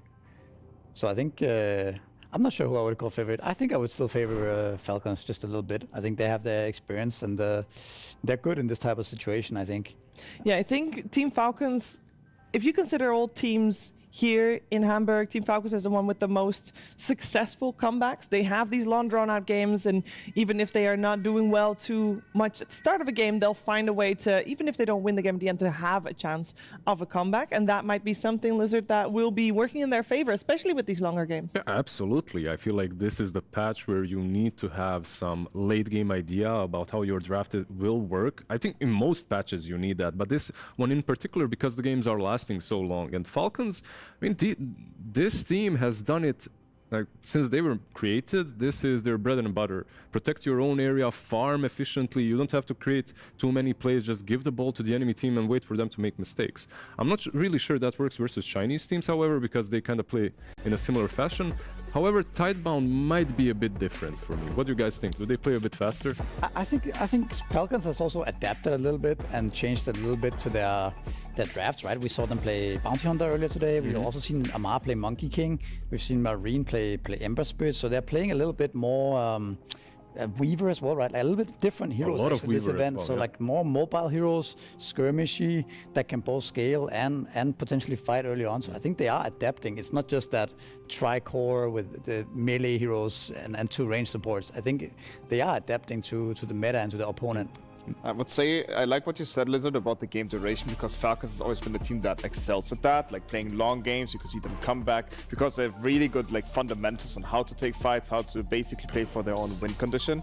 I'm personally very curious because yesterday we saw something very similar from Tidebound, as you mentioned, against PVISION when they won against Satanic Tinker, when they had their own like backs against the wall maybe at some point. I think both these teams have like similar strengths in that regard, and that's why I think if these games go the distance again, to me at least, like I think it's quite a like neck-to-neck battle, or how do you say it, head-to-head battle? I'm not sure, like on even level. I agree with that, yeah. A balanced playground here with a lot on the line, because I think we just mentioned if you lose here, obviously you're not eliminated, but you are going to be put in the same pool of teams with a bunch of teams that are 3-2 and 2-3, including potentially Spirit, Tundra, Liquid, who are all three already favorite. And I mean, I didn't even mention half of those teams. What I really like about Falcons, as we're watching Skitter right now, as the draft has started, is the first hero that's banned out, by the way, by Tidebound. Is I feel like Falcons are bringing a little bit extra of their own identity to the tournament. A lot of other teams are playing meta and maybe +1 hero of their own. Meanwhile, Falcons are generally known as the team that has their signature, right? And now on top of all the Amar heroes, Marine heroes, Skitter heroes, you have to think about this Chen, right? Like you have to ban the Chen. Maybe Sand King as well is a necessary They ban. even played Earthspirit on the first day. Yeah. A hero that is they did. completely forgotten, and Malrain just 24 picked on the first day of the Road to TI. That's what I mean. They are kind of bringing out some new stuff, right? We saw Crit play Grimstroke as well. He played Bounty Hunter as well, and you know we saw Falcons bring back the Ench as well on snaking. So I think they are really creating some new stuff for their own games here. Pugna as well, something that they have played quite a lot, right? But versus Tidebound, teams in general ban out Beastmaster. Like he is, even XG that played against them, I believe they banned out Beastmaster in the first phase in both of their games. So Bach Beast, right? Earthshaker is also in the pool right now. Yes, I was about to mention. I feel like, especially with Falcons now in mind, I think 3 heroes are, for me, especially outstanding the first stage. One of them is Sand King. We see that one being banned out. The other one is Beastmaster. We see that one being picked. And the third one you just mentioned is the Earthshaker. I think all these heroes has really risen up in stonks. We saw it in the graphic before the series. Earthshaker sitting uncomfortable, almost 70% win rate. So As you see the bees, though, do you guys think that Ench is a worthy first phase pick, or? I was just thinking that Falcons would maybe pick a. Okay, well they go for the Earthshaker, so I guess it's whatever to talk more about what they else could have picked. But I was thinking that maybe they could have picked the support and taken it a bit more conservative route, take it a bit more slower in the draft. But I like securing this really important core when you already see the Beastmaster. Yeah. I think it's a good choice here. It's also a decision that they took a little bit to get to, so probably that consideration of going for a support or for a core was on their minds. We don't normally see a lot of teams going into bonus time that heavily for their opening picks, as that generally is pretty theory crafted out. The Enchantress is still a good suggestion you made, though. It's still left in the pool, and Snaking has been really successful with that hero also on this these playoffs so far. And Chen is out. Usually Ench is like the other counter you think about, because they can obviously take over the boards from Beastmaster in the laning stage in case the Beastmaster would go to the offlane. Another one that I had in mind was Pugna. I don't know how much you guys like it. I don't mind it into Beast. Like, you have Decrep for a target that gets going on. You also just blast the boards down in the lane. It's not terrible. It's not the best hero into Zoo, but we actually see that the hero's win rate is below 50%. To me personally, quite surprising, because his laning stage and like his game impact felt always quite good. But yeah, let's see if Tidebound, because they banned the Burst back out here, if they will now commit the second ban into another core as well, or if they will ban out one of those subs, for example, Encho Pugna. And Yeah, the they'll remove that Enchantress. Makes a lot of sense. just don't allow Falcons to play their own bread and butter, right? Like this Ench is completely their style, activates all sorts of problems that they can bring to you. So I have a question about the Earthshaker for Falcons, because now that I think about it, I guess Marine is the most obvious candidate for that, but I don't recall Amar having played Earthshaker. That's actually a very good point, and I but also they've think maybe this could be one of those reasons they are taking some time to talk about, should we pick Earthshaker or go with Ench, right? And if they pick the Shaker, is Crit willing to play it if it comes down to it? I think he would be, but I don't know if it's some conversation like that, like if we need to switch it up, are we okay doing this, and what do we do if we need to put it with Amar? Do we go for something like a Hoodwink to pair it with, or what's our plan, you know? I feel like if you are opening with a Shaker, first phase, first pick, like you kind of need to be able to flex it, right? And now the question is Crit or Amar, like you mentioned. I think Crit, I agree with Stormer. I think Crit is... It's more likely. We've not seen Amar play it, at least this road to TI, but I kind of feel like if you are not playing, you gotta have this hero in your arsenal. Yeah.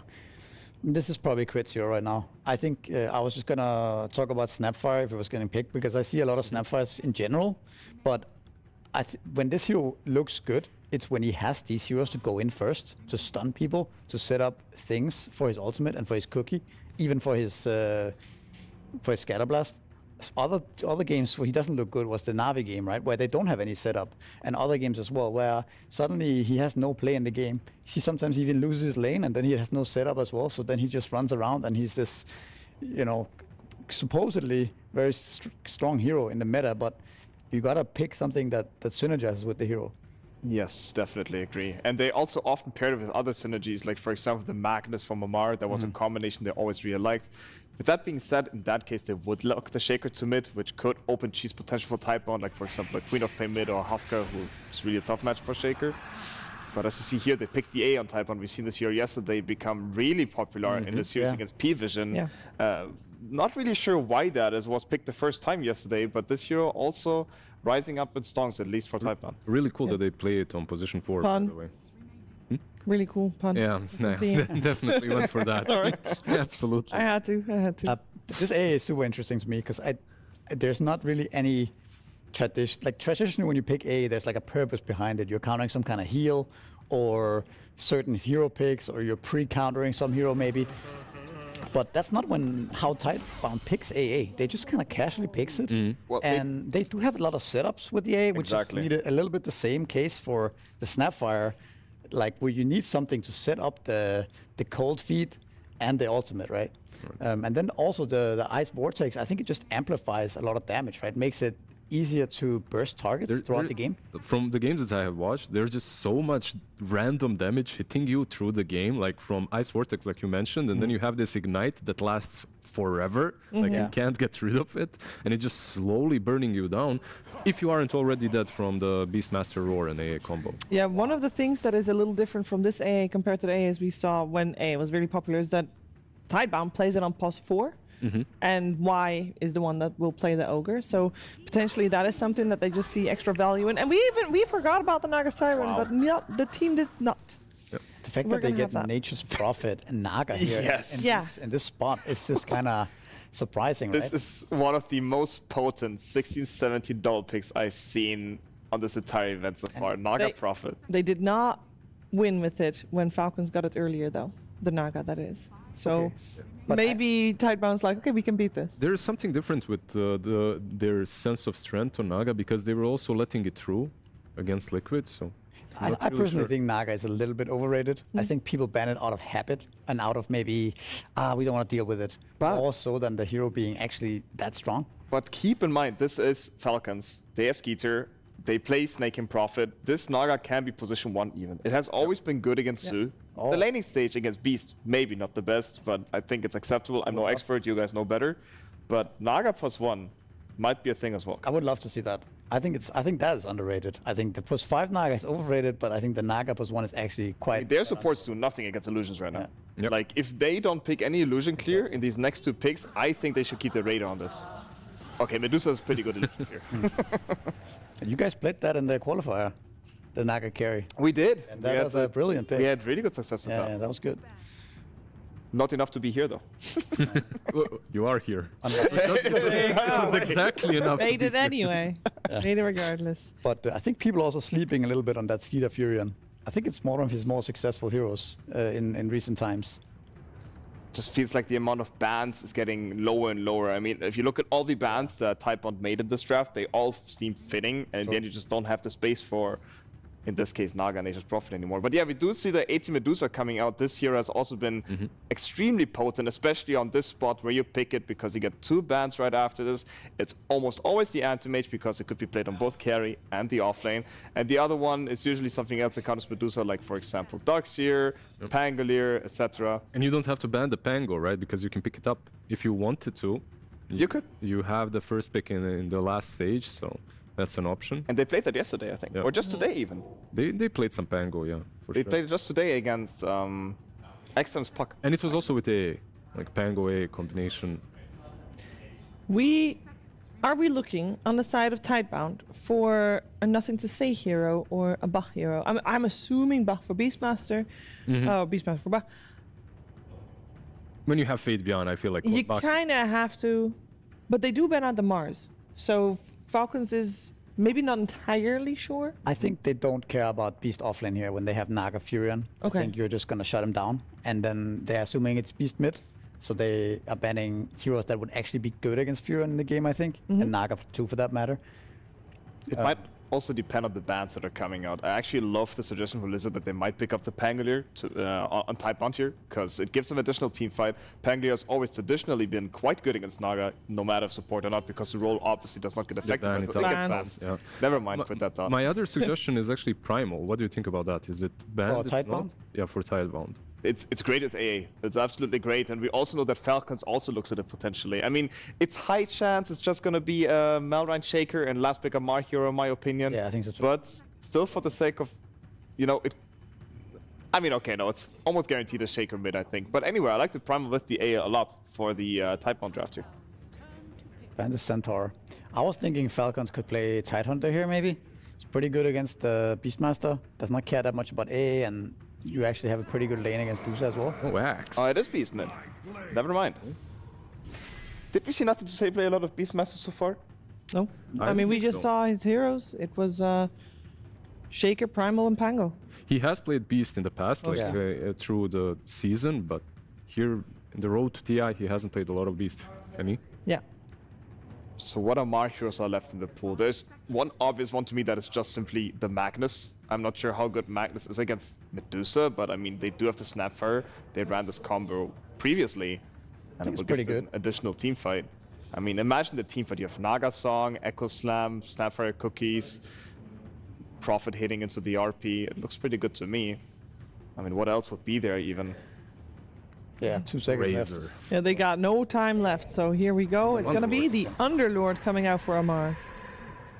I mean, I was thinking the Tidehunter, like, I guess Underlord is similar in the sense that I need something for Falcons that scales well into the Medusa that can reduce her damage, and Underlord kind of does that as well with the aura and with the buying of the auras.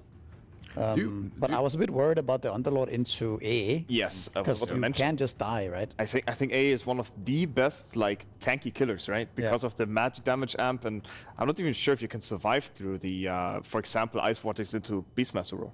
Yeah, or even just a call, right? He cuts Call down AA. the tanky boys, right? Always. The A, you mean? Yeah. I think so. I guess maybe like he was scared of picking Madness because he feels like it's not good enough against Medusa or something. Yeah, I don't know. I like the Underlord overall, but I feel like Medusa does not care. She just sits there, she hits you, like you get rooted, so damn what? I'm still going to fire away, and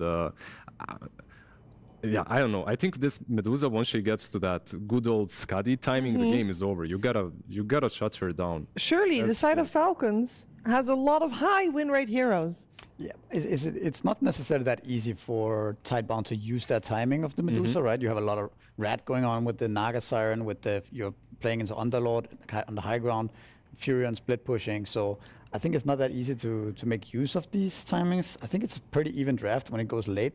I'm a little skeptical of the Naga Siren in general. I don't think this hero has looked that impressive overall. I don't see any particular reason why this hero is good this game, apart from stalling out and just giving vision. Yeah, and something I would also like to highlight is that Falcons is one of the best teams when it comes down to playing the map, and they have a lot of wave shove in the draft. They have the Shaker, who nowadays can one-shot a wave with just one fissure into Ancient Totem with the Shard. There's a Prophet globally split pushing. There are Naga illusions running at you, and they have 2 global heroes who can teleport across the map. So I think Falcons is kind of in the element right here. Yeah, they also have a great way of indeed holding the high ground. We know Falcons loves their long games. Let's see if Tidebound can break that trend, or if Falcons will be off with a 1-0 start in this best of 3. We're heading over to OD Pixel and Fog to find out what's going to happen. Thank you very much, Chief. Yes, game 1 just about to be starting here between Falcons and Tidebound. And Fog, what do you make of this in terms of the draft? You know, the fact that it kind of feels like Tidebound are saying, well, you know what? We think we don't really need to worry about you guys getting the Nature's Prophet and the Naga Siren. We're going to let you have it later on in the draft. They're sticking to style that they've been playing with a couple times now, right? Playing the AA4. I think they're one of the few teams that are still just busting it out, even if you don't see a real purpose for it. But I'm glad that Stormstormer actually mentioned something at the end here about the map control. Because Falcons, I'm looking at these heroes. This is really disruptive of when you want to pick and choose your battles. They can pick and choose when they want to fight. They have Naga Song. They could global teleport with 2 different heroes to choose their fights. It's definitely a strong lineup to be able to do that. And I do have to point out one little thing that we do have, because I think Falcons is one of the few teams that have done this throughout the year, is the Underlord Nature's Prophet. The Invading Force. So the innate ability, not that one, there we go. When allies TP in, they get this buff. So Nature's Prophet, 5 seconds when he TPs into these buffs, it actually adds up to something. So we'll try to point that one out throughout the game, but a lot of global potential and should be a pretty cool game. No, absolutely, yeah. We're going to see both teams bring their best, of course, to get to this point so far. 3-1 in terms of series results on this road to the international playoffs so far. And we have to give the shout out to these Chinese teams in particular at this tournament. I mean, this morning was insane. These games between XG and Tidebound, it was crazy, just the spell casting overall. And again, they have a really strong draft in terms of team fight, catching heroes, so we're in for a treat, absolutely. Because ultimately, the Dusa kind of feels pretty good here, right? It does. This game could get to a stage where a stacked Medusa should be able to close it up for Tidebound. Yeah, I just think there definitely are these tools of just not letting her do her thing, right? She gets sprouted, fissured, rooted, slept, netted. Could be ways that they can disrupt her and control her inside the team fight, because she is the end-all, be-all carry in this game for the side of Tidebound. They are quite 4 Protect 1, I would say. Yeah, let's see if they can get to that part. I mean, obviously in the kind of early to mid-game, Tidebound will still have an abundance of damage, yes, right? A lot of, the beast. You know, anything kind of comboed with the AA's toolkit. Yeah. Coming out from the Axe or the Ogre or the Beastmaster. It's going to be rather annoying for Falcons to deal with early. Yeah, let's see how these lanes do go down. Let's see, this Beast versus this Earthshaker in the mid lane. The stonks on the Earthshaker, I think me and you said it so many times yesterday, just continue to rise. 70% win rate or so across 20-something games. does feel like it becomes a bit too much for a lot of teams to deal with in terms of just this control it can provide. And yeah, crazy damage. Let's see how Nothing to Say does. And there you go. 22 picks, boasting a 68% win rate. Let's have a look. Maureen, one of the better ones on the mid shaker. Master tip. Beastmaster tends to do pretty good versus almost everything, right? Especially with these board micros that we've seen from a lot of these players, so Nothing to Say should be able to handle his own. He will end up eventually, though, later on, right? He'll give some of these summons, and those extra summons will absolutely matter versus that Echo. Now, what about these side lanes? How do you imagine that both carries are going to fare here in the early laning stage? I feel like Skeeter feels very happy up here. Even though they did pick Bach this Axe to fix things up and not have to have this Beastmaster up there in lane versus this very strong lane, I still feel like Skeeter's in a pretty damn good spot with the Naga Siren up here. Tough for them to get too aggressive with an AA Axe. Bottom lane? Dusa should also be pretty okay, right? Has the beefiness of the Ogre to protect at all times. But if they give up kills, so that's the one dangerous thing I always like to mention about Underlord, is if this Ogre does die in the lane, and you give that extra bonus damage to the Underlord, good luck class hitting, right? He just ends up having 40 base damage over this Dusa, which is already starting to be a bit of that case. You see Amar has 87 damage and Dusa's at 52. So, see how Shiro's able to get those last hits. Should get a little easier, obviously, once the level 2 is hit on Wine, and he's got spells to throw out, try and push them back. Definitely give Shiro a little bit more space around the creep wave. But I think, I want to say, actually, that all three lanes look a little bit advantageous for Falcons in this one. Yeah, I'd say so. Right? Because the Underlord is going to outlast hit overall versus the Dusa. The mid shaker should either trade or come out maybe slightly ahead if he gets an extra creep or two. And the top lane, unless Skeeter makes a huge mistake, he should farm up there. So let's see what we do get out of here. Looking at rotations as well. Heroes rotating to the mid lane may be a little underwhelming early on. Yeah, I mean, maybe if you get some sort of action coming in with the snap. Yeah, I think that's like you could try and set up for something from Falcon's side. Yeah, definitely.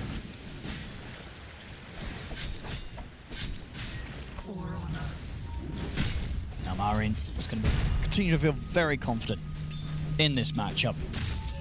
I'm really looking forward to this because I haven't gotten to watch we haven't gotten to cast, I think, any of the Tidebound games or any of the XG games in particular. So I just really, watching their spell casting and all that in the later stages of the game has been an absolute treat. So I really hope that we do get to these later stages of this game. And so far as we can see, it's Shiro that's coming out slightly behind on the CS. And look at the build that Amar went for, too, right? Amar isn't going, he's going early stats. So look at, I'm just going to keep pointing out his damage. Crazy right-click damage. 94, Dusa has 48 with that -7, so. I mean, it's nice that, obviously feels that, especially with that extra HP as well, it's very unlikely for him to die in this lane, so he's feeling super safe. Yeah, he should never die in this lane. And he can just continuously freely go for these denies, making sure that Shiro will have quite a tough time getting farm out of this bottom lane. Bach, though, will get the liberty to, he's just going to free farm now on this Axe. Difficult for them to really punish him with the Naga Siren and with the Nature's Prophet, but Skeeter's going to get his own free farm as well. Let's see. I'm wondering what they're going to do on maybe some of these supports. Planet's probably going to start going to get those stacks going, but they do have that Naga on snaking, so he can interrupt them with the mirror images. So far, no wards to be placed to block them out, though.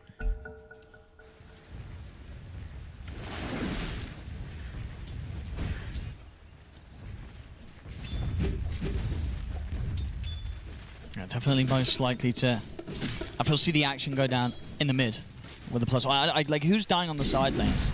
This Ogre is the highest chance, I would say. And speaking of the Ogre, why? Look at this mid. Mid too, actually. TP comes in. Oh. Not quite enough there, and in fact, it will be down bottom where Amar ends up getting the first blood for Falcons. Falcons not quite finishing off the opportunity to kill off Nothing to Say, still leaving him in a pretty unfavorable spot as low HP as he is. Planet's Does here now now have backup coming in, indeed, with Planet, and the blood grenade thrown down onto Maureen. Maureen, though, has got another Fissure. Oh. Hasn't quite got enough for another Enchant Totem, though, so another round of axes will take him out. Maureen ends up being the one to die there in the mid. Nice rotation. I like that from Planet. Even though you're not the best at moving on an AA, you can contribute when you have this blood grenade plus that Ice Vortex to assist. So Amar, he gets that. They get that kill bottom on the Ogre. He has that extra damage, but Shiro gets some space to get extra last hits while they chased the Ogre away. At the moment, of course, your Falcons probably not going to have anything to interrupt Bark. Just pulling the waves, right? No, they can't. Unless they want to, unless they want to rotate the Earthshaker or the Snap over at some point. Not yet, though.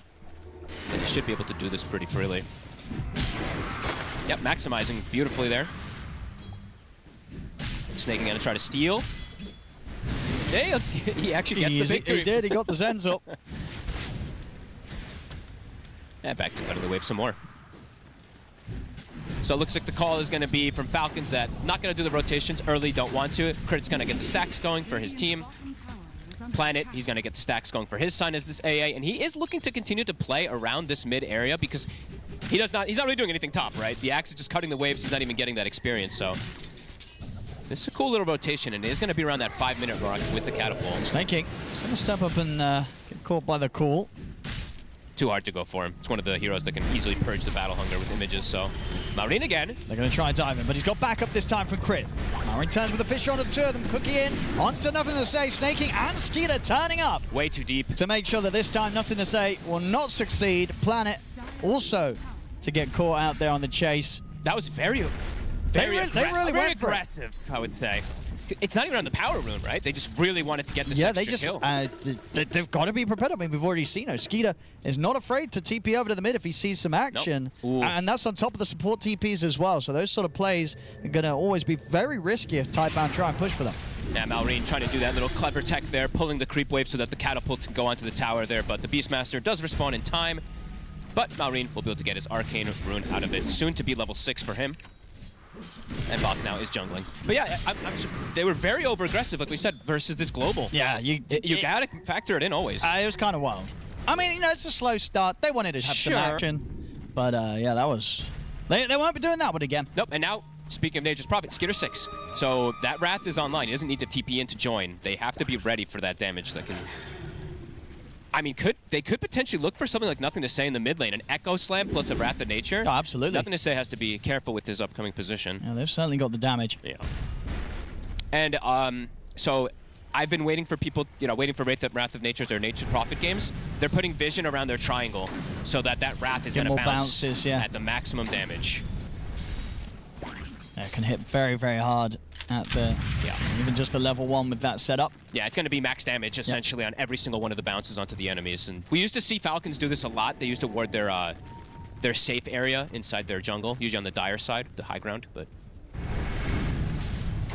all that being said, Axe, we see Bach, top of that net worth, having a absolute free time so far. And Shiro, his farm is actually pretty fun. I thought it was going to be slowed down a little more in terms of denies, but looking pretty good. Yeah, I guess with some of the focus from Crit being drawn elsewhere on the map when it came to like the mid pressure from Tidebound, and Crit obviously looking to set up the map, get stacks going elsewhere, has meant that with just a Mar down there, Shiro is able to stay safe and get decent farm in that lane for now. Top lane Bach, Snaking, ready to try and dive here for Snaking. Will be able to get out the cold feet range and holds back Bach with the ensnare. Oh, pulls him in though. All right, Bach's like, okay, you want me to come closer? I'll chop your head off. Maybe he's assuming he's dead anyway, but... he probably was, but it did look quite entertaining. Dragging in the axe just to get your head chopped off. He wanted to die faster, that's what it was, that's so he true. could respawn quicker. Yeah, that's pretty funny looking. Bach, he'll take that, and he might actually be able to go for this blink build. He's gone for like some funny looking items, right? Okay. Because he's gotten so much on the axe. He's got phase, chainmail, ring, double ring, as double ring of protections after ring of health, and then he can potentially go blink instead of blade mail. There's a possibility. Let's have a look what they can see around the mid. I mean, Bach has swung across, but Snaking's scanning him out with the illusions, so no chance to sort of wrap around the back of the tower with a surprise play. They really want this mid tower. It's interesting how much emphasis they are really putting on this. Just to maybe open up the map, I guess, and limit some of that control of map movements that Falcon has that we had mentioned earlier. Pretty interesting how persistent they're being for it.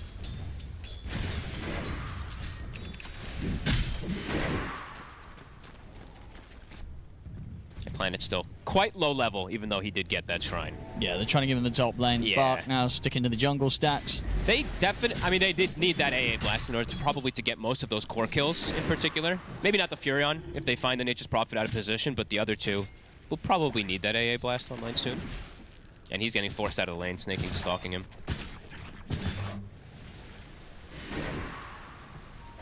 Found it. Who found who? Don't quite have Bark in range to help out. So won't be able to kill Snake King for now. Yeah, there's going to be quite a bit of farming in this early game. Amar going through those stacks. Looks like he's queuing up the pipe early on. Makes sense. A ton of magic damage early on this side of Tidebound. And that does mean that they're going to always have that advantage over the side of Tidebound in terms of auras, right? There's not really an aura builder on Tidebound. No, nobody really wants to be buying that. So that's actually going to be pretty interesting because Falcons also has a lot of magic damage themselves for those early fights. So that could make a pretty big difference if Amar's able to just farm a full pipe before the first actual fight happens. Tidebound might have to avoid team fights and just look for pickoffs for some time if that is the case. But we'll see. All right, Maureen, she's got the blink ready. So here with the smoke from Crit, they're ready to go for a big blink dagger reveal on the Earth Shaker. So Nothing to say. Who they can find. They've got the double ultis at the ready. That's the one they probably want. Straight in. Opens with the Echo. Kisses coming in as well. It will be enough. No hesitation. They just blow everything. Catapult wave actually in the mid lane too. They might be able to get their own push going here. Is Tidebound gonna react? They are. They have the Bloodlust onto the tower at the least. Malrine is lingering over here. See top. Snakey trying to set up a little bit onto Bark. The Sprout block off, but Bark's able to get his way around it. Mid lane. It's now going to become a bit of an awkward chase. Topskid is going to get the Nature's Wrap bouncing through. Actually, there's quite a lot of damage. Snake trying to do his best with the body blocks. Another round of the Sprout is up. They'll finish off the job. They're outmaneuvering him a bit here.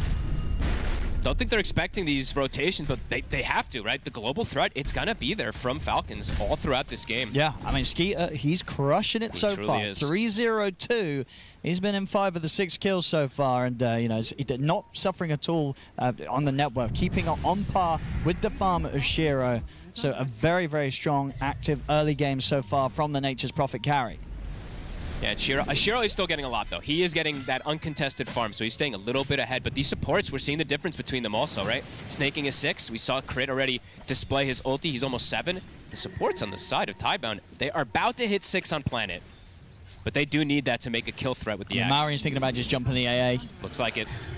And there you go. Set up with the enchant into the Fissure. The blast comes in. Make sure they take out Planet before he can throw out a single spell. Bach is about to have Blink Dagger, so they will have their own way to make plays now once he's got that finished up. That plus the AA Blast, likely to be able to set up onto anybody that does show, but that's going to be the question. How far, where are they going to show, right? Because Falcons is going to play about controlling map and picking the team fights accordingly to when they have these ultis, since they have such good ways to wave clear and, yeah, show up globally. Let's see if this early Axe Blink pays off without Blade Mail. There's the smoke. Marion would be a pretty nice jump to catch. If he gets the shield rune off before they jump, then it's probably not happening. He might turn and kill them, so they got to get it off immediately. Looks like they've got their sights set on Amar down bottom. He is not with AA Blast. He is not that. He's 2,000. He is tanky, but I think with the blast and the combo, it should be fine. Coming in with the Deucer as well. Yeah, and they've got it. With the Deucer. Takes a lot, but the job's a good one. Bart gets the dunk, gets the kill. Skeeter TPing into. He's going to try to see if he can pick up some supports on the back lines. But won't be able to stay on top of them and feel strong. Snaking's in the area. Falcons wants to pick a fight here. They know a lot was expended by Tidebound there. Going in for Y. Looks like they're sacking here. Well, good jukes from Y. Tries his best there to get away from them, but with the 4 of them down here, only so much he can do on the Ogre. Ooh. Does end up going down. Is Planet going to be cheeky?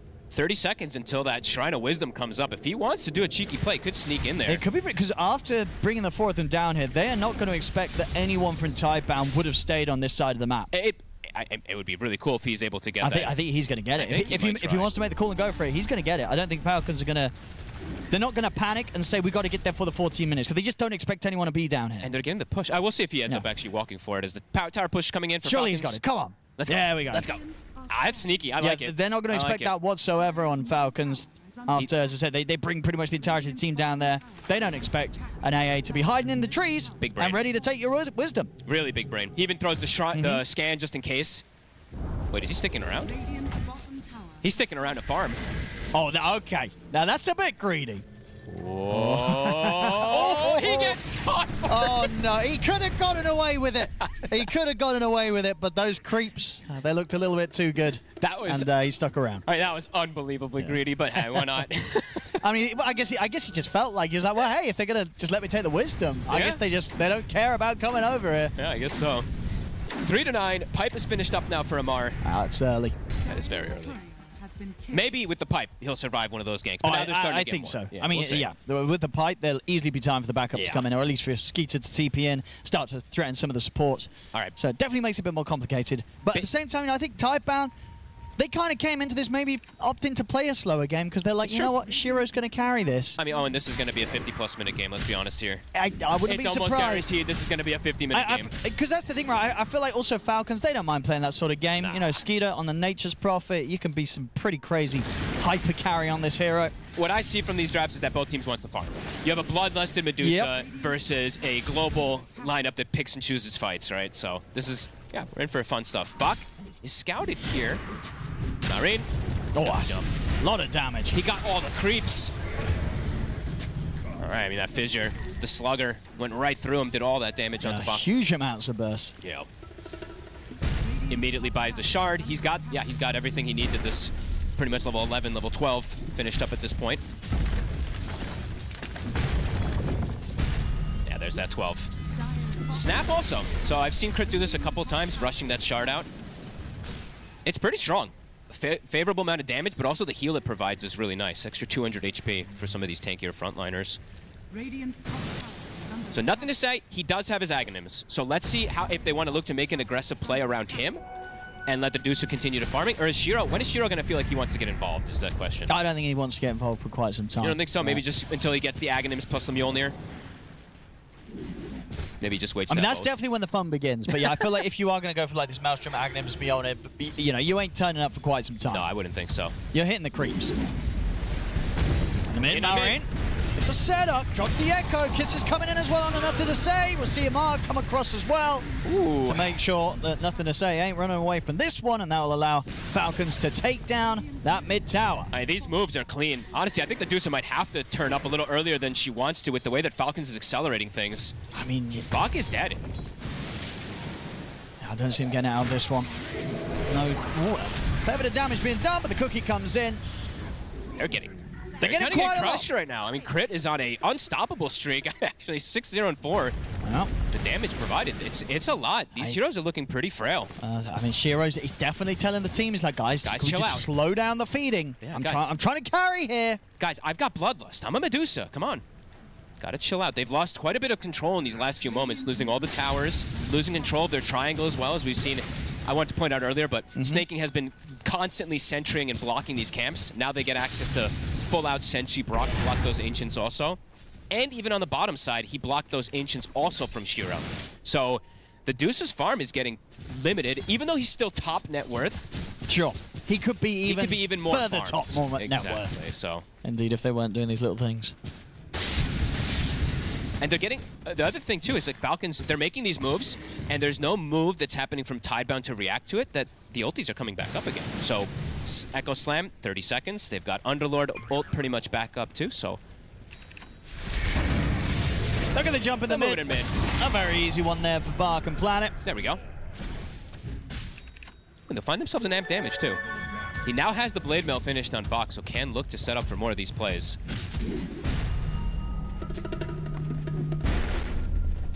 And Owen, I have to say too, we have an honest game of Noda. There's no Dominators again. There isn't. There's no Dominators. Not yet. I thought Amar was gonna maybe go for it, but he's going for Crimson and Pipe, so. Yeah, I mean, the auras are just too good this game. Especially versus Dusa. Crimson is gonna be fantastic if it's gonna be the only one that's providing that much damage. If it's starting to get to this pace where they start to get ahead, that Crimson's gonna block a lot. Can he find a chance to get the catch on Crit?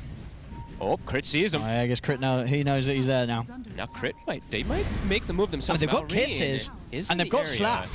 But he's going to get the jump. Marin's going to come in though with a Fissure, and here comes the backup from Amar. Crit, he's going to survive. The Pipe Aura comes out. Planet goes down. Bug's dead as well. One step ahead every time. Shiro, he's screaming at the team. He's like, guys, stop. Just let me hit the creeps. Just I don't want to make carry. plays. Just stop making plays.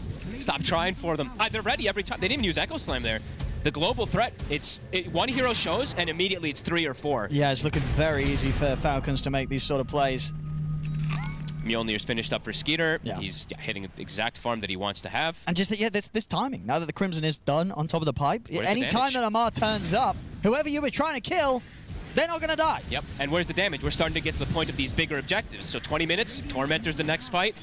I don't see how Tidebound can really fight around that Tormentor versus these auras unless they get a huge call in Ice Blast, which I don't think that Falcons would give that one up standing together for. Yeah, that's and the then thing, Roche, it's too. difficult to get a good call. Because the Underlord's never really going to be standing next to Shaker, because Amar's always coming in later to the fight to teleport, and Skeeter, he's never going to be standing in with her, so you're never really going to find an opportunity to catch multiple key targets. Honestly, when are any heroes really going to be clumped up? It has to just be when a fight is happening. It's when there's chaos going down, they're focusing a Dusa, and then the call comes in or something. Because that's what we've sort of been seeing from Tidebound's attempts, right? The only thing that they can kind of do is go for these one-man cool setups, which obviously never really feel great as the Axe. So you can see that they were definitely feeling the pressure to do something, but what they can actually do right now against Falcons is proving to be very limited, falling further and further behind, apart from Shiro. Apart from Shiro. Shiro's having a fantastic time, but yeah, it's just, is it going to be one of those games where the Dusa can go all out versus this type of lineup with the damage? There is a chance, because there is a I think the Dusa does look pretty strong against this lineup, if it can get to a certain point. If it can get to that certain point, my worry is just, are they going to be too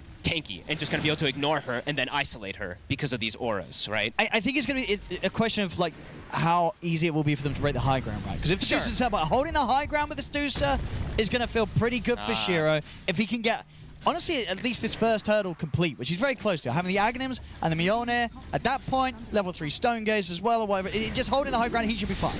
Well, there's the answer. Never go high ground. That used to be Falcon's strategy back in the day. Oh, it might be coming back here. 50,000 gold lead. It might be one of those ones. As you said earlier, this could be a 50-minute game. Yes, it could be a 50-minute plus game where Falcons just exceedingly grow their advantage because, yeah, of the volatility of trying to push into a very farmed Shiro Medusa. Yeah. I feel like it could absolutely be one of these where you see the Medusa at the top, maybe 4 of the Falcons heroes next, and it's just the Dusa still has a chance. Honestly, I think it's absolutely going to go that way. Yeah. And yeah, just a question of how much you value putting kind of the stocks into Shiro's Medusa.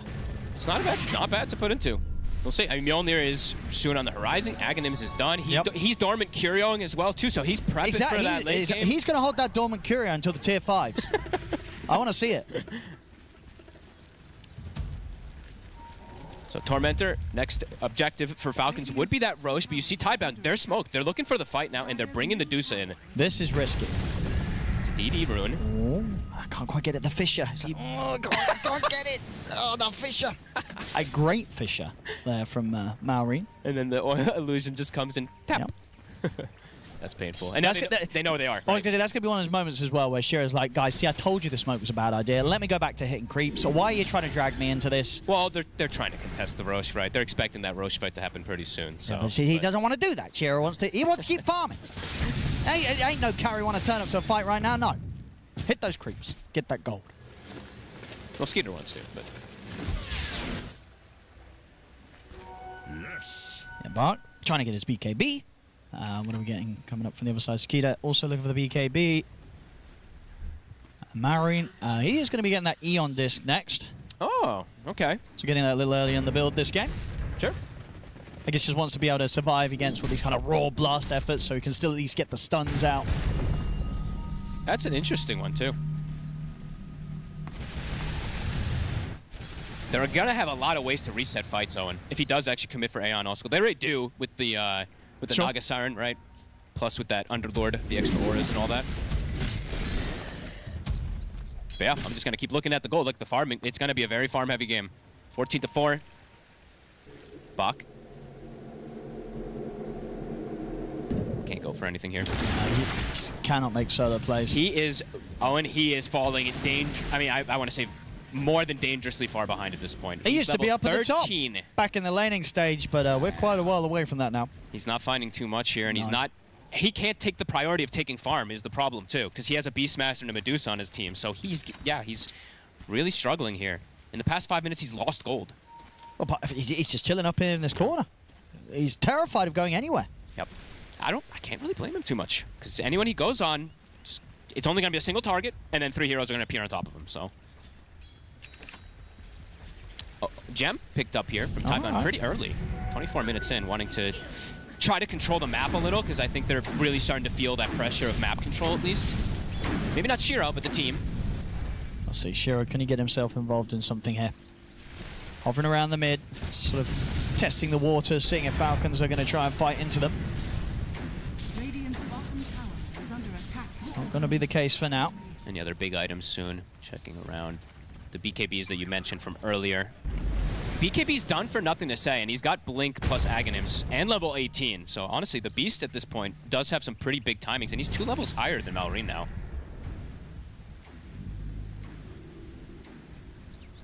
Now Falcons not satisfied with any sort of chance they could have found there in the mid to make a jump, so not going to risk it. No, they're being patient. They know they have control of the map. Dire's top tower is under attack. Yeah, it's really only this. I mean, Beast's getting a sum, but yeah, it's really just the Dusa. Which, of course, that's all you really want or need to get that farm, but see if it does pay off for them. I'm getting some lag. Did you get that? I got I got a pretty big spike right there. Yeah, they did too. And what are we getting next for sure? So going for the Skadi. Yep. And then, I mean, I imagine the butterfly is still going to be tempting. Butter or data, it depends on what route he wants to go. Depends what he sees the MP building. Yeah, what have we got next on Skidi? Just see, I just wanting to pick up the Aghanims Shard. Yep. There's still many slots to continue to grow his item build. I mean, 14-4. Roche, they didn't take it bottom, so it is shifting toward that top side. I think that actually perhaps gives Tidebound an opportunity to maybe... they can't just like go for it, right? But if they can sneak... I mean, well, maybe they can. I mean, they do decent damage over the Dusa. They have sneaky ways to do it too, right? You can just have the Beast plus the Dusa do it, but it's dangerous, you know? We have seen a couple Roshans get snuck throughout this tournament, though. I think I've seen 3 just get snuck under teams' noses. And yeah, thank you for pointing that one out, Observer. Greater Healing Lotus is on the Dusa, so have to keep tap of these extra influxes of HP that can come in. They're going to try poking at Yeah, it. I think this is actually a feasible option for them. Just have to be careful. Keep tabs of where those heroes are on the side of Falcons. Looks like they might be getting cold feet with the fact that Falcons are showing around the mid. Planet holding his breath. Has been killed. Radiant's bottom tower. Oh, Aeon Disc just got killed off the courier. Yeah, we're still a little short on the money for the energy booster, but would have likely got that in the next 2 minutes. So nonetheless, yeah, definitely going to be put on hold a little longer than Malrine would have hoped for. Power rune top, just a regen. All right, he found his item. The dormant Curio has been activated. Serrated Shiv, a vast one as well, a very good one. This Deuce is going to be pretty scary in the fight. Yep. There's no doubt about it. However, Falcons do want to try and go around a team fight into this Medusa. They've got, I mean, who's going to control, like, what is the plan? Or do you think the plan from Falcons will be to just ignore any fight the Medusa is in? I think it might just be kill everybody else and ignore the Medusa and just try to mitigate the damage, because you have Pipe Crimson. So you are going to block a lot of that damage that comes out from her. Bach. Desperately trying to finish up his BKB. Started to get a little more farm going for himself, but you're still seeing he is soon going to get caught up by the supports. Skid will be okay. Dangerous place to farm. Dire's middle tower. And this is what, just also because of the way that they have to kind of give what the safest spots on the map for nothing to say and Shiro to farm. Yeah, like Bach is just, he is the sacked offlaner in this game for sure. Back to the old days, my friend. He's still going to have that BKB now pretty soon. They might prioritize him a little bit here just so he finishes that one up in the next fight. Because that Roche fight, it's coming. It's coming soon. Oh yeah, both teams are definitely going to want to show up to that one. When's the last time we had action? It's been 7 minutes. No, it has. It's been 7 minutes.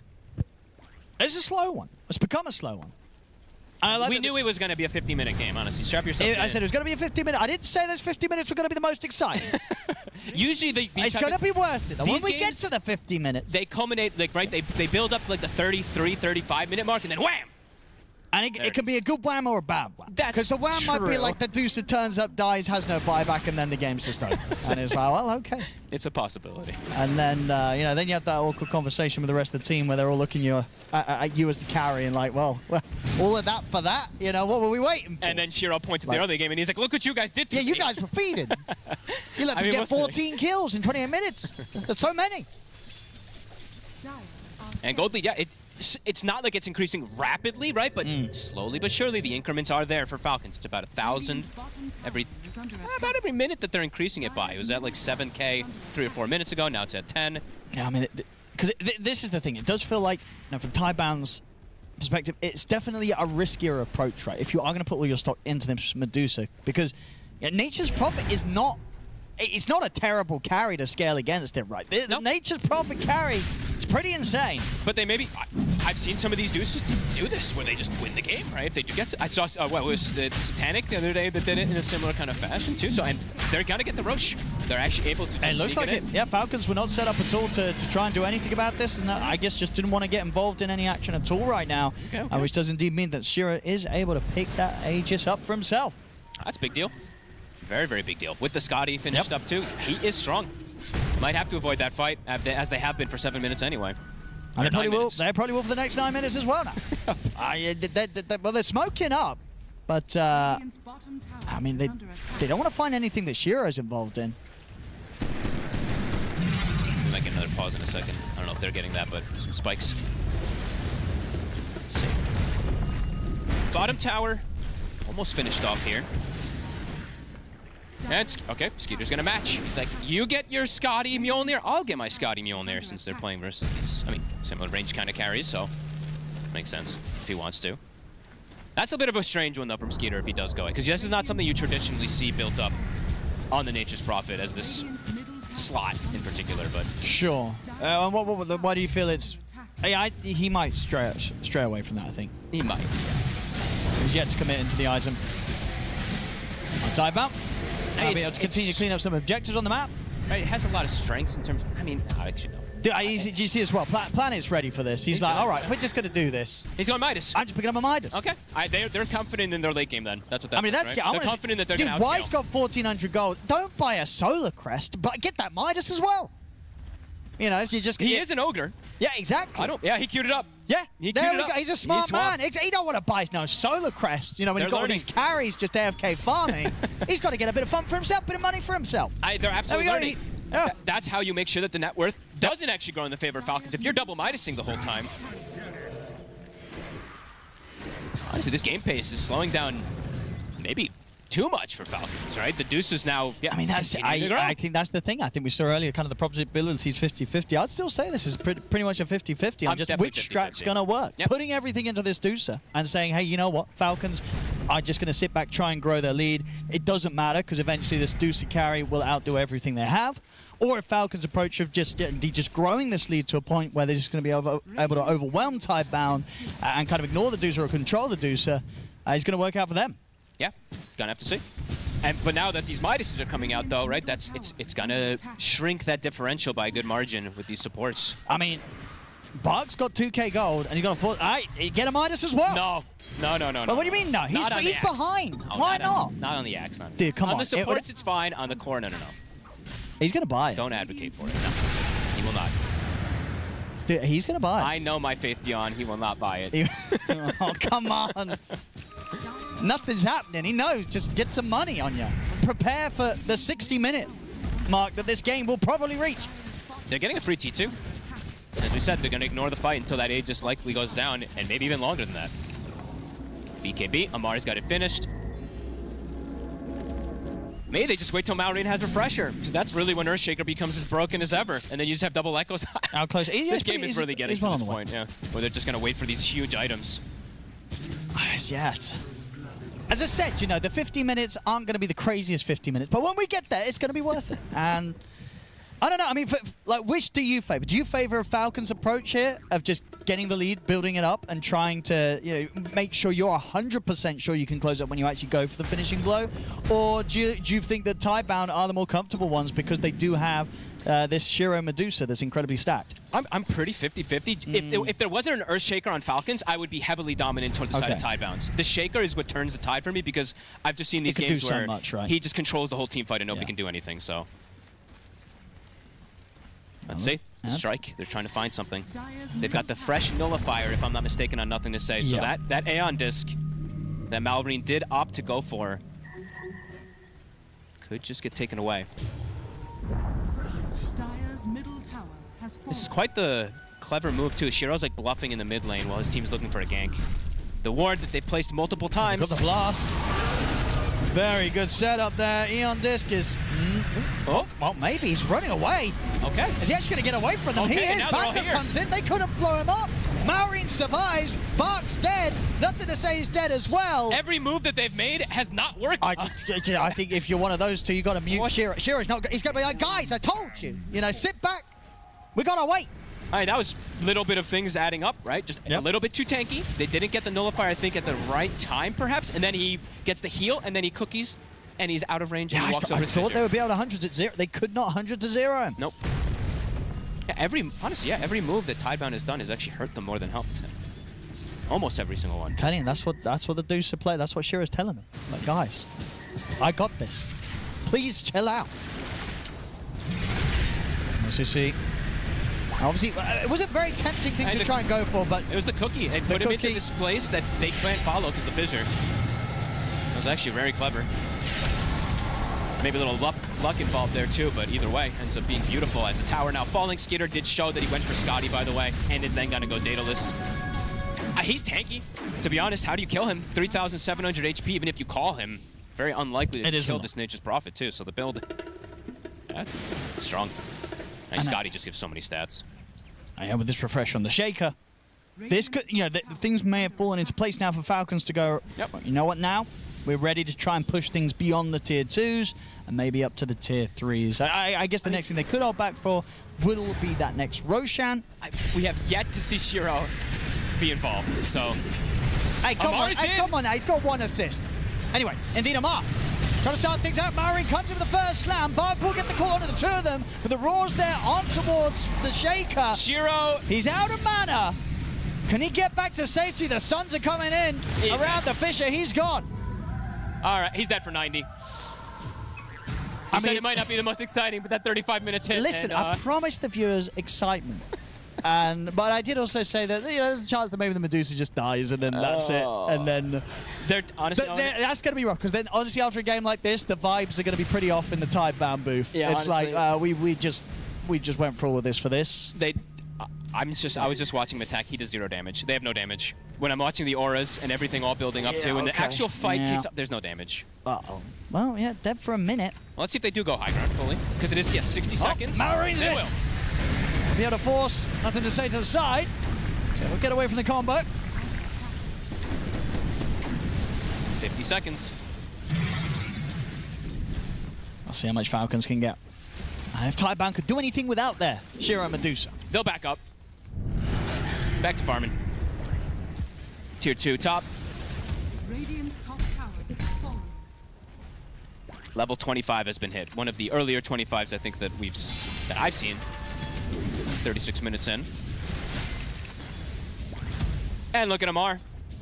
I think, did he actually buy it? I'm pretty sure he bought it and sold it. He definitely bought it, so because there's no reason to buy it. He's definitely memeing. I think you know probably what? He quite entertained with the Midas purchases from Tidebound. He's like, saw them. These guys bought Midas and then we won the game 5 minutes later. And indeed, that's when obviously the Midas purchases, you might want to sell them so they don't appear in your scoreboard at the end of the game if you're a support. You're like, I didn't buy Midas. Wasn't me. Wasn't me. I see, that's why Faith Beyond bought the Force Staff, so he can say at the end of the game, I didn't buy the Midas. Exactly. He was tempted, but... Sorry, Bach, I should say. Apologies. He didn't want to have that as well. Yeah.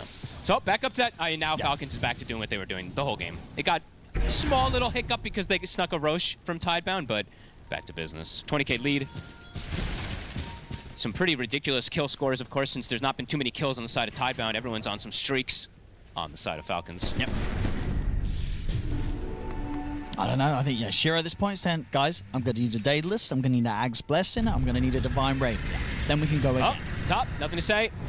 BKB. He's out. Nice. Who's going to queue up a Basher? Is it going to be Amar?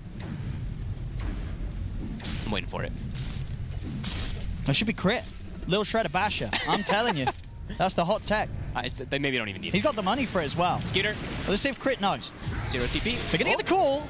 But he's pretty tanky, Skeeter. In fact, he's kind of just killing Bark now that the Stonegaze does kick in, though. He's very alone. Oh, there we go. Making the game a little more exciting there. Skeeter's dead. And look who got the kill. And Shiro. I said that the Blessing Daedalus Rapier Dream is back online.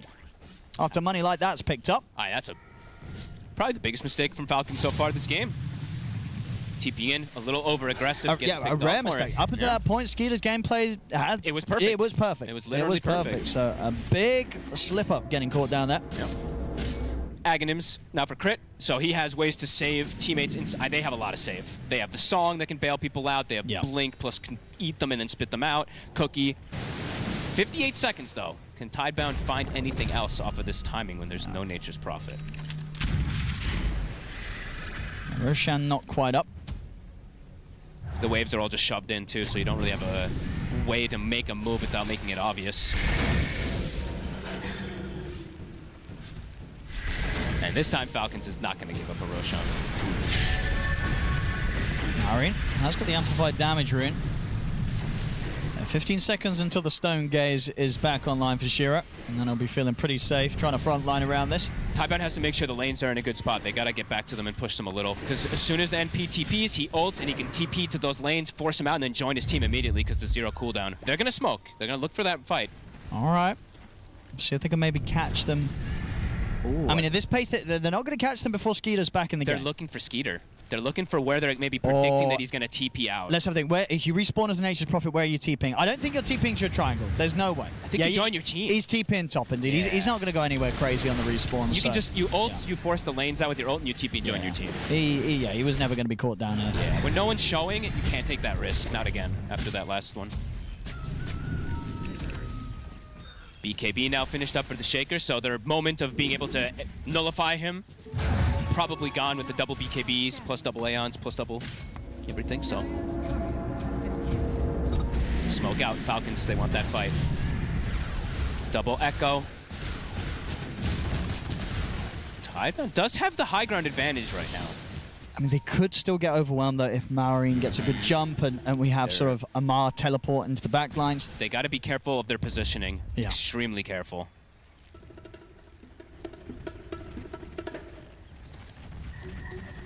And Falcons are going to know where they are. Double catapults starting to come out onto these lanes, so lanes are starting to get shoved in pretty hard. Skeeter just still doesn't want to TP into an aggressive position, though, because he hasn't seen too much yet. Maureen? Bark scouts him. He's going to try for the jump, and he catches crit. That's... they might... Do they want to still fight this Tidebound? They are going to try and push on and stick around. They'll look towards Amar. Amar pots the BKB and the Crimson. Snake King has to back away from Shiro. Shiro's kind of been blocked off by the Fishers and can't really get a position. Now with the Roar, though, onto crit, they can step over. The song comes out. Ice Blast, bam, comes in. Connector on a crit. They'll try and force crit back to safety. Skeeter looks down to grab a mark. Spinning in with a call. Murray, though, in with the double slam. Blows up Y. They're trying to focus down the Medusa now. Skeeter bringing in the right click. Shiro running out of mana, but the Stone Gaze will hit onto the two of them. Doesn't matter, though. Skeeter fights through it. Shiro will fall. Bark tries to get the dunk off. They will kill him, but Bark dies for his efforts. Amar cleans up, nothing to say. The fight, it's still Falcons. Beautiful double Echo. Hits, what, 3? Maybe even clips the 4th hero out of it. The Ice Blast, I think, only connects onto, what, crit? And he lives. He lives out throughout the whole fight. Skeeter gets isolated, gets caught a little bit there at the end of it, but it's well worth it. They need so much time to bring down this Nature's Prophet. He's so tanky, and they have so many ways to just reduce that damage, as we're seeing. And here comes the push. We'll see again this fight. Bark trying to see if he could get some sort of chance to start things, but again, just the one-man call, and Falcons, they are not afraid of these team fights right now when they can kind of just run into the chaos with Amar just coming in on the back lines, completely forcing Tidebound apart, and sure, he gets some damage done, but just can't quite get enough out. Back in action, they're pressuring under the tier 4s. Why? He's going to survive. Bark trying to get the call on Amar. I get to see Amar go for the feed skate. No. Stun comes in as the Ice Blast connects. Amar will die, but this did cost them both Shiro and Bark. 2 huge core buybacks, yeah. Yep. Expensive ones. And that was with Skeeter not alive to force the issue too, right? Skeeter's still dead, and they had to buy back for all this. Yeah. So this next, 7 minutes? Very dangerous moments upcoming. And Roche is up. So the question's going to be is how risky do you want to be on Tidebound? Do you just go for it, or do you just give it up? You might just have to go for it. I think you go for it, and then if you see that Underlord buyback, you get the heck out of it. Yeah, probably that. So I pointed this out super early in the game, but I'm actually seeing this invading force, this innate, having a huge effect. the damage reduction that's coming in, Amar is just in the faces, taking 0 damage, and then the NP TPs with 4k HP and 10% damage reduction also. These things are definitely making a difference. I mean, I guess so the question is here, if you're Armar, do you buy back on the Underlord? You do. Here we go. Now, Tidebound, do they want to stick around? I don't know if they do, with the Underlord back in the game. Backing away. Crit did show himself for a second. Has to be careful. Refresher is up in 30 seconds for Malrine. He has hit 25. Has to be a picture-perfect fight from Tidebound. I don't know what that really looks like. Somehow it has to be some multi-hero stone gaze to get them caught in. Then Bach has to get a great catch on the course. Yeah, I mean, it's just so hard to get the call as the axe. The axe call is the hardest part of this game, it seems. The stone gaze has pretty much been the strongest ability in just giving them some sort of duration of lockdown to deal damage. Yep. So if Falcons are somehow able to play the fights in a way where they can kind of poke that out of the Medusa early, kites it out, then the sort of the options from Tidebound are going to be very limited in these 5v5s. Smoke up. I believe that means Malrine's Refresher is back up. Yes, it does. He is ready to go. Tidebound. They just have to stay completely clustered as a unit. Yeah. Shiro or Bart go down. Could be the beginning of the end here for Tidebound. I mean, if Shiro dies, the game's over. So, all about this Medusa right now. As it has been the whole game, of course.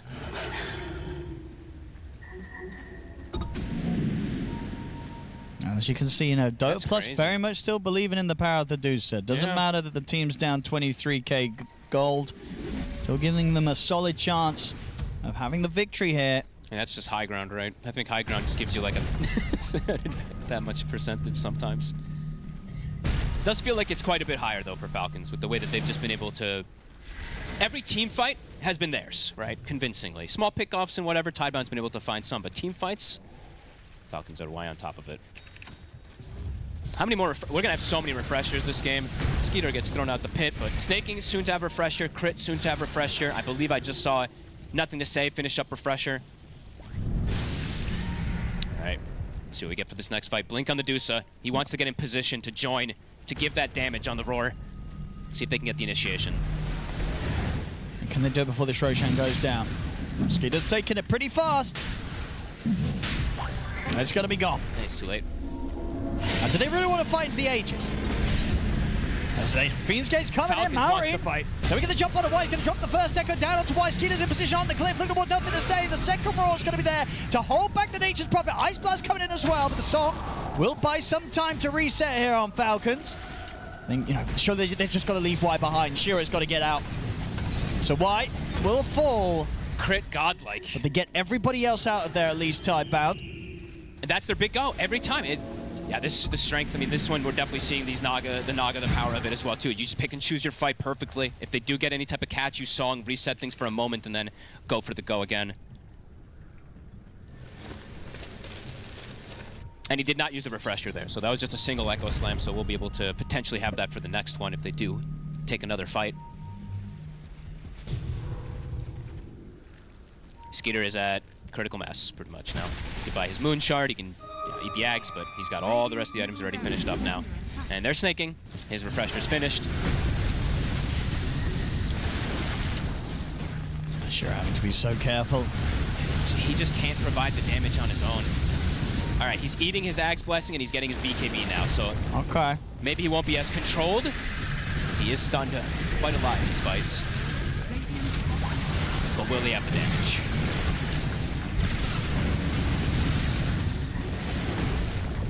Have everybody up. White.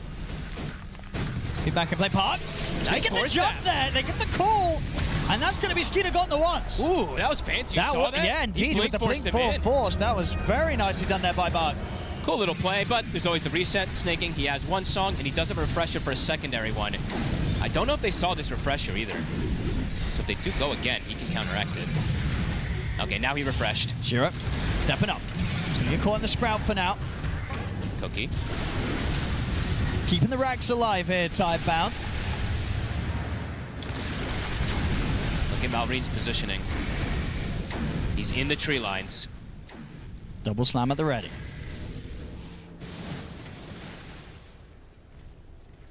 very tense moments here. Barracks are under attack. Mid-racks. Okay, they got that dealt with. Illusions here ready to give the vision. Maureen. Waiting for that opportune moment. Oh, man, I'm like looking. They were starting to get a little clump there, but there was no vision there from the side of Falcons. Looks like they'll back up. This kid's got so much money. Yep. Imagine the least. Or get the moonshot, or would you prioritize getting the Ag's blessing still over the moonshot? That Ags is still quite strong, honestly. It's kind of nice, right? Yeah, the root just disarming. It's very, very useful. So if you can slip that in on top of the buyback, yep, that'd be very nice for him. They're playing the, this is the Falcons economy game. They're like, yeah, breaking that high ground is actually a little difficult. Let's not waste our time just sitting out there. Let's just keep them contained. And is there any chance of the Rapier Dream from Shiro, or is it just not actually the item that he needs in one of his slots right now? I think he might be getting to the point where he needs it, Owen. Okay. What is he gonna? What do you take out for it? I feel like probably get rid of the Scotty. Scotty's so risky. Scotty's just too many stats. I mean, maybe just when your BKB is not used, right? That's true. Yeah, I guess. Yeah. Planet, okay. Has Refresher. Has been able to sneakily farm on the sidelines there with that Midas.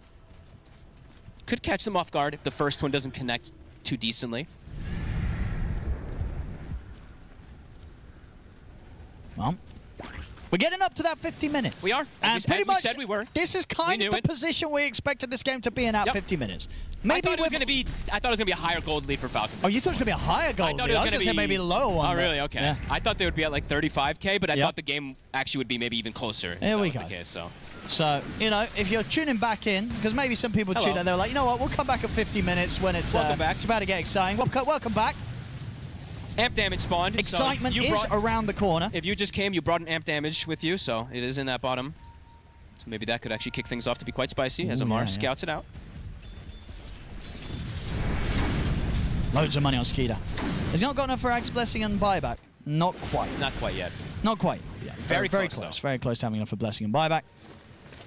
I'm not sure if he even wants to do it. Or maybe he wants to change some stuff up, but I'm not really seeing how he can change it too effectively. I think you want to keep everything else. Yeah. I mean, the Satanic in some situations can be a little versus the Dusa, sure. right? But he did most go others, for it, right? it's still good. Like, if he's hitting anybody else, it's super valuable. Yeah. All right, Bottle, Maureen, he's going to save that amp damage for the upcoming fight.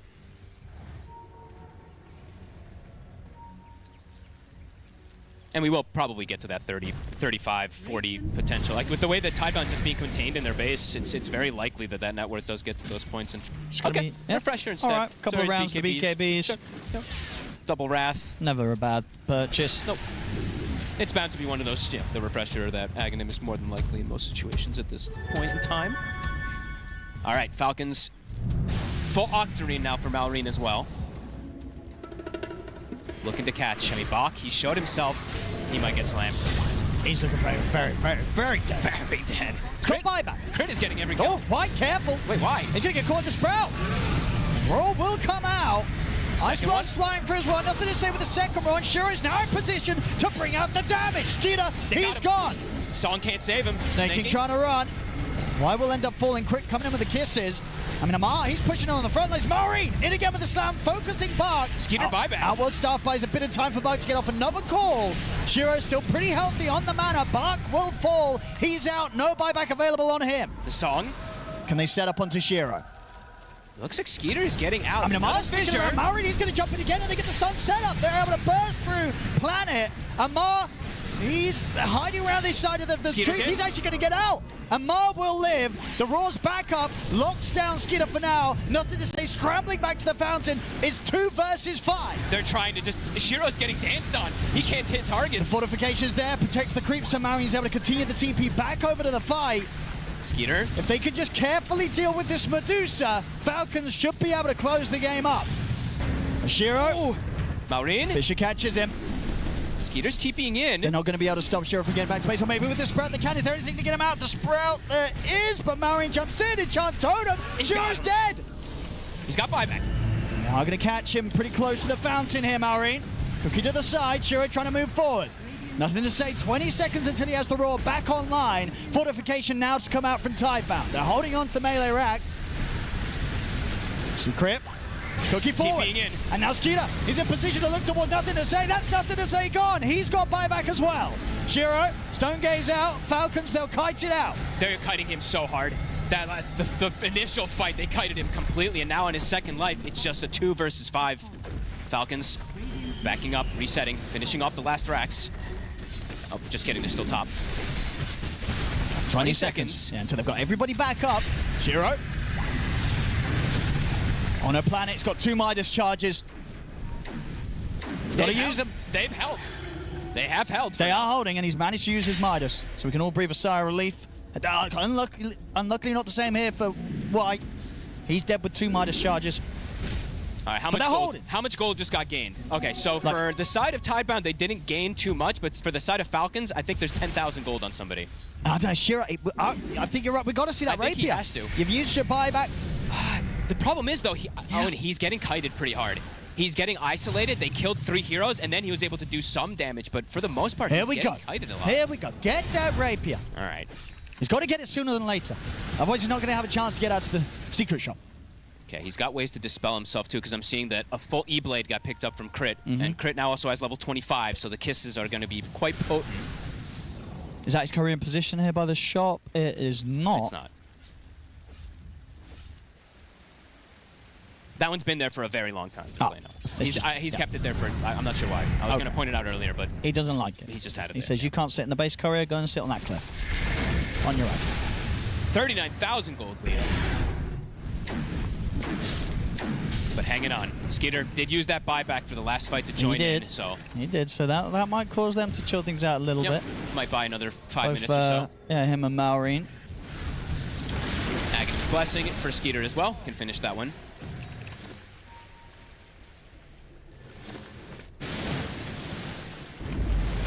Very risky game here for Tidebound. Is it all going to be worth it for Tidebound, or is this going to be one of those losses that kind of hurts? Hey, you got to do this though. Got to play to this. Got to play to the strategy. So they're smoking up. They're gonna get that rapier. They're gonna bodyguard him. Yep. Make sure that he can get to that spot because there's 2 wards looking to snipe probably for the rapier. Here we go.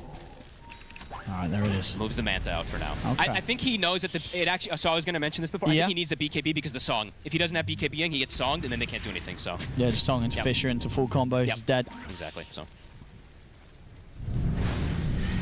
take the Roche. Skeeter is in the base. Well, he's being a bit cheeky. He's just using the treants to get the push, and it's working. I mean, that tower is going to fall. Wrath of Nature also bouncing through. It looks like he's going to get his Aegis. Nothing to say. He's in trouble. He's way too far forward. He's dead. No buyback. Shiro is desperately trying to finish up the Roshan. That ends up getting the kills there with the kisses. Can they get out of this? He's managed to get the Aegis picked up. Can they get out? They've got a second song as well. Shiro, how's he going to deal with this? He's trying to get out, but the Fisher is trapped. He's blocking him in. He can't. He's like, let me out. He is trapped. Let me out. He's getting sprouted as well. Shiro. He can't move. The Fisher again into the pit. He can't move. He's like team 4-staff me. Help me. Bach has 4-staff in 4 seconds. Okay, he's able to slide his way out. And you can definitely see that Falcons are very much respecting the fact that this Dusa has a rapier. Buildings. Snaking's got another song if he wants to. He's over the TP. That TP ain't going to work in a million years. He's surrounded.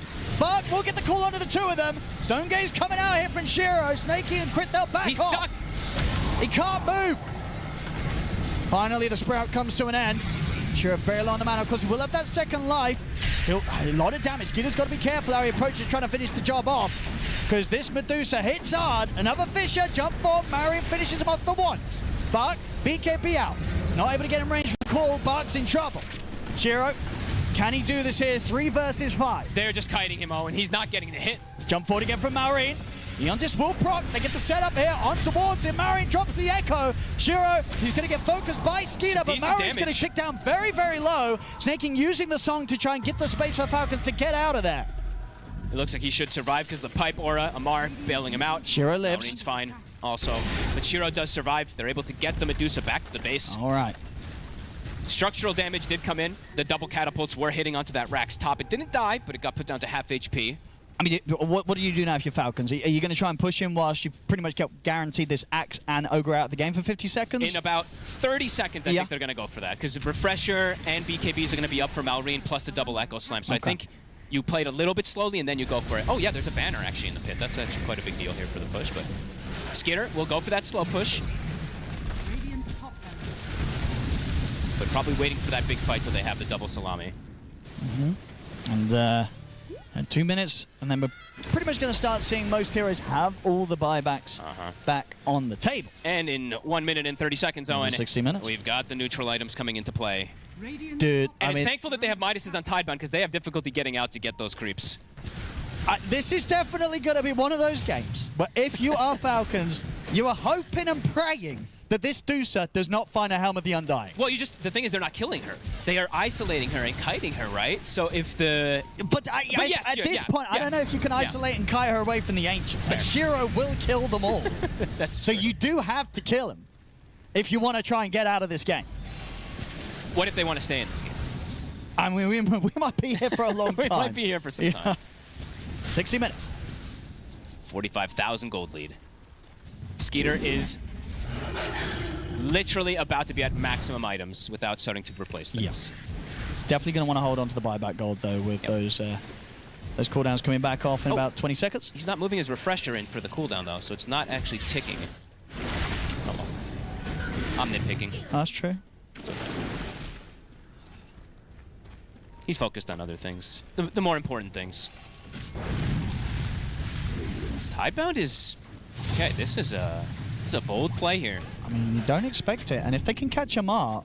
Yeah, they want to get out to their neutrals, Amar. Here we go!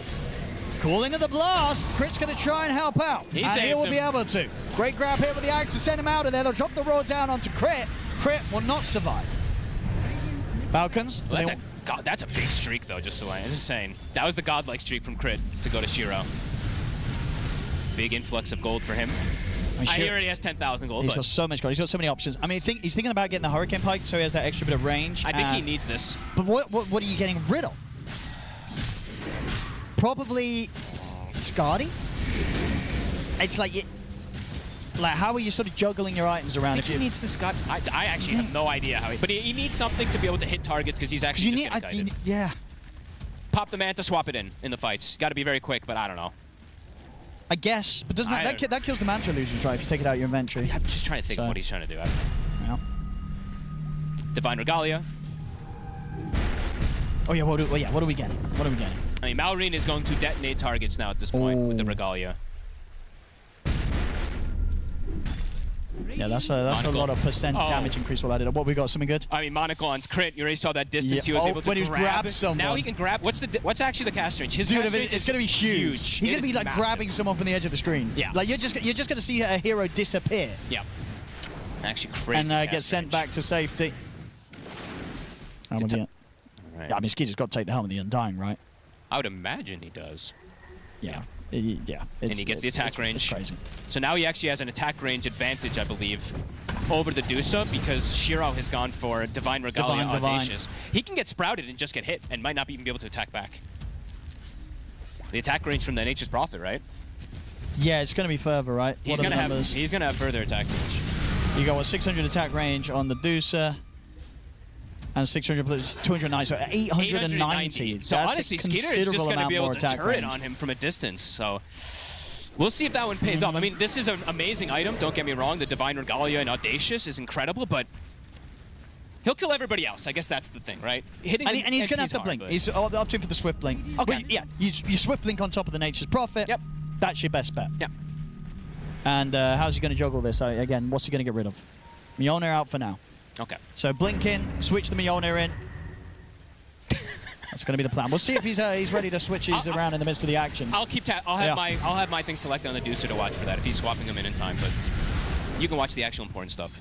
Boundless, Fallen Sky for Amar.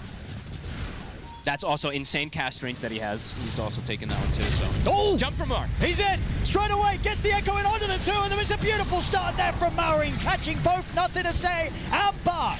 2 deleted instantly. The power of the Shaker in the later stages of the game. They have buybacks. He has hit level 30 now, also on Malrine. Falcons. Pushing forward. Here's the buybacks. Falcons respect it. 54,000 lead continues to grow. These two lives could just disappear in an instant. Nothing to say. They get the Roar and the Nullifier down onto Maureen. Instant cookie. Shiro moves forward. Indeed. Again, Crip quickly able to pick him up and take him out of there. Too many saves, too many ways to bail each other out. Rax about to go down. One more hit. I mean, yeah, these gobble up saves are just going to come out every time. Yep, he's got it back. Not a lot you can do about it. Nope, and he can do it twice. Yep. He can refresh her, blink in, grab, refresh, blink out. You know, can do some pretty tricky footwork. And he has cookies, right? So he has 2 of them. Treant's hit. We'll be able to finish it off. Looks level 30. We've got that triple HP and damage. And the Mega Creeps are out. Brutal. Oh boy. All right, how much? Whoa, what do you want to spend on now? All right, Falcons. I have. Oh, if you're Falcons, 7,000 gold on every hero. On the side of Tidebound, I mean, only really the Dusa, but can't replace anything. So. Yeah, I mean that's the thing. I mean, you can still get a Moon Shard. Yeah. Which I think you kind of have to go. There's got to be a limit to how much you want to be switching items around in the midst of a team fight. That is actually quite true. Good point. Like, yeah, just get that. He's got enough for Moon Shard and buyback, right? Yeah. No, he hasn't. No, he doesn't have enough for both. Buyback is very expensive at this point. It's going to cost him 4,800 gold. But maybe getting rid of like the Manta, perhaps at this point, if he's actually not even. I don't even see him swapping it in. So, oh, whatever. We'll see. He can't even get outside. They're stuck in the base. E-Blade for Amar, another saving tool as well. It's not going to be easy for Shiro to hit the targets. No, they can bail each other out in so many different ways. Snaking will treat himself with a full Hex. More money here with the Tormentor. What was the... We had a 70,000 gold lead game before. That was earlier today. Who was that? That was Wildcard, right? Was it Wildcard Boom? Yes, it was Wildcard. Yes, So I'm pretty sure right. It was we Wildcard. may surpass the 70,000 gold lead in this one, the way it's gone. Because Falcons, I don't know if they're in a rush, right? They're chilling back. And now we do have what we were saying earlier, Medusa at the top, 5 Falcons heroes in terms of net worth next. I think everything's kind of gone as expected. I guess. And I mean, if we, based off of the way that the early game and all of it went down. Yeah, it's right, like, all right, Falcons these guys played. are going to chill and hope that the Deucey carries them, and Falcons are going to be like, well, we're just going to chill and get incredibly farmed on everyone, and then very meticulously and carefully close the game out, and we'll take as long as we want with that. Yep. Radiant's courier has been killed. Shiro loses his courier. Maureen. Oh yeah, I was trying to get a refresher. Where's Maureen? I mean, this must be the funnest game to play Earthshaker. My goodness, look at this inventory. Divine Regalia and absolutely everything else. And he keeps getting amp damages as well.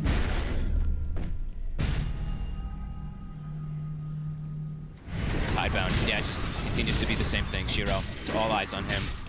I'm clicking around and I'm like, actually, there's nothing really else they can buy from him. I'm like, he's got to get a moon shot. No, I'm saying like the other heroes on the team. Like usually it's like when this 4 protect 1, it's like, yeah, they have a solo crest, but you want to try to think of any of these little things extra that you can. But I guess they have the triple 4 staffs plus the solar, but I'm trying to think what else they can even do for him.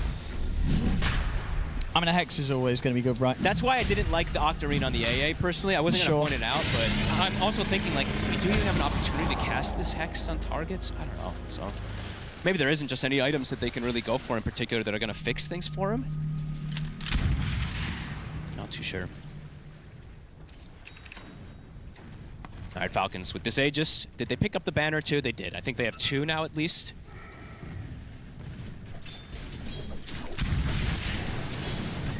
Let's have a look. Yeah, they have 2 banners. How are we looking on the buybacks?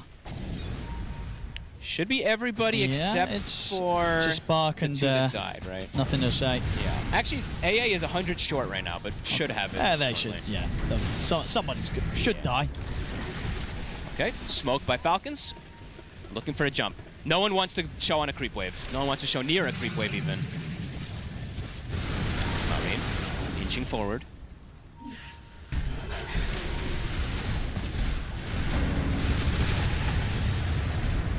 How do they want to make this move? Fisher.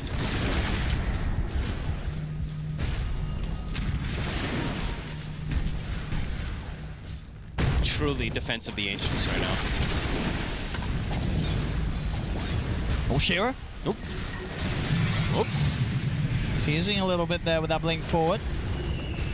He's the only one who can do anything like that. If anyone else does it, they die immediately. Shiro down to half mana. He's getting spammed a bit. And this damage is adding up. Constant fissures, the creeps. Oh! Skeeter. Get the call. Ice Blast coming across as well. They have the song. Skeeter, of course, also has that Aegis. No one BKB'd. He gets spit out. Yeah, able to grab him out of there. That was Skeeter's aggressive force in, by the way. That wasn't a Bach blink in. I was going to say, yeah, that was Skeeter that jumped in to put the pressure. Okay. A little bold, but that is one AA blast down.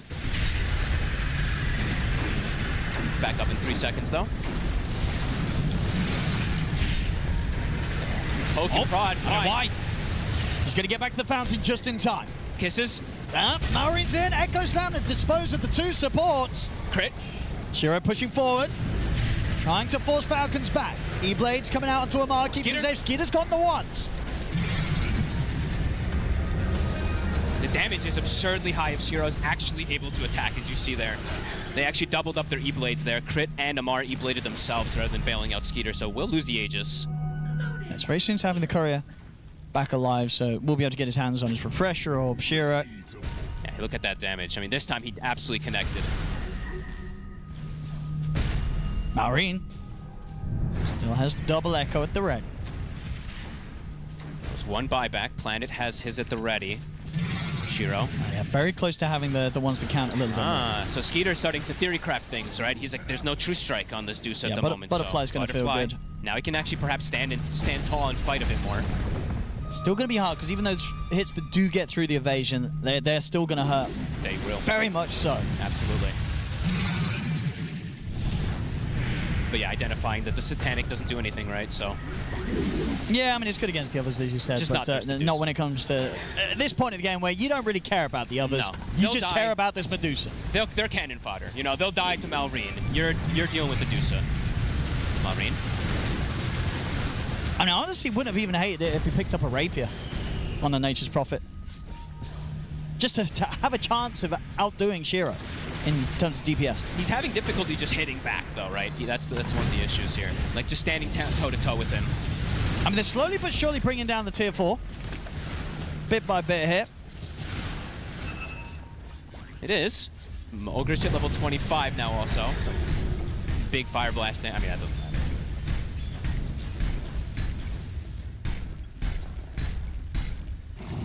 What is this? Wait a minute. I actually need to look at these numbers. What? I mean, Amar he's slowly progressing with this Fallen Sky and blink out. Slowly but surely. Yeah, taking down this tier 4. I mean, it is dying. Whoa! Echo. They're in! They're going to go straight away for him, but the roar comes out and on towards Maureen. Gobble-ups there from Crit. They can take Maureen out of the fight. We've seen that how many times now? Oh, Song here.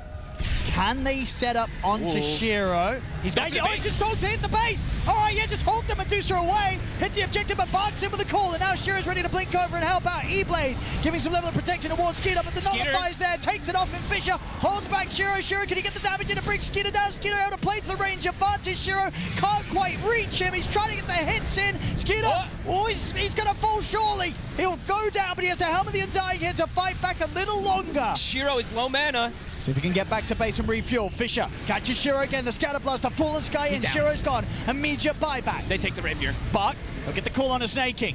Dragged him back into the range of Shiro, and nothing to say. Force it to try and get Snaking out of the action. Ice Blast is going to fall short. Falcons, they can reset. And they did not use Skitter's buyback just yet. They took the rapier away. Malrine was able to sneak in and take it. So the now magic he's got Shaker rapier. The spell amp from the rapier. Still that spell amp from the Divine Regalia. And the Yashikata, wow, I don't even know what the numbers are on some of these abilities. I mean, he does have enough money to buy that backup rapier, Shiro. But of course, has to find a way to get that curry out to the secret shop, which is not going to be easy. Nope, and we're at 86,000 gold lead, so 86, completely broken. Dude, we might hit 100k. What is the biggest net worth lead we've had? There was a TI game? There was 120,000 back in the day. No, this was in what was this? This was Singapore, I think it was, right? There was the triple rapier game with the Ancient Apparition. I can't remember exactly, but there was definitely like some 100,000. This is going to be up there, though. Let's see. But he needs that backup rapier. But it's a big deal. Shiro bought back. Skeeter's not forced to buy back. No. So this next one, honestly, I mean, Skeeter can just throw his life. They had to try and get out and get that rapier before Skeeter's back in the game. Absolutely. And it's a good call. They've got the catch. It's another kill. That'll give them the room to get out there, get that rapier on the courier. So the backup rapier it's been picked up, but on the side, nothing to say, he's in trouble. Marin's in with the jump. That's going to be the Beastmaster dead for 2 minutes. No buyback. Planet. Minotaur Horn trying to get away by Mar, jumps in with the Fallen Sky. That's 2 dead without buyback. Uh-oh. They're going to have, the numbers are just going to be there now for Falcons.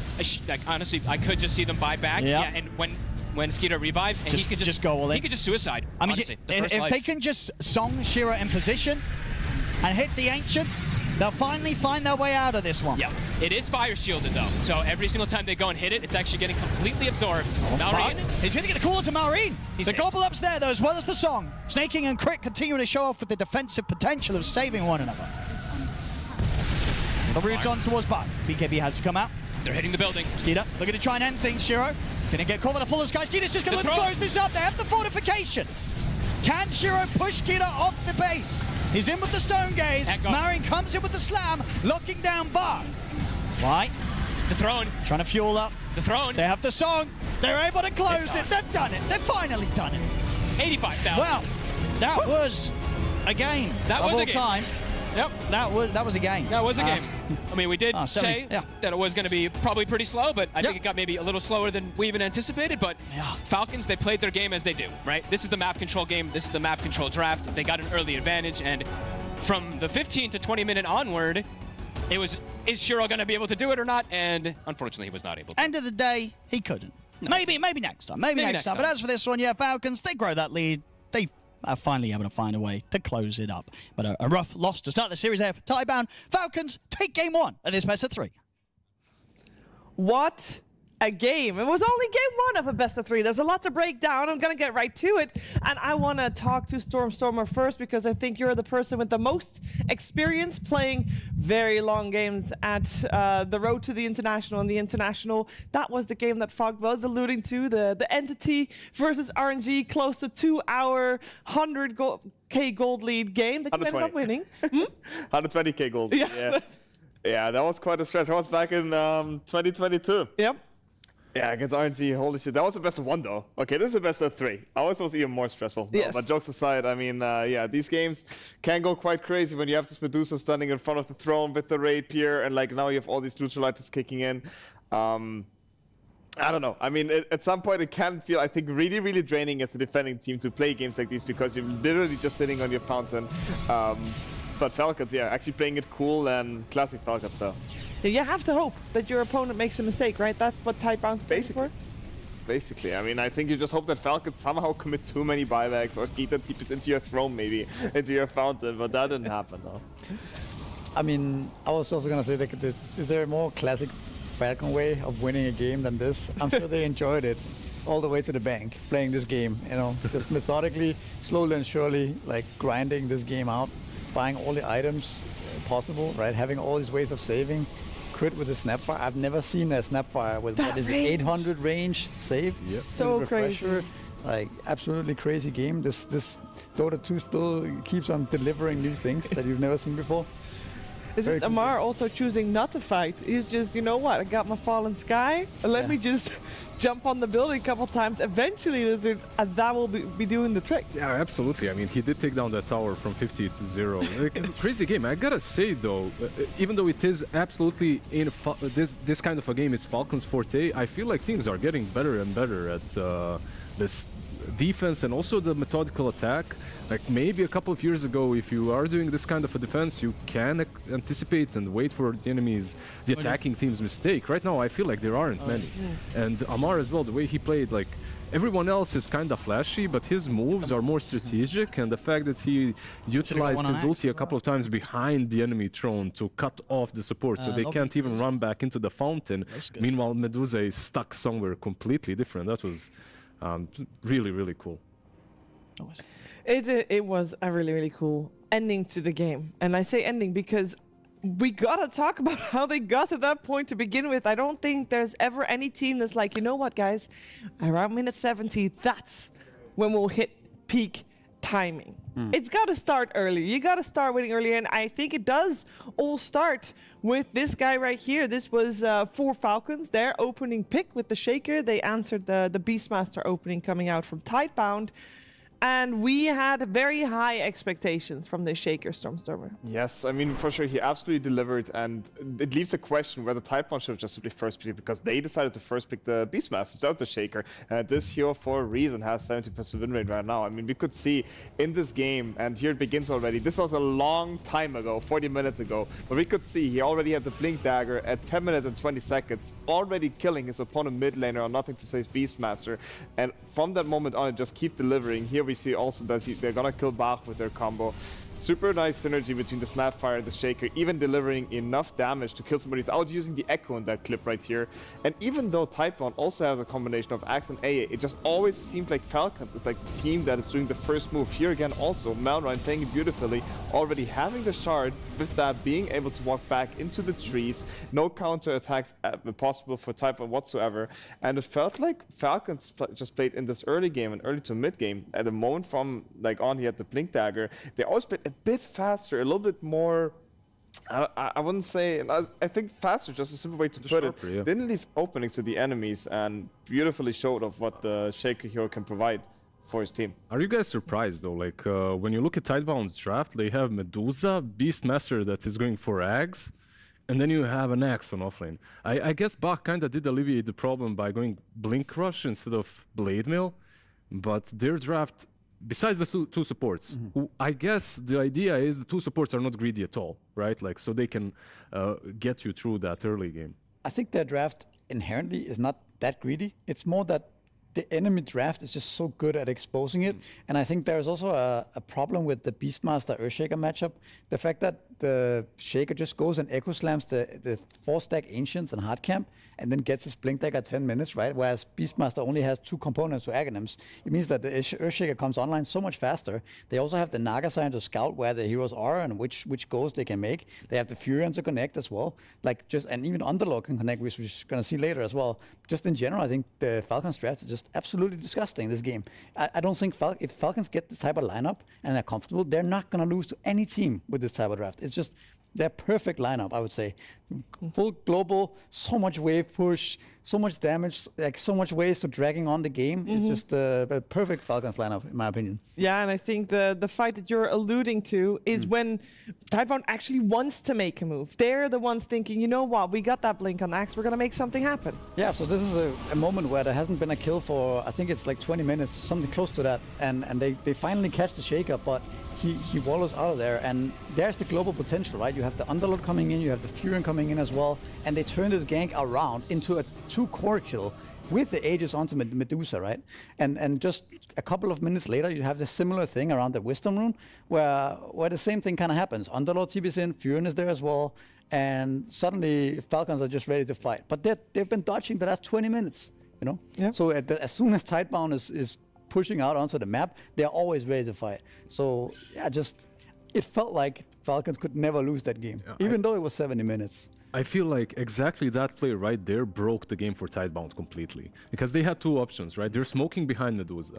They have an option, smoke behind her, let her push, while your sides are getting shoved in, which isn't easy, of course, to decide, or fake the smoke behind her and go wrap around for someone. Maybe if they do get a kill on Shaker, that would have been worth it, but getting that kill was never going to go without consequences, considering how global the lineup is on the other side. Yeah. I think also, even if they are to get that one kill, like that kill broke the game for Tidebound in a way and gave map control and goal lead to Falcons. But even if they do get that one kill on Shaker, I think the game state doesn't necessarily change that much, because Falcons are going to push out lanes, they're going to wait for Shaker to respawn, and eventually you're going to run around smokes on Tidebound.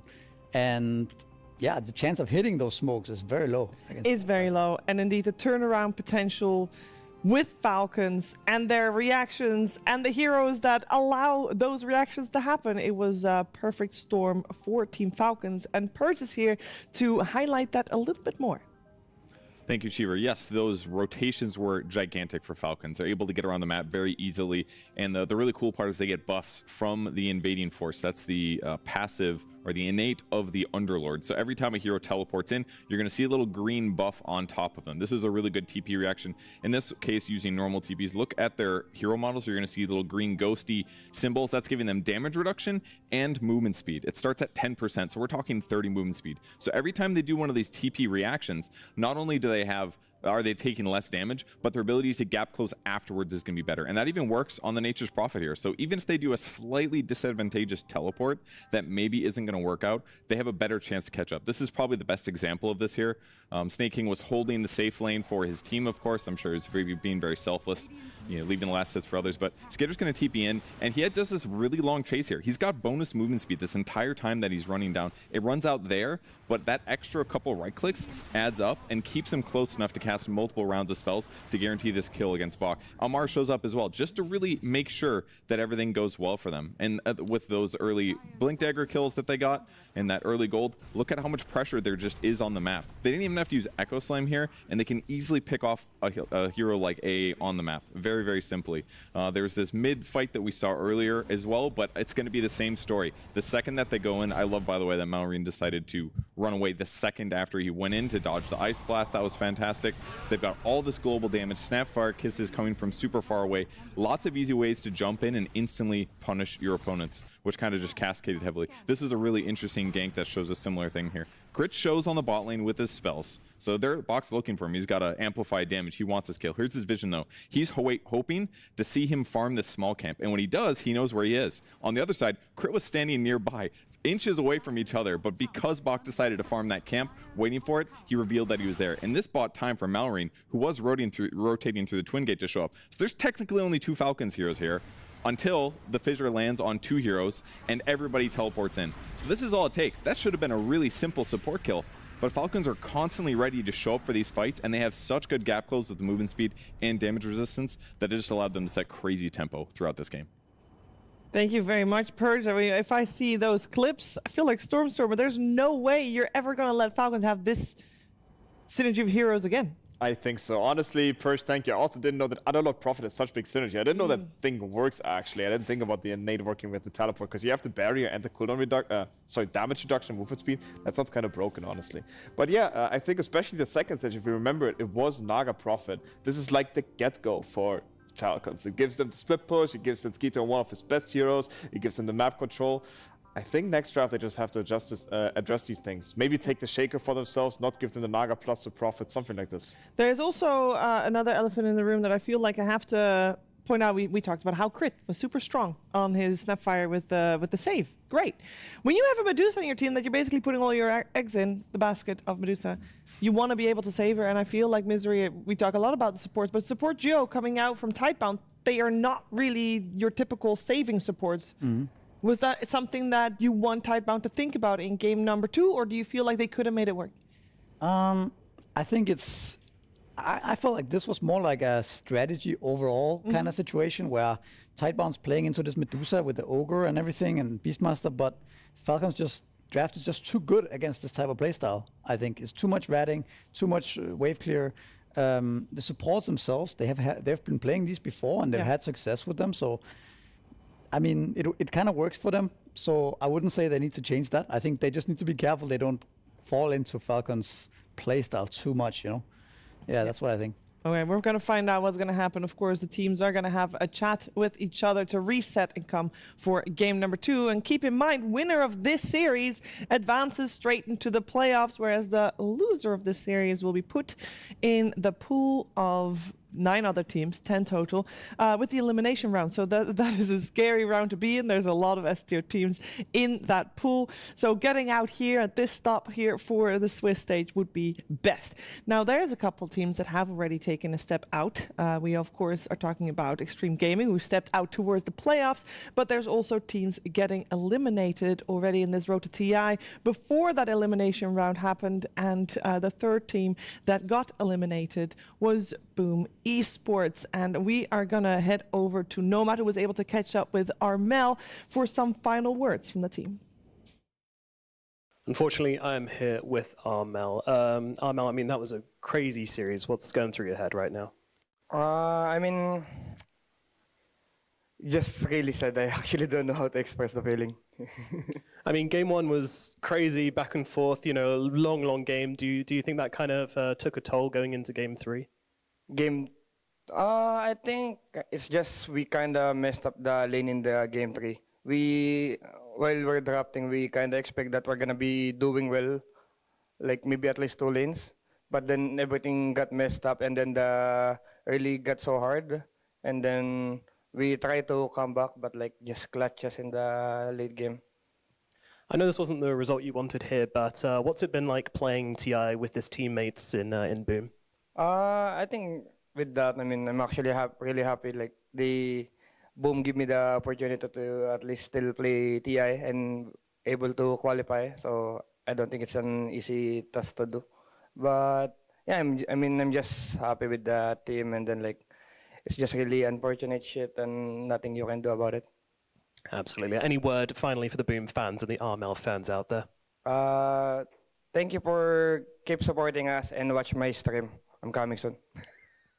Nice plug there, RML. Thank you very much. And sorry. You gotta respect that, guys.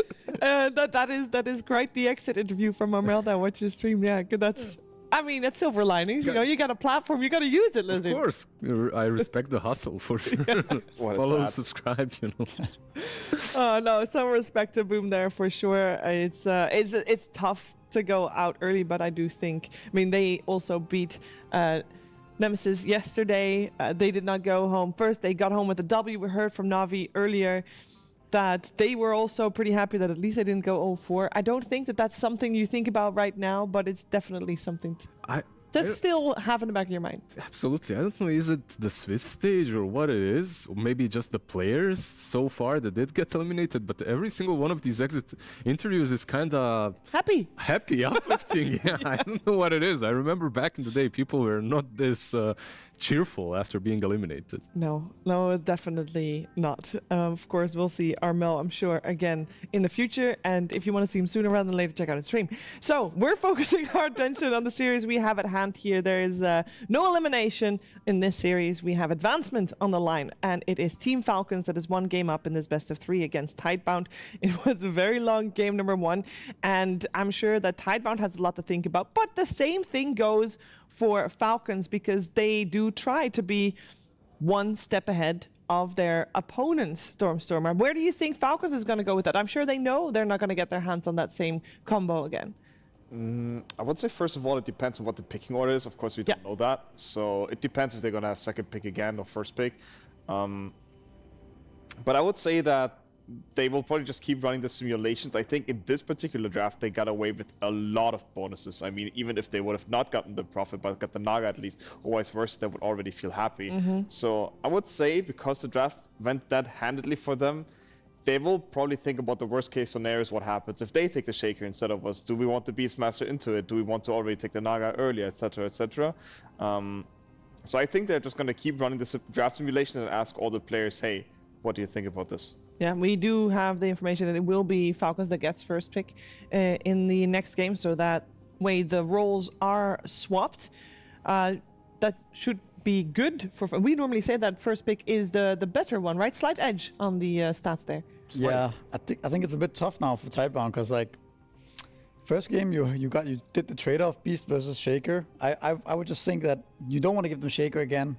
You're probably going to end up giving them away something like some Beastmaster, or it just seems like a tough order right now. I feel like Falcons has so many good heroes. I feel like this panel is unable to break Falcons right now after game number 1.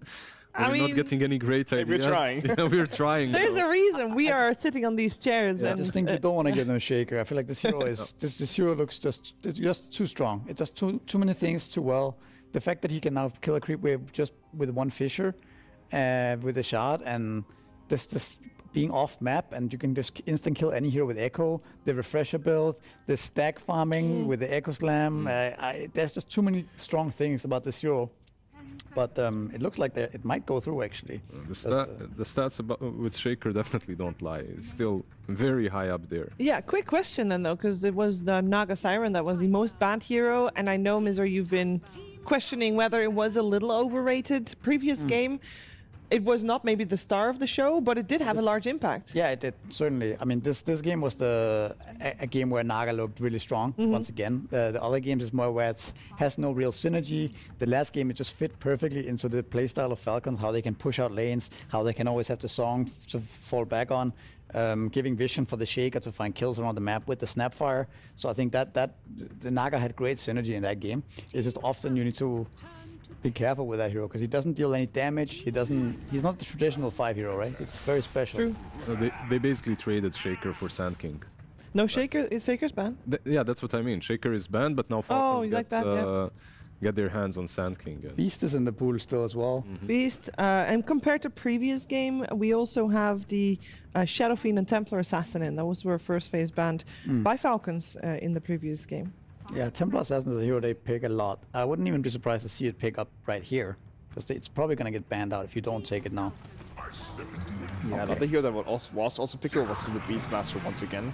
Yeah. It's already a free matter for the Sanky mid though, so I guess why they might pick the Centaur here instead. Which, in my opinion, is a very interesting pick because it doesn't really... Okay, it does interact with the Sanking in some way that you can stampede out when he uses Epicenter. That is probably the thought process they have. He also goes for a pipe, which obviously mitigates a lot of the magic damage that's coming through.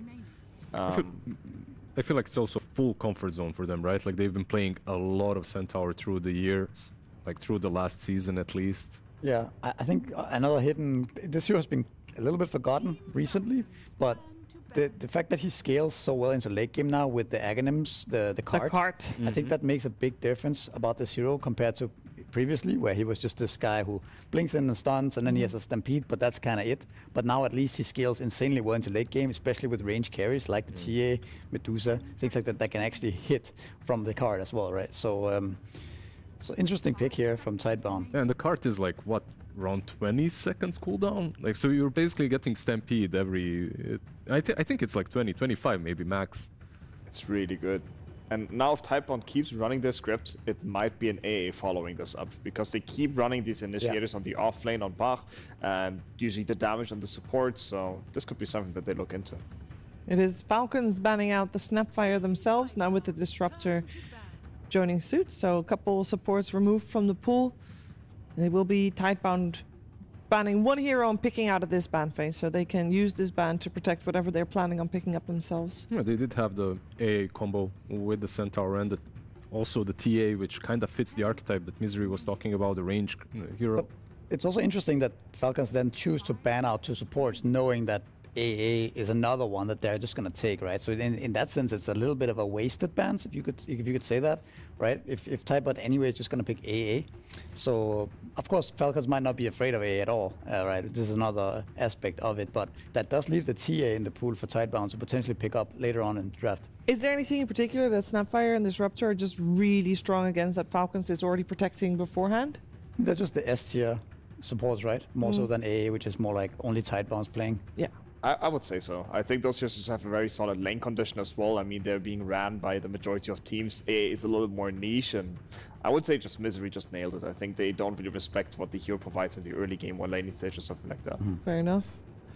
Let's see, Tidebound is taking into their bonus time to decide what they want to ban out here, and it will be another support that Crit has been playing in the Grimstroke, and they'll pick up that AA.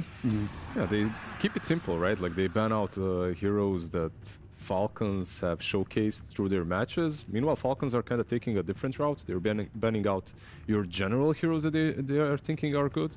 AA plus Centaur, like I feel like when you're playing versus Falcons, AA comes kind of naturally. The Zoo really isn't there for them. He also played the other day against a bunch of Zoo, and he didn't really seem to care. Because it he's looked like the worst right? AA game of all time, but he was still doing his thing. Hoodwink is still a hero. Yeah. And a classic crit hero at that as well. I was wondering if they're just going to pick up this hero because, as we mentioned, there are so many ranged subs being banned out, and I thought about Crit's hero pool. Honestly, only the Hoodwink was left, I think, if I'm not missing something. What about Snaking's hero though? Because both Ench and Pugna, which is traditionally his heroes, are not that good against AA Centaur in my opinion. So could we see a Snaking Mirana this game perhaps? I was thinking Mirana or Crystal Main, one of his classics coming out. Well. It will be the Enchantress still though. I mean, it is kind of Zoo versus Ancient early on, and if Ancient Apparition is the 4 which they like to run, he is susceptible to a creep just getting behind you and setting up a kill perhaps, so... Yes, this at least for the laning stage, I can see. This should be very good for the early game, right? I can imagine, like, the A doesn't really interact with the creep that he can dominate. Later on, it's a problem, though. Like, the moment you get hit by that ult, you can't heal, it's too much magic damage. You might go for a pipe, perhaps. It's a good point with the early game, because that's where the Ench really shines in this matchup, right? Of course, later on you can die, you can't really heal and everything, but early game you kind of destroy both supports right now with a creep. And they pick the Ember here. Obviously, the counters are hard to pick here because the Monkey King is already banned. And the other hero that is traditionally very popular is the Huskar, which is an unplayable matchup against AA because you're generally speaking low HP and the Ice Blast just shreds your standard gameplay. Yeah, wow, that's not a good win rate for him either. I do want to touch upon the Bane a little bit. It's been quite a popular support, probably because a lot of the other ones are banned out. There's another range support. But a 58% win rate over 24 picks, I think that's quite high. Yeah, that's exceptional, really. I'm not really sure why Bane. I mean, it's just Bane has the same toolkit he's had for many years now. He has the pseudo save and the nightmare, right? He's a solid laner. He has extended night vision.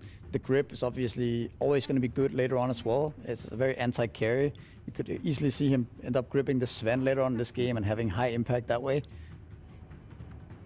It's a small thing as well, but these small things add up. Like the sleepwalk thing kind of comes in handy as well in the laning stage sometimes. Like you can combo up nicely with a couple of heroes. There's also a crazy mechanic about the Bane that if you sleep an enemy, because force staff, with the sleepwalk facet that you talked about, if you force staff that guy, the force staff has extended range and you can actually manipulate them into your lineup. Like you can basically lasso them into you. I'm not sure if he's aware of that mechanic, but I've seen this pop off and it looks really, really strong. What are the carry picks for Tidebound against Sven? They ban out the troll. Like we have seen, was it? It was yesterday with the lifestealer that the team tried, but it didn't really work. I mean, there's something like Faceless Void that maybe could work here. You have an AA to set up for the chrono. You have a lot of disables. You need some kind of win condition. What about also just a casual Medusa again? I mean, this time they have much more lockdown, right? Yeah. TA is still in the pool, also very good against Sven. Yeah, and you want that ranged carry that you guys mentioned with the cart? I feel like it's probably one of the best ones. We have seen her do quite well against Sven this morning too. So it's another hero that doesn't really care too much about Sven's overwhelming one-hit damage. Should maybe get banned here though by Falcons, I would say. I don't think they mind the Sven versus Dusa matchup that much. I mean, I think people have mixed feelings about that, but I think a lot of Sven players don't care Dusa. They think that there's just too much raw physical damage that you can actually kill him pretty quick in like a stun, right? Sanking stun and Sven stun, and Sven is just killing him in a couple of hits.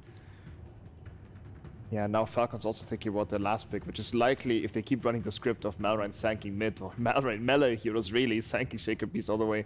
They will pick an Amar hero on the last pick. It could be, for example, the Underlord again, because if you look at this game, the Pit of Malice seems quite handy here, stopping the Stampede, stopping the Ember from jumping out. Good follow-up on Sanking and Sven. So the Magnus that you mentioned last game as well. Oh, they go for the Magnus. There it is, yeah. This time they go for it. With an Ursa ban, I was thinking of that carry as well, because it has, generally speaking, a good matchup against Sanking and Sven, I think. But now the Templars left in the pool that you guys mentioned.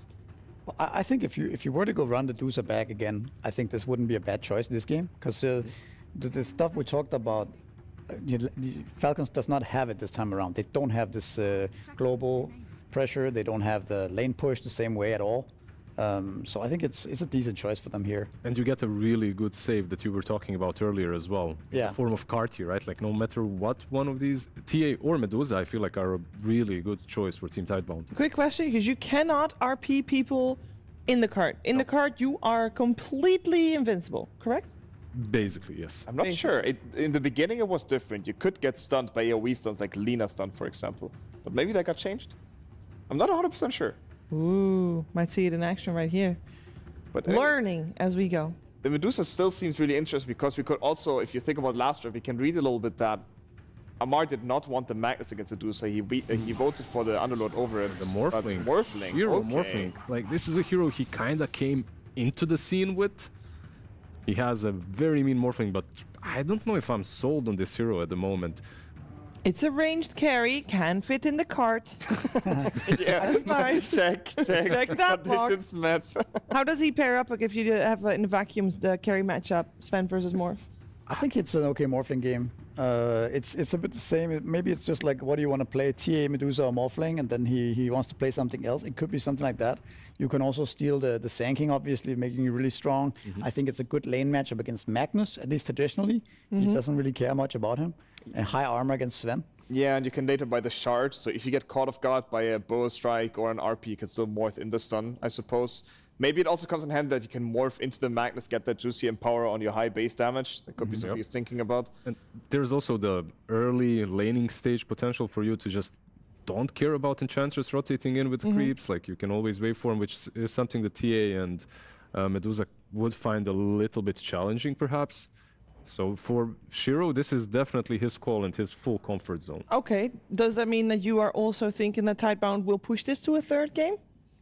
I think Sven has low win rates at the moment, but I'm a big Sven enjoyer overall. Okay. How are we thinking, Misery? I think it's a little bit more even. I think Falcons draft is something that they played before. It's solid and everything, but it's not as cheesy as last game. I do think that the Ench by snaking can have insane impact this game. He can really bully the supports. If he starts taking down some of the towers, it could be really grim for Tidebound. But if that doesn't happen and AA gets his level 6 in a decent time, then I think we have a game in our hands here. Yeah, I mean, I would also add to Misery's point, I agree that the Enchantress looks really strong here. Like, I'm not sure how Lizard feels as an Ench expert, but I also always think Ench is super annoying for the Ember. Like, you purchase your Flame Guards, you don't really kill him.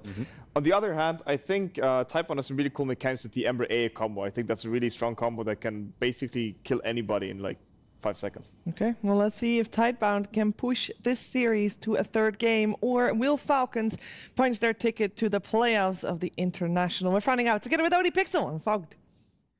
Thank you very much, Chief. Yes, game 2 time ready to go here between Tidebound and Falcons. And yeah, Fog, this time around, it is a big old carry to win the draft. It's not the Deucer, this time it's the Morphling. I feel like we've been seeing a few Morphlings come through the last couple of days. I mean, I feel that happens a lot of times at like TIs where it's like you're just looking at your carry player and you say, hey, what do you want to play? So, Morph, this game, how do you feel about it?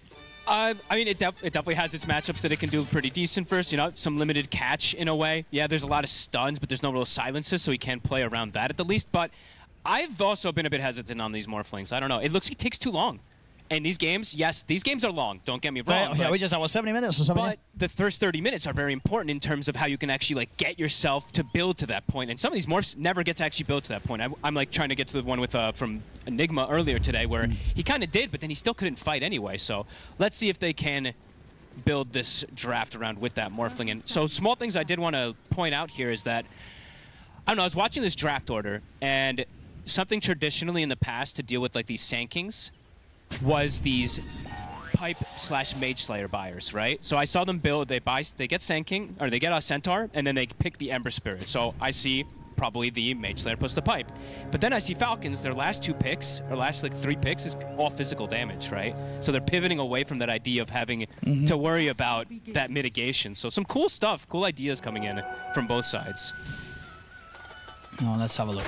It's a very long, hard-fought game 1, but one that would definitely have been much more painful for Tidebound to endure having to play the majority of that game. Tens of thousands of gold behind that. And Falcons. I'm surprised Panel was saying, you know, maybe he wants to play Deuce. Who wants to play Deuce again after that? You just played a 75-minute Deuce Bro, I think it's more like his teammates don't want to play with a Medusa after together. They're like, bro, we're not letting you farm for 70 minutes for that again. I mean, Planet, he clearly was like, guys, give me the AA again. I didn't have enough. But everybody else is playing a little bit of a different style coming into this one, except for him.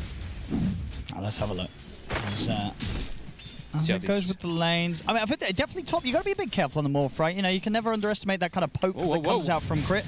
Mid lane, it's going to be all right, but a lot of harassment there coming out from Maureen. I wonder how this lane is now. This does feel like it's quite a bit harder for the Ember Spirit in comparison to what it was before. Yeah, I think it's chiller. Chiller for the Sand King. But we shall see, because yeah, that build is definitely going to come out from nothing to say. Malrine, I mean, we've seen him do some pretty crazy stuff on this Sand King. Yeah, Malrine Sand King has been popping off so far here on the road to TI. So little thing that Misery pointed out, I mean little thing, but a big thing, actually, that Misery pointed out at the end there, and I'm glad he did, is the snaking Enchantress. Looking at the game overall, it's a game where he can absolutely be very disruptive in this early game because the two supports do not really enjoy playing versus these Enches early on. So his impact could be pretty high. That's why you don't really see an AA4 in most lineups. I know this team absolutely loves it, but Snake can definitely do some moves and take advantage of this. If he's able to find a good creep, make a rotation to mid or to that, safe lane. And speaking of that safe lane, you said it might not be the easiest one for the Morphling. We're definitely seeing that already versus the Mag and the Hoodwink. He has a fair bit of creeps coming into himself right now, but... Yeah, he's just got to be careful because there's a decent amount of burst and catch early on. He does get that shift off. He's keeping himself at a healthy margin, right? 730. He's keeping himself pretty high up there, but is making him miss that extra CS. Amar has 6 denies already. I feel like it doesn't really get easier for the Morph. It just kind of gets to the point where eventually he's, of course, going to be able to hit the jungle and farm, but the lane is always going to feel pretty strong for this Mag Hoodwink combo. Oh, absolutely. Oh, yeah, this is a really, really strong one. They have the fortunate thing, of course, of Y, where they have like a bailout, right? If he needs to, he can skill the sleep and protect with a small little instance of protection, but these lanes definitely do feel quite strong again, as we mentioned. Falcons, for me in that last game, they had a kind of a 3 winning lane position. This time, I wouldn't say they have 3 winning lanes, but they definitely are set up to do very well in 2 of them at the least. The third one, maybe. I mean, the bottom one is a bit more of that volatile one, depending on how snaking does, but... Bottom. Good burst. He's actually dead. First blood. That is pretty surprising that they're able to do that down here with these two, with this Enchantress behind. Bach, feeling his power on the Centaur. He looks much more comfortable on this hero, I have to be honest. Yeah, had a bit of a rough game on the Axe, right? He fell behind massively in the mid game, despite having a really good start, right? Was able to maximize, grabbing and pulling the creep waves, farming the jungle. He was top net worth coming out of the lanes, but that slipped away from him very quickly on that Axe game. Yeah, and honestly, Centaur overall I just feels like a way better hero. Centaur's great, yeah. You build the auras, which apparently are very good in this current meta right now, and you build cart in the late game, which is S tier, as we've seen, since all these games are going to like 50, 60 minutes. And you're just that hero that the enemy never really wants to go on. Yeah. Because it's just annoying. Yep. Maybe you burst him low, but then he's stampeding out. And then you've already dropped pretty much the majority of your spells to try and even just get close to killing a Centaur. Ooh, nice little move there from Planet.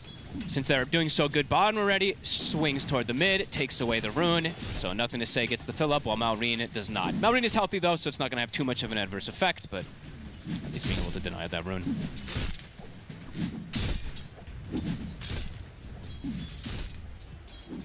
So 5 minutes coming up pretty soon. So 0-1 Morph can... look how low. He's just making sure he pumps himself up so he can get those extra CS. But the CS and the safe lanes are suffering. 13-3, 14-5, the two of them. Definitely going to be off to a slow start. Yeah, I mean, both these carriers will be able to pick things up in the jungle, but you're still going to see what the Sven accelerate a little bit quicker early on. I think quite a bit quicker too, right? If he does get even an Empower thrown on him to him casually, I imagine that we do see the Dominator come out for Amar, right? So they're going to be able to stack more freely in terms of both the Hoodwink and the Creep that can be sent over. And oh, look at this. Cheeky move. Yeah, very difficult for Tidebound on the other side to get stacks going if Marine's going to be stealing stuff like this. Here comes the moves. Planet. Snaking has that Creep now. He has hit level 3. It's a good setup. They got the Bushwhack as well with the Acorn shot and the right clicks. There's going to be Bart going down. This is when this lane gets hard. It's when the level 2 enchant is online. Still was surprised that they killed Skeeter before that, but rotation from Crit. Looks like he feels like he can just leave the Magnus alone. I mean, he's done this every time he's played with Amar playing the Mag, that he just ends up free roaming. But that also means Tidebound can start to make rotations too. So let's see where Y wants to go with this Bane. Play around this mid-power rune. Trying to kill Marine's pretty hard.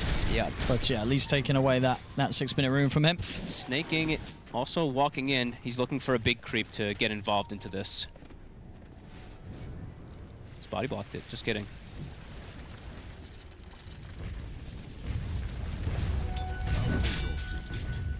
Hey, Stroon. No longer able to really pressure so much there. So I was pointing out the 5 minutes for a specific reason, because we've seen Malrine a bunch of these games. If he gets any type of early advantage, he takes the mid-tower with that first catapult, with that Sandstorm applying miss rate to towers. The attacks I gotta say that. But this time, not gonna be the case. They are able to claim that rune for the Ember. And ooh, speaking of the ace rune for the Ember, he's heading over. Pulls him out of the sandstorm. Maureen could be in trouble here. Remnant into the chains, Sleight of Fist. He's got some one charges, Maureen, getting underneath the tier 2, trying to juke them. And it's actually going to be enough to live here with the speed boost of the phase boost. He'll get away from that. That was pretty clever, though, by White. Just pulling him out of the sandstorm with the sleepwalk. That was a very nice attempt to go for the kill there. 1-for-1 exchange. The stacks are already looking almighty for the side of Falcons. And what are sort of the chances of Tidebound getting over here with the heroes that they have? It's kind of difficult, like right? 0. I don't think they can. Especially with you know, the fact they're not really going to be able to bring Bark over anytime soon, as he's starting to get punished a bit in this lane. Now, Falcons very much turning around one of the lanes that was going Tidebound's way in the early few waves. Two times now they've killed Bark off. I think it's, if they go there, they have to bring a lot of numbers, because Nothing to Say has gone for the slight chain build as well, doesn't have any points in the Flame Guard too, so them stealing them is very difficult, but maybe contesting and fighting there could maybe be an option.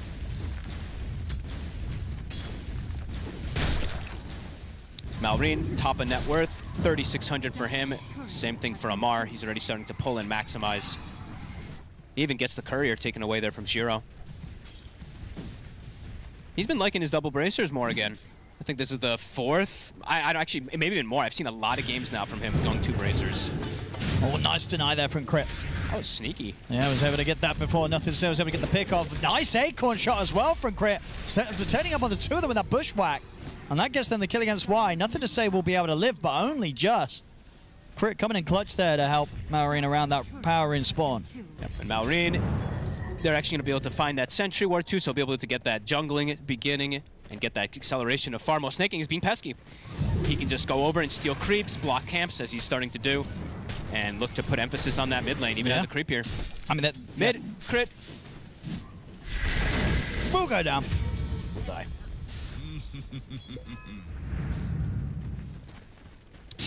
I would say the one good thing for the side of Tidebound at the moment is that the Sven is shut down. He's slowed down quite a bit. But he has a lot of recovery points in this game.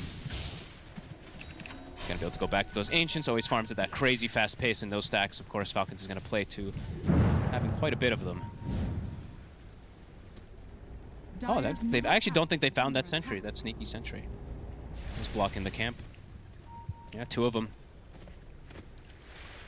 Snay will have to do his work to get those taken care of. Radiant's bottom tower is under attack. Yeah, Crit's going to return to the mid. Try and see if we can find that last bit of XP. Whilst Maureen's looking elsewhere. Maureen's going to get back out the map and head top. So maybe see if they can try and catch out Shiro by surprise. They definitely can if they can stun him from the tree line. There we go. Opening up with the bow strike. RP follow-up. The burst is there. Very nicely done from the 2 of them. Maureen on fire again in this early game. Blink Dagger is done faster than the blink on his Earthshaker, I think. Yeah, this is quick. And just being able to make that move against the carry morph before you even have to blink on you, it's going to feel very good there for Falcons. And this is what we were mentioning. Look at this tower. For some reason, the Sanking's taking 0 damage. Applies that miss rate, and he can just stand there and do it completely on his own, pretty much, with the creeps. 50%. Crazy. And there's the Dominator done. So Amar off to a hot start. 3K lead in the first 10 minutes. And we did mention, this is what happens a lot of times with Morphin lineups, right? The early game, the first like 15, 20 minutes is definitely where they're on the back foot. But let's see if they can put things together with the Centaur and the Ember. On mid. Crit. Essentially in trouble again. He's able to bounce away with the sharpshooter. Nothing to Say, trying to chase on. Final Remnant will do it. So they will get Crit out of the mid lane. It's a good kill. Can they get any emphasis on the tower? Oh, Maureen, he'll find a free kill. Sanking. Maureen Sanking in particular. I felt like, we've seen this story already 2 times. I believe we had the stat. He's managed to get it through 2 drafts, and he's had 2 fantastic games. Both the times on it. Here we have him getting it again today. So far, 3-0-1. He's cruising. Crushing the timings here in this early game. And they better have a good plan to deal with him. Yeah, and I think the plan is, right, that the Ember Mage Slayer, the pipe on the Centaur eventually at some points, but there's ways to build around that as well, too, with the Aghanims build that we do see, of course, and he's just picked taking up so every single much time. And yeah, he's taken everything. And I have to point out, too, the other thing is, what's the first 2 picks that they did in this game for Falcons as well, too? They picked the Sanking, and they picked the Hoodwink to amplify it. The Boomerang is going to come out ASAP. And if Maureen is having a hot start, that Boomerang is going to be quite terrifying. Yeah, I think a lot of teams in this competition would just not let Maureen get his hands on the Sand King, let alone, as you say, him getting his hands on the Sand King on top of Crit, getting that Hoodwink. Yeah, it buffs it up very so potent much. combo in the 2 of these players' hands. Yeah, 4K lead. 25% spell amp, so he'll have that pretty early on. Looks like he's queuing up the... Actually, he'll probably just rush it anyway, but... Illusion rune top, Maureen. That's a really nice rune for him to disengage. The only way he really dies at the moment is if he gets Slight Chains plus an AA Blast. He has the Illusion to dispel.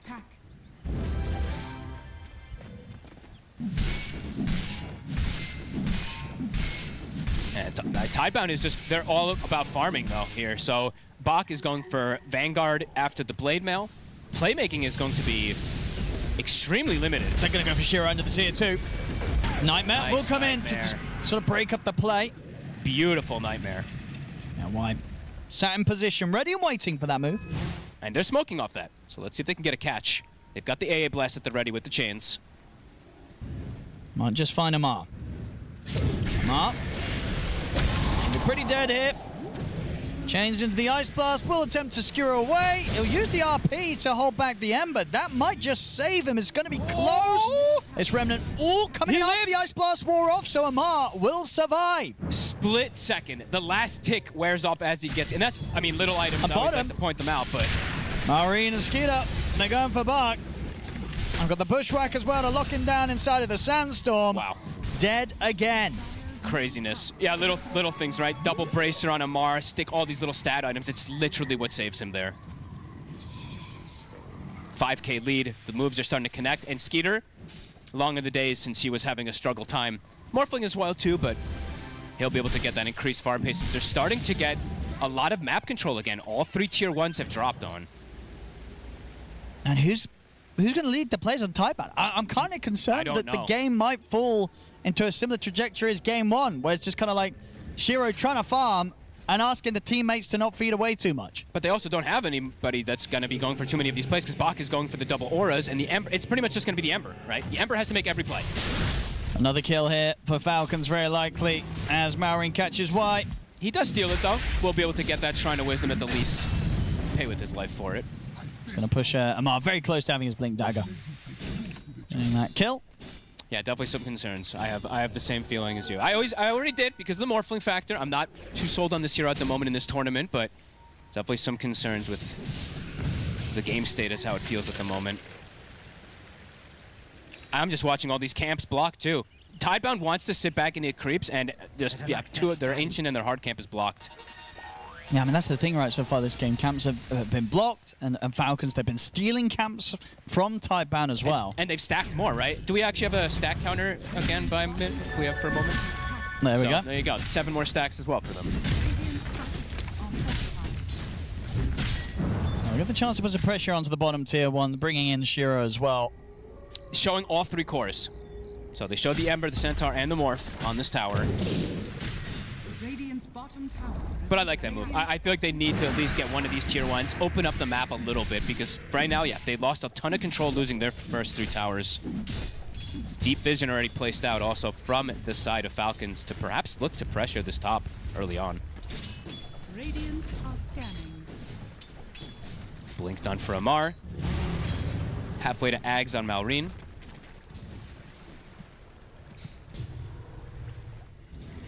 It feels like it's going to be a very passive style from Tidebound.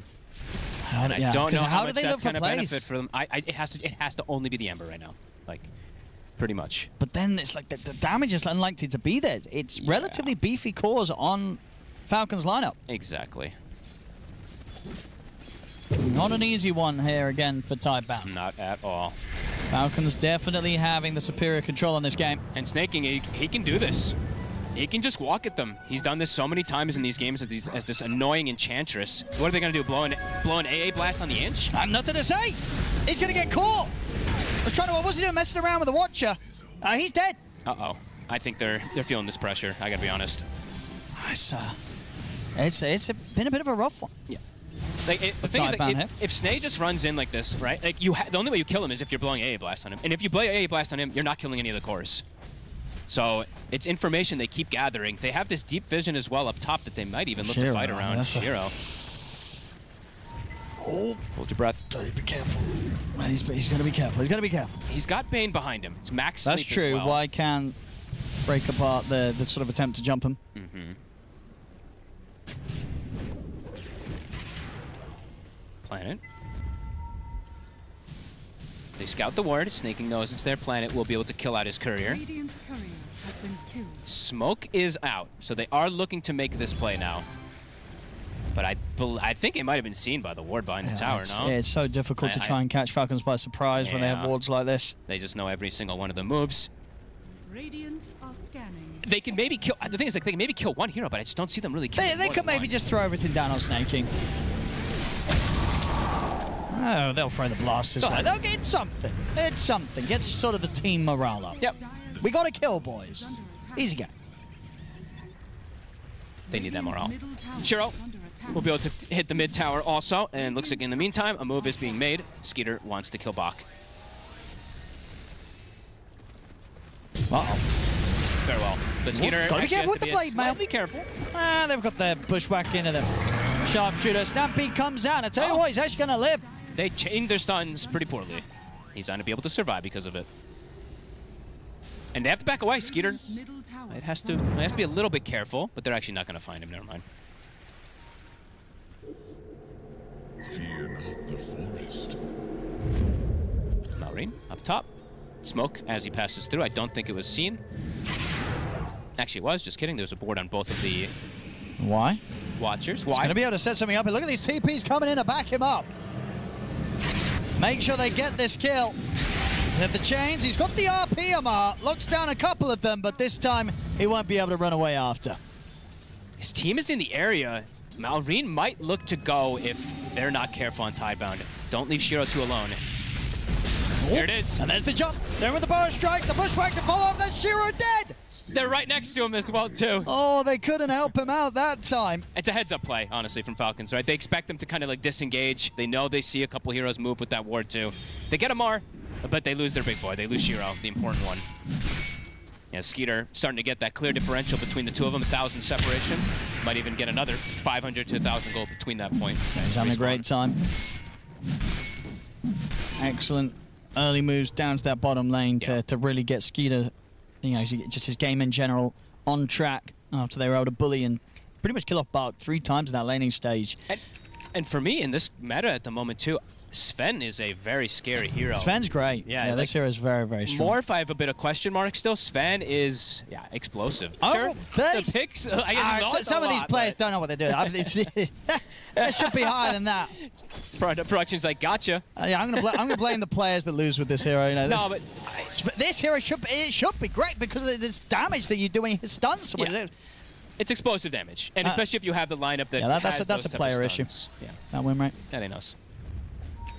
Thanks, production. Well, let's see what we get going next here. Aghanims coming out right now for Maori. All right, it's a big one.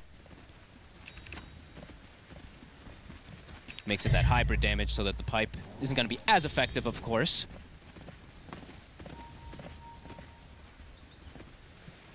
Let's see what they get, though.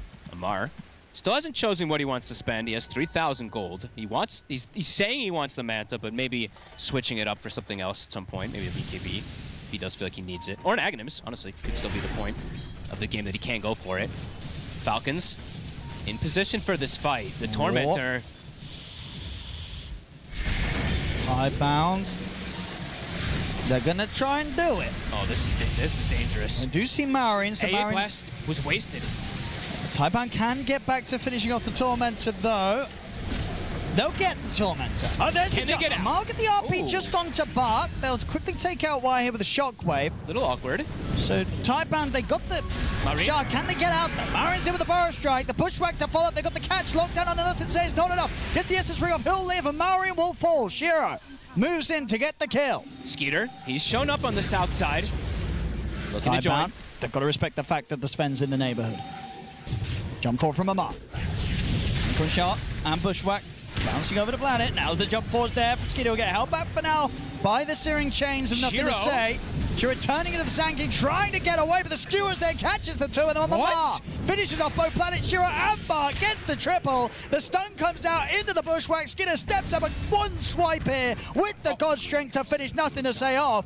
The fight ends disastrously for Tidebound. Was honestly a disrespectful moment there from Shiro. Walking in melee range to the Sven to Sandstorm? That was... I mean, they set themselves up for disaster. They're continuing to try to fight when the Sven I mean, did he get a right click in? Was he trying to just kind of get the blind on him? I think he was trying to do that, but it's so risky, right? You put yourself into such a dangerous position.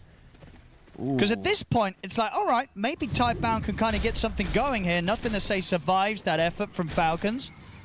And they definitely felt that themselves, as you said, with Shiro trying to get back in. But look at their resources, right? Look at Tidebound right now, and they know the Sven is coming in with absolutely everything. I thought that they were going to full bail, but they continued to try to fight in this area. And then watch Shiro, right? I think you're right? He tried to do the Sandstorm and tried to employ it, but he walked in at Caustic. And Sandstorm was still cooldown. So maybe I guess the cooldown caught him off guard. That's what it was. Yeah, I didn't get to see that. Yeah, so. he switched back in, and it was still like 1 second cooldown, so a little unfortunate. Well, that's a very decisive moment there for Falcons. Yeah, smiles here from Malrine. He's feeling good about this one. I mean, I think you're going to be feeling good since the draft, because I think we might see teams just don't let Malrine get his Sand King. Or it is Shaker. ridiculously good. Honestly, either one of those. Bach. He'll be fine. Having to use the Stampede to save himself. Nothing to say. Amar. Can't quite reach. Amar did go for the BKB. He went for the safer route after that fight top. Maybe go for the Manta afterwards, but an 11,000 gold lead now for the side of Falcons. As Skitter. Full BKB. He's massive. Level 18 now at this point versus Shiro is level 14. Damn. It's going to be a tough one for Shiro to carry. Yet again. Tougher than the last game was. Way Of course, and that one wasn't quite able to do it on the Medusa. It's going to be even harder here for him on the Morphling. This one, he doesn't even have amplifies, right? He doesn't have Bloodlust like he did the last time. No Solar Crest either. While on the other side, the Sven has Empower. So he's living the dream. And he has, what, 4 different stunning heroes to amplify as well with Vanquisher. Another kill for Falcons. As Wise caught in the river. Amplified damage rune at the ready as well for them here. Marion will be able to bottle that up and have that ready for the next play. Tidebound, they pretty much got to stay hidden. They're starting to completely just take over. Similar to that, similar to that last time, like you said, but just worse, right, for Shiro. Because he does not have that. Last time he was the top farmer in the game by a good margin. This one he's behind, and his cores are behind, and his supports are behind. And Malrine, it doesn't matter sort of how far away you are. He will find you. The man knows. Finds them every time, Malrine.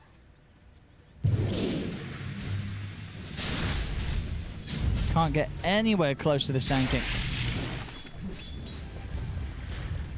Why? Looks like he's trying to set a trap. This is a hard kill, though. It's a BKB on this Magnus. I know. He can wake himself up. I think Wise just got to run. No, he doesn't even wake himself up. He just sends the Centaur after him. Yeah, just wants to make sure there's no chance of Y going for like a Fiend's Grip follow-up.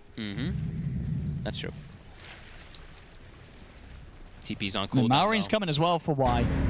Goodbye. Y's looking pretty dead. Yep. Oh, well, Bowstrike does miss.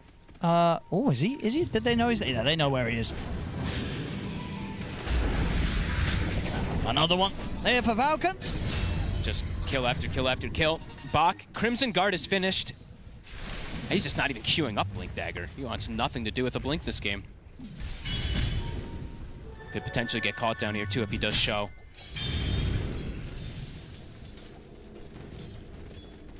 Yeah, as tanky as they can be, there's a Sven. They're just not. They're not that tanky. But the Sven can go through pretty much anything. Oh, absolutely. So. Especially when he has the Stadeless. It's like any of these targets he jumps and like 4 or 5 hits, even the beefiest ones die. So much damage from Skeeter. And then, yeah, he has what? Sand King stun. So many stuns. He has Hoodwink stun, Magnus ARP. Yeah, he's got always something to set up for that bonus damage.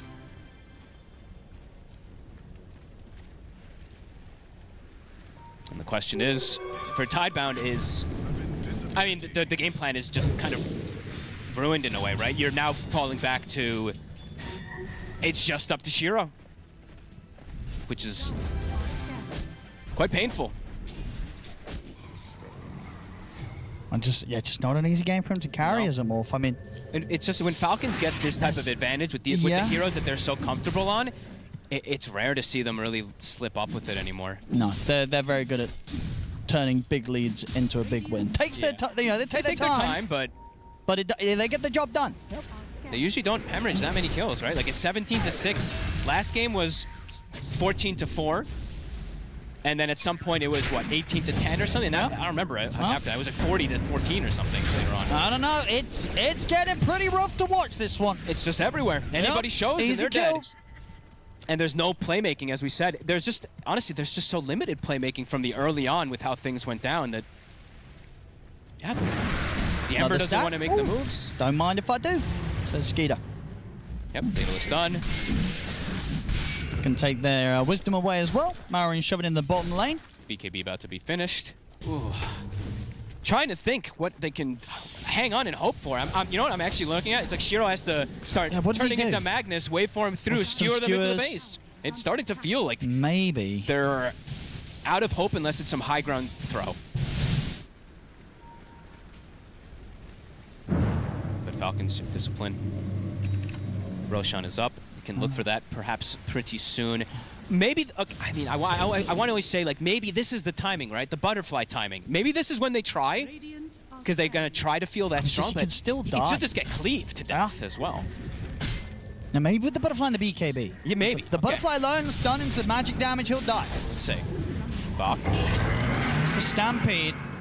The Remnants coming in as well. Tidebound are going to try and chase for something. Look at the Maureen. Look at the hoof stomp. Waveform forward. Maureen getting caught low. They'll burst him. It's a good kill. Very good kill. That's as his BKB was literally, I believe, about to be finished, so. That's definitely something there for Tidebound. Yep. Finally getting a big kill. Can they turn it into something else? Like, no, probably not. No Roshan on the bottom side, so. Turn up. Was 5 hero rotation to get the kill, but at least they do slow down Maureen. To blink now on Y, so a bit better of a chance to ensure that he is there to save someone. Careful, Bach. He's going pretty far on this bottom lane. Blade Mail's there in time. So Skeeter's got to be a bit careful, but now he's ready to commit with the BKB. RP comes out of lockdown, Bach, but nothing to say, was able to dodge it. Gets over towards Crit, takes out the hook wink, and now Skeeter kind of getting kited here, and now with the grip up, they've got the control. Okay, Tidebound. Another big kill here as they start to slowly strike back in this game. Very fancy footwork, and the butterfly, okay, that is a timing that's definitely going to work this time. But also, I mean, nothing to say. That was so fancy. That little remnant that he did, the RP looked like he was going to catch him, but he plays onto the out of it, and Bach, the bait works. Yeah, they tip him. And we'll see this again. We'll see Bach, yeah, and as you said, more than ready. Instant Blade Mail, which causes Skeeter to just have that bit of a slowdown on how quickly he can commit onto him. Has to put the BKB early in the fight to make sure he can kill him without doing too much damage to himself. And then at this point, the Falcons, as a team, were not ready to try and help Skeeter out any further. And Shiro gets in prime position with Wise control to take down that key target. Little things matter. The hesitation to use the BKB immediately perhaps maybe gets him killed there because he drops half HP. 30 seconds.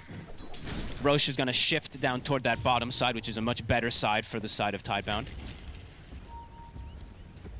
And yeah, big levels, right? Shiro now up to level 19, getting closer and closer to closing that gap.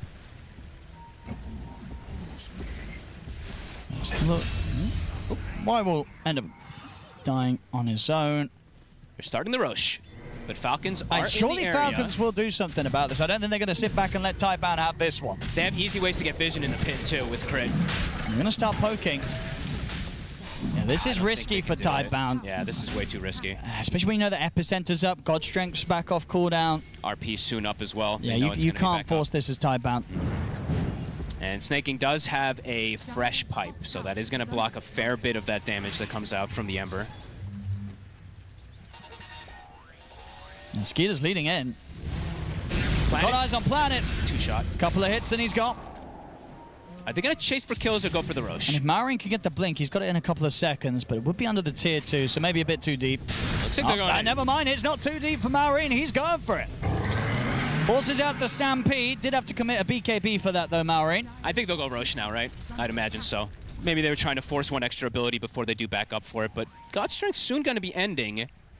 Yeah, they're smoked up. I mean, Tidebound is coming over, so maybe they can't Rosh. Yeah, because they're going to have the AA back up in 15 seconds. And sure, they don't have Stampede, but as you mentioned, a couple of crucial cooldowns occurring at the moment for Falcons. So a little bit of a window maybe for Tidebound. Yeah, no God Strength for this fight. They're going to catch Amar on the side. He's still got BKB and RP online for himself.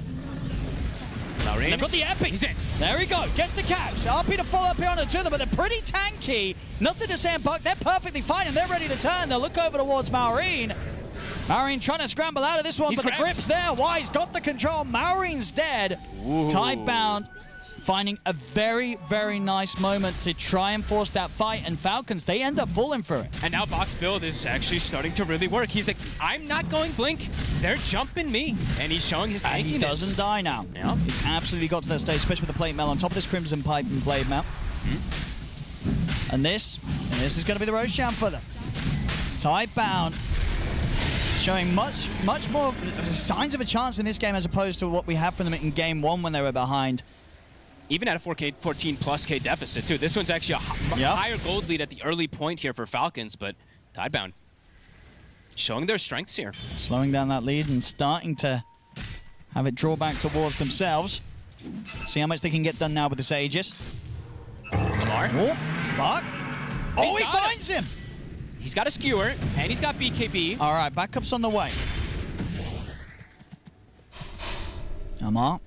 Blink in 3, 2. I mean, he's hard to chase. This should be a bit too slippery. Yeah, they won't want to spend any more time chasing. So Amar gets out. And they get the Tormentor in the meantime. So Maureen will actually get that shard. Very strong on that Sanking. How's the timing for Shiro? Does he... Getting closer and closer to the BKB. It does still feel like he really needs it for the whole 5v5 fights. But having this Aegis coverage should be able to let him farm it. Yeah, that's the thing, right? He's not going to die in these next few minutes. Which is really important. And I think Y probably just sits around and follows him for the rest of this time. Yeah, as long as he's ready to blink in, throw in a Nightmare, high chance that should be enough to give Shiro the chance to at least survive and run. Yeah. He did get, Tumbler's Toy, and he's got an Aether Lens, and he got the Greedy Tumbler's Toy, too. So he should get a fair bit of farm, actually, on this Bane. So keep eyes on Innocence to see if he's going to be able to farm an Aghanims at this point, or at some point in this game, too. Now that they've gotten the things to slow down a little bit here.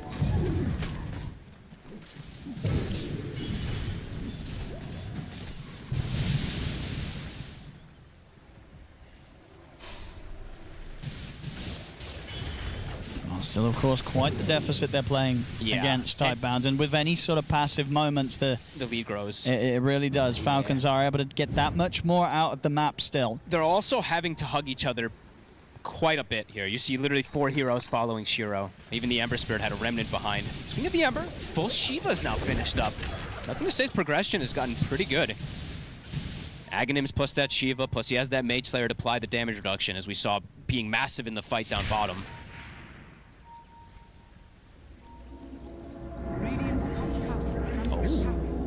Okay, bit of a pivot, as we see.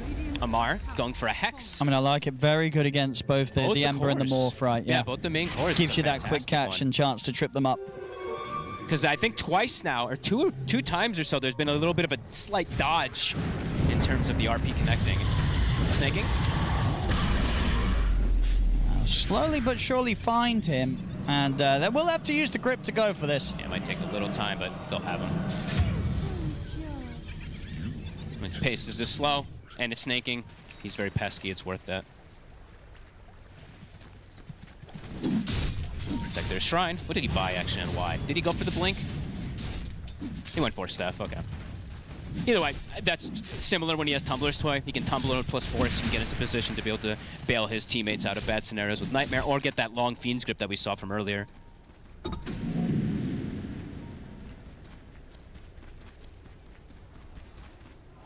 Shiro, ready to aggressively use this last minute and a half of the Aegis. This is cool. Very aggressive. That's pretty crazy there, you know, we can see giving the game a 50-50 pretty much, despite the fact that Falcons have this 16k lead.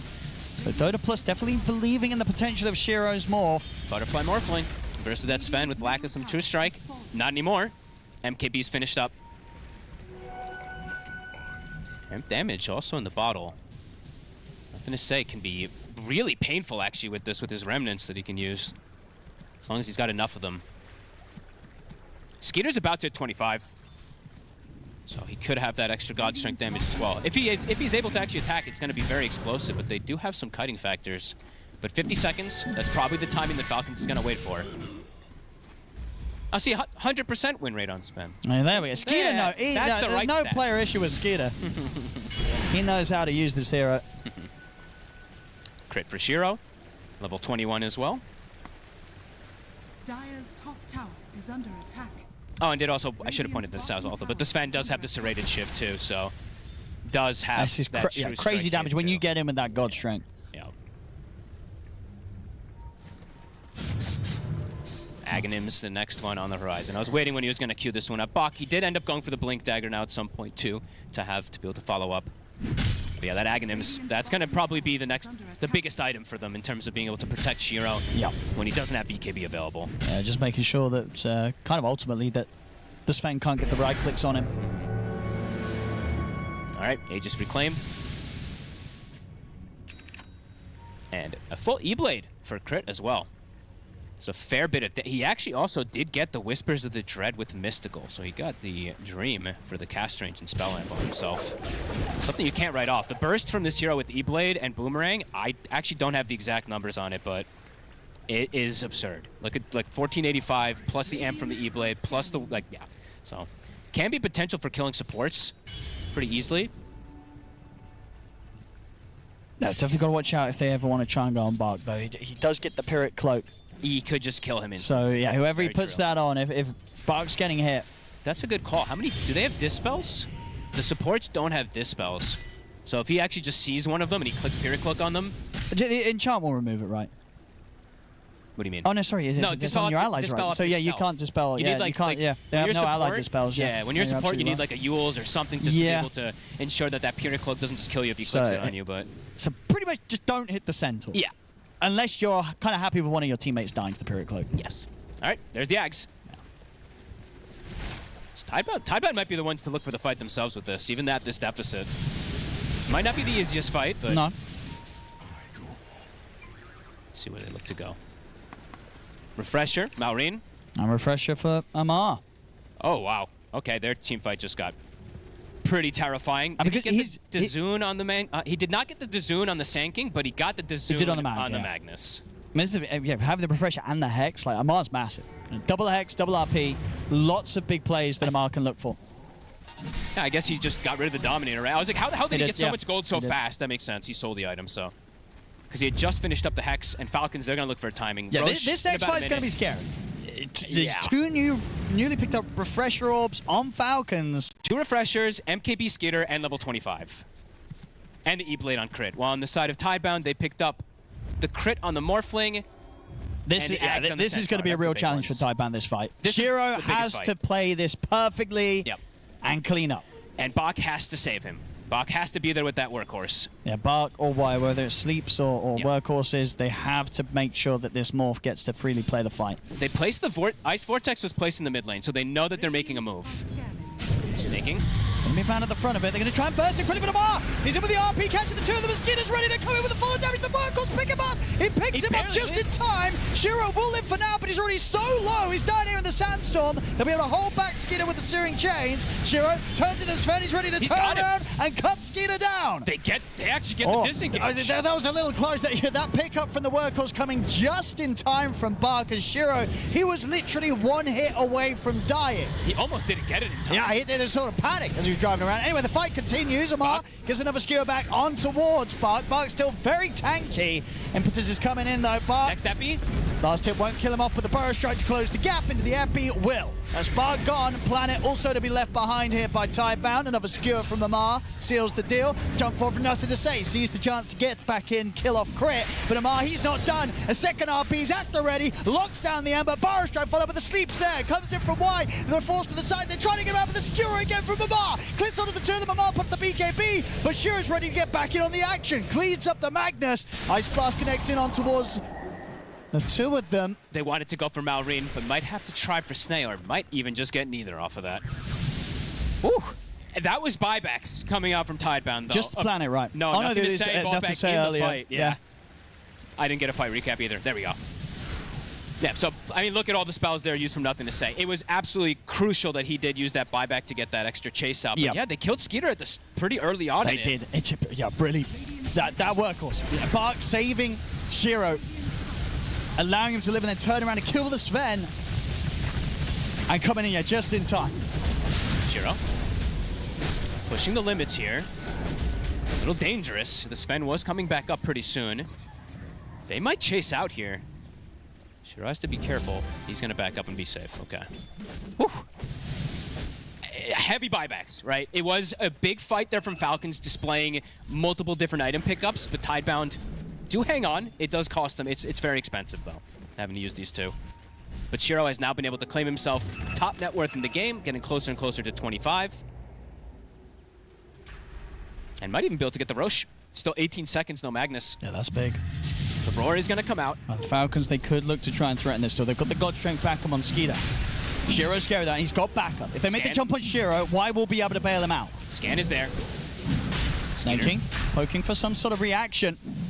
Amar back in the game. Let's see if he can get over quick enough. Roshan's falling pretty fast. Snaking into the pit. Shiro's just ignoring him, trying to finish off the Roshan. I suppose coming in Marin. Gets the jump to the side. He closed the gap here with the two of them. BKB's out just in time on Shiro before the Stormhammer connects. Bark picks him up. He's ready to take him out of there. Skeeter's BKB's about to come to an end. They've got to try and get him out because Bark's ready to bring Shiro back into the action. Falcons have to step back. Shiro has no BKB for this fight.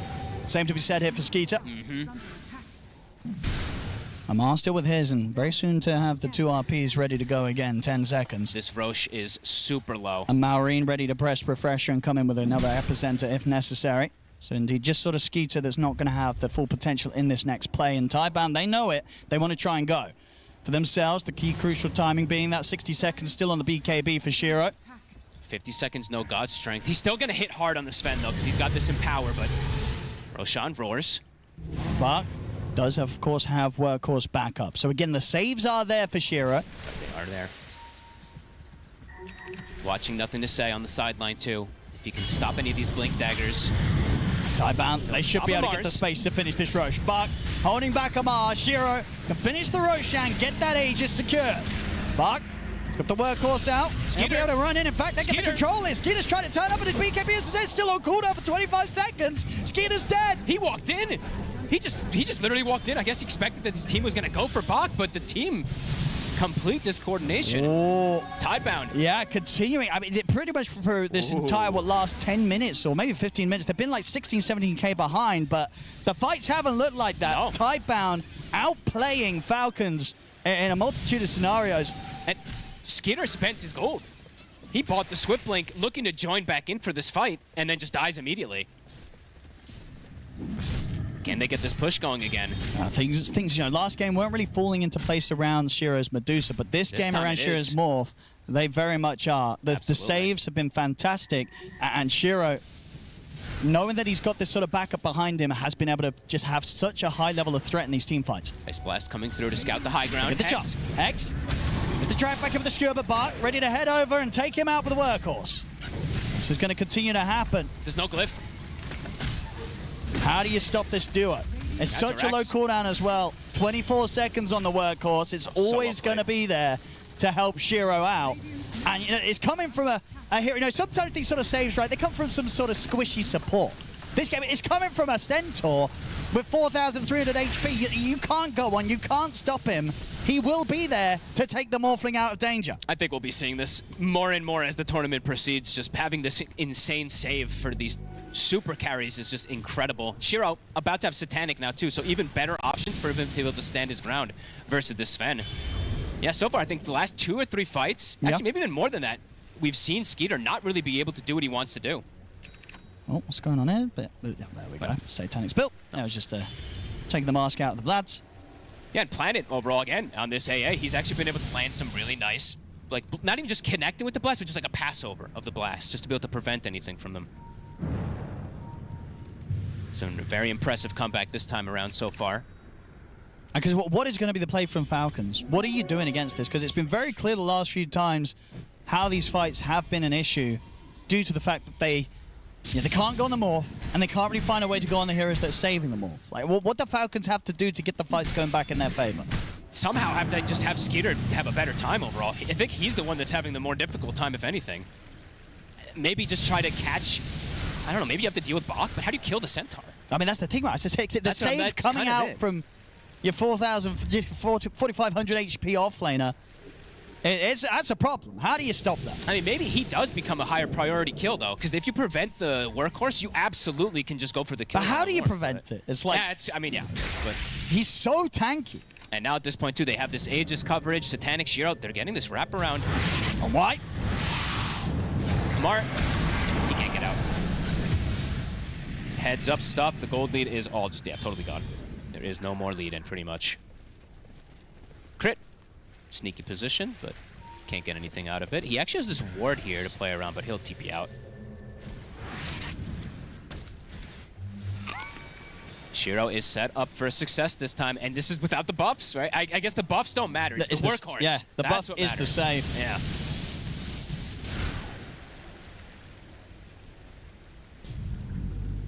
Maureen has it 25. The chaos is still there, right, in these fights. They do still have to be careful of positioning on the side of Tidebound, but honestly, they've done a great job with their positioning in these last 3-4 fights. Time and time again.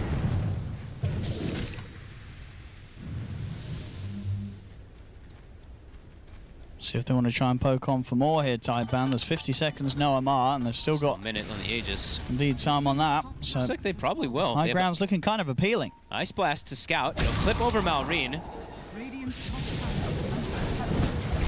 at Shiro. Nothing to say, he's going to make the jump into the base of Buck. It's full up who stomp onto Snaking, but the heals are pumping out. The Rax is falling. Maureen's teeping in on the side. Shiro's trying to finish off the objective. Maureen. And he's going to find him. Shiro quick with the moves there. Turns into the tank. He used the burst right against him. Maureen will get the BKB off. That's enough to force out the buyback, though, from Amar. That vision they have on the side there, placed from the Bane, can just prevent Maureen from doing much of anything. The two supports there actually being very disruptive. An Ice Blast passes over, prevents the Blink Dagger for 20 seconds, and then the Bane enfeebles him and just has vision of him too. Just not letting Maureen play. Another God Strength expended. It's going to be on cooldown for 60 seconds. Couldn't find kills. 25 has been hit now for the Morph.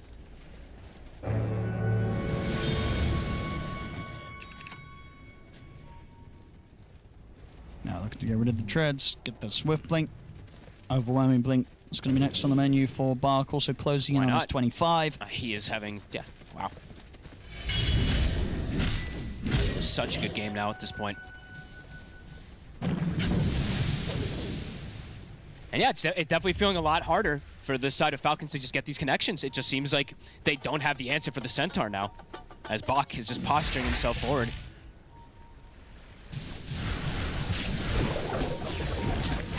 Bach. He's actually making the move. Crit. He's going to find Crit. Oop, a lot of dodges there. Ooh, down. Amar's got to be careful also. He goes back up to the high ground. Maureen's thinking about going with the epicenter. He's going to make the jump here. He gets the connection over towards Shiro. He's going to put the refresher as well. Follow-up burst strikes enough to take down YMR. Comes in with the RP, catches the two of the Mosquito. He's in with the follow-up damage in on top of the big target. It's enough to kill Shiro off. They take down the Morph. They'll turn over to nothing to say. Maureen again with the burst strike, locking down another. Maureen jumping forward into the back. He went for it in such a risky spot, or a seemingly risky spot as well, but Maureen making the call that when it's time to go, it's time to go. And starts off the action, gets things falling back in favor of Falcon. Maybe Tidebounding there getting a little overzealous themselves. They go for crit, they get the kill, they push forward, then Maureen just gets this beautiful double stun, and the Bane is dead for 60 seconds. He actually spent his gold. Now, good call as well. Just to buyback before. Sort of immediately use that refresher just to get that second burrow strike off straight away on the Bane. They had to make sure that the Bane gets nothing off. And Maureen did that very, very quickly. And this time it's when they can actually get that connection with that RP, with the cleave. Skeeter's actually able to attack for once. Now Maureen just going to let Crit get the shrine. Prioritize him getting his 25 online as well. Don't think we'll see them use Workhorse in that function ever again. I think they'll never use it again for an aggressive play. This could just... Let's see how the tower is actually able to do with the miss rate. They're going to have a bit of a window where Godstrength's going to be back up and Tidebound won't have the full lineup respawning quite yet. 8,000 gold, 9,000 gold gained also from Falcons in these last few moments. And Drax is They could keep bringing in the damage here, but they don't want to use the buybacks here, Tidebound, with how short the respawns are now. Use the glyph. So if they can stick around and finish off the second barrel, Rain's thinking about making the jump in. Jump forward from Buck, but BKB's there for Skinner. He wants to finish off the job. Amar gets in with the Hex. He gets the track back Skewer in. Over towards the two of them. That's going to be Y gone. Buck pushing forward. Shiro turns into Sven, has the stun to use against Skeeter, but the defensive E-Blade comes in onto Skeeter, gives him the chance to continue to run. E-Blade will now come to an end, though. Skeeter's in trouble, left behind. They'll kill off the Sven, and now Nothing to Say is ready to chase him for more. Gets the slide chains in on towards Crit, but Crit's actually able to TP out. Snaking, he'll be the one to fall. So they'll get the 2 kills. They do have to come out with that buyback from Y. They got the Rex. And indeed, the damage has been done to the base. They lose 2 sets of barracks here, Tidebound. Y ends up using his buyback at the end of the fight there also to join in. Wasn't maybe needed, so for the next fight he could die and not be into it, but a great jump there. Bach seizing opportunity of jumping in and looking for a target. Look at his damage. Yeah, I think Centaur was the carry there. Yeah. I imagine some of that maybe coming out with the Pyrrhic Cloak. He might have got that I think so. Pyrrhic and a Blade That's Veil, big perhaps damage. Some reflected. Roshan. That's ideal. Tidebound. A quick timer for Tidebound to be able to get into that pit and get this Aegis coverage. Best thing versus those big ultimates is having that Aegis or something for Shiro. Ooh, and Refresher Shard too, so Bach has multiple different ways to play around saving him. Could actually just save him twice or 3 times. 40 seconds. Back the other way we go. A tool to teach. Ooh, okay. They pass the Refresher Shard over to Nothing to Say. That actually makes a lot of sense when he's got the Ags build. He can cause so much havoc in this backline as this Ember now. Shiro's ready to hit the base. Oh, Jump in. The Hex setup drags him back, forces out reaction. They'll get the RP just down onto Buff. Maureen in the back, he's gripped. There's anywhere to help him. Shiro turns into tanking, uses the Burrow Strike against Maureen. Maureen dies for that. He's gone. Skeeter. Got strength there. BG takes out the bait. Buyback comes out now from Maureen. Tidebound, they have to respect this. Backing away. Shiro very low, but of course has the safety of the Aegis. Jump in and out for Nothing to Say. Amar not able to get his hands on him. Another Remnant gets him out of there. Nothing to Say is incredibly slippery. Can they get him with any sort of opening stun? Another jump in and out. Nothing to Say dancing around them. Skeeter will be able to get the BKB and the healer. Back up to full HP. Stun onto the 2 of them. They've caught by Nothing to Say and Planet. Planet will fall, but Nothing to Say able to jump out with the safety of the Eon Disc. The Hex is there though from Amar. Maureen steps over. RP comes out, locks down the 2 of them. Skeeter brings in the damage. There's Nothing to Say gone. Whostone comes down on a Skeeter, but the Bushwhack connects in onto Shiro. They take the Aegis out of the hands of the Morph, but Skeeter will die. Buyback coming in now from Bark. Snaking caught outside of the base. Amar, no buyback available on him. We'll see the buyback come out from both Snaking and Skeeter. Holy shit. All right. Small dodges. He dodged the RP, I think, initially, but then too many stuns to follow through. But now all the buybacks coming in. Amar is the big one that doesn't have it available. So much expended here. Shiro, he's the biggest one also left with buybacks. He did have that Aegis coverage. He's still available to be able to fight twice. Skeeter, God Strength cooldown for 10 seconds. This is going to be huge next moments here for Shiro. Him having this buyback advantage over Skeeter. What a crazy fight, too. So many stuns as we see coming in from Falcons, but the buybacks from Tidebound, just being able to get into the fray and having those numbers with the Morph and the Ember just makes the difference at the end of it all. This is going to be big, though, for Skeeter next Refresher. fight. Sure, he Very doesn't have the buyback, but he has the Refresher. Yeah. We are seeing it when he has the BKB and the God Strength up. They've got to be so careful about just kiting him and keeping their distance. I mean, the stuns, Shiro included. The stuns are a problem, right? We see any time that there's a 2-man stun, it's like, uh-oh, are they just going to potentially just die immediately because of it? I think Nothing to Say got bailed out from the first one, from his Aeon disc, but then ends up getting caught from the RP and ends up dying.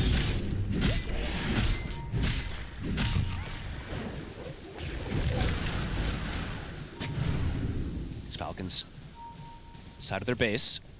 Can Tidebound do anything before this 20 seconds where Mars in the game? Big Ice Blast coming forward to give information. See if they go on the connection. Refresher about on Nothing to Say. Here we go. It's the blast. It's a good connection. It's a nice connection. That's the 3 of them. Have to hold back a little bit. Popping the fortification here to try and hold on to these barracks. As they wait those final few seconds for Amar to be back in the game. Looks like they'll back up off of that.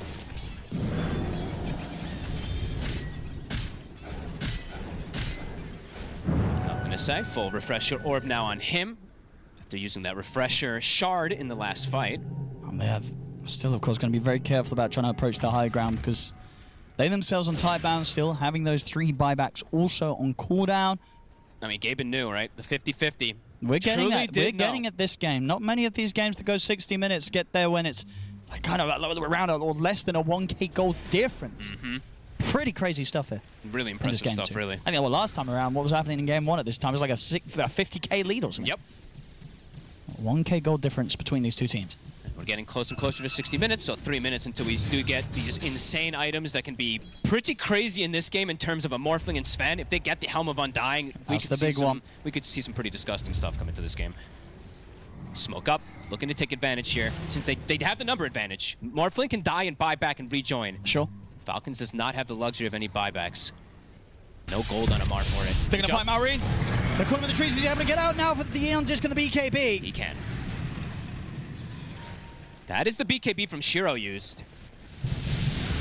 So I think they're going to be chilling, just waiting for these buybacks. Even though they know that Falcons also have these buybacks on cooldown, I think it's just a little bit too risky for Tidebound to try and go for the high ground play, whilst they don't have their own. I mean, Falcons, they have a smoke, and they do have extra BKBs from Malrine. He can refresh, have a secondary one on top of the Epper. Shiro does not have BKB right now, so this could be a little bit of a scary position for him, how he wants to join in the fight. But does have buyback, so. Falcons stepping outside a bit. Amar trying to farm his buyback, but he's still very far away from it. Amplified damage.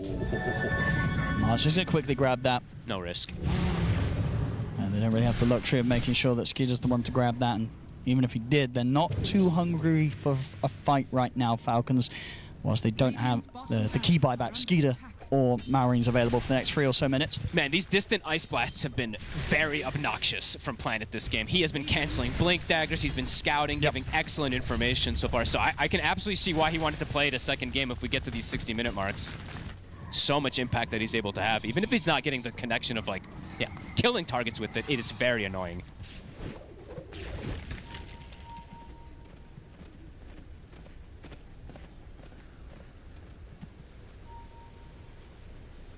Both teams prepping in their specific areas for this 60-minute mark.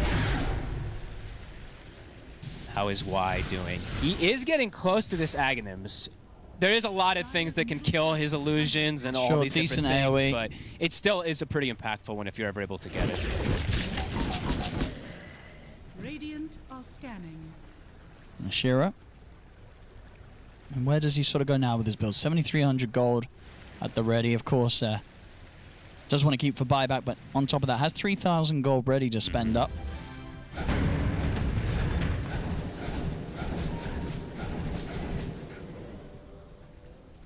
30 seconds.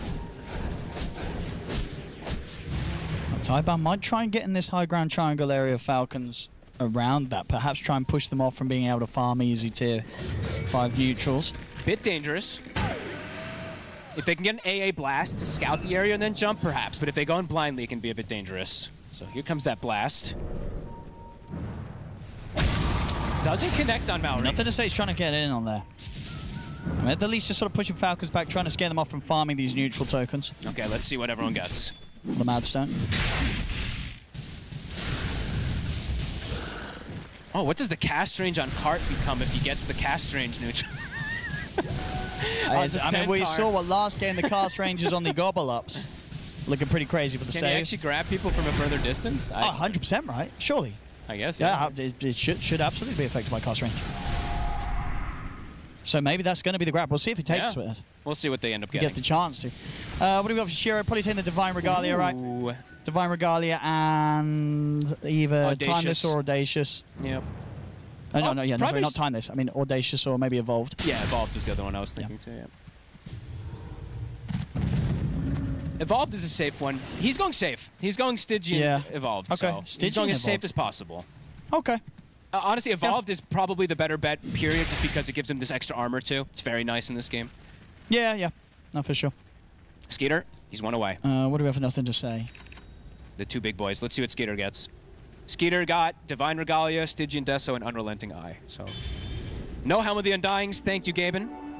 Yeah, we don't mind that. A good, honest game of Dota 2. Good, honest game at late game of Dota 2. True. Yes, Very much so.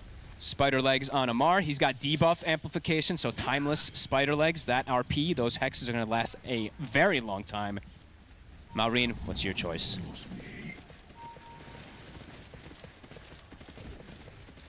Yep, okay. Fallen Sky with cast range for him. Ancient Apparition. And Bark. Minotaur Horn plus Timeless. Imagine Bark does take the Helm of the Undying, right? Because it'd be kind of nice that even if they do manage to kill him, he's still able to get the save off. No, okay, he opts for the Fallen Sky. Yeah. Look at his HP. Oh, there, yeah. 65. That's true. Hey, who needs a Helm of the Undying when you just ain't going to be dying in the first place? There's some chances for him to have, what, 12,000 HP if he gets more. He'll have 14,000 HP if he gets the 5 double edges off, right? Oh, yeah, in the midst of the team fight. Yeah, his HP's going to start getting pretty crazy. So we'll keep our eyes on that, see what kind of numbers Bark's able to hit on the HP. It starts to do ridiculous damage as well, too, because your strength converts to the damage as well that you have to remember, and he's sitting at 230 strength, so yeah, eyes on this. Late game Centaur just tends to be pretty ridiculous as well.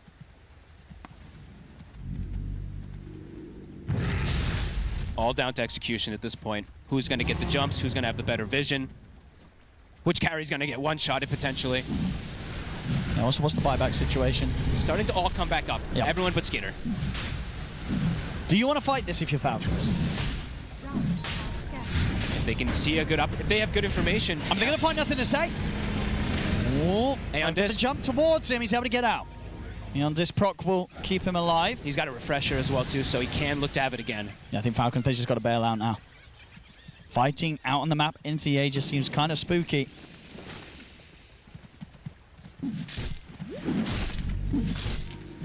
Yeah, it really is just truly the tensest moments possible here. Planet getting closer and closer to 25, but yeah, on a knife's edge this game of who's going to take the opportunity to go for these jumps. Skeeter, 400 gold from the buyback. We're definitely in a position for some 10v10 crazier 12v12 fight or something. Yeah. Got to watch out for these buybacks. 10v12. And in just in terms of sort of ways for them to get back over, because obviously Nothing to Say has that buyback into the Remnant, but outside of that, nobody has any bots, right? Oh no, sorry, they have bots bots two on the Morphling. Yeah, that's it. That for the moment, right? Not on anything on Skeeter yet. So a little easier for Tidebound to quickly return to an aggressive fight. No one can. So I've seen multiple times in this game too that these Aeon Discs are bailing people out, but nobody really has the slot for a nullifier this game, from what I'm seeing. Like nobody really wants to purchase it, and no one wants to sacrifice an item to have it. So those Aeons are going to continue to perhaps bail people out of those very scary situations. Ah, yeah, Stormender. There you go. Now you can start farming, with your AoE Brain Sap at 65 minutes. Try and get his 25 online as well. Yep. Very, very close to that. It is a big one. I mean, if he can get that duration, it literally will last the whole Here comes the smoke. It is into the Aegis, Refresher Shard and Cheese. Shield Rune on Skeeter. Shiro, nothing to say. They get the jump. Straight in away with the Hex and the Horn Toss of the Dragon Back. They get the RP down as well. On towards the two of them. That's going to be Nothing to Say gone. Bark will pick up Shiro for now. Because Nothing to Say has the luxury of buyback if he wants to. Bark will make the jump. There's the buyback coming in from Nothing to Say.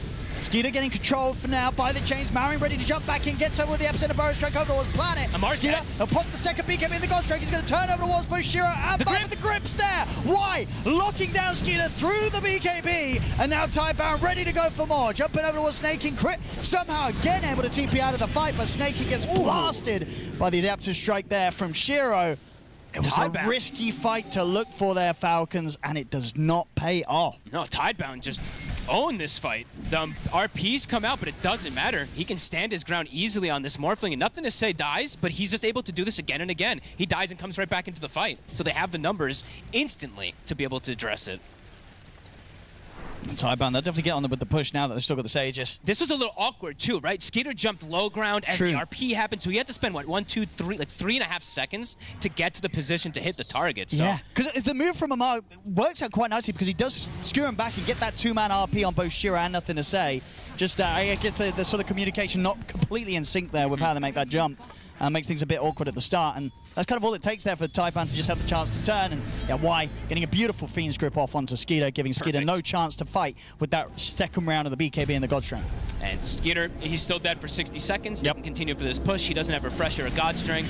Oh, yeah, he the frustrations. That was a rough way for that fight to go down for Falcons. It really was probably the worst way it could have happened, right? Blinking on low ground as he skewers them to the high ground, so. Why do you feel the Falcons felt the need to go for that sort of move? When I feel like traditionally we've seen Falcons be a very patient team and wait for the very, very surefire moments to make that sort of play. That was a risky one to go for.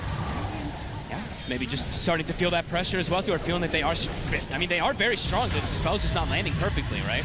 Trying to go in on Shiro, but again, Shiro still has the luxury of the BKB and the Aegis. Nice Nightmare, too. I think he dodged the majority of that damage there, split second onto Shiro.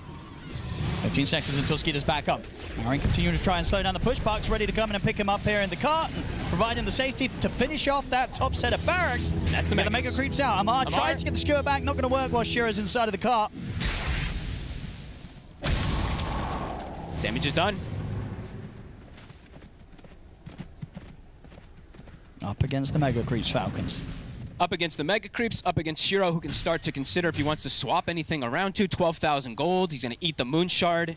Everyone's starting to get to these critical mass points as well. Block of cheese still on Bach. What's he going to get? He has 7,000 as well, but hasn't spent yet. Okay, there we go. Sells the Blade Mill, buys an Octarine. Even better cooldowns for everything.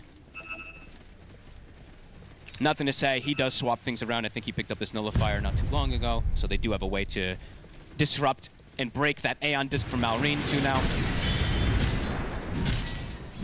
Tidebound. At a... What did it peak at, actually? Was it 17K? About 17K, I want to say, earlier in the game for Falcons. So it didn't get too ridiculous on the gold lead. No. Still pretty high, though. Yeah, because they had that sort of 17K gold lead, and Tidebound against Falcons took like 3 back-to-back very impressive fights. Bach. Challenging them. He gets to jumping onto Snake King. The Fiend's Grip there as well, locking him down. He did get the heal off for Skeeter. He's going to try to commit the fight. Look for Shiro, but the Nightmare comes off onto Shiro. Shiro's going to be fine for now. Skeeter having to put the refresher to get the second BKB off to just have a chance to get out of the team fight. They've got to back off Falcons. Marine, BKB about to come to an end. He also having to put the refresher to have a chance to live and survive with that second round of the Aeon Disc. Oh, it's going to be crit dead.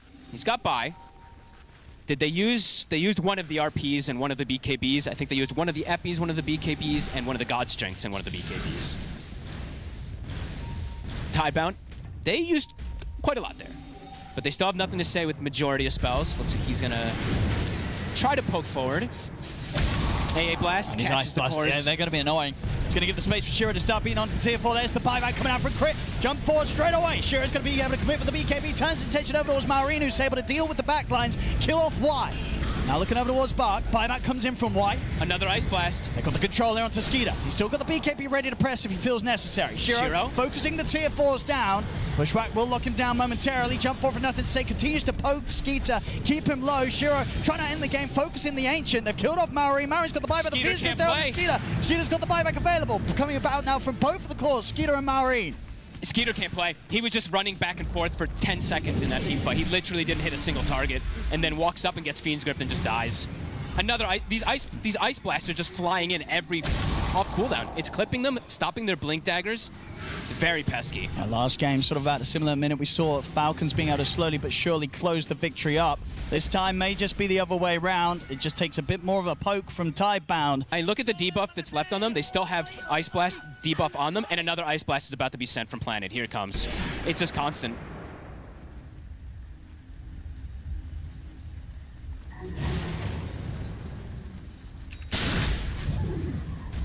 Another Ice Blast flying over to the top.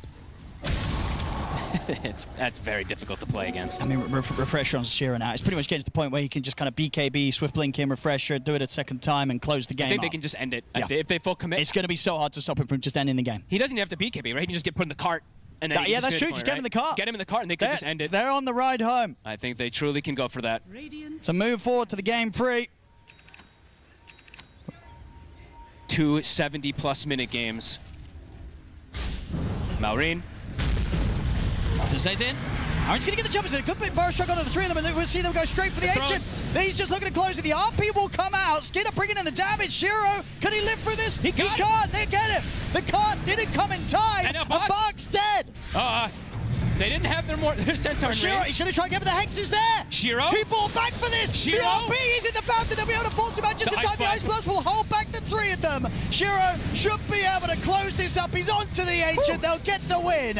We're going to a game 3, boys and girls, here between Tidebound and Falcons as Tidebound, they managed to close it up. That was a very cool game, honestly. And from Tidebound playing at this deficit the whole time and having the perseverance to be able to take these fights, have to give them a lot of credit, especially when it happened around that bottom side, right? The butterfly from the Morph came out. That's when they felt like they were adequate to be able to fight. And Bach with some really nice baits.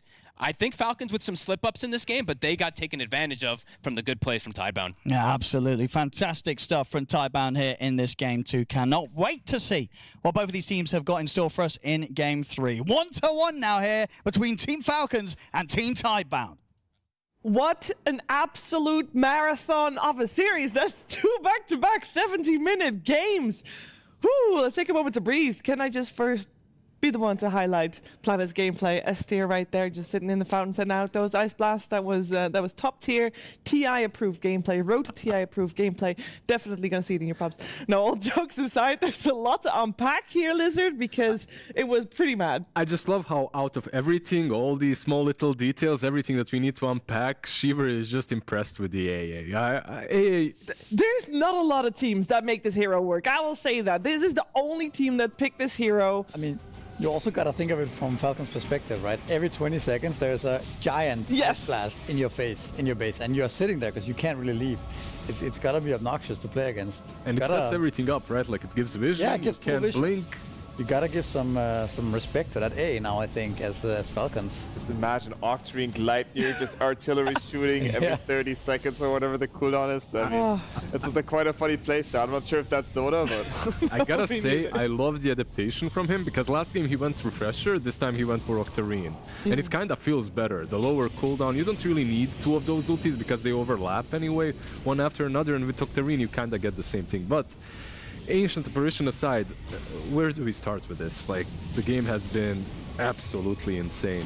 Right, I would say that actually Falcons was giving us the classic Falcons show in the beginning. They were honestly like dominating for the first 30 minutes, and I thought we're gonna sit here quite shortly having a quick 2-0 in front of us, but they had some slip-ups. It all began like a long time ago, around the 30-minute mark, where on bottom lane they started like feeding some solo pickoffs. First the Sand died, then the Sven got caught off. And also one thing to note that they were not leading the entire game, but they actually did not kill Roshan until like the 30-minute mark. Mm-hmm. I think also, like, even though they made those slip-ups, they were not that big mistakes. It was like a couple of kills. Like, we've seen way bigger mistakes in this, you know, road to the international, but still, and they were up 15k, right? But it still felt like Tidebound were slowly climbing their way back. And again, this Morphling pick turned out to be amazing, right? I think it was actually better than TA and Medusa, just because it made the top lane very hard to gank early on. Like, Ench couldn't go there. It's a Morphling. He did go down a couple of times, but it was much later than you would have liked. Yeah, I absolutely agree. I feel like the Morphling, in my opinion as well, this is Shiro Morphling. And it's like, sometimes Morphling can be hit or miss. Even with tier 1 players, I feel like Morphling can look kind of silly at times. But he definitely performs to the max when it comes to this hero in particular. But standout player for me, honestly. Why Bane?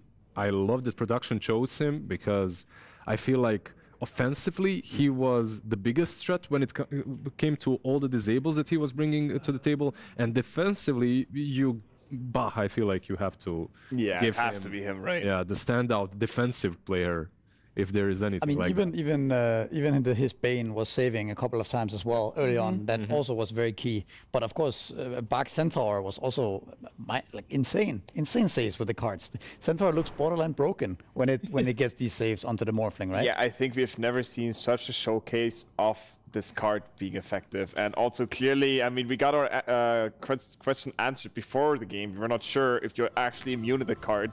Here, the cleave did not touch him at all, and it was basically the deal breaker and made Morphling made Morphling able to attack in the late game against all these big ultimates, the RP, the Epicenter, Svenstone, Hoodwink Bushwhack. So to me, also Bach must be the MVP. Yeah, I mean, I think we have a couple of card examples here from Bach from earlier in this game. I mean, this is also like 40 minutes ago or whatever. But you know, the multiple card saves, the card Sven, where the Morphling basically is dead, and then he comes in and saves him. Yeah, right? just look at the net worth advantage that Falcons had at this point. I really thought that we were in for an easy 2-0, but yeah, Bach. In the cart.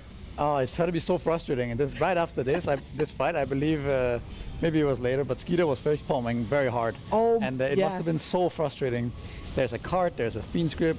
It's very hard to play Sven this late on in the game. People are just a little bit too tanky so that you can burst them in the double hit, and then there's all the saves and disables. So I just loved how far Bane was in this fight. Like, you were just not getting to him. He's like, you have so much range on all your heroes on the other side, but he is positioned so damn well that yeah, you can't touch him.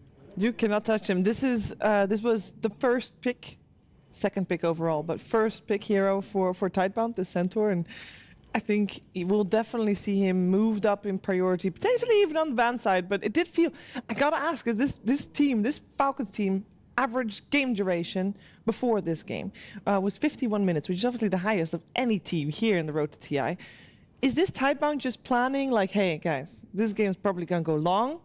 We're definitely going to have time to get our Aghanim Scepter, to get our ranged carry on board, and we are getting our full 60-minute lineup on the right time. That's our peak timing. I mean, I think at this point it's getting out of hand. This can't be intended. I mean, I think in every single series so far, I might be mistaken, there was at least one match that went like over 60 minutes, 70 minutes, something like that.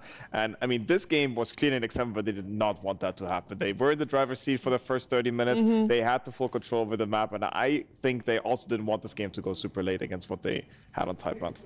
I actually think it's more connected to their opponents, because I think they played Extreme Gaming now, and they've played in that marathon of a series, and now they're playing Tidebound. And I think it's the Chinese teams that are actually bringing out the ultimate late game strategies that keep extending into late game. Like, we have the Centaur with the card, we have the Bane with the Fiend script, we have the AA sitting in Fountain with Octarine cores throwing these blasts out. I think it's intended. I think this is they understand how the international works. The games will go late.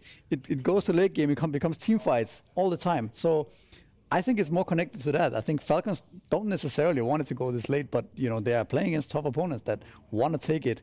You know, they're hard to bring down, you could say. Yeah, they're very difficult to bring down. Of course, it worked in game 1. We'll see what happens in game number 3. But we're first going to relive a couple moments from this game, because it was a very long game. And as Stormstormer said, at some point, we did think it was going to go the way of Falcons, Lizard. Absolutely. Like, this is around the 21-minute mark, and I feel like this is also the mark shortly after Skitter finishes off BKB. And that's his go time, right? Like, he doesn't truly need any more items when you have a Sand King with stuns, Magnus with RP, and you have Vanquisher, plus 30% DPS, right? Like, the difference between these two heroes at this point in the game is massive, and that's why Falcons were actually able to get to the 20k plus lead. However, Morphling later on, I feel like there's a bit more pizzazz to the hero, right? Like, you can morph into the Sand King, you can make some extra plays. Yeah, I believe we have got proof in the pudding of that one too. A little bit later, 65 minutes into the game, we've got a Sven moment or Morphling moment. This was a Sven and a Morphling moment, but also a little bit of a mistake from Falcons, right, guys? Like, the RP on one side, Sven jumps in with Godstrand, but then he gets RP'd away, like skewered away, so he doesn't get the chance to hit. In any case, this highlight just proves how strong Bach is, because he gets the save with the cart, and at the same time it proves just how strong Bane is defensively with his grip on the Sven to basically end the game. And in the end, it's just too much to handle, right? I mean, you have the BKB piercing Son of the Bane, you have the card to save from the initial initiation, and also Morphling still has Aegis. I think there were 2 RPs and 2 Epicenters expanded in this fight, and still Morphling did not lose his Aegis. So this just shows how one-sided those fights became once the late game stage was reached. There's a lot to reflect upon. I think another interesting point about this game is you could say subdiv. I mean, there's basically no real mistakes in this game. Everyone's playing, to their absolute max. But in terms of hero matchups, I think the later the game goes, the A and Bane just have more impact than the Hoodwink and the Enchantress, right? Hoodwink, it's pretty hard to hit those spells later on in the game. Same for Enchantress, you just kind of stand there. Whereas the Bane, we just saw these team fights had huge impact later on in the game, right? So I think that's something to consider, that Falcons have been picking a lot of this Ench, and eventually this hero does fall off, right? And becomes more or less useless in those late game team fights. Yeah, and we had a lot of supports banned out in that particular game as well. And also by Falcons, so maybe they shot themselves a tiny bit in the foot there, maybe thinking it might not go as late, because at first it didn't look like it was going to go late, and part of that was because of the Sand King. And we talked earlier about the Sandstorm and the towers, how that 50% miss chance, very effective. And let's hear a little bit more from Purge on how this Sand King really worked out for Falcons. Thank you, Shira. Yeah, I was worried about the Sand King when it got picked because it was so effective at killing towers, but normally when you let that overpowered hero through, what you end up doing is you try to counteract it a little bit, and I wanted to look at how well Tidebound did this. 5 minutes in, Mallory moved to the enemy side of the map, took stacks, was possibly going to rotate to kill Bach. He died before he got there. He's like, okay, this is great, good for me. He moves to his side of the map. There was a stacked camp by Crit, so there's a double stack here that he gets to clear with the Sandstorm. And Y moves over and says, I'm going to deal with this. He's going to block one of the camps to stop that from spawning in the future so Malrine can't farm there anymore. And a really nice rotation from nothing to say, almost kills Malrine, but doesn't quite get him. So they put effort into it. They're trying to limit his gain, but it doesn't quite work out. And then Malrine moves over to the other side of the map. This is his side of the map, of course, where he's killing a gigantic stack. He's just a level 8 hero with phase boots, and he's able to clear this entire thing by himself without losing much HP at all. He clears all of this. That puts him at 1900 gold here at the 8-minute 50-second mark. And then he heals and goes top, gets a great gank off on Shiro. The Burrow Strike into RP is fantastic. And then he finally does the OP Sang thing, which is attacking this tower. Goes from one gank into the entire tower dying by the time that Morphling respawns. They even glyph this, and they still don't end up getting there in time to stop it from dying. Pretty remarkable advantage that it gives you. And this usually transitions into his Blink Dagger, which he then uses to go bottom. He gets an AA kill after they killed Hoodwink in the mid lane. Then this is kind of a crazy game state that ends up happening for Falcons, is kind of what they consistently do. They basically control the entire map. He's basically standing here just in case they try to kill his ally. He's farming. And then when Crit respawns, he also goes somewhere and farms. So they're basically just constantly maximizing farm. 4 to 5 of their members are pretty much always hitting creeps, and they're positioning in such a way that it's hard for their opponents to know where they happen to be. So he's even, again, taking farm on the enemy side of the map, which leaves more space for him and his teammates on their side. And Y is, again, trying to slow things down. He's blocking this camp here. There's another camp over to this near this large camp where Amar is right now. He blocked that one too. They're trying to decrease the amount of resources that their opponents have so that they can actually gain a net worth advantage, but it's just so hard. And this fight here, 9k advantage at the start of this for Falcons. All of this stuff that they catapulted into, this gives them a much better fight. And ultimately, it does end up going their way, despite the Sand King dying at the start of it. But it just feels like it's too hard to stop what Falcons is doing in the early game. Even if you let the Sand King through and you try to counter it, it's still really difficult, and it ultimately leads to Falcons getting a big advantage. But Tidebound did win in the late game with their very strong supports, cores, and everything else.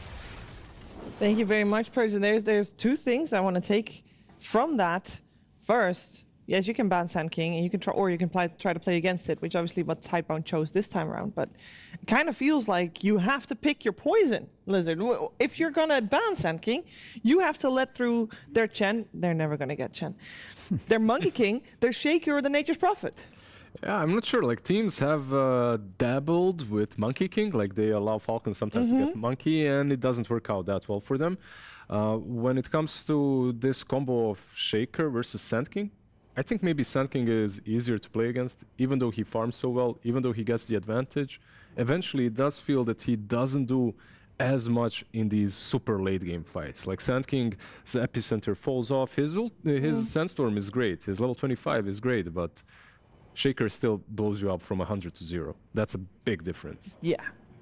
Agree? I would just say that you can also maybe try to like go for those trades, because we are speaking about margins here, right? Both Shaker and Sand King are just exceptional heroes, and they just started banning, I think in this last series, if I'm not wrong, it was a long time ago. In the second game, I think they banned the Shaker, right? Yes. What they could go for is, if Falcons first begin, that they just leave much more stuff in, like maybe leave Sand King and Shaker in, and then also the Beast and so on. And then you at least get one of those ST heroes as well, right? Instead of like trying to ban something and choose your poison, take your own poison.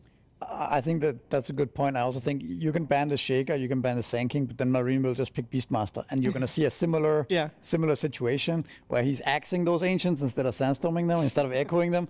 And I think there's a little bit of a meta developing here. Maybe it's just Falcons, but in general, these mid heroes, they are strong laning mid. They don't really lose to any matchup, and then they go and they farm those stacks that the supports are making, right? Because another point that Purge was talking about is like these supports in this series in particular, they're both stacking like madmen. The Crit was stacking on Snapfire last game. AA was stacking with his Ice Vortex. There's a lot of stacks, and yeah, it's the mid hero clearing them, getting off to that fast blink. So does that mean that we should just put more effort into being able to contest those stacks, invade the triangle? I would say it could also already just benefit that maybe Nothing to Say gets like a little bit of a cheese pocket and tries to like abuse Malrein's heroes on mid. I know people have failed at this before, but there are some matches that can like pressure a little bit more than an Ember Spur. Like for example, Queen of Pain is one of the best heroes still against like these melee heroes. You can like bully him out a little bit and already try to like maybe not let them do what they're doing, because basically you see the scripted plan coming, right? You know he just wants to farm those stacks, you know like he wants to farm his blink, and people have failed at this, but I feel like people are also maybe giving up a little bit too easier and like letting them do what they're doing in every single game. Can I just say that we're talking about how to stop Malrine after they lost? It's fair. How do you break Tidebound's high ground defense? How do you break their formation? That's also a tough question, I think, because they are very good. I mean, even game one, right? They dragged that on all the way to 70+ minutes. That's impressive in and of itself. So if you're looking at it from Falcons' perspective, how will they do that? Like, what is a way to make it easier for yourself to go high ground, just in general? I feel like maybe Falcons just fell into a trap in which they were on a timer, and they took a couple of fights that weren't that great for them, and eventually they did fall apart against heroes that just scaled better, like Misery, like Stormstormer we're talking about. Like versus some heroes you just won't have as potent late game, and once the game goes to 60-70 minutes, Sven into Morphling with a Bane that is an anti-hero, it's going to be hard. I mean, with that being said, I feel like in this last game, it is an example of like they actually had everything in the tank that they needed, honestly. They just basically dropped the ball, in my opinion, still, because they were owning every single team fight. They had the 2-digit net worth lead of like 12k, 13k. And usually to me, it's already unconventional that they, for example, did not go for the Roche for 30 minutes. It's a really unconventional thing for Falcons. They usually always snatch it when the enemy's not ready for it. And I think draft-wise and something, they wouldn't adapt too much here. If it's going to be the same picking order, as in like Falcons going to have first pick, which we already know actually, it's going to be first pick again for Falcons, I could imagine they're not going to adapt too much. Yeah, I also think they should consider this a win. I mean, they can consider maybe understanding that maybe we can pick more scaling, but they could also just have closed this one out with a little bit more discipline, I think. Yeah, we'll see, I guess, how they adjust, but I mean, I don't imagine that they are too worried about this next game. I think they have looked like maybe over these two games the stronger team overall. The one thing that I will say though is that in this series so far, obviously there's definitely an asterisk to be placed here with the way the games have been going, but the team that did get first pick did lose.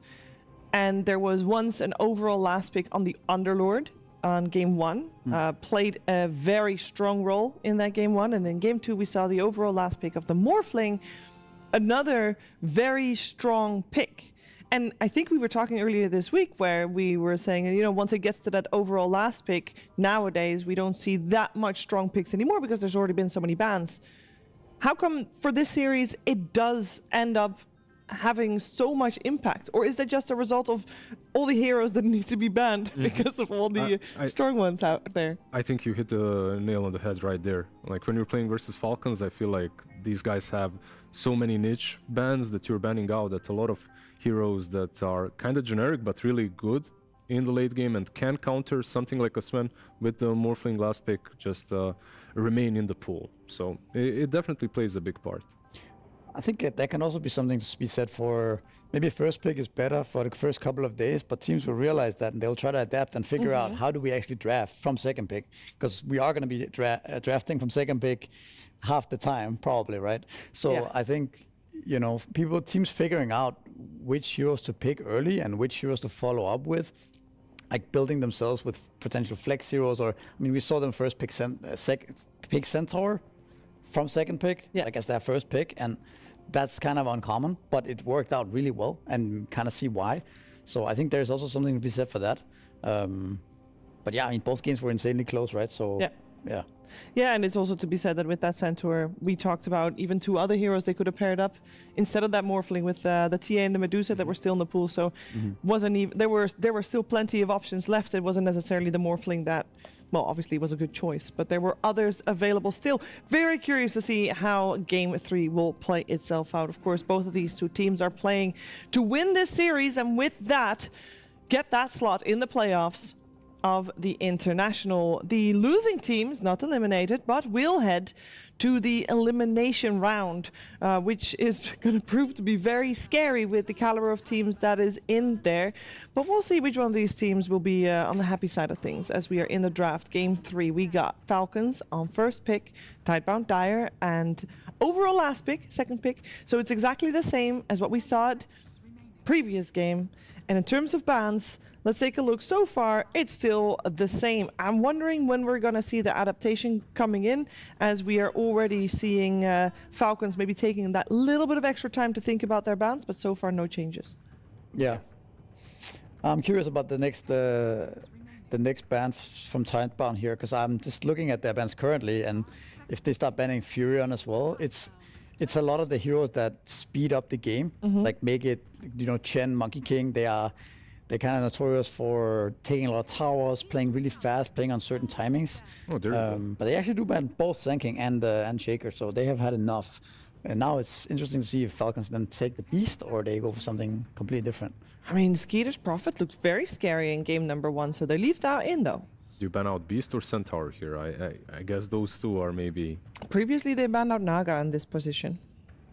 However, last game the Centaur was also an answer to the Sand King, because you have the Stampede answer to the Epicenter, so not really sure if Tidebound will look for the same. It does fit Bach's pool.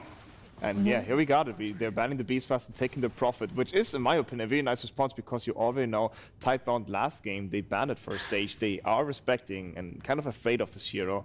And as you mentioned, it, like kind of picking their poison. So I think this is a very smart route that Falcons is taking here. Yeah, I agree. I mean, you also have, for Falcons, you still have the Primal Beast as well for Malrine. Like one more of those heroes that he kind of excels at. It's interesting, all the 3 heroes we mentioned are now banned out. The Shaker, the Sand King, and the Beastmaster. Yeah, when it comes to... They take the Primal. Wow. Interesting. This used to be the counter to Nature's Prophet. Is that still the case? Because that was a while ago that it was considered a one-on-one counter even. It's still pretty solid. Like, you can get over the trees, you can stop him from TPing, like overall you get on top of him easily. Like, in general, Primal is really good versus glass cannons. And it's also, for Team Tidebound, this is a very comfortable pick. It's not like they are picking something extra to be able to deal with MP. They're just picking their bread and butter as well. Yeah, we saw yesterday Nothing to Say play against No One Stormspirit as well on the Primal Beast, and he looked very comfortable on that hero, and they won in a good fashion. Also on the offlane, it can be played if Bach chooses to do so. It usually thrives in those lanes if there's like no lockdown in that lane, so they will keep that in mind. For example, if Falcons will take the end here, that will probably not be an option, because then the Primal Beast would be free to rule on that lane with no actual lockdown. I think in that game they had Timber with Primal, right? Like they had Primal and Timber? No, they had Doom, but I'm not sure if Doom was played by Shiro on that. Maybe it's a different game then, but they had Primal and Timber. And when I think about Falcons, like one of those remaining heroes for Amar or Malrine might be him, so... But, I mean, normally when Primal Beast is picked nowadays, regardless, is kind of later on. Now you see it being picked very early, and that leaves Falcons able to pick certain heroes. Like, might we see a Clockwork this game? Could we potentially see Shadow Demon come back, right? Some of the old school counters to Primal Beast. By the way, a quick note is that they actually do respect ban the A this time around. Yeah, sorry, Shiver. No artillery AA in the fountain anymore. It's all good. It was fun while it lasted. The clock ban. Yeah. So now Disruptors in the pool, though. I also think Grimstroke for Falcons might be popping up here. But the one thing that I wanted to ask was Nature's Prophet. Is it still a flex pick? Is it still possible for Snaking to play that? Or are we just going to assume it's going to be in Skeeter's hands? I would have a tendency to think that it's going to be on the carrier position. Most supports nowadays say that the hero kind of fell off of the support position with the nerfs to basically the shard and the the Sprout healing in the laning stage. There's maybe still a possibility, but I would also like to mention that I really love this adaptation with the Naga pick right here, because we saw how the Naga Prophet combo was basically Falcon's bread and butter. If you remember game 1, that game was very one-sided, so I think it's a very clever decision to also not give that to them again. Yeah, I really think the Tidebound are cooking, like in general, that they're really giving a hard time to Falcons to draft, in my opinion here. I think it's very clever what they've done so far. But they do go for the Grimstroke, like you said. So far, without any real combos with the Grimstroke, normally you want to pair this guy with great against Primal though, right? It is one of the heroes that they prefer against Primal now. It's not bad versus Illusions as well. It's decent into Primal, and they combo it up, like you said. They usually have some melee from the mid lane, so I'm pretty sure they will be getting some sort of a combo with the Grim, but they had this combo, by the way, Grim plus Bane, they played it already. Okay. So they go for the potential of double grip. And now we obviously also know that Prophet is indeed locked to the position 1, and the Bane is basically there to protect him, so if the Primal Beast were to go to the off lane, he can now sleep him during his trample and make sure the Prophet is not in any threat. And we learned from Purge about the synergy between Nature's Prophet and Underlord. Is that something you would expect Falcons to pick up as their 4th hero? Because I'm assuming Tidebound is not going to want to play against that again, so they'll probably ban it if they leave it for last. It really depends on what Tidebound ends up picking here, and if they feel like it's a problem in the end. Lycan. Is this a Lycan? This is. I guess maybe just offlane, and then Primal mid confirmed, or we saw I saw Yatoro actually be carry Lycan. I don't know if they're on that train. I don't think so. I mean, if this Lycan is not flexible to the carry position, then this would also show that Primal goes to mid lane, right? Exactly, yeah. So that would mean that Nothing to Say does not care what he lanes against, but there are still some cheese picks on the mid lane that could cause trouble for him here. So I'm definitely curious if they're ready to flex the Lycan to the position 1 if it's needed. It's flexible, but I really like Fate Beyond. Like, the Bach Lycan is on a different level, and when I'm looking at these heroes on the other side, like, yeah, you do have some control, but overall the Zoo is a problem for Grim and for Bane. These two supports just don't have a lot. Like, well, sure, you have some AoE with Grimstroke, but it's not great. Rubik. It's good to steal grip. Yeah. And it's kind of nice versus Grimstroke as well, as you get an instant cast on the nuke. 20% win rate only though. Yeah. This hero has been always lacking in the laning stage since he's been hit by a couple of nerfs, and I think that's also one of the main reasons why he's not being seen that much in the pro scene right now. And I wonder, I mean, they do know that it's going to be Bane Prophet bottom, so they feel like this lane would not be a problem. On the Mars, so yeah, that's like one of the last sort of offlaners with the stun that Amar likes. I guess they could have still gone for Magnus, but maybe not the best Magnus game this time around. But Mars makes a lot of sense here, I think. It's also very good at trapping the Lycan. But as for the Rubik, I think in this game it's actually fine, because I think Lycan doesn't need that much help in laning stage. He's pretty chill against Fury and Bane. So maybe they can get away with the greediness of the Rubik in lane here. Is there potential for Mars to go mid? No just way. to cover our bases? I mean, I've seen Melran play a lot of heroes, but if he ends up being Master Tier on Mars as well, I will just go crazy. There's no absolute way that this is not an MR Mars, please. So what is he gonna play? Is he gonna play Puck or Quap? Like, those type of heroes are still there, right? Their catch is pretty bad, right, on the other side, so... Yeah. I think the Puck is still good. Honestly, it's one of the better heroes against Naga, because like you don't really get affected by the root and you can usually still get out. There's only a Rubik that's a bit annoying, and okay, it's getting banned out here, so that's gonna be the end of it. Something else that could be interesting is something like a Dragon Knight, because it's a favorite matchup on the mid lane and would give one more synergy with the Grimstroke. And honestly, Grimstroke still maybe would profit of having one more Ink Skull target on his draft that is not only the Mars. I actually think Ember Spirit is really good for Falcons. Lycan is one of the worst. Like, Ember is so annoying to play against for Lycan. Yeah, with the chain gang. Yeah, you just change all your animals up, and now they just sit there for 4 seconds.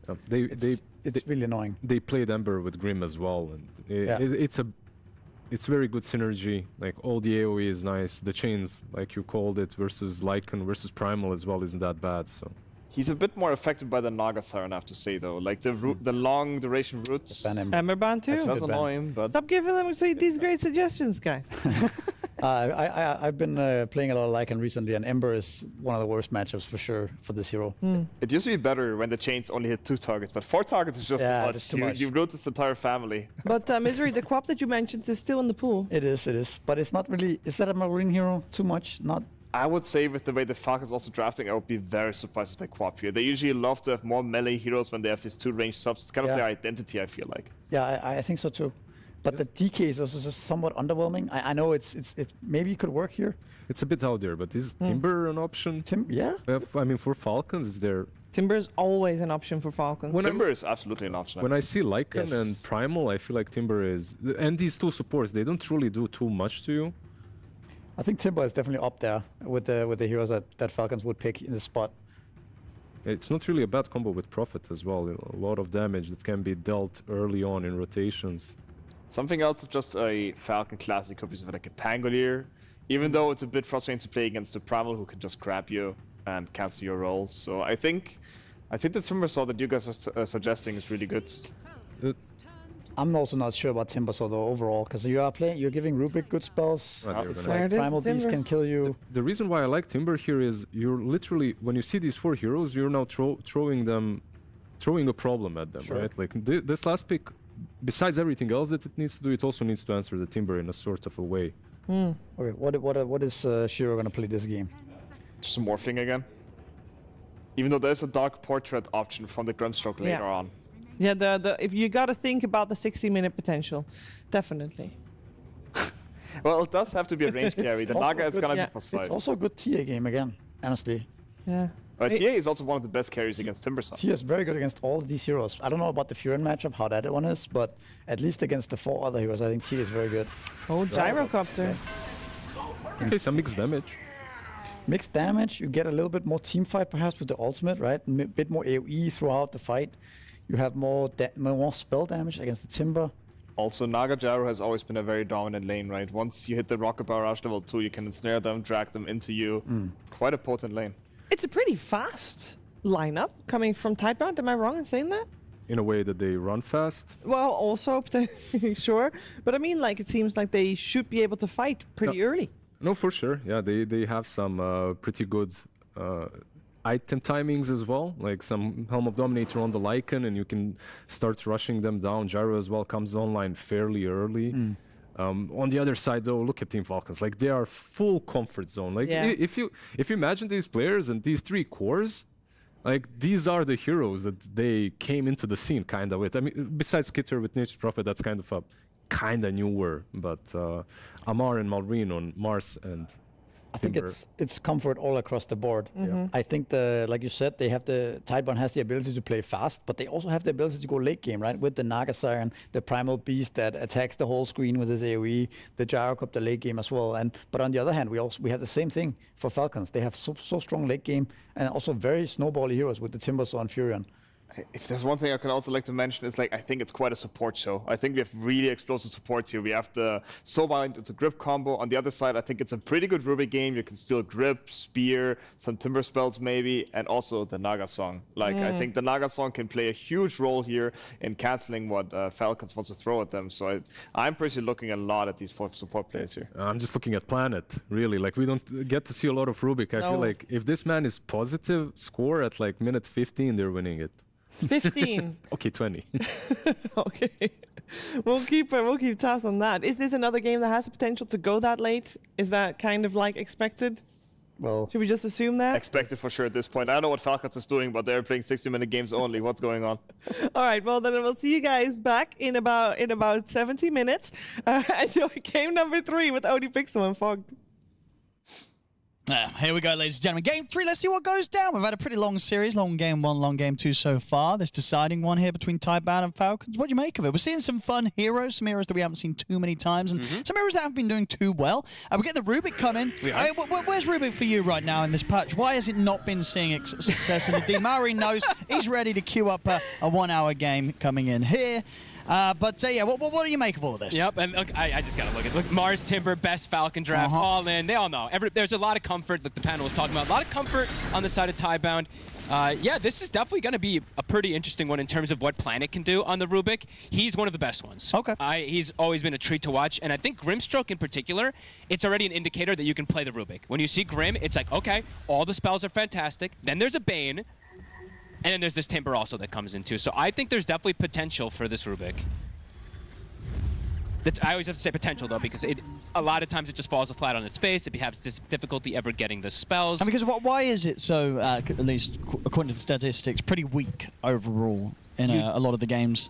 You don't tend to get the spells that you want to get, and they only last so long when you do get them. And sometimes like you join the fight and you don't have a spell, and you just die, and you only really have these spells in particular, and your lane is weak. That's the biggest thing in particular that's made people not really want to play Rubik as much. So let's see. Let's see what we do get going down. I think they felt more comfort to pick this Rubik also because of the lane that they're up against, right? Whoa. He has a Lycan. Careful, okay? They're playing versus a Nature's Prophet +1, so should be able to sustainably get something out of the lane. Because I think overall that's the thing I think that Tidebound pretty be scared of the most. The fact that there is this Skeeter Nature's Prophet yet again. Well, I mean, it's all three cores really. I have to say. Well, it's Falcons true. 3 cores. They're pretty much the three that's like you give Falcons 3 cores, these 3 heroes. You're playing on hard mode. Yeah. I'm waiting to see how Nothing to Say does in the lane as well, too, because this can be a bit of an annoying one, right? If you get hit from the double whirling deaths, you can see how much damage it really adds up when you have that double stat reduction. It is painful. So we'll see how Nothing to Say is going to be able to endure with that one, because I want to say Nothing to Say for me in that last game was honestly maybe even the X factor, because he was dying in a lot of these fights, but he was getting his job done, buying back, rejoining always, every single time. So he's definitely one to look out for with how important he is for this team. And we do get a gyro last pick. Something that, I mean, me and you were both like, whoa, kind of caught us off guard a bit what'd you make of the gyro? I think it allows them to fight a little bit more early on in case they need it. It gives them kill threat versus the Timber Saw, since it'll provide that mixed damage, and it can go late. I think that's probably why. It's just a hybrid thing of things that they wanted for it. And Misery, I think, pointed it out at the end there, too, is traditionally, for a time, Nagasarin likes to have a hero that can also give some type of team fight contribution after the song. Gyro gives that. Besides that, they didn't have that much. Primal and Gyro, though, definitely gives enough for like a song combo. I feel like it's just going to be a question if the Gyro is going to be able to output enough damage. At least, agreed. Before the game gets super late. Yep. And the fact that there are just kind of quite a few ways to disrupt what the Gyro wants to do, right? Agreed. You're going to get like kind of sprouted. These arena walls are going to get thrown down. And the other cores, it's Timber Saw, it's pretty tanky. Yeah. Like these fights could get pretty messy. In terms of Gyro finding his positioning. Maybe it's sort of in the same sort of ways as Game 1 was when he was on the Medusa run. Yeah. Like they can kite this hero. No, I agree. I do feel like they are on the back foot this time for Tidebound. Falcons literally just got everything they want, and Gyro, in comparison to something like Nature's Prophet, has just felt quite a bit weaker. So far, lane proven to be nice and chill for Shiro. Having that Naga Siren is always going to be super nice to be able to get that guaranteed farm. And do you think we're going to see more of this as the tournament goes on, where Naga Siren is kind of getting let through? I feel like a bit more than it was in the first few games, the first day as such. Teams are a bit more relaxed with letting Naga Siren slip through the draft. I think versus some teams, yes. I think versus the Naga Siren specialist teams, there's no way you can give this one up at times. Like some of the teams like the Naga plus the Shadow Fiend specialist, it sometimes seems to be too much to deal with, but... Sure, but you feel it can sort of stray away from being kind of that, we have to ban this hero every game. We had the same thing happen last year at TI, right? Where we ended up having it banned almost every single game, the Naga, and then it got picked, I believe, in one game super late in the finals or one of the final games, and it looked incredibly underwhelming. So, yeah, definitely a possibility they can start to trickle through. That was a nice whirling death there we saw there from Malrine, clipping Nothing to Say as he was going through him. Because is this mid-matchup one as well where soon Nothing to Say will just start skipping the waves, or is he able to stick in the lane against the Timber even as the levels come in? You get pushed out eventually. Okay. As soon as 6 comes out, he probably just needs to ask for some type of help, but who helps him is the question too, because their kill threat is just non-existent versus the Timber likely. Even with a Rubik rotation if he's playing safe. So that's actually a good question. Could be difficulties for that Primal, because the Timbersaw is going to hit 6 first. The denies just are guaranteed to be there. You're going to have that advantage of damage when he's getting the Q on you over and over again, so. And the animation. It's a little slow for Primal. He has one of the longer kind of base attack times in comparison to Timber. So far, yeah, fair bit of denies. 8 on the Timber, only 1 on the Primal. Maureen, he was actually looking for a kill attempt. Oof. Did the camera actually catch what happened? Because so Maureen placed a branch in front of himself and was about to Timber chain in and Q, and it was actually the same moment that the Primal Beast charges through and cuts the tree down. So. Oh, well, you think if that tree had stayed up and he made the connection, he might have actually got that kill? I think if it was before that he casted the onslaught, I think Nothing to Say would have actually died. That was really, really split-second plays coming from the two of them.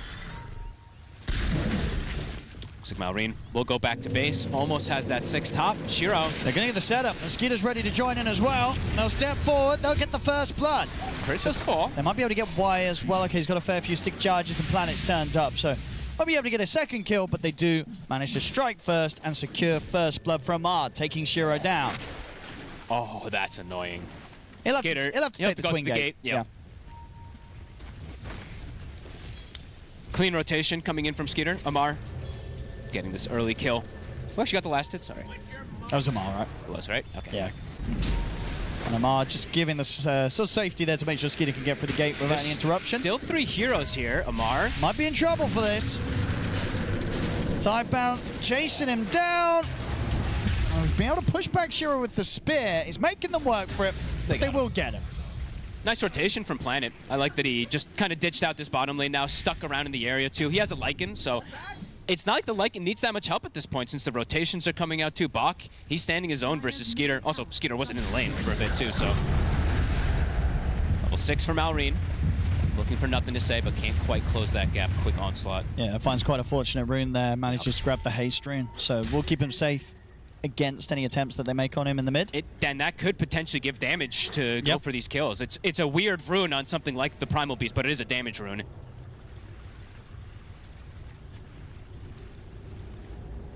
Isn't gonna go for it. Still a bit scary whilst Maureen's around. Bach is getting away with a lot of freedom, as we said. Skitter, since he had to TP top to get that kill, got his TP canceled. This Lycan he's free farming in the off lane. It's definitely a big deal this game. The summons in particular, we didn't talk about it too much, but I know Panel mentioned it. The 2 supports absolutely hate playing versus this in this game. The Dominator plus the Wolves are going to be very annoying.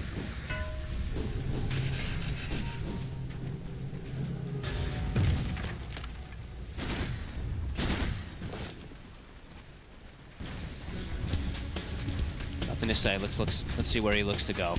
Does he want to make a move bottom? He's considering it, but maybe thinks he's going to walk through some vision. He just stops. He is one of the best. Well, Panel mentioned it as well. Versus that Nature's Prophet in the past, closing that gap, getting through the trees, etc. But doesn't want to leave his mid. He's going to open up with the Pulverize on the mid. Could be dangerous. There's backup coming in. I mean, that...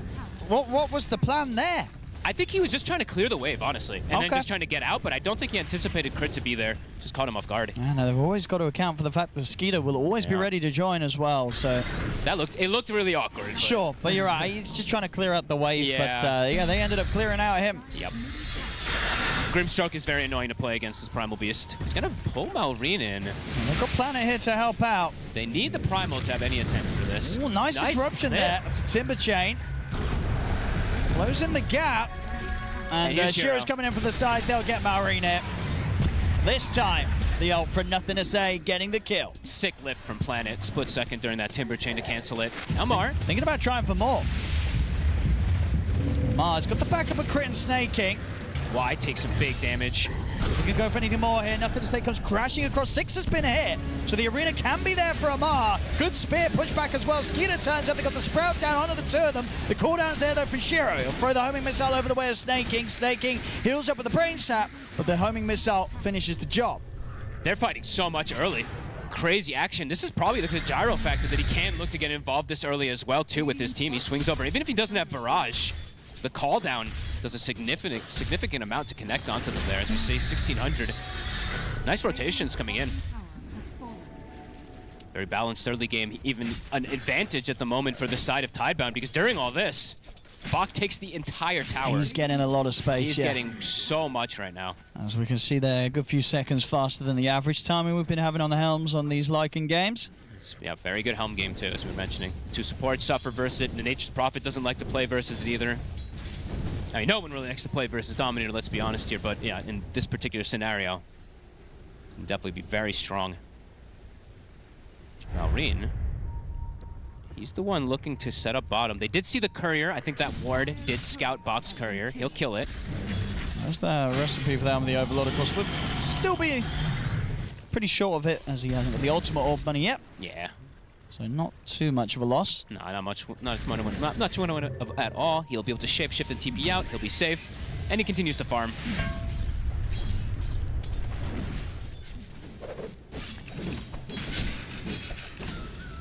Y continuing to just interrupt stacks, sending in illusions, trying to prevent that stack farming to go from Falcons, because they know how Falcons wants to play in terms of just stack efficiency. Yeah, Planet able to pick up the 6 here from the mid. Let's see what spells he can get. The big one is obviously the Chakram, if he's able to ever get that from Maureen. And then, of course, any of those ults would be fantastic. This isn't bad either, because it's maxed out, so the level 4 Whirling Death, sure, he has to get into melee range to do it, but it's very explosive damage onto two of these stores. They're looking for the setup here onto Shiro with the arena, and Dino Mars able to grab the 2 of them. Follow up here from both Crit and Skeeter. It's enough to bring both Shiro and Y down. They were not ready for that move.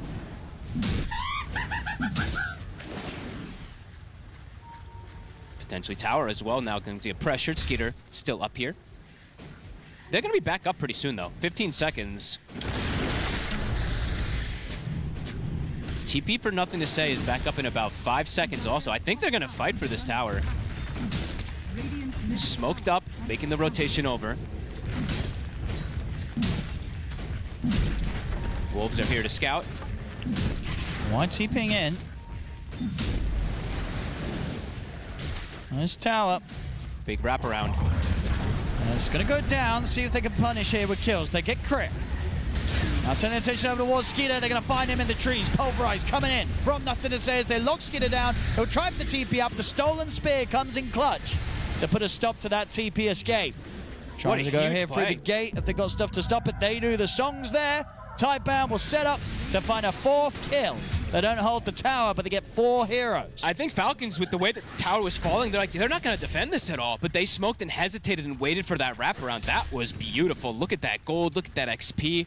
A picture-perfect moment from Tidebound in this early game. 8-5, 2K lead. This game, they have a net worth advantage. The last 2, they had a disadvantage pretty early on. Yeah, very good moves so far. Ready to match the pace that Falcons is trying to bring against them. Both Shiro at the top alongside Bach, and Bach, yeah, he's going to have this pretty crazy Hammer the Overlord timing. Who deals with this? It's going to be the question. It's going to be very, very annoying to play versus this. Tidebound are looking for more. Grab a blink. There's the opening. Nothing to Say, getting a lot done. Might even be able to look towards Amar as well. They get the drag back. Missile's going to be heading over towards him. Amar, there's nothing they can do to help him. Tidebound, super good aggressive moves here. Planet continues to hang on to this Stolen Spear as well. They can look to make moves continuously here. Maureen, he gets his, he looks at Nothing to Say, and he's like, yep, this is the Primal Beast thing. You get that early Blink Dagger. You have to watch out for the early aggression that can come out from it, and so far, Nothing to Say. Able to make more heads-up moves here. Maureen is farming, but the kills are being made here from Nothing to Say all over the place.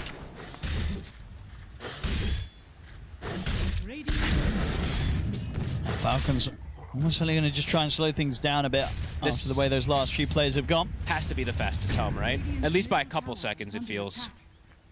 It's got to be. We'll be able to get the time up. And nice efficiency from Bach. He uses the Dominator to get the money first, and then the helm comes, delivers, and he uses it again. So a minute faster than average, so not the fastest.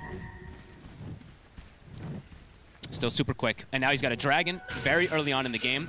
It's a 4K lead. They're looking for another move here. Nothing to Say is in the mid area. He's ready to make that jump. Does have to be wary of where the Grimstroke is. Looks like it's just to get the creep wave. 14-minute power rune. What's it gonna be? It's a shield rune bottom, the big one for him. Oh, Planet was, okay, I mean, I'll point it out. Planet was waiting outside of the Shrine of Wisdom, and I think he was waiting in case somebody maybe TP'd of like some scan situation, because he had the spear stolen, and then goes in and takes it later. So, little cute plays that they're trying to do on the sides. Mid tower's dying. I mean, that's the thing, right? Tidebound are taking these towers, and as you're saying, let's cause turn up. It's not easy to kind of get the push put to a stop. I mean, this is what happens when the support show their faces, snaking a very easy kill for Tidebound to get. And they truly cannot. The only one who can really go there is the Timbersaw, and it still is very risky for him to do so. 5K lead now. They're really getting this ball rolling just super early on. The net worth differential between the carries, too. It's almost 8,000 on the Gyro and 5,600 on Skeeter. Shiro's crushing it so far. Yeah, it's absolutely working. And look at his build, too. He's not going down the crit or axe build that we've seen. Sometimes he's going Manta stats. Very cool stuff. It's going to be really hard to bring down. Radiant's top tower is under attack. Blink is finished up, so Amar looking to get involved. They want to try to get something happening, because it's just been play after play that Tidebound's been able to just take advantage of them. See what they can find around the mid. Ideally, they want to get something more than the Rubik. Nothing to say as a shield rune, Yeah, so... he's not an appealing one to jump either. What can Falcons find? They're going to spend a lot of time looking for this.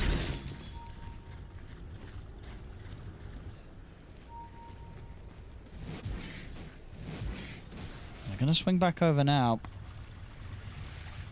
Definitely awkward. Let's have a look where they jump. Planet. They might just have self for a moment. Park's got the Dragon in position as well to push them back, and now they're going to be the ones getting jumped. Pulverizing onto Malrine. He'll be able to get out with the Timber Chain.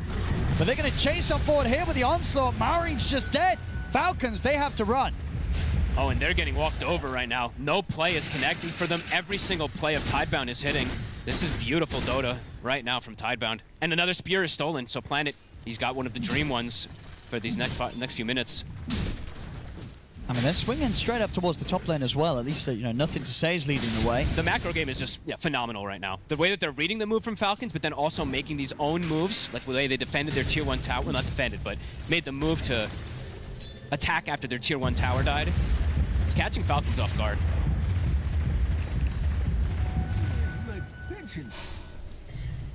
It's just so difficult for them to try and kill. Nothing to say right now. So tanky. You had a shield rune, it's now got an illusion rune ready in the bottle, so these runes that just really disrupt any sort of jump the Falcons try to make on him. They're trying again to set up for him, but they need two of the chorus, right? Yeah, they need Amar a lot. and Malrine in order to even attempt for the kill. And maybe with this number advantage, they can get the kill against him. Ooh. He's out. He's gone. And now TP's coming in, getting themselves prepared for the fight. They have the song at the ready if anything does go down. Planet. Get the spear off. And Falcons, they're kind of scared. Even though it's just the Rubik sort of showing that position, they know that they can't really go chasing for a kill. They're getting completely outmaneuvered. Lead continues to grow. The Lycan Bach is having absolutely free time. Nullifier is getting closer on the horizon after Treads as well too, and the Overlord. Catch on top. They've got the song coming in though. Why? Trying to put a stop to the play. It's not enough to save Planet. It is enough to buy time for Shiro to close in, though. Homing missile's going to be sent the way of Amar. Bark ready to head in with the ult, chasing Amar's out of the fight. Marine will be able to clean up the second support, but nothing to say. Makes the jump in over towards Snaking. Marine trying to Timber Chain away. He's very low on the HP, but he should be fine getting out the side of the fight. Meanwhile, Falcon support's getting chased out here. Crit will fall as Bark takes him out. Skeeter's able to TP just in time before a missile connects from Shiro. So they do get the 2 kills and get out. But is Amar going to get out? He does not. Planet comes in with a quick TP, gives him a zap, and makes sure that overall, it's another trade the Tidebound will be happy to take. They're spamming the chat lines too. They're feeling very confident with the way these plays are going down. They get big kills. Again, just in a good position for themselves too. Just super ready with that song. Counteracting almost everything. The Shiro comes in, gets some cleanup, and Bach comes in for the final 2. Difficult moves, really, for Falcons. They could have even lost more there. Malrine almost dies as well. Yeah, we'll see again. Over in the river, poor old Amar. Bam! Tough game here for Falcons on this game 3. Maybe this one is going to be one of those faster ones. Perhaps they did say they were expecting this 60-minute one, but Tidebound is not allowing them to have an early start that looks any good. 15-7, 8K lead. Nothing to say, almost has a BKB finished up too. It's super good timings he's going to have for himself. And so far on the Planet Rubik, it's looking really good, honestly. It's not like some super flashy stuff that he's been able to do, but he's absolutely doing his job. I mean, mainly these spears, right? Yeah. That's been what he's been having a lot of fun with, playing with the most. And just being there, right? The lift that he was able to get on the Timber in the mid lane to stop the chain, the lift top when he gets the extra catch, too. Nullifier, okay, that has to be the fastest Treads Nullifier Overlord on a lane. It's definitely got to be up there. Way faster than the average, for sure. And we've been having on these Lycan off lanes. That's pretty devastating, because they don't even have any of the items of save yet. That's going to completely dispel the Inkswell shard that he doesn't even have yet. That's crazy timings. The Aghanims also, right, for Malrine. How close is he to having it? He's getting pretty close to it, but now that Nullifier is just going to counteract it. Uh-oh, crit! Oh. Well, at least it's the Tormentor killing him. Yep, a sacrifice was made.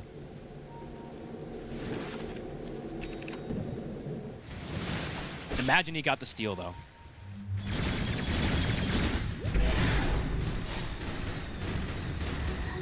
Does say a lot about how they maybe feel about this game, though, right? If they're going for plays like that, they know that they can't take any fights.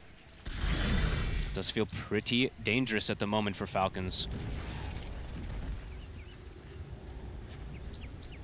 What's the next item for Shiro? Hey, he's going. Now it's BKB. He's playing it safe, so, yeah, super Man safe. to BKB. Super tanky. Still does a good amount of damage if they're rallied around him anyway, so doesn't feel like he needs to go down that farmy route. He can just play a fighting build with this team. So crit, he does have the shard ready, so let's see how much he's able to get in terms of it. Yeah, they're getting some bigger items online now on Falcons. You know, Skeeter's going to pretty much have the Dragon Lance on top of the Mjolnir, and we have the Aghanims on Malrine, so he's going to have a much better chance of frontlining in these fights. Until he gets nullified. That's problem, true. I guess so. the timing does fall into an awkward place with that already in play. Usually you get at least like 1 or 2 usages of your Agh's Timber until they have Dispels, but they have Yule's Rubik and Nullifier on the Lycan. So that's immediately going to get dispelled in pretty much every single one of these fights. Scan will hit around the Roshan, but the question is if they want to try and fight this. They are going to go for the smoke. They're going to try. It's into a fresh BKB of nothing to say also. I mean, this is so hard to sort of approach and do much about. It's dying quick. I don't know if they can make this move in time, Falcons. There's a song available too. They're thinking about it. They've been hit by a scan themselves. Do they want to try and start something? He's going to go for it. Gets him with the arena onto the three of them. It's a good spear. Catching the two of them, but the pulverizes out on towards Malrine. Malrine survives, though, with the Aghanims, as that's going to be the Lycan dead. Snaking will get finished off by Shiro. Amar pushing forward. Another spear to control the Naga Siren for now. Malrine. Big burst from Malrine coming in onto nothing to say, but the song comes out from Y. Skeeter, though, finishes Planet off. As Falcons have managed to push Tidebound away from the Roshan. Inkswell comes in, spear and the burst from Malrine. What a play. I mean, Amar coming in beautifully with that arena timing and having that shard to set up onto the two of them. You literally couldn't ask for a better fight there from Amar. He jumps so far past everybody. Shiro actually came out of the pit early to try to stop it, and he just jumped over him. That was actually beautiful. Nice, Roshan's going to be there as They got it. Falcons. Very nicely done. I need to see that fight again. That was actually so cool the way that he jumped past. Because you'll see that they were expecting it too. Like Shiro comes out of the pit to prevent some type of situation like that, but yeah, Amar just a bit too quick.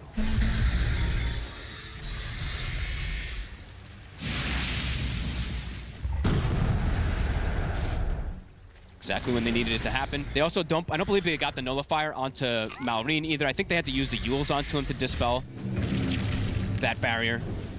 Yeah, I mean, I think that sort of setup combo just killed Bark pretty much immediately. Yeah, you know, pretty much. That jump from Amar allowed them to basically delete the highest net worth hero. Yeah, look at this. Like Shiro comes running out, you see that? And he jumps up over him and gets the angle. It couldn't have been better. Yeah. Amar getting both Bark and Y there with the opening spear back in action. Catches another. Able to find Y again. Tidebound, they're trying to push on into the fight. I mean, nothing to say we'll be able to get him with a BKB and take out crit. Amp damage rune, Malrine. That Tidebound, do they want to fight into this? It's a pretty terrifying Timber Saw. Has, of course, got the Aegis as well. Sleep. It's giving him some chance to get out of there, and he's got the Axe. Yeah, Tidebound can't finish off the jump. They're going to jump the backlines here with the Pulverize, take Snaking out with the ultimate. Skitter. He sprouted up. He's isolated. Armor jumps in, pushes back, nothing to say with the God's Rebuke, but the lift up there on towards Skeeter. Skeeter, he's in trouble. He's dead. Let's take the Aegis out of the hands of Malrine. See if they can set up for a second chance on towards the Timber. Malrine has to start backing off now. I planned it with just a Sprout, actually gets him killed there. He just traps Skeeter in place with his own spell. They're able to get that wraparound, and Shiro turns up with the BKB and gets some cleanup. Taking away that Aegis as well from Malrine. Beautiful game.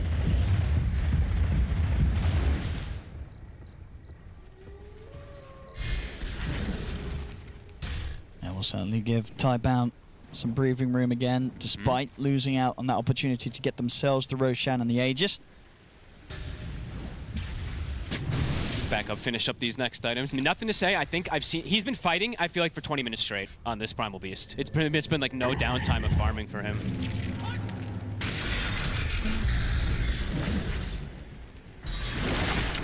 Time to get these BKBs back up. Ult's coming back up for Falcons. Amar is getting close to his BKB also. Once he has that, if he can just continue to pierce through and find those backlines, it can be pretty massive. I imagine Bach, they probably just wait for the BKBs, have triple BKB cores on the side of Tidebound when you're playing versus this Malrine Timber and the Mars. Yeah, you got to be ready to instantly press that when you see Amar blinking in. Also BKB though, Malrine, now he's got a tool to be able to, not worry about his reactive armor getting dispelled. BKB is coming out on the courier. Radiant's bottom tower is under attack. It's gonna be a lot of poke and prod to force BKBs, and if the problem is if you don't pop your BKB almost instantly in a lot of these situations when one of the stuns comes out, you might just get burst, right? There's so much burst damage in this game. Tidebound. Set the tower bottom. Dire's middle tower. They want to try and push on for more. Now got the Chrysalis now and Shiro. Looks like just poking forward. First tier 2 to fall though. Radiant's bottom tower is under attack. How close are they toward that BKB on Bach? Getting closer and closer. A counter gem being purchased. This actually I think is the game that I've seen the earliest gems picked up, because Falcons, if I'm not mistaken, picked it up about 5 minutes ago on their side, and now we see one picked up at 26 on the side of Tidebound. So really looking to control vision. I would say for Falcons, theirs makes a lot of sense when they're playing versus the Lycan. This is one of the rare times you do see gems picked up super early on supports, just because you're constantly stalked by these wolves.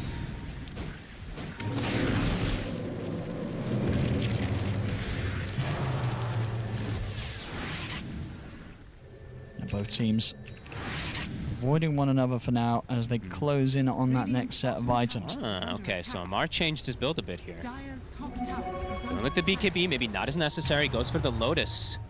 That's an interesting one. Reflect that Primal Beast grab in particular, probably the biggest one. But also just give a fair bit of protection if he throws that onto either Malrine or Skitter. Can be pretty important. Skitter is quite far from his BKB.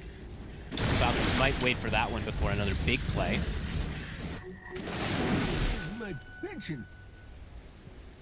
Also, just the Roshan in general might be the call here. Had quite a bit of kills in this early game. He's slowing down a tiny bit here for these timings. As we've seen this series now, both teams aren't afraid to go late. No way. So if things start to calm down, both of them may feel that they're falling into an area of comfort, as we've seen both manage to secure post-60-minute victories so far this series. And both lineups absolutely do scale very, very hard, right? Gyrocopter in the later stages. Can be super strong. The Primal Beast getting the double grabs.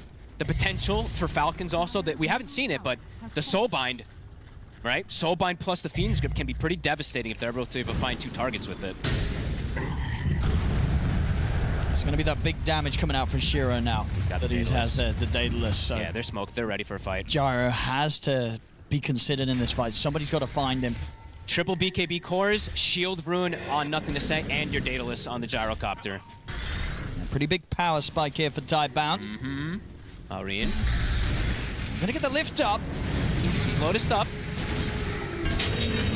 Shiro trying to bring him down. Nothing stays in with the grab. He's gonna be able to find Amar.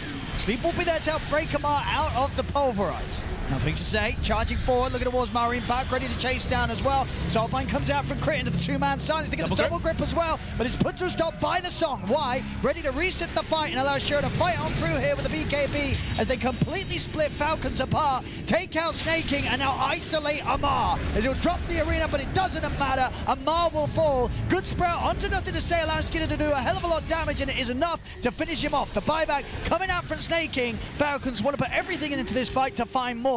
As Bark, the ult comes to an end. Snaking has the sleep setup. So if they can continue to chase in on this, the Inkswell coming in, but he gets nullified off. A bit deep to chase. Buyback now coming out from the side of Tidebound for Nothing to Say. Shiro able to shoot down Snaking. Spear connects. They do get the opening. You'll set up as well, buying time for Shiro and Planet to surround the Timber Saw. Marine, he's in trouble. Spear comes in, but the shield's there just in time. There's the grab though. Nothing to Say with the buyback, able to close across the map, get back over in time to provide that second ult to lock down Marine. Skinner still sticking in the area. This fight lasted, what, 90 seconds or something like that? Nothing to Say with the buyback, rejoins in, finds the grab for his team. Wow. A very worthy buyback though. Yeah, look at this damage from Shiro. He's just able to stick on pretty much any one of his targets. Very cool buyback as it will claim them that Tormentor.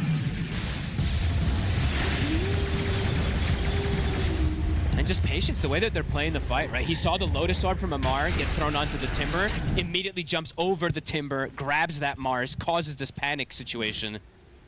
And great song coming in from Y-Right. I mean, this is one of the reasons why a lot of teams don't want to play against the Naga Siren. Just moments like these where the panic can sort of be reset for the team and allow the carry to get in position to get the damage done. And he's got Blink, and that fight lasted so long that the song is actually pretty much back up already. So can look to do something similar again if they would like to with their triple BKBs.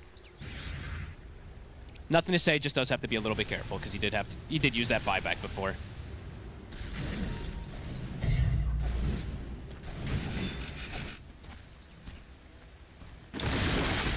Falcons, in terms of the next items they're looking towards, trying to get that BKB online still for Amar. I mean, Skitter's damage, as we see there, if he's actually able to stand his ground and attack, it is there. It just, the question is, are they going to be able to protect him in a lot of these situations? Because it is feeling like it's going to get harder.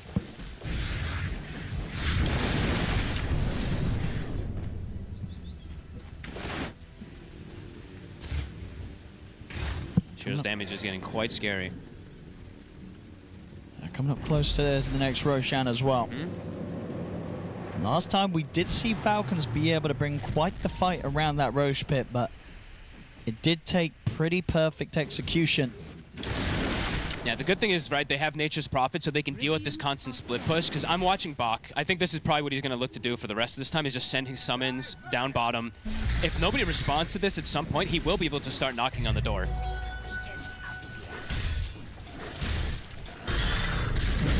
Keeping a wolf inside the Roche pit too, so he is scouting. They will know at the moment that it does come back up.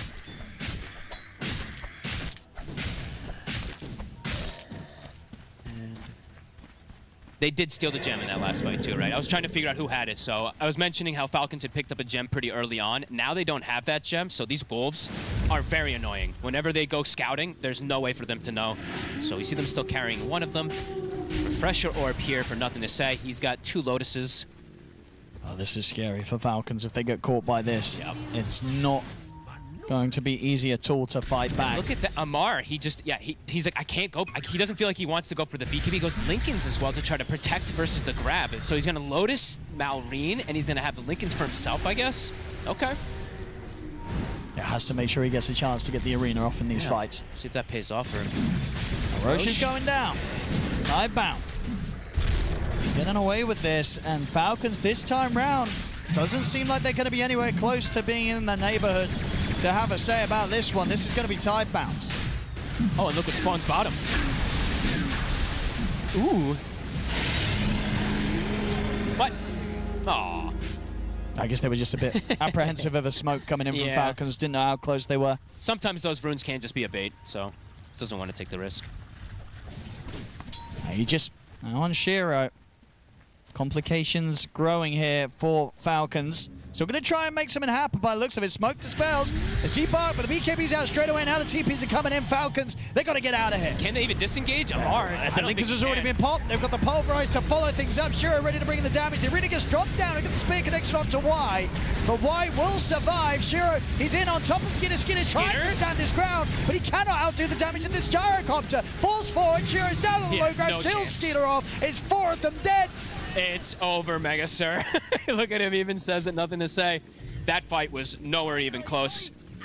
The damage isn't there for Falcons, and they feel way too strong. Yeah, they just cannot match this gyrocopter right now. No. Shiro doing absolutely incredible amounts of damage in these fights. And honestly, even it's the Lycan too, right? I see Skeeter TPs, and he's like, oh my god, I have summons and 2 cores on top of me instantly, so can't stand his ground by any means. 20k lead, still this Aegis. Tidebound. Way too strong in this one. Full AC now. Looking very, very good here as they're onto the high ground. Falcons have to wait this 30 seconds or so still without their carry. No arena though, even when they do respawn on that Mars. Tidebound, they still have the agent, they have the song, they even have the initiation. There's nothing to say, gets him with the Pulverize, ready to go. Onslaughts across the 2 of them. See Shiro for the once here. The Aegis gone. The grip comes out here, locking down both Nothing to Say and Bark, but the song's there to get them out of this. Marion will try and fight on through with the BKB and actually has enough burst to take Nothing to Say down. Falcons, they've got to push for more. Jump forward, Inkswell connection in onto Y, they'll get a support on top. The rest of Tidebound will get away, but Falcons coming in with the defense there, keeping their melee racks alive and finding that big kill in particular, taking Nothing to Say down. That was insane burst that he was able to get on him there. The song came a little late. He wasn't able to bail them out of that Fiend's grip because they were so late. They got pulled out of position there. A hold by Falcons. They lose the range racks. Or sorry, they lose the majority of the whole range racks, yeah, sorry, and half of the melee so far, but they hang on and they do kill Nothing to Say. He's dead for 60 seconds. Doesn't look like they can turn it into another kill. I saw Skeeter had TP'd out pretty aggressively, perhaps to look for something else, but Tidebound all reset. They'll hang on. We did see, of course, Tidebound turn around a 17k gold lead that Falcons had against them in Game 2. See if Falcons have a chance of doing the same here in Game 3 whilst they're behind. This one would be a pretty miraculous one if it's with Skeeter doing it, right? Because the other 2 are starting to have some pretty big difficulties in this game.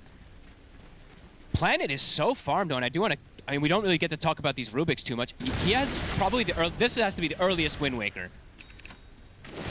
Well, yeah, right? I mean, definitely on a Rubik. On a Rubik? That we've seen. When he picks it up, let's see. It's crazy fast. Multiple different ways to bail out his cores now, too. He has the Inkswell with the Shard to be able to dispel and help. Plus that. Dang, bought for the first time. So it's the first one. Yeah, this would be really impressive if Skeeter's able to do it. He is close to the same net worth.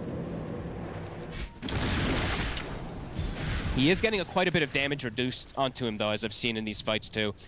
He's getting Fade Bolted. The Howl, of course, too, also reducing his attack damage to stand his ground. So he needs every little bit that he can get. Oh, Amar. They're going to find Amar. Planet getting the catch.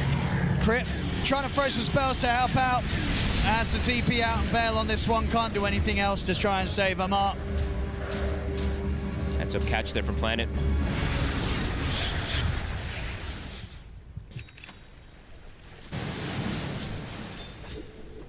Psyking was maybe looking for some sort of setup down bottom, but why? Not going to give it to him. Skeeter might be able to surpass them in net worth. He's been given quite a bit of time to just farm it up right now. Satanic is soon on the horizon. The only issue I have is it's mostly just him. He's the only right-clicker, so Malrine has to do quite a bit of work in terms of distracting heroes, and they have to get the control from the other ones. They have to get the double spear, they have to get a good Fiend's Grip, and somehow have to prevent the Song. So it's a lot of things that they do have to do in these upcoming scenarios.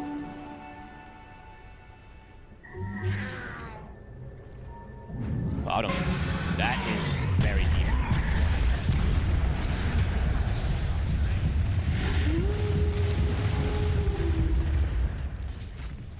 Grouped up, they could look to make a go here.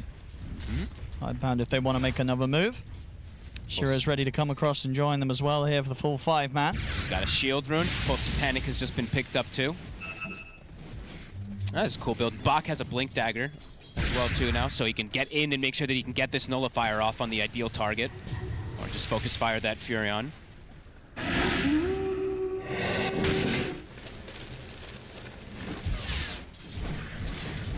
Falcons also just sticking together, making sure that nobody gets caught out alone. Surely Amargo's BKB next. I would imagine so. Does feel like he still needs it. These wolves, they're scouting. They're giving a lot of information.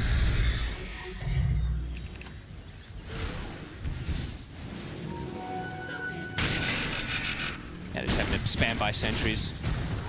Can't quite buy that gem just yet. On the side of Falcons to deal with these wolves. Naga Siren almost has Refresher. So Refresher plus level 18. I mean, we've been seeing already how annoying these songs have been for disrupting any sort of fight back that Falcons has tried to come and hit Tidebound with. Tidebound is so ready for the fight. Falcons has very limited information at the moment, and look at this, there's a wolf, look at crit, uh-oh. It's so annoying to play supports when you're behind versus Lycan. Oh, rest in peace. Goodbye. With that, they can grab the top wave. Can look to try working towards that next tier 2.